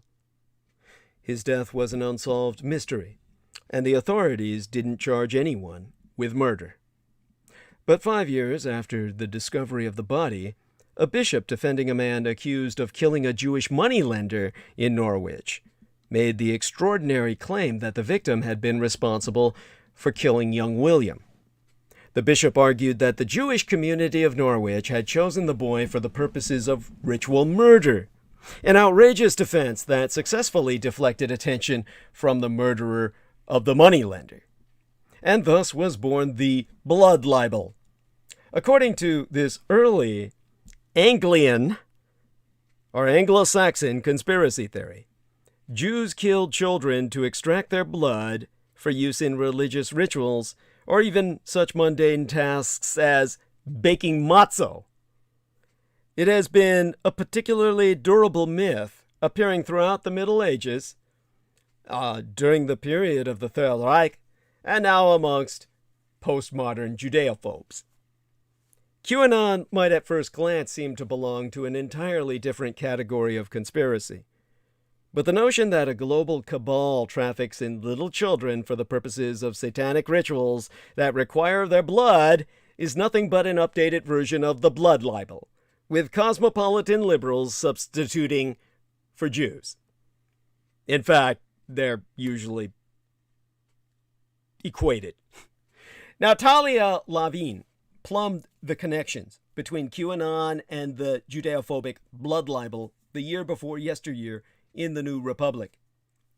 But she failed to know the economic underpinnings of both outlandish conspiracy theories. In Norwich, in the middle of the 12th century, the blood libel grew out of perceptions of Jews as a rich, powerful, and globally connected community that sucked the blood of Christian society through the charging of interest on loans. In those days, the church considered usury a sin, which opened up the profession to Jews, though plenty of non-Jews also served as bankers in the Middle Ages and afterwards. The blood libel thus fed into other Judeophobic myths that associated all Jews with global power and wealth. QAnon is similarly focused on a devilish global fraternity that supposedly steals children and somehow transmutes their blood into international power. These feverish nightmares intersect with the diatribes of Donald Trump and his allies against globalists who have somehow destroyed the purity of America. Both narratives gain power from the fact that globalization has failed to deliver to so many people around the world. For those willing to believe pretty much anything, QAnon provides a fact-free explanation that what economists call the workings of an impersonal, invisible hand is actually the handiwork of a very real and very evil network of people. That's why it developed in the West, where all men are presumed malevolent by nature, and not the East, where people are considered benevolent by nature. But what does all this have to do with pedophilia? Exactly what they accused myself of when I exposed the satanic conspiracy in your military. And they generated the myth of satanic panic. It's all about your conservative, militarized right manufacturing a panic. The far right has usually focused its energies on race and nationalism, but the alt-right has also absorbed a large chunk of the social agenda of mainstream conservatives, particularly around gender. This concern has translated into a commitment to preserving the traditional family, circumscribing the role of woman, and combating anything that smacks of same-sex attraction or gender fluidity. According to a fascinating new report from the Elevate Children Funders Group and the Global Philanthropy Project, the alt-right has enlisted children in its full-spectrum defense of the traditional family. The authors of the report prove that, in their words, gender-restrictive groups prey on our collective desire to protect children. By presenting themselves as concerned adults with children's well-being and safety, they appeal to a more moderate, non-religious audience. So this defense of the family always conflates pedophilia with homosexuality. In 2018, as the Manufacturing Moral Panic reports details, the Bulgarian far right mobilized against sex education in schools and managed to persuade the government to reject ratification of the Istanbul Convention, a European treaty to prevent violence against women. To do so, the far right spread various myths about gender ideology to suggest that feminists and gay rights activists were intent on destroying the traditional family and binary definitions of male and female, all of which put children at risk. A particularly bizarre element of that campaign was the Norwegian model, according to which the Norwegian government was trying to make it easier for the Bulgarian government to separate children from their families so that they could be adopted by same-sex couples in Norway, which in turn would lead to widespread pedophilia. In this completely fabricated scenario, wealthy Norwegians are merely the stand-ins for all the rich foreigners who have been exploiting Bulgaria for its natural resources and cheap labor, made accessible by its completely corrupt government. According to another conspiracy theory that is spread throughout Latin America, the fictitious PAM, the PAM, or pedophile activist movement, is supposedly trying to worm its way into the LGBTQIA plus community to normalize child molestation. By the way, I dealt with the actual pedophile activist movement, or the historically real equivalent, which was MANBLA, the Man-Boy Love Association, which argued, of course, that this was natural for adults to be attracted to children. And I gave them a kick in the ass via their use in libraries. They would always pray in libraries because the most bullied children would go to hide in the library and lose themselves in books. So these adults would be there to basically fuck the children over. They would catch them where they felt secure, talk to them because they were lonely, and ultimately rape them. That is, of course, until I began using the OCLC, or the Online Cataloging and Library Cooperation System, which was supposed to create a library without walls to contact other librarians, to form a kind of neighborhood watch concerning MANBLA in the library. So that makes 3 child exploitation situations in which I pioneered a response and ultimately dissolved a social network of child sex trafficking. But nobody's building any statues of Douglas Dietrich. And all of America tries to claim I'm some kind of liar and fraud. You people are so fucking stupid. You're giving your children over to the radicalized right and the human child sex trafficking centered in the Kremlin and Beijing. The Sino-Slavic Synaxis wants your children. And you're giving them your children on a platter.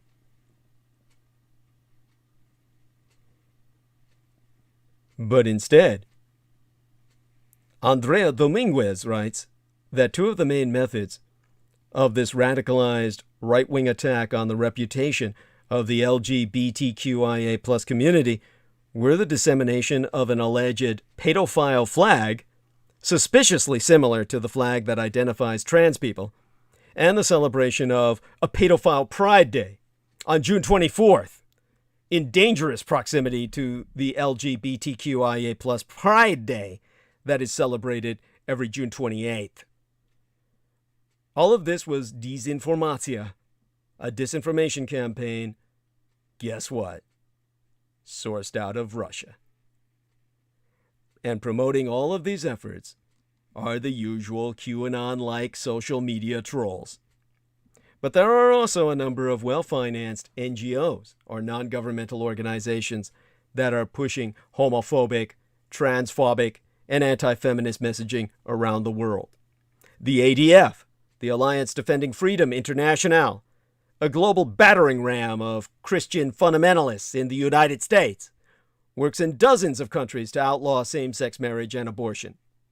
As Media Matters points out, in their book, The Homosexual Agenda, that's the title of their fucking book, The Homosexual Agenda, that's an actual book, the ADF founder Alan Sears and his former ADF colleague Craig Austin called pedophilia and homosexual behavior often intrinsically linked.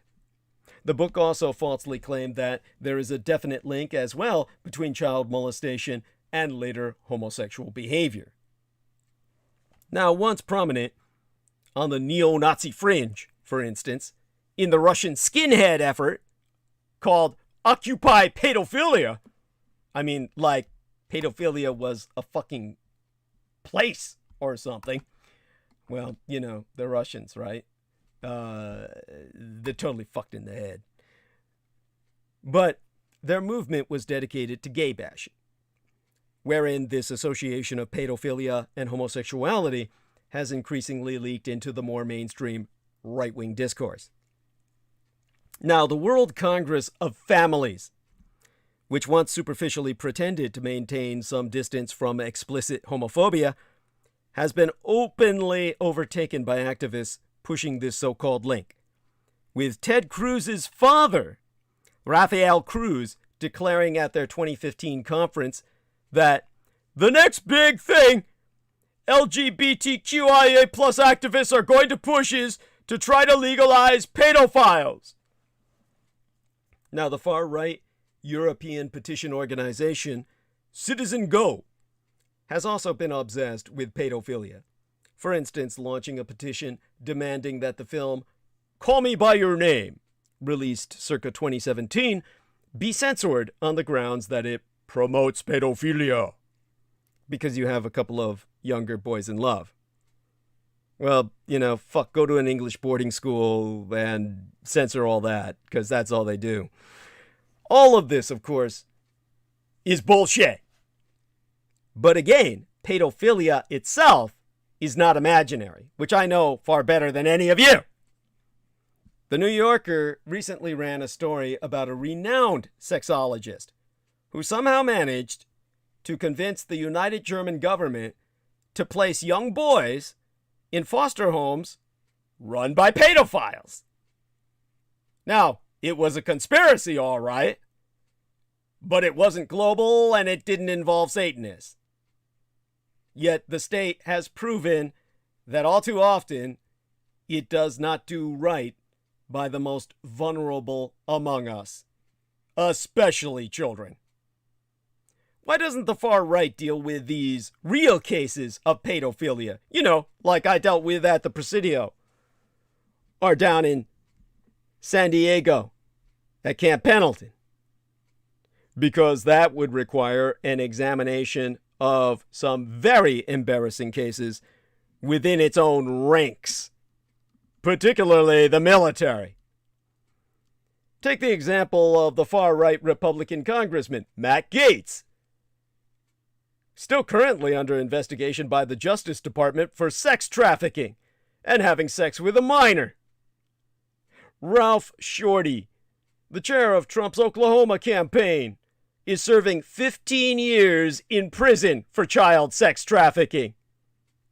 Would-be Senator Roy Moore, would-be Congressman Ben Gibson, former Speaker of the House Dennis Hastert, Trump Commerce Department official Adam Hageman, Republican digital strategist Ruben Verastegui, and so on.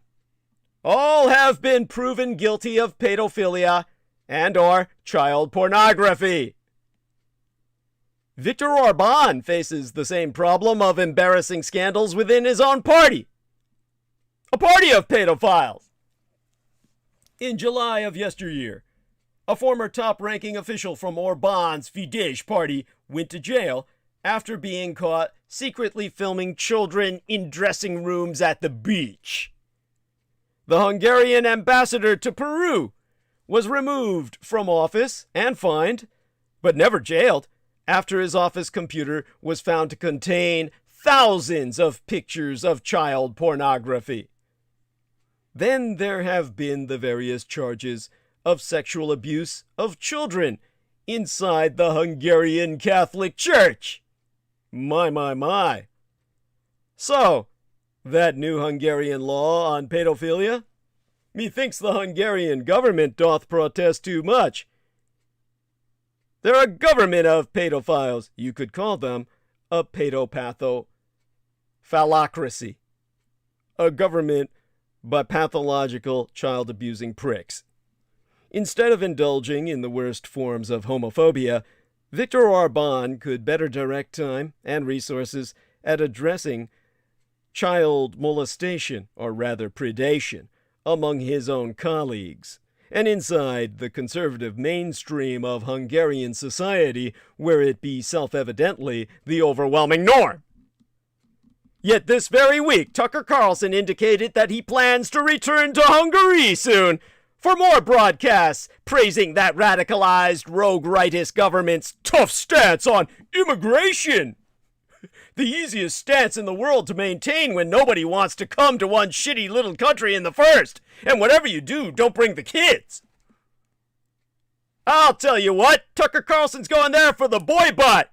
You hear me, Tucker Carlson? You're going there because you're a pedo, you son of a bitch! You're going there to fuck the kids! This brings us to the false red romance of Republican Russia. American conservatives who find themselves identifying with Putin's regime refuse to see the country for what it really is.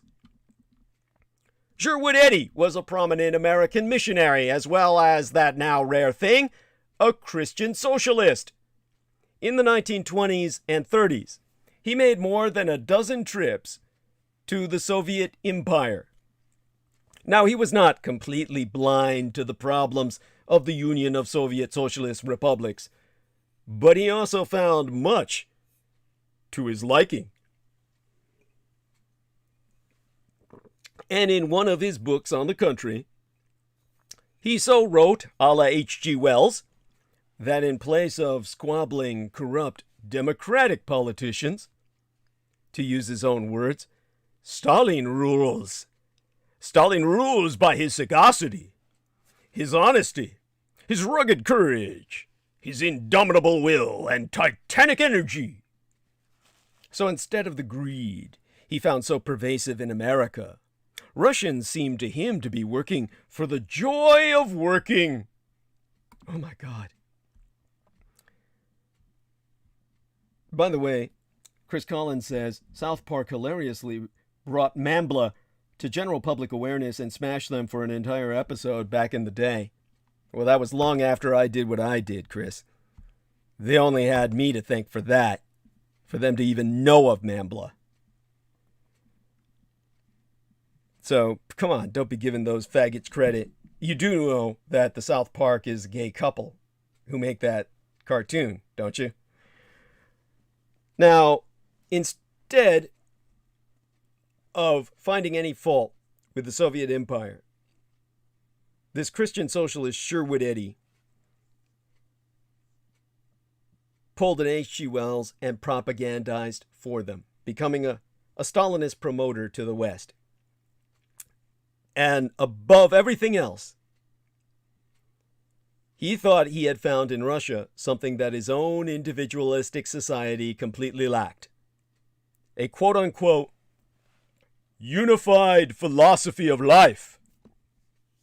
I've told you how Marxism has nothing to offer. Yet in Russia, Sherwood Eddy, a Christian, wrote, and I quote this from he, "All life is focused in a central purpose in Mother Russia. It is dedicated to a single high end, and energized by such powerful and glowing motivation that life seems to have supreme significance." Yeah, a empire in which hundreds of millions were massacred. Life has supreme significance, my ass. As fertilizer, yeah. Ernest Eddy was dead wrong about everything he saw. Joseph Stalin was a pathological liar and a serial mass murderer, while Russians only worked because they were hungry and afraid. The unified philosophy of life was a chimerical canard, and the reality was a totalitarian state that employed terror and propaganda to maintain that unity. But chicken shit Eddy, like others in his era, was predisposed to admire the Soviet Union precisely because he was so critical of the economics and politics of his own country, Depression-era America, In this, he was not alone. In his landmark 1981 book entitled Political Pilgrims, subtitled Travels of Western Intellectuals to the Soviet Union, China, and Cuba, Paul Hollander wrote of the hospitality showered on sympathetic Western visitors to the communist world, the banquets in Moscow thrown for George Bernard Shaw, the feasts laid out for Mary McCarthy and Susan Sontag in North Vietnam. But his conclusion was that these performances were not the key to explaining why some Western intellectuals became as enamored of communism. Far more important was their estrangement and alienation from their own cultures. To read from his book but a single sentence, intellectuals critical of their own society proved highly susceptible to the claims put forward by the leaders and spokesmen of the societies they inspected in the course of these travels. Hollander was writing about left-wing pseudo-intellectuals in the 20th century, and many such people are still around, paying court to left-wing dictators in Venezuela or Bolivia who dislike America. Steven Seagal is one of them. There are also, in our society, as in most others, quite a few people who are paid to help America's enemies, or to spread their propaganda. There always have been. But in the 21st century, we must also contend with a new phenomenon. Right-wing pseudo-intellectuals, now deeply critical of their own societies, who have begun paying court to right-wing dictators who dislike America. And their motives are curiously familiar. All around them, they see degeneracy, racial mixing, demographic change, political correctness, same-sex marriage, religious decline. The America that they actually inhabit no longer matches the white Anglo-Saxon Protestant America that they remember, or think they remember.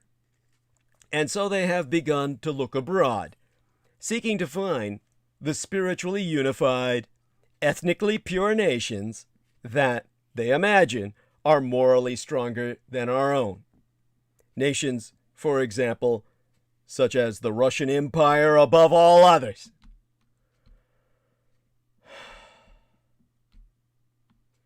The pioneer of this search was Patrick James Buchanan, the godfather of the modern so-called alt-right, whose feelings about foreign authoritarians shifted right about the time he started writing books with titles such as The Death of the West and Suicide of a Superpower. His columns pour scorn on postmodern America, a place he once described, with disgust, as a multicultural, multi-ethnic, multiracial, multilingual, universal nation whose black avatar is Barack Obama.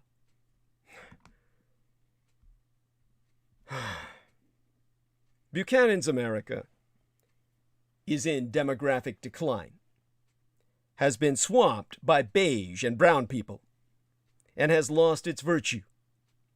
The West, as he has thus written off, has succumbed to, in his words, a sexual revolution of easy divorce, rampant promiscuity, pornography, homosexuality, feminism, abortion, same-sex marriage, euthanasia, assisted suicide, the displacement of Christian values by Hollywood values. This litany of horrors isn't any different from what can be heard hammered home every single night on Fox News. Listen to Tucker Carlson, or rather, just don't. One evening, in a 2019 holiday season monologue that also referred to the dark age that we are living through, Carlson declared, "The American dream is dying," meaning the white dream. Carlson has also spent a lot of time on air reminiscing about how the United States was a better country then it is now in a lot of ways. Back when it was more cohesive. And no wonder. Immigrants have plundered America, thanks to decadent and narcissistic politicians who refuse to defend the nation. You can read worse on the white supremacist websites of the alt-right. Actually, just don't. And neither pick up a copy of Ann Coulter's Book of Bile, titled Adios America, subtitled The Left's Plan to Turn Our Country into a Third World Hellhole. Or not disturb thyself to hear even and ever more extreme sentiments in some evangelical churches. Franklin Graham has declared, for example, that America, in his words, is in deep trouble and on the verge of total moral and spiritual collapse. What a terrible place all these people are describing. Who would want to live in a country like that? Turns out every motherfucking Russian does, surprisingly enough, which in and of itself begs the question of putting it differently. Who wouldn't sympathize with the sworn enemies of a country like America? As it turns out, every red-wing American does. Certainly Buchanan does. Russian cyber warriors work with daily determination to undermine American utilities and electricity grids. Russian disinformation warriors are striving all hours of the day to deform American political debate. Russian contract killers are murdering people on the streets of Western countries. Russian nuclear weapons are pointed at all of us and all our allies.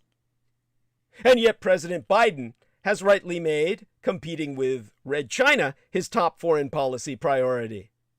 In its first major policy document, the Biden administration stated that Red China is the only competitor potentially capable of combining its economic, diplomatic, military, and technological power to mount a challenge to a stable and open international system.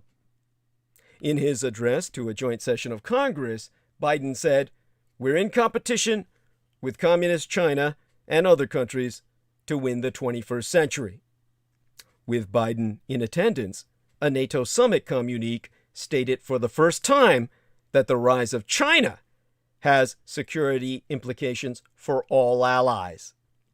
So for this administration, and many more to come, formulating effective strategies for addressing the Communist Chinese empire's rise will remain the focal point of American foreign policy, not unlike the central role that the Soviet Union played for American strategists throughout the Third World War, which we ultimately won, and so far still misnomer as the Cold War.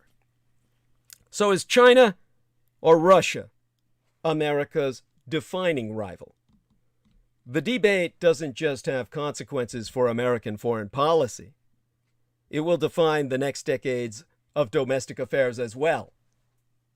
Late in 2018, as most of America's political class was transfixed by the denouement of the Kavanaugh confirmation battle for the Supreme Court, Vice President Mike Pence gave a wide-ranging address on the American relationship with Red China and why the Trump administration was committed to opposing its expansionist designs. For the most part, it was a familiar litany of complaints about Communist China's efforts to coerce its neighbors in the Western Pacific, its trade abuses, its hostility to religious freedom, and its support of unsavory regimes around the world. Yet halfway through his remarks, the vice president shifted his emphasis, turning from all the various ways the Communist Chinese single-party state was acting in the world outside America's borders to how it was seeking to influence political and cultural life inside them. Specifically, Vice President Pence warned that China wants a different American president, and that Beijing was mobilizing covert actors, front groups, and propaganda outlets to shift Americans' perceptions of Chinese policies to that end. By now, it has become routine for the heads of American multinationals to condemn the former Trump misadministration's trade policies, and the fact that they do so is perfectly understandable. China's violent labor repression and its policy of subsidizing industrialists at the expense of households have proved highly advantageous to those seeking a disciplined and relatively low-cost workforce, regardless of their citizenship. According to Pence, however, there is another layer to the politics of trade, namely that senior Commu-Chinese, or CHICOM, Chinese Communist officials, are threatening to punish business leaders who fail to denounce American tariffs. He pointed to the rising sophistication with which Beijing exploits America's domestic political cleavages, as evidenced by its targeting of retaliatory tariffs to regions and industries believed crucial to the outcome of what was then the 2018 midterm elections, and its shrewd efforts to silence criticism of Chinese policies on university campuses, desperate for Chinese money. All of this was in keeping with then-President Donald Trump's blunt insistence that "we've found that China has been attempting to interfere in our upcoming 2018 election coming up in November against my administration," and more pointedly that "they do not want me or us to win because I am the first president ever to challenge China on trade." Now, the implicit question raised by both Pence and Trump was this: should we be more worried about Red Chinese meddling than Russian meddling?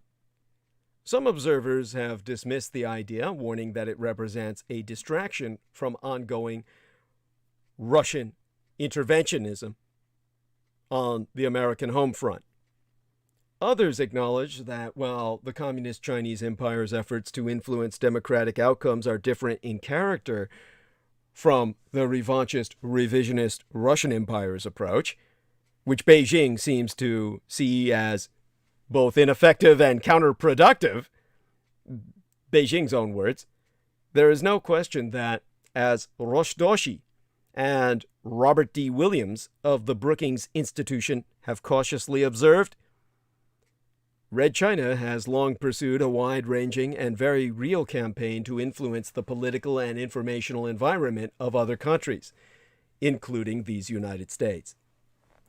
Needless to say, one could see both Russia and China as dangerous rivals, and I most certainly do myself.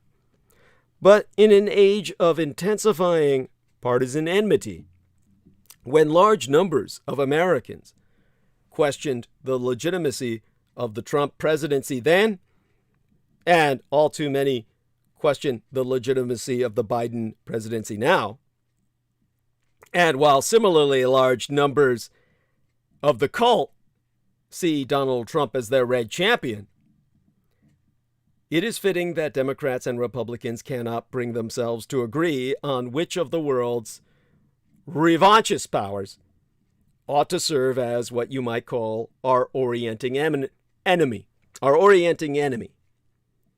Or, as the Harvard political scientist Samuel P. Huntington once put it, the other that giveth our grand strategy its ideological shape.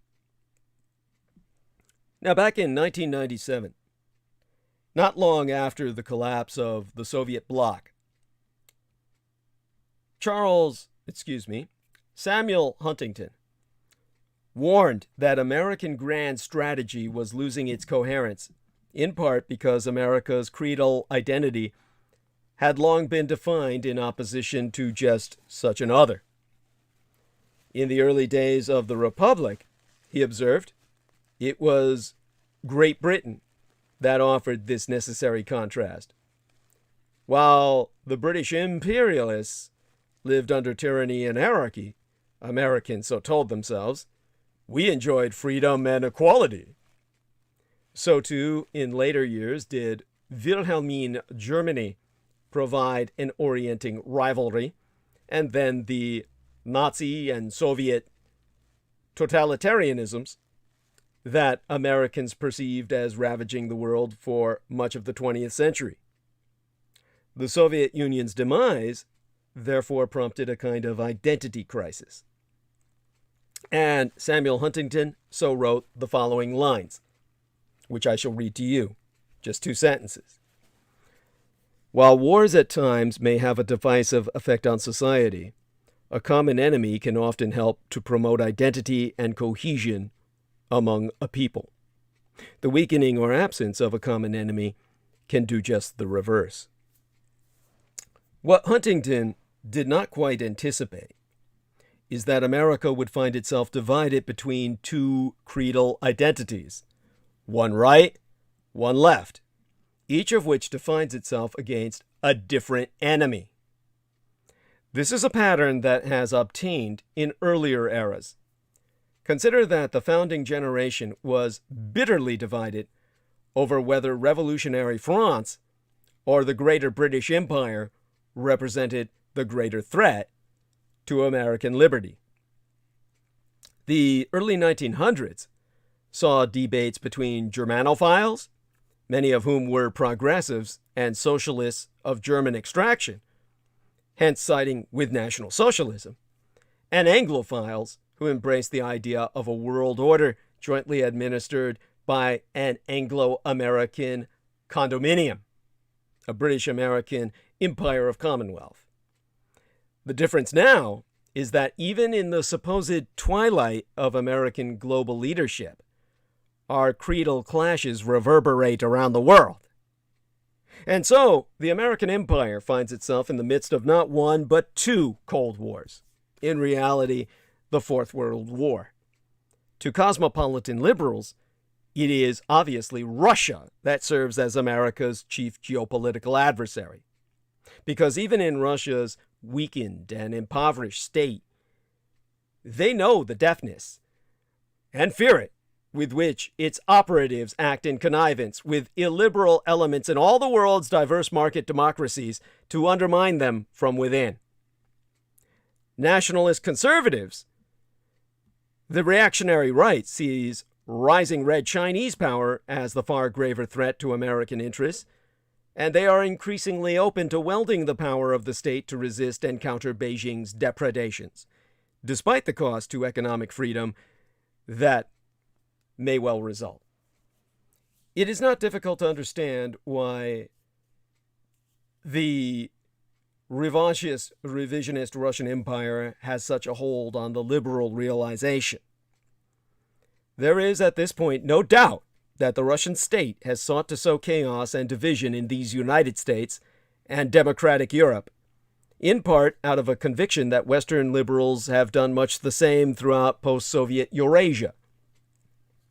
Though the extent to which Russian disinformatia, or disfo, warriors, the information operations, influenced the outcome of the 2016 and 2020 U.S. presidential elections is contested, the fact that it played a decisive role is an article of faith among Trump's liberal critics, for whom Vladimir Putin is the perfect foil. The Putinista ascendancy, or rather the ascendancy of Putin himself.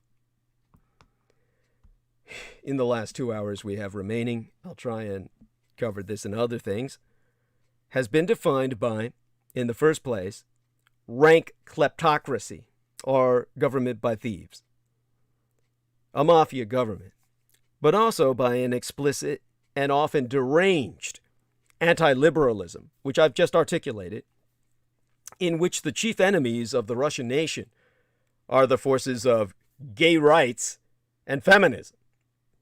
As the American author Timothy Snyder has proven, Putinism's crusade against gay rights was designed, in his words, to transform demands for democracy into a nebulous homosexual threat to Russian innocence and purity. Voting equals the West equals sodomy in his crazed equation. Those are the words of Timothy Snyder. While defining liberalism as the politics of sexual perversion, that if you're a liberal, you're a pedophile, which in reality, if you're a libertarian, you're a pedophile. That's the fact. All the pedophiles that I had to deal with at the Presidio military base were political libertarians, the ultimate right-wing insanity, of which, of course, Robert Heinlein deranged himself and degenerated into libertarian madness. Putin defines his own regime as the defender of masculinity and traditionalism, in disambiguation from liberalism as the politics of sexual and gender identity. And ergo, Russia, standing for toxic masculinity as their only ideology, presents itself as the natural ally of all those who defend state sovereignty against the supposed cosmopolitan conspiracy to dissolve the natural family. That the atomization of the nuclear family is a product of cosmopolis. In short, Putin invites cosmopolitan liberals to see Russia under his rule as their enemy, just as he invites right-wing populists in the Western democracies to see him as their savior, as not only friend, but messiah of the Western world. An America that defines itself against Putin's Russian Empire is an America that would redouble its commitment to cosmopolitan liberalism, including a commitment to free and open trade on a multilateral, non-discriminatory basis, while marginalizing nationalist conservatism as retrograde, if not treasonous. NATO would be shored up, which is all to the good, but the United States would adopt a warier attitude toward populist parties in Central and Eastern Europe, as it should, a stance that could see these democracies, quote-unquote, drift further out of the American orbit if we don't instill regime change, as we should. And as for the communist Chinese single-party state, it wouldn't exactly be any friend, especially in light of its hostility to civil liberties. But the Chinese Communist Party's stated commitment to combating climate change and anti-trade nationalist politicians would lend it a certain prestige and legitimacy to the liberals. Shortly after Trump's inauguration, Xi Jinping himself presented himself as a defender of a rules-based international order, the Paris Agreement, and the Joint Comprehensive Plan of Action with Iran, and in so doing, he won himself admirers in elite circles, especially among those unaware of the imprisonment of hundreds of thousands of Caucasoid Uyghur Muslims for so-called political crimes, meaning they worshipped Allah rather than Xi Jinping as the new Red Sun. Over time, a U.S. grand strategy rooted in cosmopolitan liberalism, tracking Russia as the primary antithesis, might grow warier of communist Chinese power as well, especially if the Red Chinese Party state were to become more explicitly nationalist, as it sees less of a need to cater to cosmopolitan liberal sensibilities, as seems quite likely, in fact inevitable. But by then, the economic integration of the Western democracies with the communist Chinese empire might be irreversible, a Sign America effect in which Beijing would have the upper hand. So what would it mean if we don't go in that liberal direction, and instead the United States chooses the communist Chinese empire as its other, as nationalist conservatives and right-wing reactionaries would have it? One early indication cometh from a comparatively recent report from the Department of Defense, which entails America's growing dependence on the Chinese Communist Empire's manufacturing base, and the threat this poses to the American Empire's warfighting capabilities. After all our troops' boots and uniforms and American flags are manufactured in Communist China. In the 1990s and 2000s, market conservatives could point to the Soviet collapse as an indictment of statism and to global economic integration as an unambiguous good. Many of these market conservatives now find themselves making common cause with cosmopolitan liberals, while nationalist conservatives rethink their commitment to laissez-faire, the invisible hand of the free market, with an eye toward meeting the challenge posed by a communist Chinese party state that sees industrial progress as central to its strategic ambitions. If Beijing, not Moscow, is public enemy number one, it is vital that the American empire boost public investment in infrastructure and human capital, and that it steer American firms to build resilient supply chains based in the Americas, not in China's industrial heartland. Russia would still be a rival, I suspect, but it would be seen through a different lens, as a potential ally as promoted by Donald Trump in the protracted conflict with communist China, as would become as much clearer once Vladimir Putin, I mean to say, exits the scene. It is when the fucker finally dies. And Russia falls into chaos because, like Louis the Sun King, his own stance is, after me, the deluge. Culturally, choosing China as an orienting enemy would have more maladaptive effects. One can only conclude a xenophobic turn against Chinese immigrants, visitors, and students, which would have ugly consequences. Yet one can also imagine an embrace of the Taiwanese people, the true bearers of Chinese culture, on the grounds that Beijing's authoritarianism serves a narrow elite more than it serves the Chinese culture or even mainland China's own ordinary workers.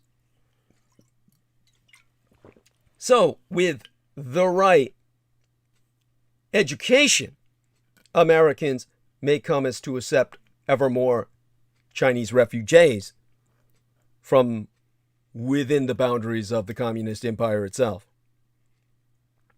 The argument, in essence, would be that the American empire stands against the centralized one-party state of communist China on the mainland, but not the Chinese ethnos or race or its culture as a whole, its historical culture, and that America would welcome a more just and inclusive Chinese government. One with, conceivably, the Taiwanese retaking the mainland. Indeed, Vice President Pence made exactly this argument in his early administrative address, when he still had dreams of someday becoming president himself. Maybe he still harbors those dreams, in which case his address was a good sign.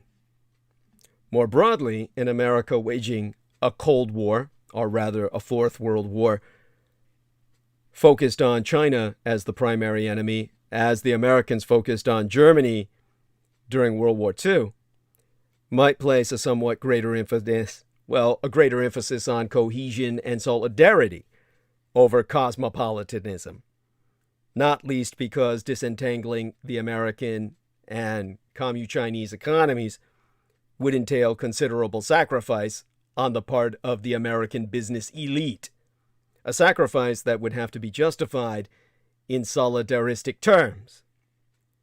Exempli gratiae, the Department of Justice's, or the DOJ's, China Initiative, which manifests a xenophobic threat to the American economy and to all our core ideals.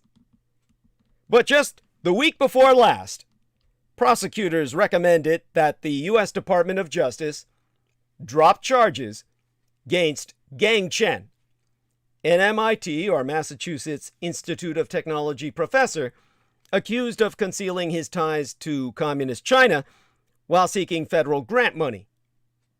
Now, Chen was charged in January of yesteryear, 2021 as part of the department's China Initiative, a program launched during the Trump administration and presented as an effort to combat economic espionage and spying by the Communist Chinese Empire.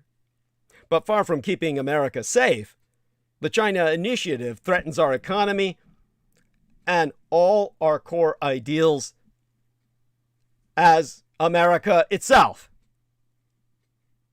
Since launching in 2018, the China Initiative has become a top priority for American law enforcement and domestic counterintelligence. Yet, as a recent report from MIT Technology Review has proven, details of the program are completely vague. The first country-specific program of its kind. The report explains that the DOJ, the Department of Justice, has never publicly defined the initiative or answered any basic questions about it. And although the secrecy surrounding the program makes it difficult to assess, its negative effects over the past few years are self-evidently apparent. Critics have long exposed the program of racial profiling, and for all good reason. According to the same MIT Technology Review report that I cite, nearly 90% of the known defendants charged under the initiative are of Chinese descent. Representativist Judy Chu called the China Initiative an instrument for racial profiling. This kind of racial profiling feeds into a long history of anti-Asian and specifically anti-Semitic, it is anti-Chinese sentiment, xenophobia, going back to at least the late 19th century, and only serves to stoke the latest wave of violence and hatred against the Asian American and Pacific Islander communities. According to a survey by the organization Stop AAPI Hate, 1 in 5 Asian American and Pacific Islanders have experienced a hate incident throughout last year. Although the initiative claims to focus on economic espionage, the MIT Technology Review report that I cite proved that of the 77 cases they could identify as being under the China Initiative, only a quarter of them included charges of violating the Economic Espionage Act. Over the years, prosecutors have increasingly moved their attention to questions of research integrity, bringing charges against academics for failing to disclose all ties to China on grant-related forms rather than any intent to spy. As the prosecutor in the recent case against Harvard professor Charles Lieber explained, the case is about false statements, false tax returns, and an unreported bank account in China. But such disclosure obligations are a minefield for the unwary and busy scientist. Even the new director of the White House Office of Science and Technology Policy, Eric Lander, conceded this point by saying, "It's very hard to figure out what you're supposed to be disclosing. Agencies have different rules and their definitions also vary." In other words, what is a bureaucratic nightmare for scientists is a goldmine for prosecutors with an agenda. That prosecutors have not charged any scientists with espionage is not surprising in the academic community, as an open letter to Attorney General Merrick Garland from 177 Stanford University faculty members explained, the openness of scientific research in academia makes acts of espionage quite unlikely. The negative effects of the China Initiative go far beyond the lives of the individuals charged. A recent survey of nearly 2,000 scientists at 83 research institutions proved that the U.S. government's search for spies among scientists has had a chilling effect, leading to about half of the scientists of Chinese descent being surveyed feeling fear or anxiety about U.S. government surveillance, as opposed to just under 12% of acynic it asked non-Chinese scientists, indicating similar concerns. This culture of fear that the U.S. government has created among scientists is stifling innovation. The same survey found that many scientists, and disproportionately scientists of Chinese descent, the most brilliant among all America's scientists, are limiting their communication with collaborators in China and deciding not to involve the Communist Chinese Empire or work with collaborators in Red China in any future projects. Moreover, 42% of non-United States Chinese, 42% of non-United States citizen scientists of Chinese descent indicated that FBI investigations and/or the China Initiative itself have affected their plans to stay in these United States. We need as many of these men defecting as we can get, and women. So much like other xenophobic initiatives initiated during the Trump misadministration, including the Muslim travel ban, the China Initiative is contributing to fewer international students and researchers even wanting to come to these United States anymore. Meaning their talents will be exploited by the communists, by the enemy. The case brought against Lieber, who recently became the first scientist targeted by the initiative to be found guilty, marks a further step in the effort to deter all scientists from collaboration or association with the Communist Chinese Empire. That Lieber is neither Chinese nor of Chinese descent, but was still convicted for failing to disclose research ties, sends a very clear message. Anyone conducting research in collaboration with researchers in mainland China is suspect. FBI Director Christopher Wray, a strong advocate of this China Initiative, has spoken of a need for a whole-of-society approach to the Communist China threat, encouraging other fields and industries to be suspicious of any connections in their workflow connected to the empire across the Pacific. With our own country. To be sure, espionage against these United States is a genuine problem, just as pedophilia is very real. That needs to be addressed in either case. But the China Initiative itself has veered from that task and done significant damage. If allowed to persist, the program will continue to threaten the fabric of our democracy, as well as our ability to be a leader in innovation, ultimately affecting our economy. We need as many Chinese as we can fucking get, because you whites are just too goddamn fucking stupid. The Justice Department concludes that one of the goals of the China Initiative is to educate colleges and universities about potential threats to academic freedom. Unfortunately, by instilling fear across academia, the China Initiative is that threat. Yet most certainly, this is no time for passive patriotism. In the last hour and a half remaining us. And of course, Chris Collins says, I was only commenting on the general population's frame of reference on the subject, not insinuating they had anything to do with leaking or whistleblowing. I understand that. Thank you. I'm not trying to come down on you, Chris. Love you dearly. Hugs. And Veronica Bartolini says, Codebreaker, real talk. Hola from Arizona. Hola, honey. Mwah. All right. And of course, back to the task at hand.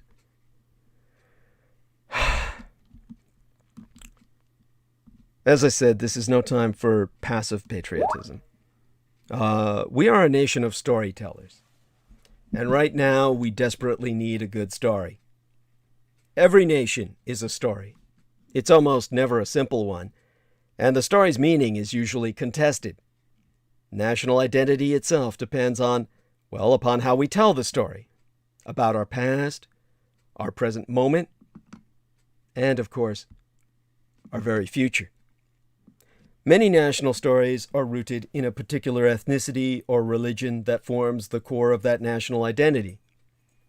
Here in these United States, things are a lot more complicated.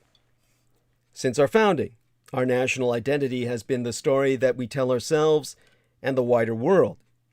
Consider, for example, we hold these truths to be self-evident, that all men are created equal, and we the people, in order to form a more perfect union. Americans possess the beginnings of a fantastically good story, one based on something different from ethnicity or religion. Yet throughout our history, the most profound division, or all divisions, in American society have required us to focus on the meaning of our loftiest words. Who is the we? What is the union? Put another way, what does the story mean, and who gets to tell it? Now, rarely in our history have the answers to these questions been more contested, with the very fate of American democracy hanging in the balance. Former President Donald Trump's Republican Party embraces fundamentally reactionary answers to these questions. In doing so, Trump taps into a vein that has run through the American body politic since our founding. The United States, in the most simplistic telling of the story, is a fundamentally ethno-nationalist construction, a white Christian nation that embraces capitalism and a sense of its own exceptionalism. Now, Trump's movement, like many nationalist authoritarian movements around the world, defines the American we by focusing evermore on an adversarial them. A black president who must not have been born in America. Radical Islam, which wants to spread Sharia law in our communities. Black athletes who kneel during the national anthem. A caravan of brown migrants making their way to the border. Women of color in Congress who are told to go back to where you came from. George Soros, a shadowy financier, that is, a Jewish person, who wants to control the world. Communists who want to destroy the country. All of these vaguely fantastical foreign forces represent a demographic future in which the United States becomes a majority non-white country and must be countered by an effort to make America great again. Now, democracy has always had an uncomfortable place in Trump's story. Like other notable autocrats throughout world history, Trump has celebrated certain democratic values for a time as a useful populist vehicle for his political ascent. But once he could no longer win a democratic election in 2020, he rejected the will of the people expressed through votes and an elemental form of American identity along with it. Unfortunately, the former president's autocratic instinct was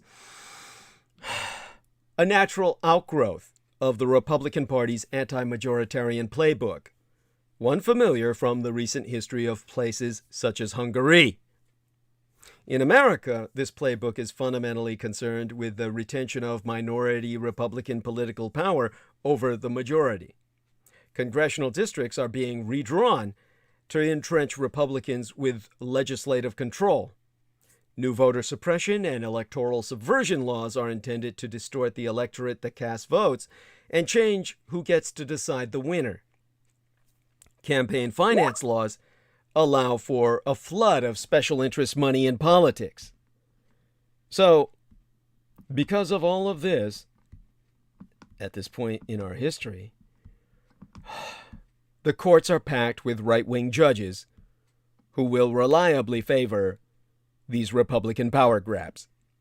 Right-wing broadcast media have been turned into a Russophiliac propaganda machine. Unregulated social platforms are being manipulated to spread disinformation. Trump's rejection of the 2020 election result simply took this anti-democratic playbook to its logical extreme. There would be no sense in avoiding or diluting the magnitude of this turn in our story. One major political party no longer accepts democracy. This once unthinkable political outcome underscores the extent to which we no longer have a shared sense of national identity.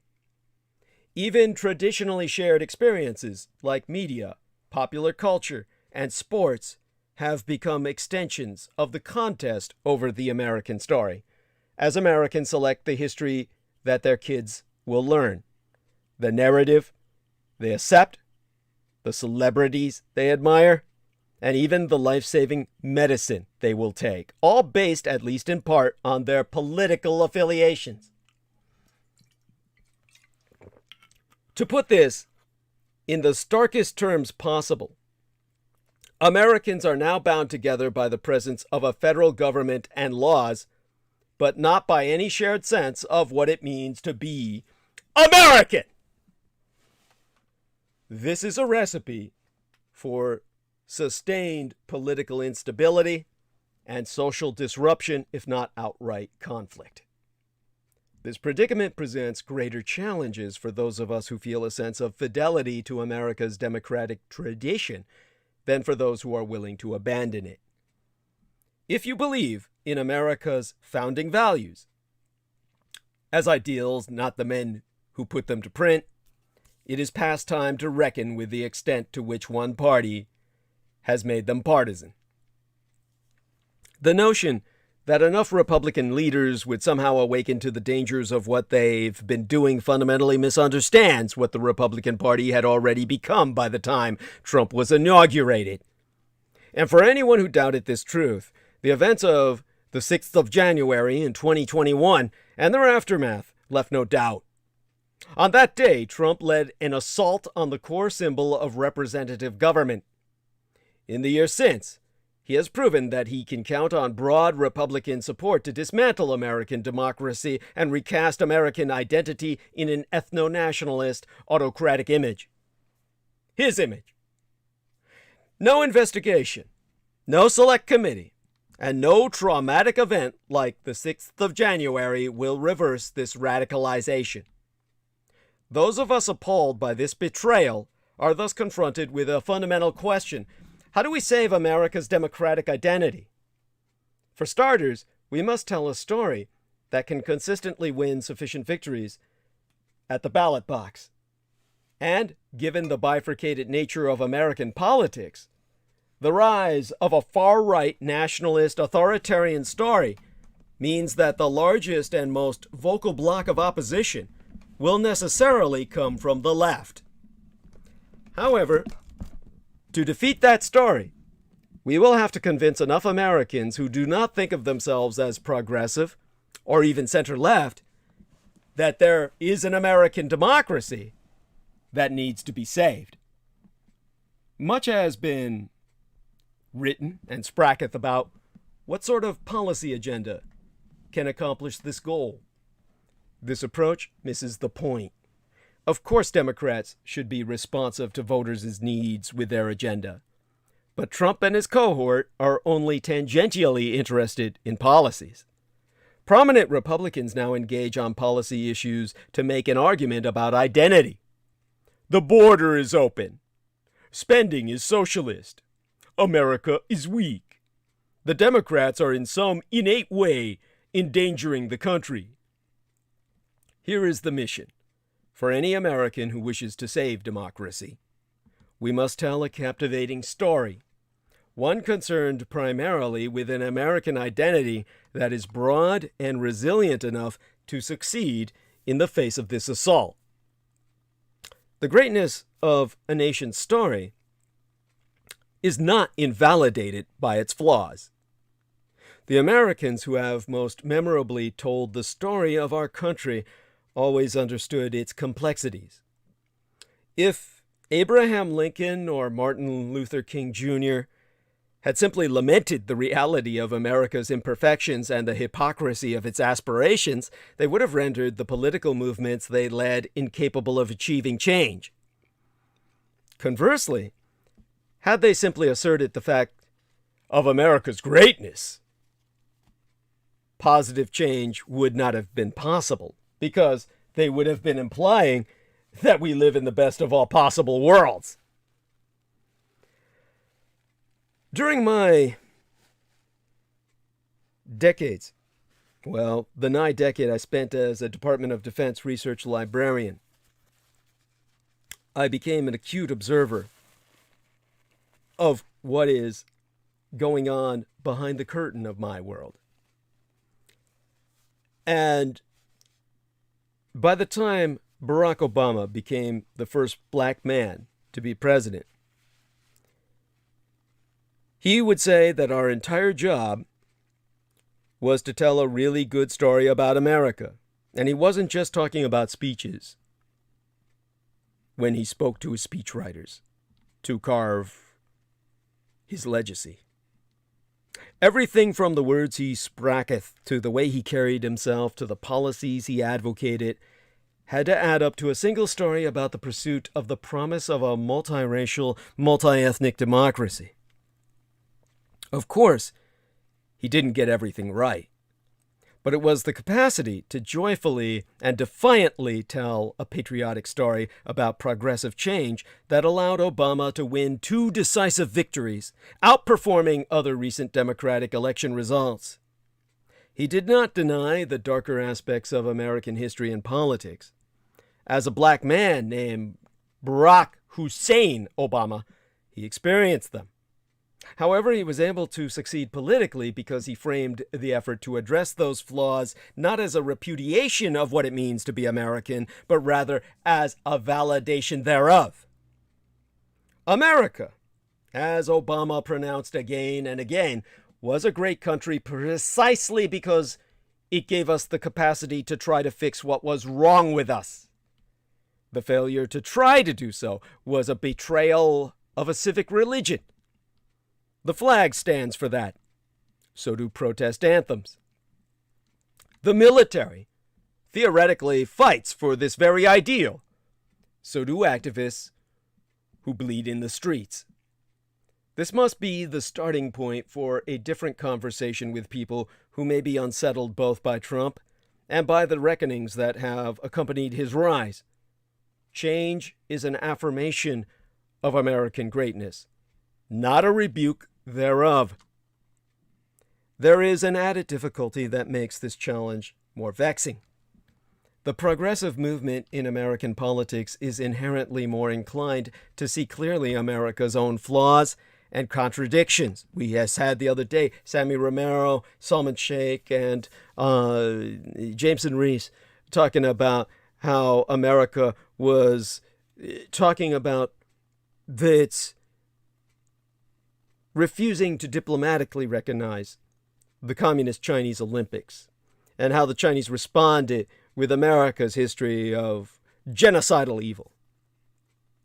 So, to hear them speaking of this at a time when we need to be united on condemning the Communist Chinese Party in the midst of their active genocide, as opposed to our historical genocides, one must come to terms with the fact that the political left in many ways exists to address that gap between the story America has told about itself, all men are created equal, and the reality that has been experienced throughout American history.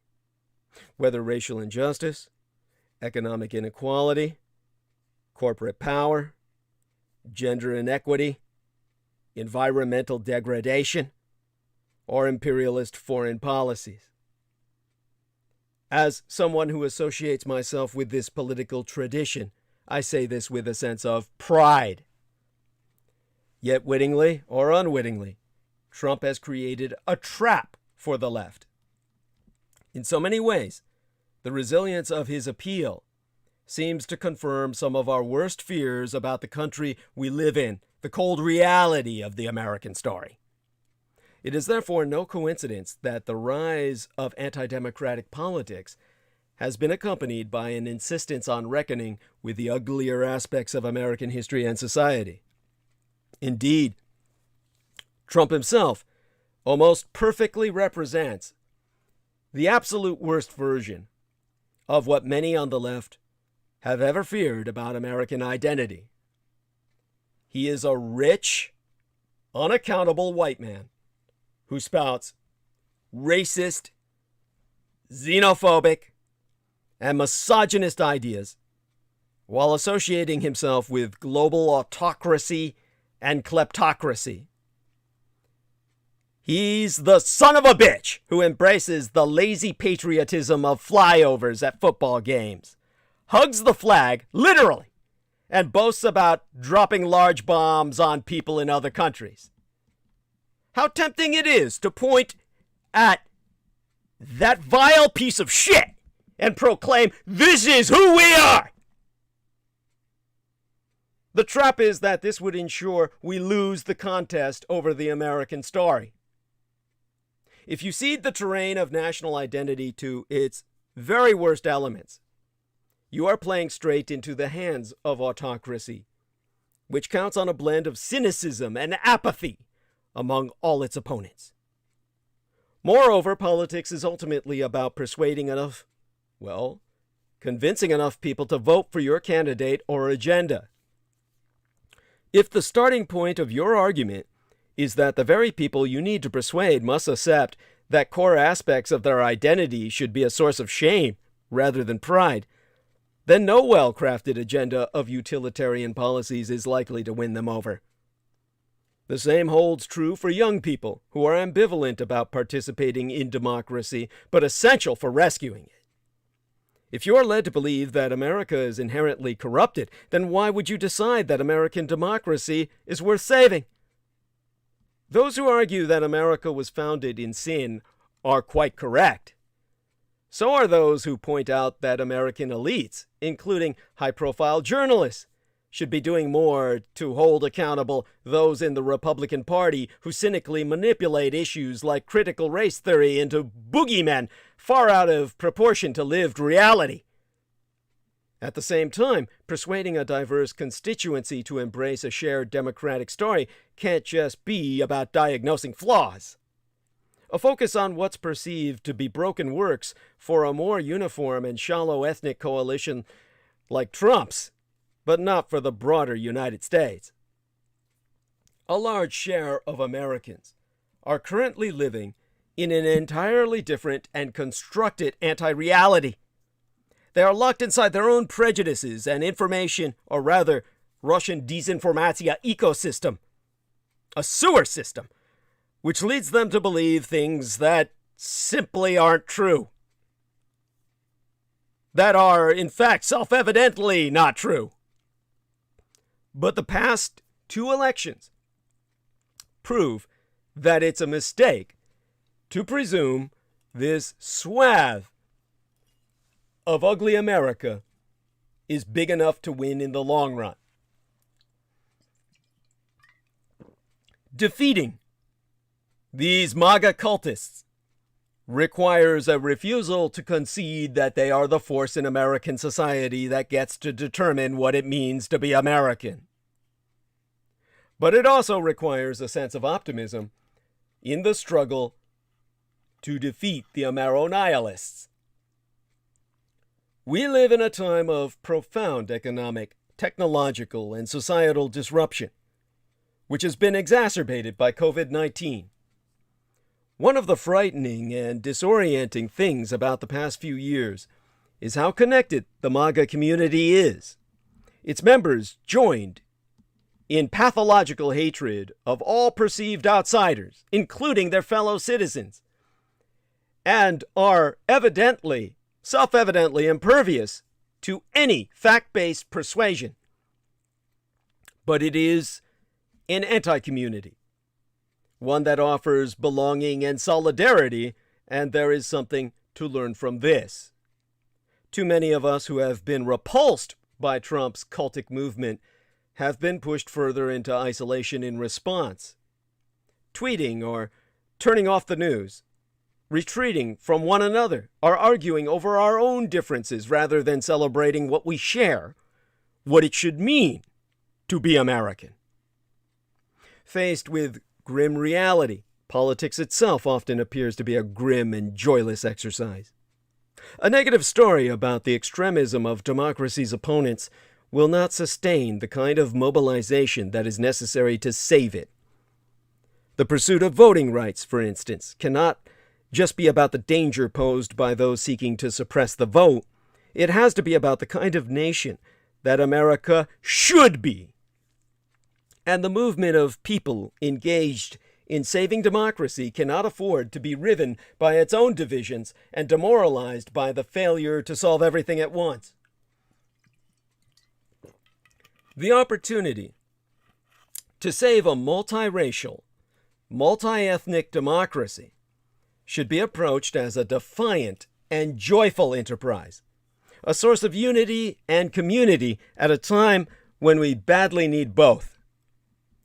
President Joe Biden has rightly talked about saving the soul of America. In recent weeks, he has spoken forcefully about the need to embrace America's better history of progress and taken aim at an anachronistic Senate rule, the filibuster, that stands in the way of meaningful democratic reform. Recent years have seen mass mobilization by people opposing Trump or defending black lives, abortion rights, affordable health care, and access to the ballot. The challenge is weaving these strands together into a single story that can be sustained. In this existential moment, it is not enough to assert that America is better than this, nor is it possible to pivot from an economic agenda or COVID response to an argument about democracy. All of these things are connected. We must be alert to what is happening elsewhere. Exempli gratiae. In nations that have recently moved away from democracy, we see that the consolidation of political power is always accompanied by corruption and unequal wealth distribution. It is, ever and always, a takeover by a mafia mob. A healthy, multiracial, multi-ethnic democracy is necessary to update our social safety net, adapt to life-altering technological advances, and fortify these United States against public health crises like COVID-19 and the inevitable disruptions wrought by climate change.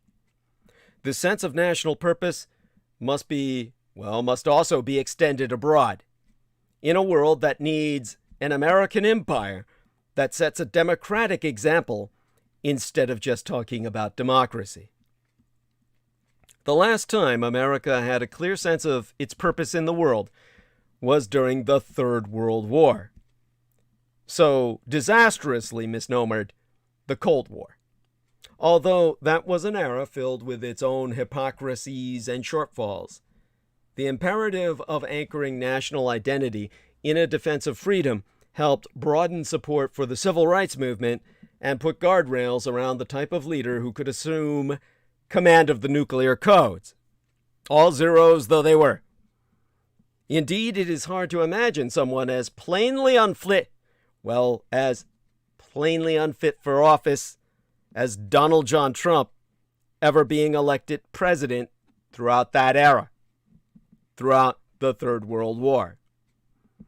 This value proposition infused everything from American popular culture to the solidarity that American civil society had with dissidents and democratic movements abroad. By 1990, for political, cultural, and social reasons, democracy looked more attractive than the available alternatives. Today, the diminution of America's story is propelling the ascendance of authoritarianism and division both in these United States and in the wider world. Meanwhile, the ascendance of ethno-nationalism in America is feeding off of, and in turn fueling, the rise of ethno-nationalism elsewhere. Precisely because of our multi-ethnic character, America's own diversity mirrors the world. If we can't figure out how to make democracy work, how can the rest of the world addressing the seeming drift into autocracy and conflict? Conversely, if we can fight through our current era to preserve and make more perfect our multiracial democracy, we will set a far more relevant democratic example for the world than dictates from Washington. Having done our part to prove that America is vulnerable to the same trends afflicting everyone, we can show the world how to recover.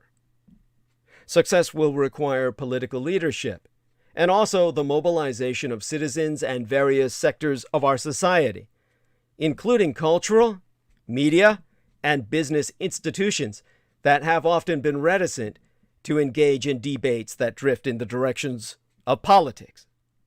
But this is no time for passive patriotism. American democracy will not survive if Americans lazily assume that enough people will just come to their senses and recognize that it must be saved, that there is something fixed in the national character that ensures Trump and his cohort will inevitably face harsh judgment. There's nothing inevitable at all about the verdict of history. Part of the reason so many Republicans are so willing to place all their bets on Donald Trump is that they truly believe his maniacal vision will, in fact, prevail. And even in the absence of Trump himself, it is more likely than not that a different Republican leader would draw, perhaps more skillfully, upon the anti-majoritarian reforms that enable Republicans to wield all political power with but the smallest minority of voters. Nor can we succumb to a cynicism that presumes that belief in America's better story is naive. This is the easy attitude that concludes that it is better to be right than to do the hard work of trying to actually change things. Indeed, there will be failures along the way. To take us but one example, the latest push for voting rights and democratic reforms have hit a wall. That may be the last chance for many years for Democrats to legislate. But that's why it's important to see that effort as part of an ongoing struggle and not the end of the story. To leave a dent in that wall and do the work necessary to succeed next time. That, after all, is what American identity at its best has always been about. Doing the work and insisting that the story we tell ourselves is worth the effort. The obligation to advance the American story. The fact that this country has been one long pursuit of multiracial, multi-ethnic democracy is the only way toward a more just and democratic future. And within this democratizing sociomatrix, the first business in improving relations between the races is to improve the broader notion of the human race itself. This is what forces us to address Darwin, Marx, Freud, and the diminishment of humanity. Until the dawn of modern science in the 17th century, it was the consensus among earthlings. Tellurians, the people of the Roman name for our planet is Tellus, and we use Roman names for almost all the other planets but our own. But amongst us Tellurians, earthlings, the consensus was that our planet was located at the center of the universe. It seemed appropriate for man, considering his God-given dignity, to be enthroned at this honored position. The scientific contributions of Copernicus, Galileo, Sir Isaac Newton, and others, however, made it painfully apparent that the Earth, on which man spends his days, was seemingly just another planet revolving around the sun, and indeed not the center of the universe. Man's spot in the solar system alone was no more dignified than that of Mars, Venus, Saturn, or Jupiter. Man's pride was scorched. It was a rude shock to the many who interpreted this diminishment as incompatible with the grandeur of the human being. For 400 years, since early scientists discovered that the universe did not revolve around the Earth, people have felt cut off, adrift in a meaningless cosmos. The Copernican universe demoted us from central position, and every new discovery seems to highlight our insignificance. Since the ideas of Copernicus, which removed the Earth from the center of the solar system, new scientific discoveries seem only to further and further belittle our importance in the scheme of things. But the real diminishment of man was yet to come. Consider the following troika of well-known thinkers. The English occultist Charles Robert Darwin of the Fellowship of the Royal Society, the Royal Geographical Society, the Linnean Society of London, and the Zoological Society of London, who lived from 1809 through 1882, removed a providential God from the picture of creation and replaced him with a random chance of the mindless anti-God as a thought. Human beings, along with all other animals in the animal kingdom, developed as a result of numerous chance occurrences within their environment. Evolution, according to Darwin, accounted for the appearance of man on nature's stage. Man was not so much a spiritual being, but a mass of protoplasm, though highly evolved, that bore an historical kinship with the protoplasm of the single-celled amoeba. Or the autodidactic Deutsch-Jüdisch, or German-Jewish pseudo-economist Karl Heinrich Marx, born Rabbi Moshe Mordecai Levy in 1818 and died in 1883, also dismissed God. In God's place, he installed a historical dialectic that, through its own natural impetus, brought all things into being. This dialectic is the clash between two categories that result in a third. Thus, the clash between a thesis and an antithesis produces a synthesis. On the human level, the clash between the proletariat, i.e. the poor, and the capitalists, ergo the rich, produces communism. The dialectic of history, therefore, is an unstoppable natural force that leads to a communist state in which the individual person has no particular importance in and of himself.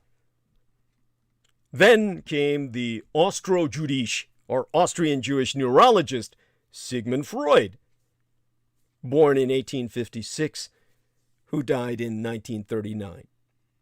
The founder of psychoanalysis, albeit he never originated his famous description of Copernicus and Darwin as deflators of humanity's anthropomorphic worldview, it being the 19th century polymathic German physiologist Emile du Bois-Reymond, who described Copernicus and Darwin as deflators of human self-regard decades before Freud did.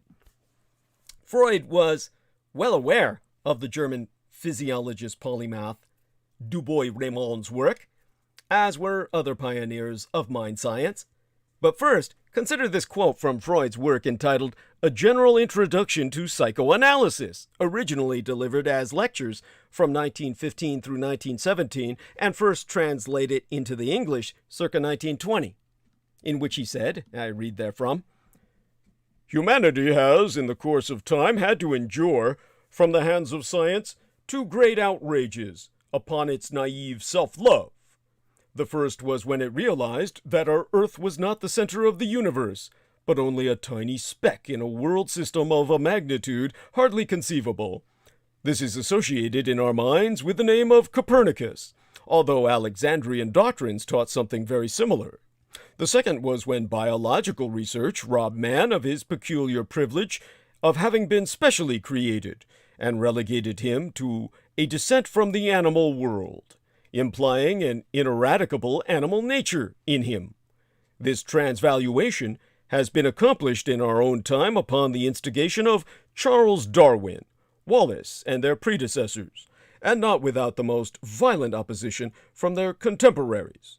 But man's craving for grandiosity is now suffering the third and most bitter blow from present-day psychological research, which is endeavoring to prove to the ego of each one of us that he is not even master in his own house, but that he must remain content with the various scraps of information about what is going on unconsciously in his own mind.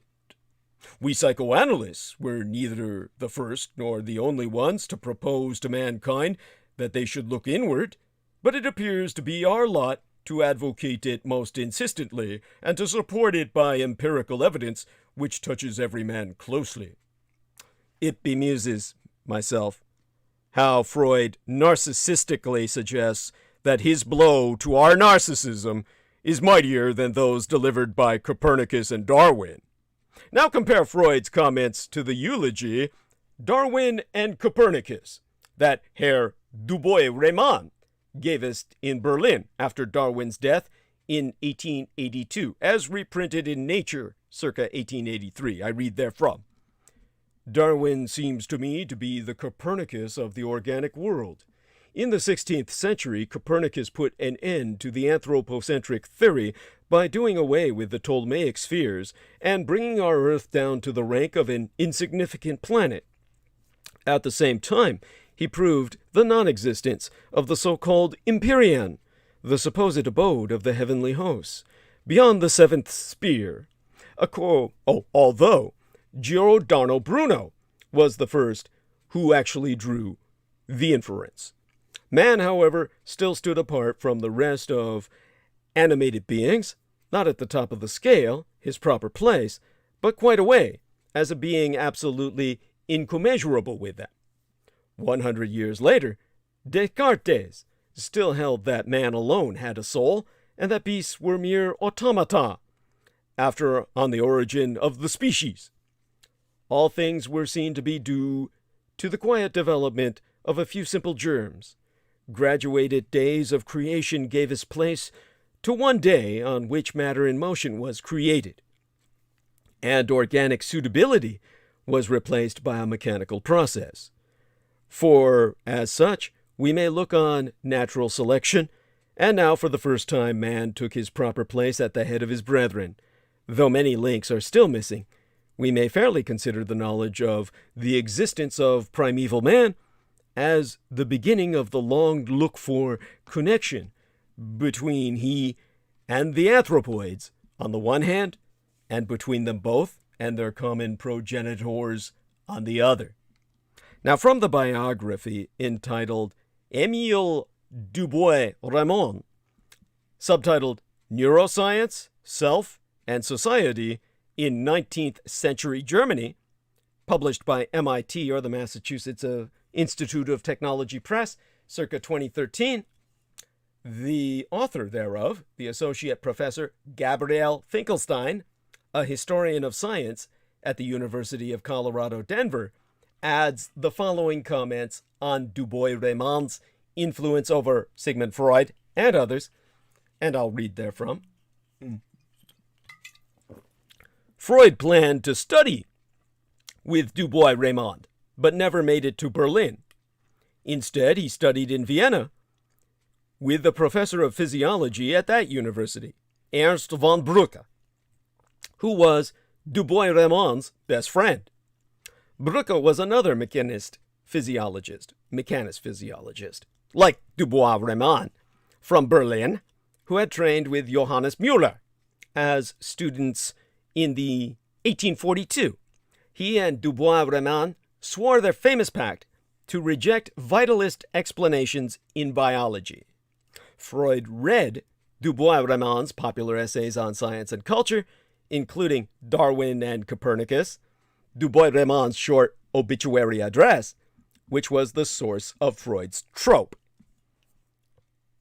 Now, he goes on with another paragraph. I'll read it to you here. William James actually did make it to Berlin in 1867 to study neurophysiology with Dubois-Reymond, but he couldn't hack it and quit his studies.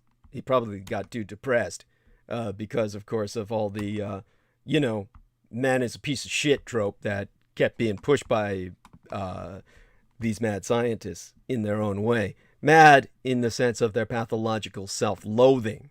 Their loathing of humanity. Now, in terms of what's going on with Luther Erich Dielu, he says, help before he did know.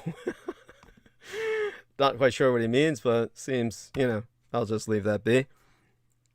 Anyhow, when it comes to William James quitting his studies under Dubois-Reymond, he also chafed, I'm reading the paragraph as writ by Finkelstein, he also chafed under Dubois-Reymond's mechanism, and most of his early essays refer to Dubois-Reymond in some way.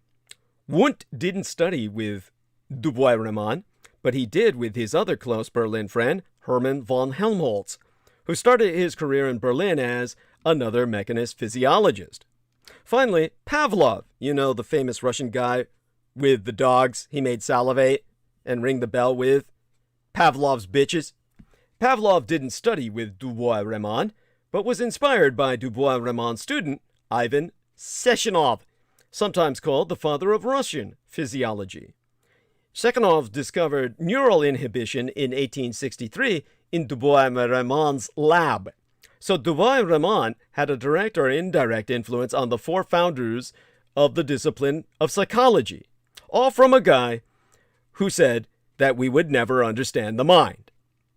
Now, I myself did not appropriate my own ideas about the end of science from Dubois-Reymond, but I should have, because he wrote extensively and presciently about the limits of science.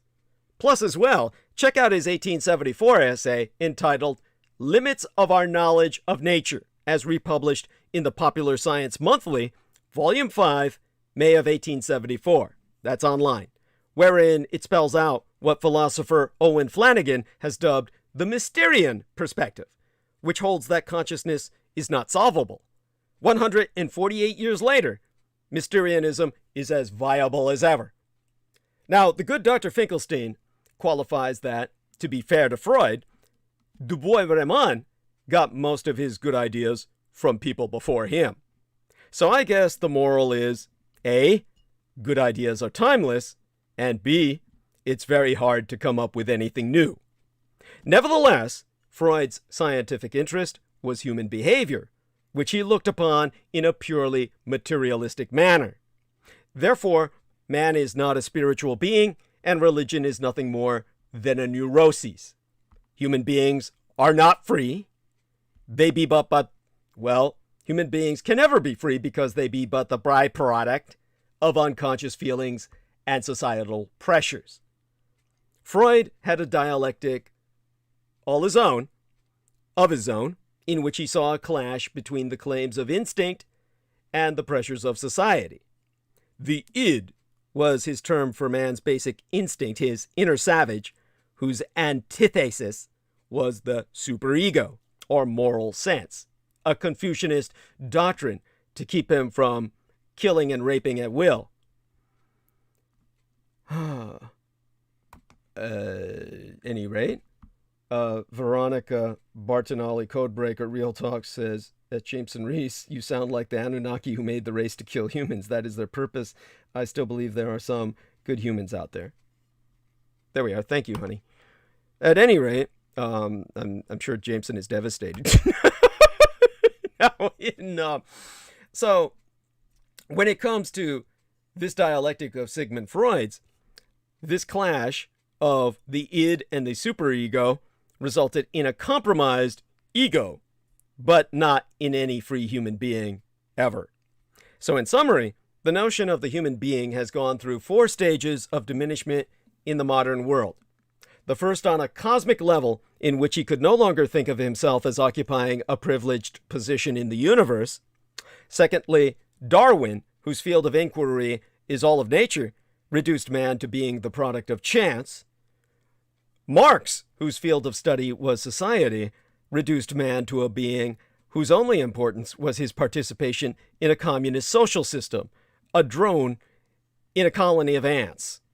Finally, Freud, who studied the mind of the individual, viewed him as a spiritless entity who acted in accordance with a clash of opposite forces, basically a meat puppet driven by animal instincts and only restrained by Confucianist ethos. In the postmodern world, as we move to smaller and smaller fields of study, that is, from the universe as a whole to nature, to human society, and to the mind of man, the diminishment of man becometh ever more pronounced. As George Will has stated, the makers of the modern mind, Darwin, Marx, and Freud, either taught or have been construed to have taught that man is, in various ways, passive and plastic to the pressures of his surroundings. History, physics, biology, psychology, and sociology have all been made to seem to teach that man is not free. That's from his book titled Statecraft, harken back to Hillary Rodham Clinton, speaking of statecraft as the ultimate salvation of the American empire. His book is titled Statecraft as Soulcraft, published in 1983. What I've just read, sources from page 58 of George Will's book. What I can tell you now is this process has gone too far. It is due to an out-of-date mindset, for recent discoveries rather emphasize our importance in the universe. Recent advances in astronomy, physics, and cosmology frame a compelling new theory of how to understand the universe and our role within it. While most of us think of the universe as empty space peppered with stars separated by inconceivable distances, the truth is far richer and more meaningful. For the first time in our history, we know that the universe is more coherent and spiritually significant than anyone ever imagined, and that our place within it is actually central to the expanding universe in important ways. And this new cosmology clarifies how the universe operates, what it's made of, how it may have originated, and how it is evolving. Such links give rise to the theory of cosmological inflation, and in particular, the ideas of eternal inflation, where the universe we see is simply part of the universe which has stopped inflating, embedded in a larger universe where inflation continues. So we exist at a special time in the development of this universe and the present stage of the life cycle of our sun, and at a special position of the Earth in our galaxy. We and the universe are not separate. We are not outside observers, nor are we simply in the universe. We are part of the universe, and more than that, we are a meaningful part of the universe. Exempli Grecian. When we learn about the creation of the universe, we learn that we are the result of, give or take, more or less, 14 billion years of cosmic evolution. We learn that we are at the center of the cosmic spheres of time, a series of concentric spheres resembling the medieval idea of the solar system. We have also learned that we are made of the rarest kinds of material, and that we are just the right size for our kind of intelligence. Exempli Grecian, the fact that 99.5% of the universe seems to consist of either mysterious dark energy or of matter that we cannot see, does not relegate us to the sidelines. It demonstrates that we are within the important end product of the material assembly line. We truly are at the center of the universe. And this is a special time and place. When you look at the most efficient way to represent the universe, such a representation will invariably put us in the center. As we look out into the universe, we are looking back in time, back through the development of galaxies and quasars to the cosmic microwave background and on towards the Big Bang itself. Also, every treatment of relativity will introduce the idea of the light cone that Dr. Alexander of Peter Moon's Time Machine fame always based his work around. And that certainly emphasizes the importance of the here and now. Most importantly of all, these observations demonstrate the significance of where and when we live. For we exist at a critical time for humanity, and a much wider perspective than we have had in the past, think cosmically, act globally, will be needed to solve our problems. As meaningful beings in space and time, it is our duty to think and act on a grander scale.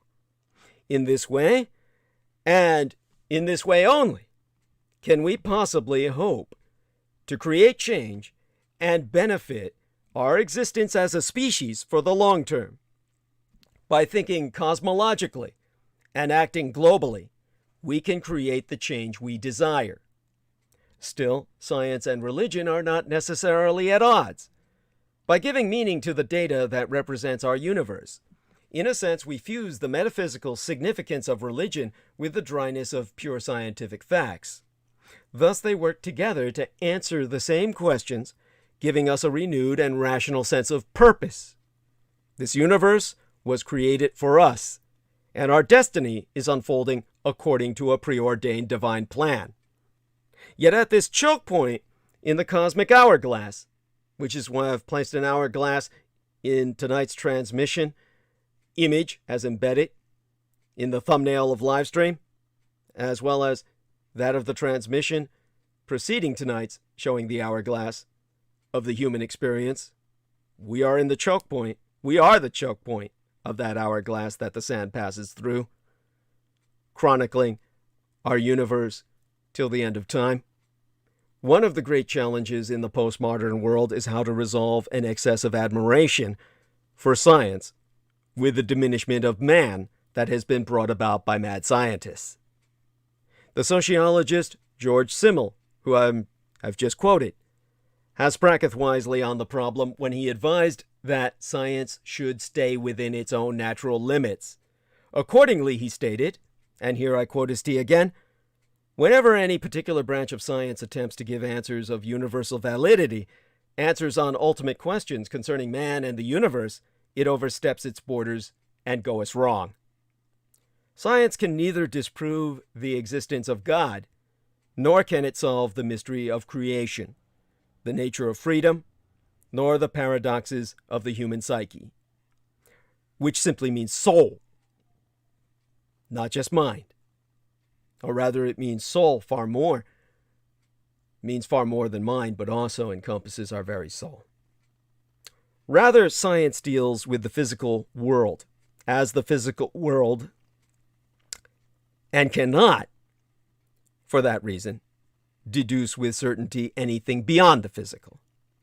That is, it cannot make any final claims of truth or falsity about anything that is properly the object of metaphysical studies, such as theology. Rather, science is at its best when it remains science. Despite the cult of science's ceaseless and relentless papophobic propaganda campaign, the diminishment of man has actually never historically been an issue for the eternal Roman Catholic Church, since, while it affirms the value of science, it also understands the breadth of philosophy, the relevance of theology, the wisdom of the Bible, and the consistency of its tradition, all of which speak as more properly about this same metaphysical reality to which science has no direct access. The Church never suppressed the revelation of the Magi. They simply forgot it. And now, thanks to the Vatican Library, we have it back. However, the progressive diminishment of man can be seen as a digressive assault on the human race itself. While much attention is being given to injustices expressed between various races, and rightly so, the issue of injustice against the notion of the human race itself has been completely ignored.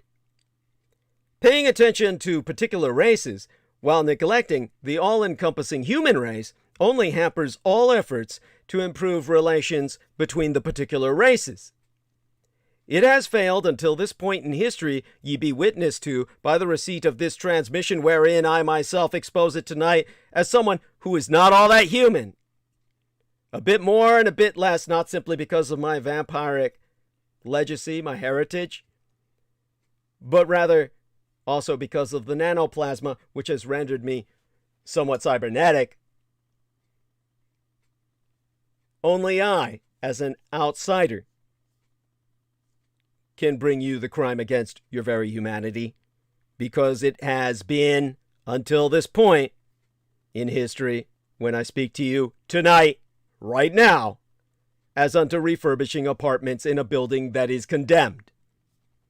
If the building collapses, the apartments collapse along with it. The first business in improving relations between the races is to improve the broader notion of the human race itself. Accepting the auto-destructive notion that the human race consists of beings that are no more dignified than trousered apes, soulless citizens, or sophisticated robots made of flesh, is the very worst form of racism. It is racism against the human race. Yet what it means to be American is something that Americans themselves have always determined. That is as it should be. Democratic norms are not self-executing. Whether they survive and are strengthened depends on people. We Americans know who we are. And we, the multi-ethno-cultural majority of the people, get to tell the story of where we are going. So which enemy comprising the core of the Sino-Slavic synaxis will we choose in the years to come? Which world war, that we can comfort ourselves by applying the term Cold War unto our conflict, will we wage most assiduously? The answer will depend in no small part on the outcome of the elections to come. If history is any guide, the stakes are high, and the consequences will be eternally enduring.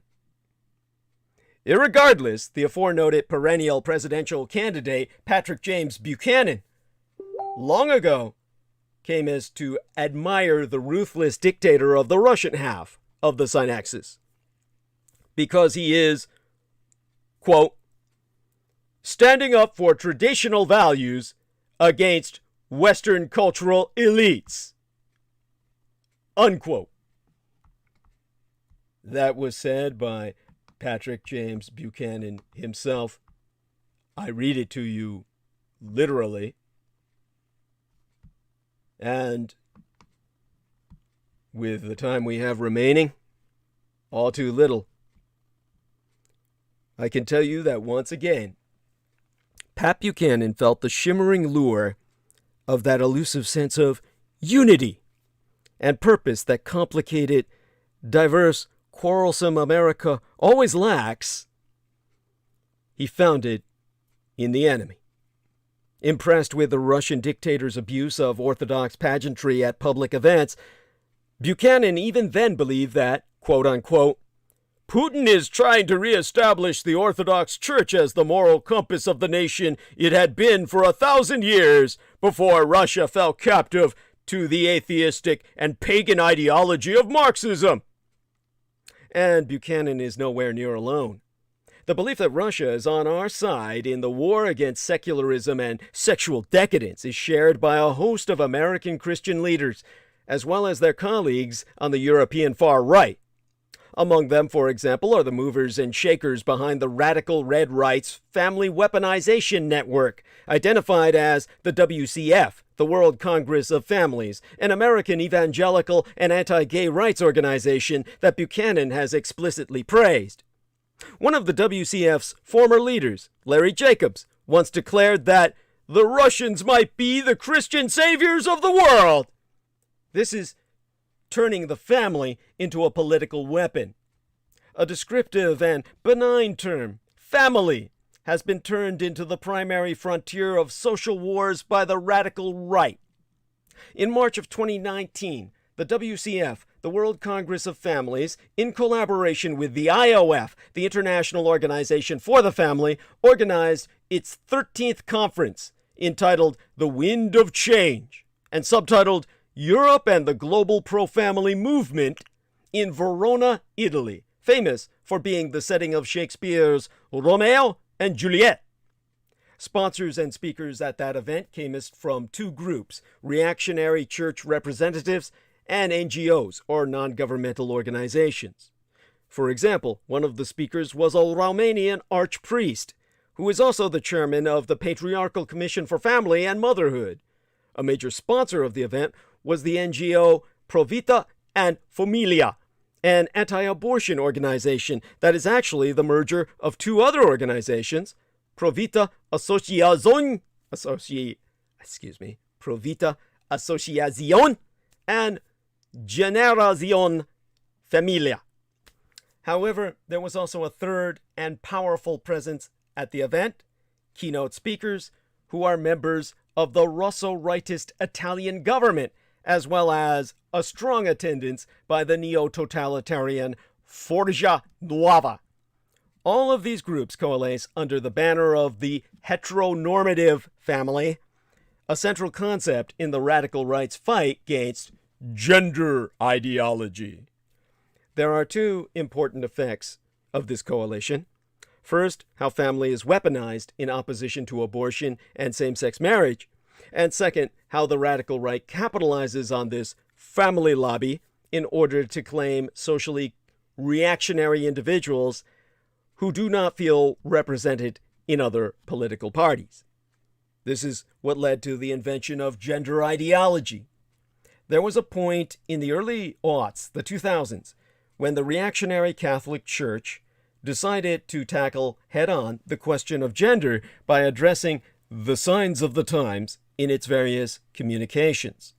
In one of the first references, the Pontifical Council for the Family published the conclusions of a series of meetings in a 2000 presentation entitled Family, Marriage, and De facto Unions. The rather lengthy document refers to the ideology of gender, carefully placing the word in quotation marks as if to destabilize and question its very meaning. The major argument here was that an environment of radical neoliberalism fostered the spread of an ideology that threatened the institution of the family by allowing any type of union to be called a family. By 2009, when the Fifth World Congress of Families took place in Amsterdam, the Council's greeting to the participants referred to the gender ideology, without any quotation marks, as an established reality that continued to erode the natural family and create futile opposition between the sexes. Now, gender scholars are genuinely perplexed. They're befuddled by the term gender ideology, or as it is sometimes labeled, gender theory. At no point in Gender Studies 101 course, any such course, is such an ideology ever mentioned. It does not exist. Feminist theory does make a distinction between sex and gender with a rudimentary, if not contested, description, which reads, sex refers to the biological designation of male and female organisms as opposed to gender, which signifies the socially constructed roles and expectations associated with being a man or a woman. This is exactly the point of contention. The reactionary Catholic Church is arguing that gender does not exist. Its creation is a theory. In the Church's point of view, there is only a natural biological reality of two complementary sexes that constitute the building block of the family institution. Now, allegiances aside, one must admit that the rhetorical tactic of calling gender an ideology or a theory is a masterful approach. The Catholic Church does not engage in debates regarding inequality, violence, or oppression that form the basis of gender studies research. Instead, they undermine the substance of these debates by questioning the existence of a foundational concept in feminism. And in doing this, they have created the perfect breeding ground for the type of radical right ideology that is needed in order to supplement its Islamophobia, anti-immigrant rhetoric, in this case with homophobia and sexism. Opposition to gender ideology, therefore, became a meeting point for far-right parties, especially because it was anchored on the concept of the family, with all its nationalistic connotations. This is what brings us to the family lobby. The main force behind the World Congress of Families are NGOs, non-governmental organizations from both the United States and Europe, with a shared agenda against abortion, LGBTQIA+ rights, and same-sex marriage. Now, opposition to euthanasia is often an additional objective, as it fits within their general pro-life framework. All these groups have come to crystallize their ideology under the banner of family, a descriptive and benign term that has been weaponized into the primary frontier of the social wars, the culture wars. of the 21st century.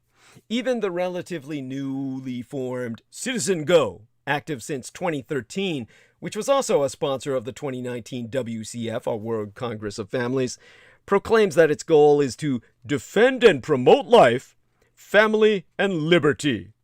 Interestingly, its website also links to a page on human dignity and individuals' rights, which outlines a declaration of rights from a Christian perspective. Now, groups such as Citizen Go avoid the term human rights, which they consider to be tainted by organizations such as the United Nations and the European Union, using definitions that they oppose because they don't think anyone's human unless you're white. Instead, they seem poised to fight these definitions on a global scale. That is why Brian Brown, the president of the National Organization for Marriage, announced in 2016 the renaming of the Howard Center for Family, Religion, and Society to the International Organization for the Family in order to create a worldwide nexus of activists and religious leaders connected by the belief that the institution of the nuclear family is under attack.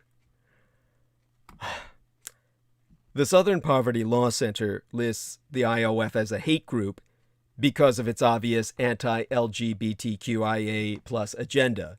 It is a carefully articulated agenda, of course, steering clear of the blatant hate speech and focusing instead on the protection of the natural family, another instance of semantic subversion. Alan Carlson, the editor of the IOF's journal, The Natural Family, explained in 2013 why the phrase works. The term natural family avoids other alternatives, nuclear family, which sounds like a bomb, or traditional family, which is excessively backward-looking. In addition, the natural family is a positive expression, which does not require a discussion of negative incompatibilities in order to gain recognition. This is all his words. Indeed, naturalization is the ultimate form of legitimization. I'll grant him that.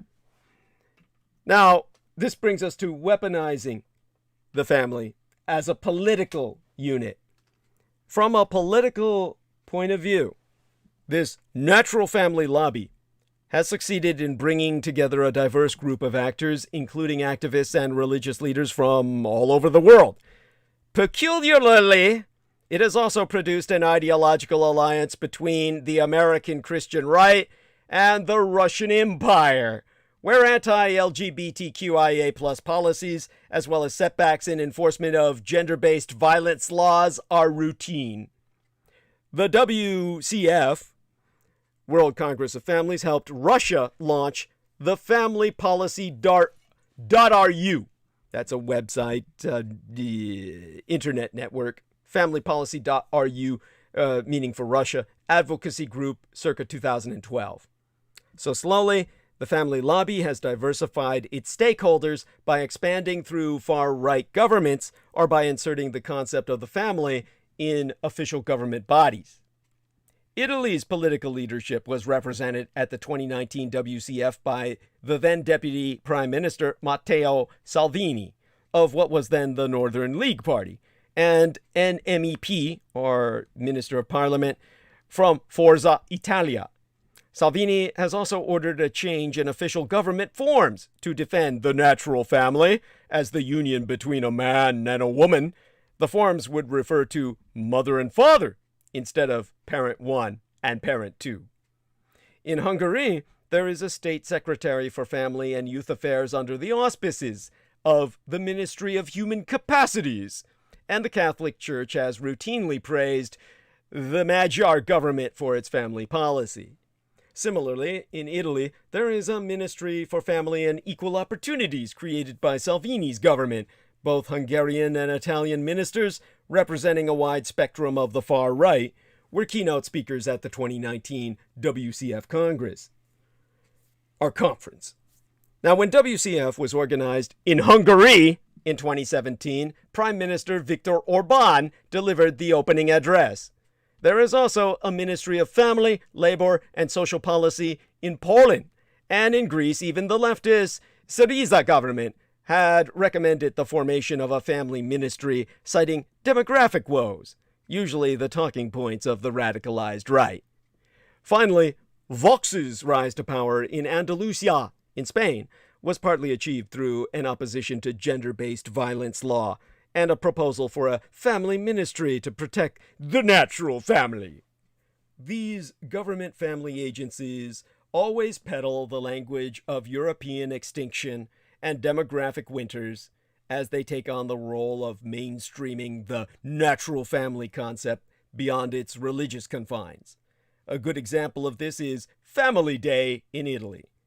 Sara Garbagnoli writes in her work entitled Anti-Gender Campaigns in Europe, subtitled Mobilizing Against Equality, that the first Family Day in Italy was organized the year my father died, in 2007, mostly by reactionary Catholic movements and associations, when it succeeded in countering a bill on same-sex unions introduced by Romano Prodi's government. When the event was revitalized in 2015 and 2016, it no longer featured only religiously affiliated family organizations, but included a strong presence by Forza Nuova and Casa Pound.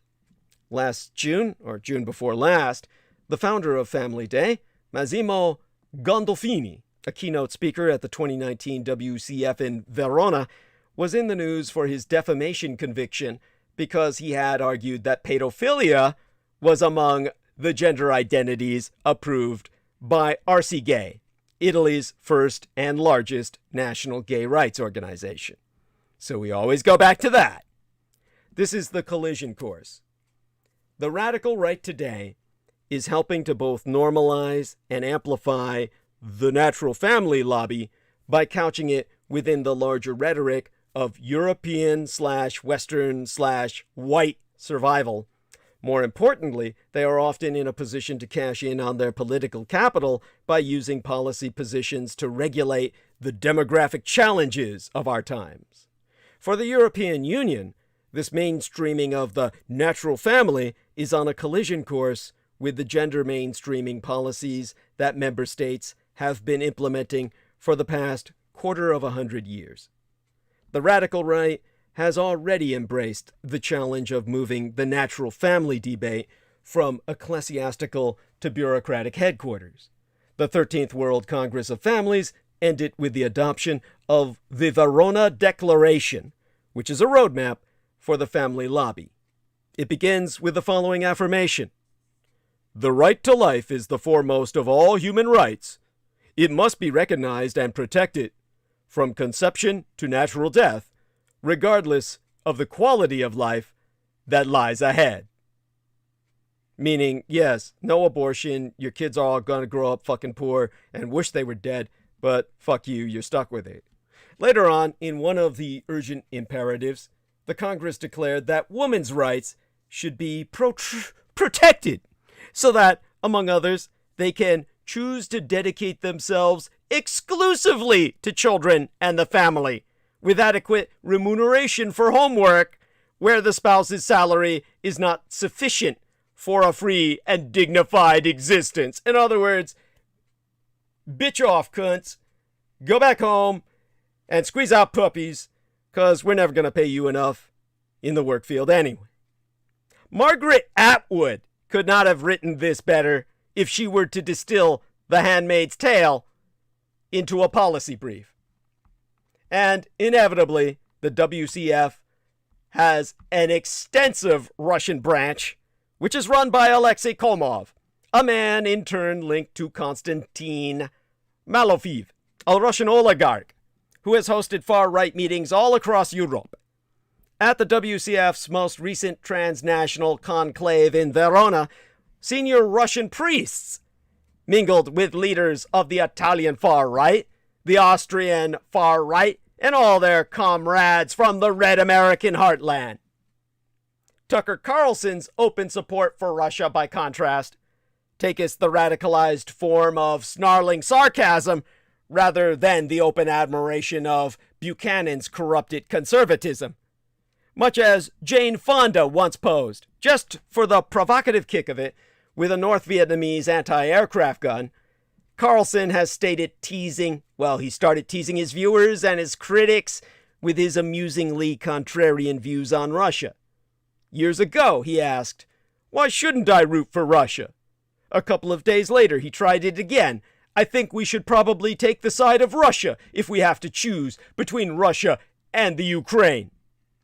Ironically, during the Reagan administration, Carlson's father ran Voice of America, the radio station that broadcast American values into the USSR. Or maybe this is not an irony, but rather an explanation. In his book, Hollander described the prestige that Albanian communism once enjoyed in Sweden and Norway. Few Scandinavians had ever been there, but that didn't matter. To quote his T, Albania is picked up simply because it seems to be a club with a particularly sharp nail at the end of it with which to beat one's own society, one's own traditions, one's own parents. Now Tuck Carlson is abusing Russia as a club with which to beat his own society and his own traditions, and very likely his own father. Fortunately for all such critics, they don't have to spend much time in the country they are rooting for, because there be no greater fantasy than the idea that Russia is a country of Christian values. In reality, Russia has one of the highest abortion rates in the world, nearly double that of these United States. It has an extremely low record of church attendance, though the numbers are nigh impossible to measure, not least because any form of Christianity outside of the state-controlled Russian Orthodox Church is legally considered a cult. A 2012 survey proved that religion plays an important role in the lives of only 15% of Russians, and only 5% have ever read the fucking Bible. If American Christians would find little to cheer for in Vladimir Putin's Russia, American white nationalists would be disappointed too. Tuck Carlson has wondered aloud about America's racial mix, asking, "How precisely is diversity our strength?" He would have a real dilemma in Russia. Nearly 20% of Russian citizens do not even identify as Russian, telling pollsters that they belong to different nationalities, ranging from Tatar and Azeri to Ukrainian and Moldovan. More than 6% of Russians are Muslims, as opposed to 1.1% of the American population, and that might be a gross underestimate of the actual number of Russian Muslims, since in some parts of the country, Muslims are off limits to census takers. Remember all those phony stories about Swedish and British neighborhoods that are supposedly no-go zones ruled by Sharia law? Russia has an actual province, Chechnya, that is officially ruled by Sharia law. The local regime tolerates polygamy, requires women to be veiled in public places, marries off underage girls, and openly tortures gay men. It's a no-go zone right inside motherfucking Russia, where any white Christian Russia is killed on sight. And Putin's helpless to go there himself, and as for Putin himself, there be no evidence whatsoever that this former KGB officer has ever converted, but plenty of evidence that Putin's recent public displays of Christianity are just as cynical as Stalin's vaunted love for the working classes. Among other things, they are useful precisely because they can hoodwink stupid foreigners. But you don't need to listen to me say so. Listen instead to the words of a young Russian, Yegor Zhukov, who was put on trial for publishing videos critical of the Putin regime. In an extraordinary courtroom speech, he addressed the loud support for the institutions of the family that Putin so often offers in Russia, and contrasted it with reality. I myself will have to translate it for you verbatim, as, of course, it has never been released in the English language.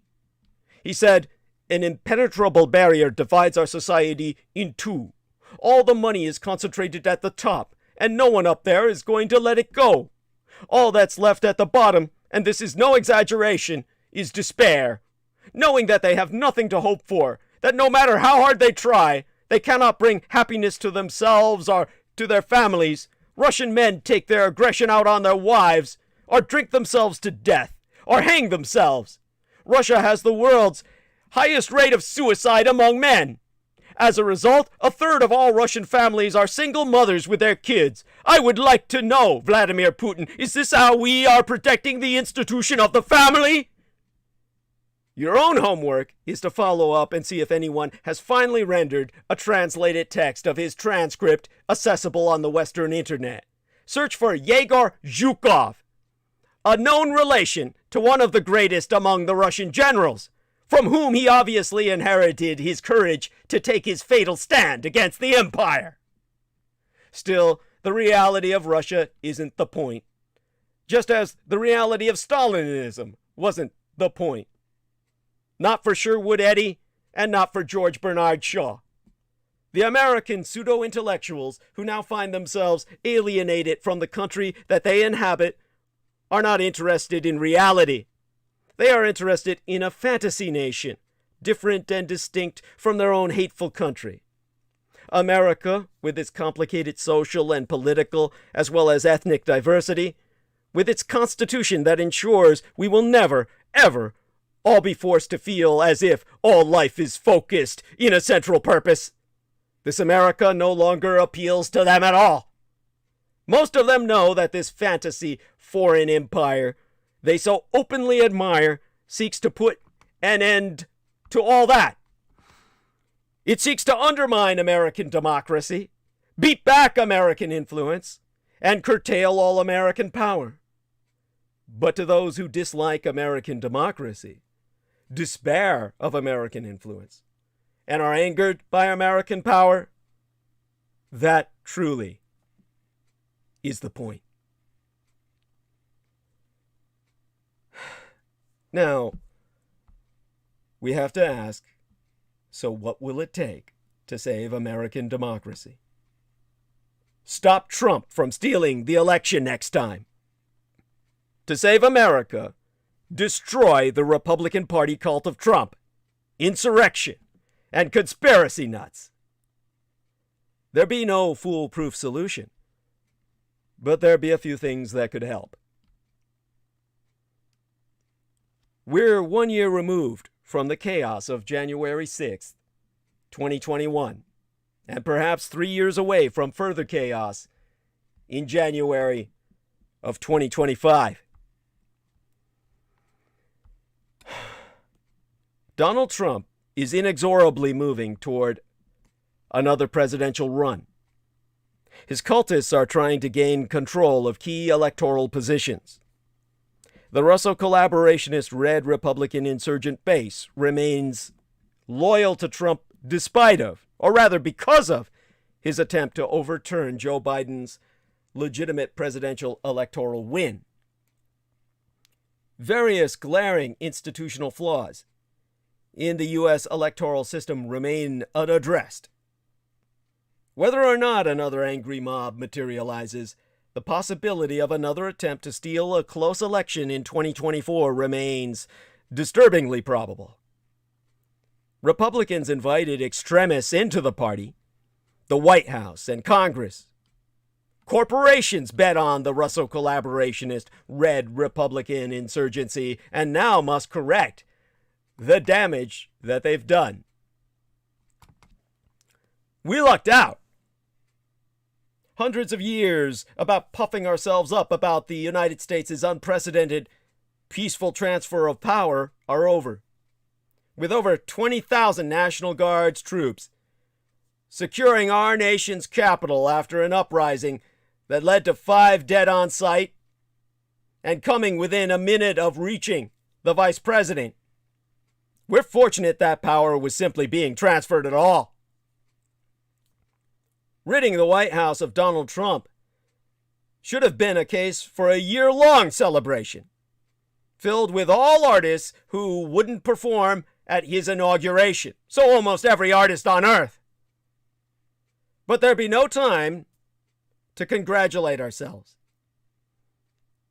As one of those charged in the Capitol attack, the horn-wearing Jacob Anthony Chansley, the QAnon shaman, told the news media and the FBI, the insurrection is still in progress, and he intends to continue participating.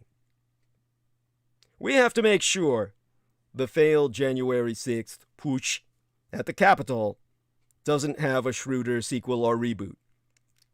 And we have to do it while fighting a deadly virus generating new variants faster than our current ability to vaccinate against it, and coping with the worst sustained job losses in American history by far. Now, the Electoral College is risky, unworkable. Trump obviously needs to be prosecuted for every crime he's ever committed and barred from running from office ever again. All the insurrectionists in elected office who rejected the presidential electoral result must be expelled from power forever. We need a 9/11 type commission to address the multitudinous security failures at the Capitol. Also, we need to immediately address the arcane, undemocratic Electoral College and the excruciating process of certifying the presidential election, which could have so easily been hijacked by the president and his party if a few more Republicans had won in 2018. But among all these massive tasks, there is only one that will make the others possible. We must destroy the Republican Party as we know it. Unfortunately, the only people who have the power to complete this crucial task with the speed it demands are Republicans' favorite people, corporations. The Roberts Supreme Court has systematically made it much easier for corporations to buy an election and harder for people to vote in one. And corporations have lapped up the benefits by electing Republicans eager to slash their taxes and consumers' protections. The business community has tacitly admitted the role it plays in enabling Republican extremism with the various pledges companies have made to stop, at least temporarily, funding candidates who voted against confirming Joe Biden's victory. But these face-saving gestures are not nearly enough. The Chamber of Commerce spent over $100 million over the past decade electing Republicans. Even before Trump's attempted coup d'etat, the organization was already trying to figure out how to separate from the Russell collaborationist Red Republican insurgency. But this is no time for sly half measures. The business lobby needs to recognize that the bet it made on the Republican Party in the early 1970s may have paid off in massive gains for the rich and lower taxes on billionaires than nurses, but it also almost led to the destruction of the republic in which they thrive. The dog whistles and coated white nationalism Republicans have used to gain power intentionally divided this country for more than half a century. And when the right recognized that this approach wasn't enough to win in an increasingly diverse country, it fixated on unnecessary voting restrictions and unconscionable gerrymandering. The caricature of democracy invited conspiratorial extremists into the party, and then the White House and Congress. In the wake of the Capitol assault, some members of Congress are afraid that other members may try to kill them. And why wouldn't they be? Adherents to QAnon conspiracies believe, without any evidence or sense, that their political opponents are cannibals and pedophiles. There are at least 2 Republican members of Congress who have expressed support for QAnon's blood libel. You sold us this, corporate America. So what's your return policy? You need to take on not only the conspiracy freaks, but also legitimate Republicans who objected to confirming the election results and keep pushing the big lie that Trump's 7 million vote loss was not legitimate. And you can't stop there. You have to defeat the likes of Representative Bill Huizenga. He learned nothing from this debacle and has called for a further perversion of our democracy by gerrymandering Michigan's electoral votes to minimize the power of the state's black voters. The numbers show it's Trump's party. Begin by recognizing that you've already lost the Republican Party to Donald Trump or multiple Trumps. Almost 2/3 of the Russell collaborationist Red Republican insurgent voters say that the outgoing president has acted responsibly since he lost the election and tried to stay in power anyway. With 2/3 of the general electorate taking the opposite view, that probably won't be enough to win the popular vote anytime soon, but it is certainly enough for Trump to pick a winner in almost any Republican primary. So forget Republican primaries. Donating to the Democratic opponents won't be enough either.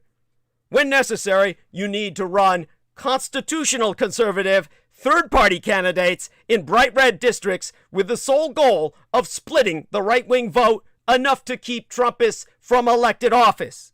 And you will have to be as unrelenting and creative as those who imagine the guy who played Forrest Gump is a sex trafficker. Will this work?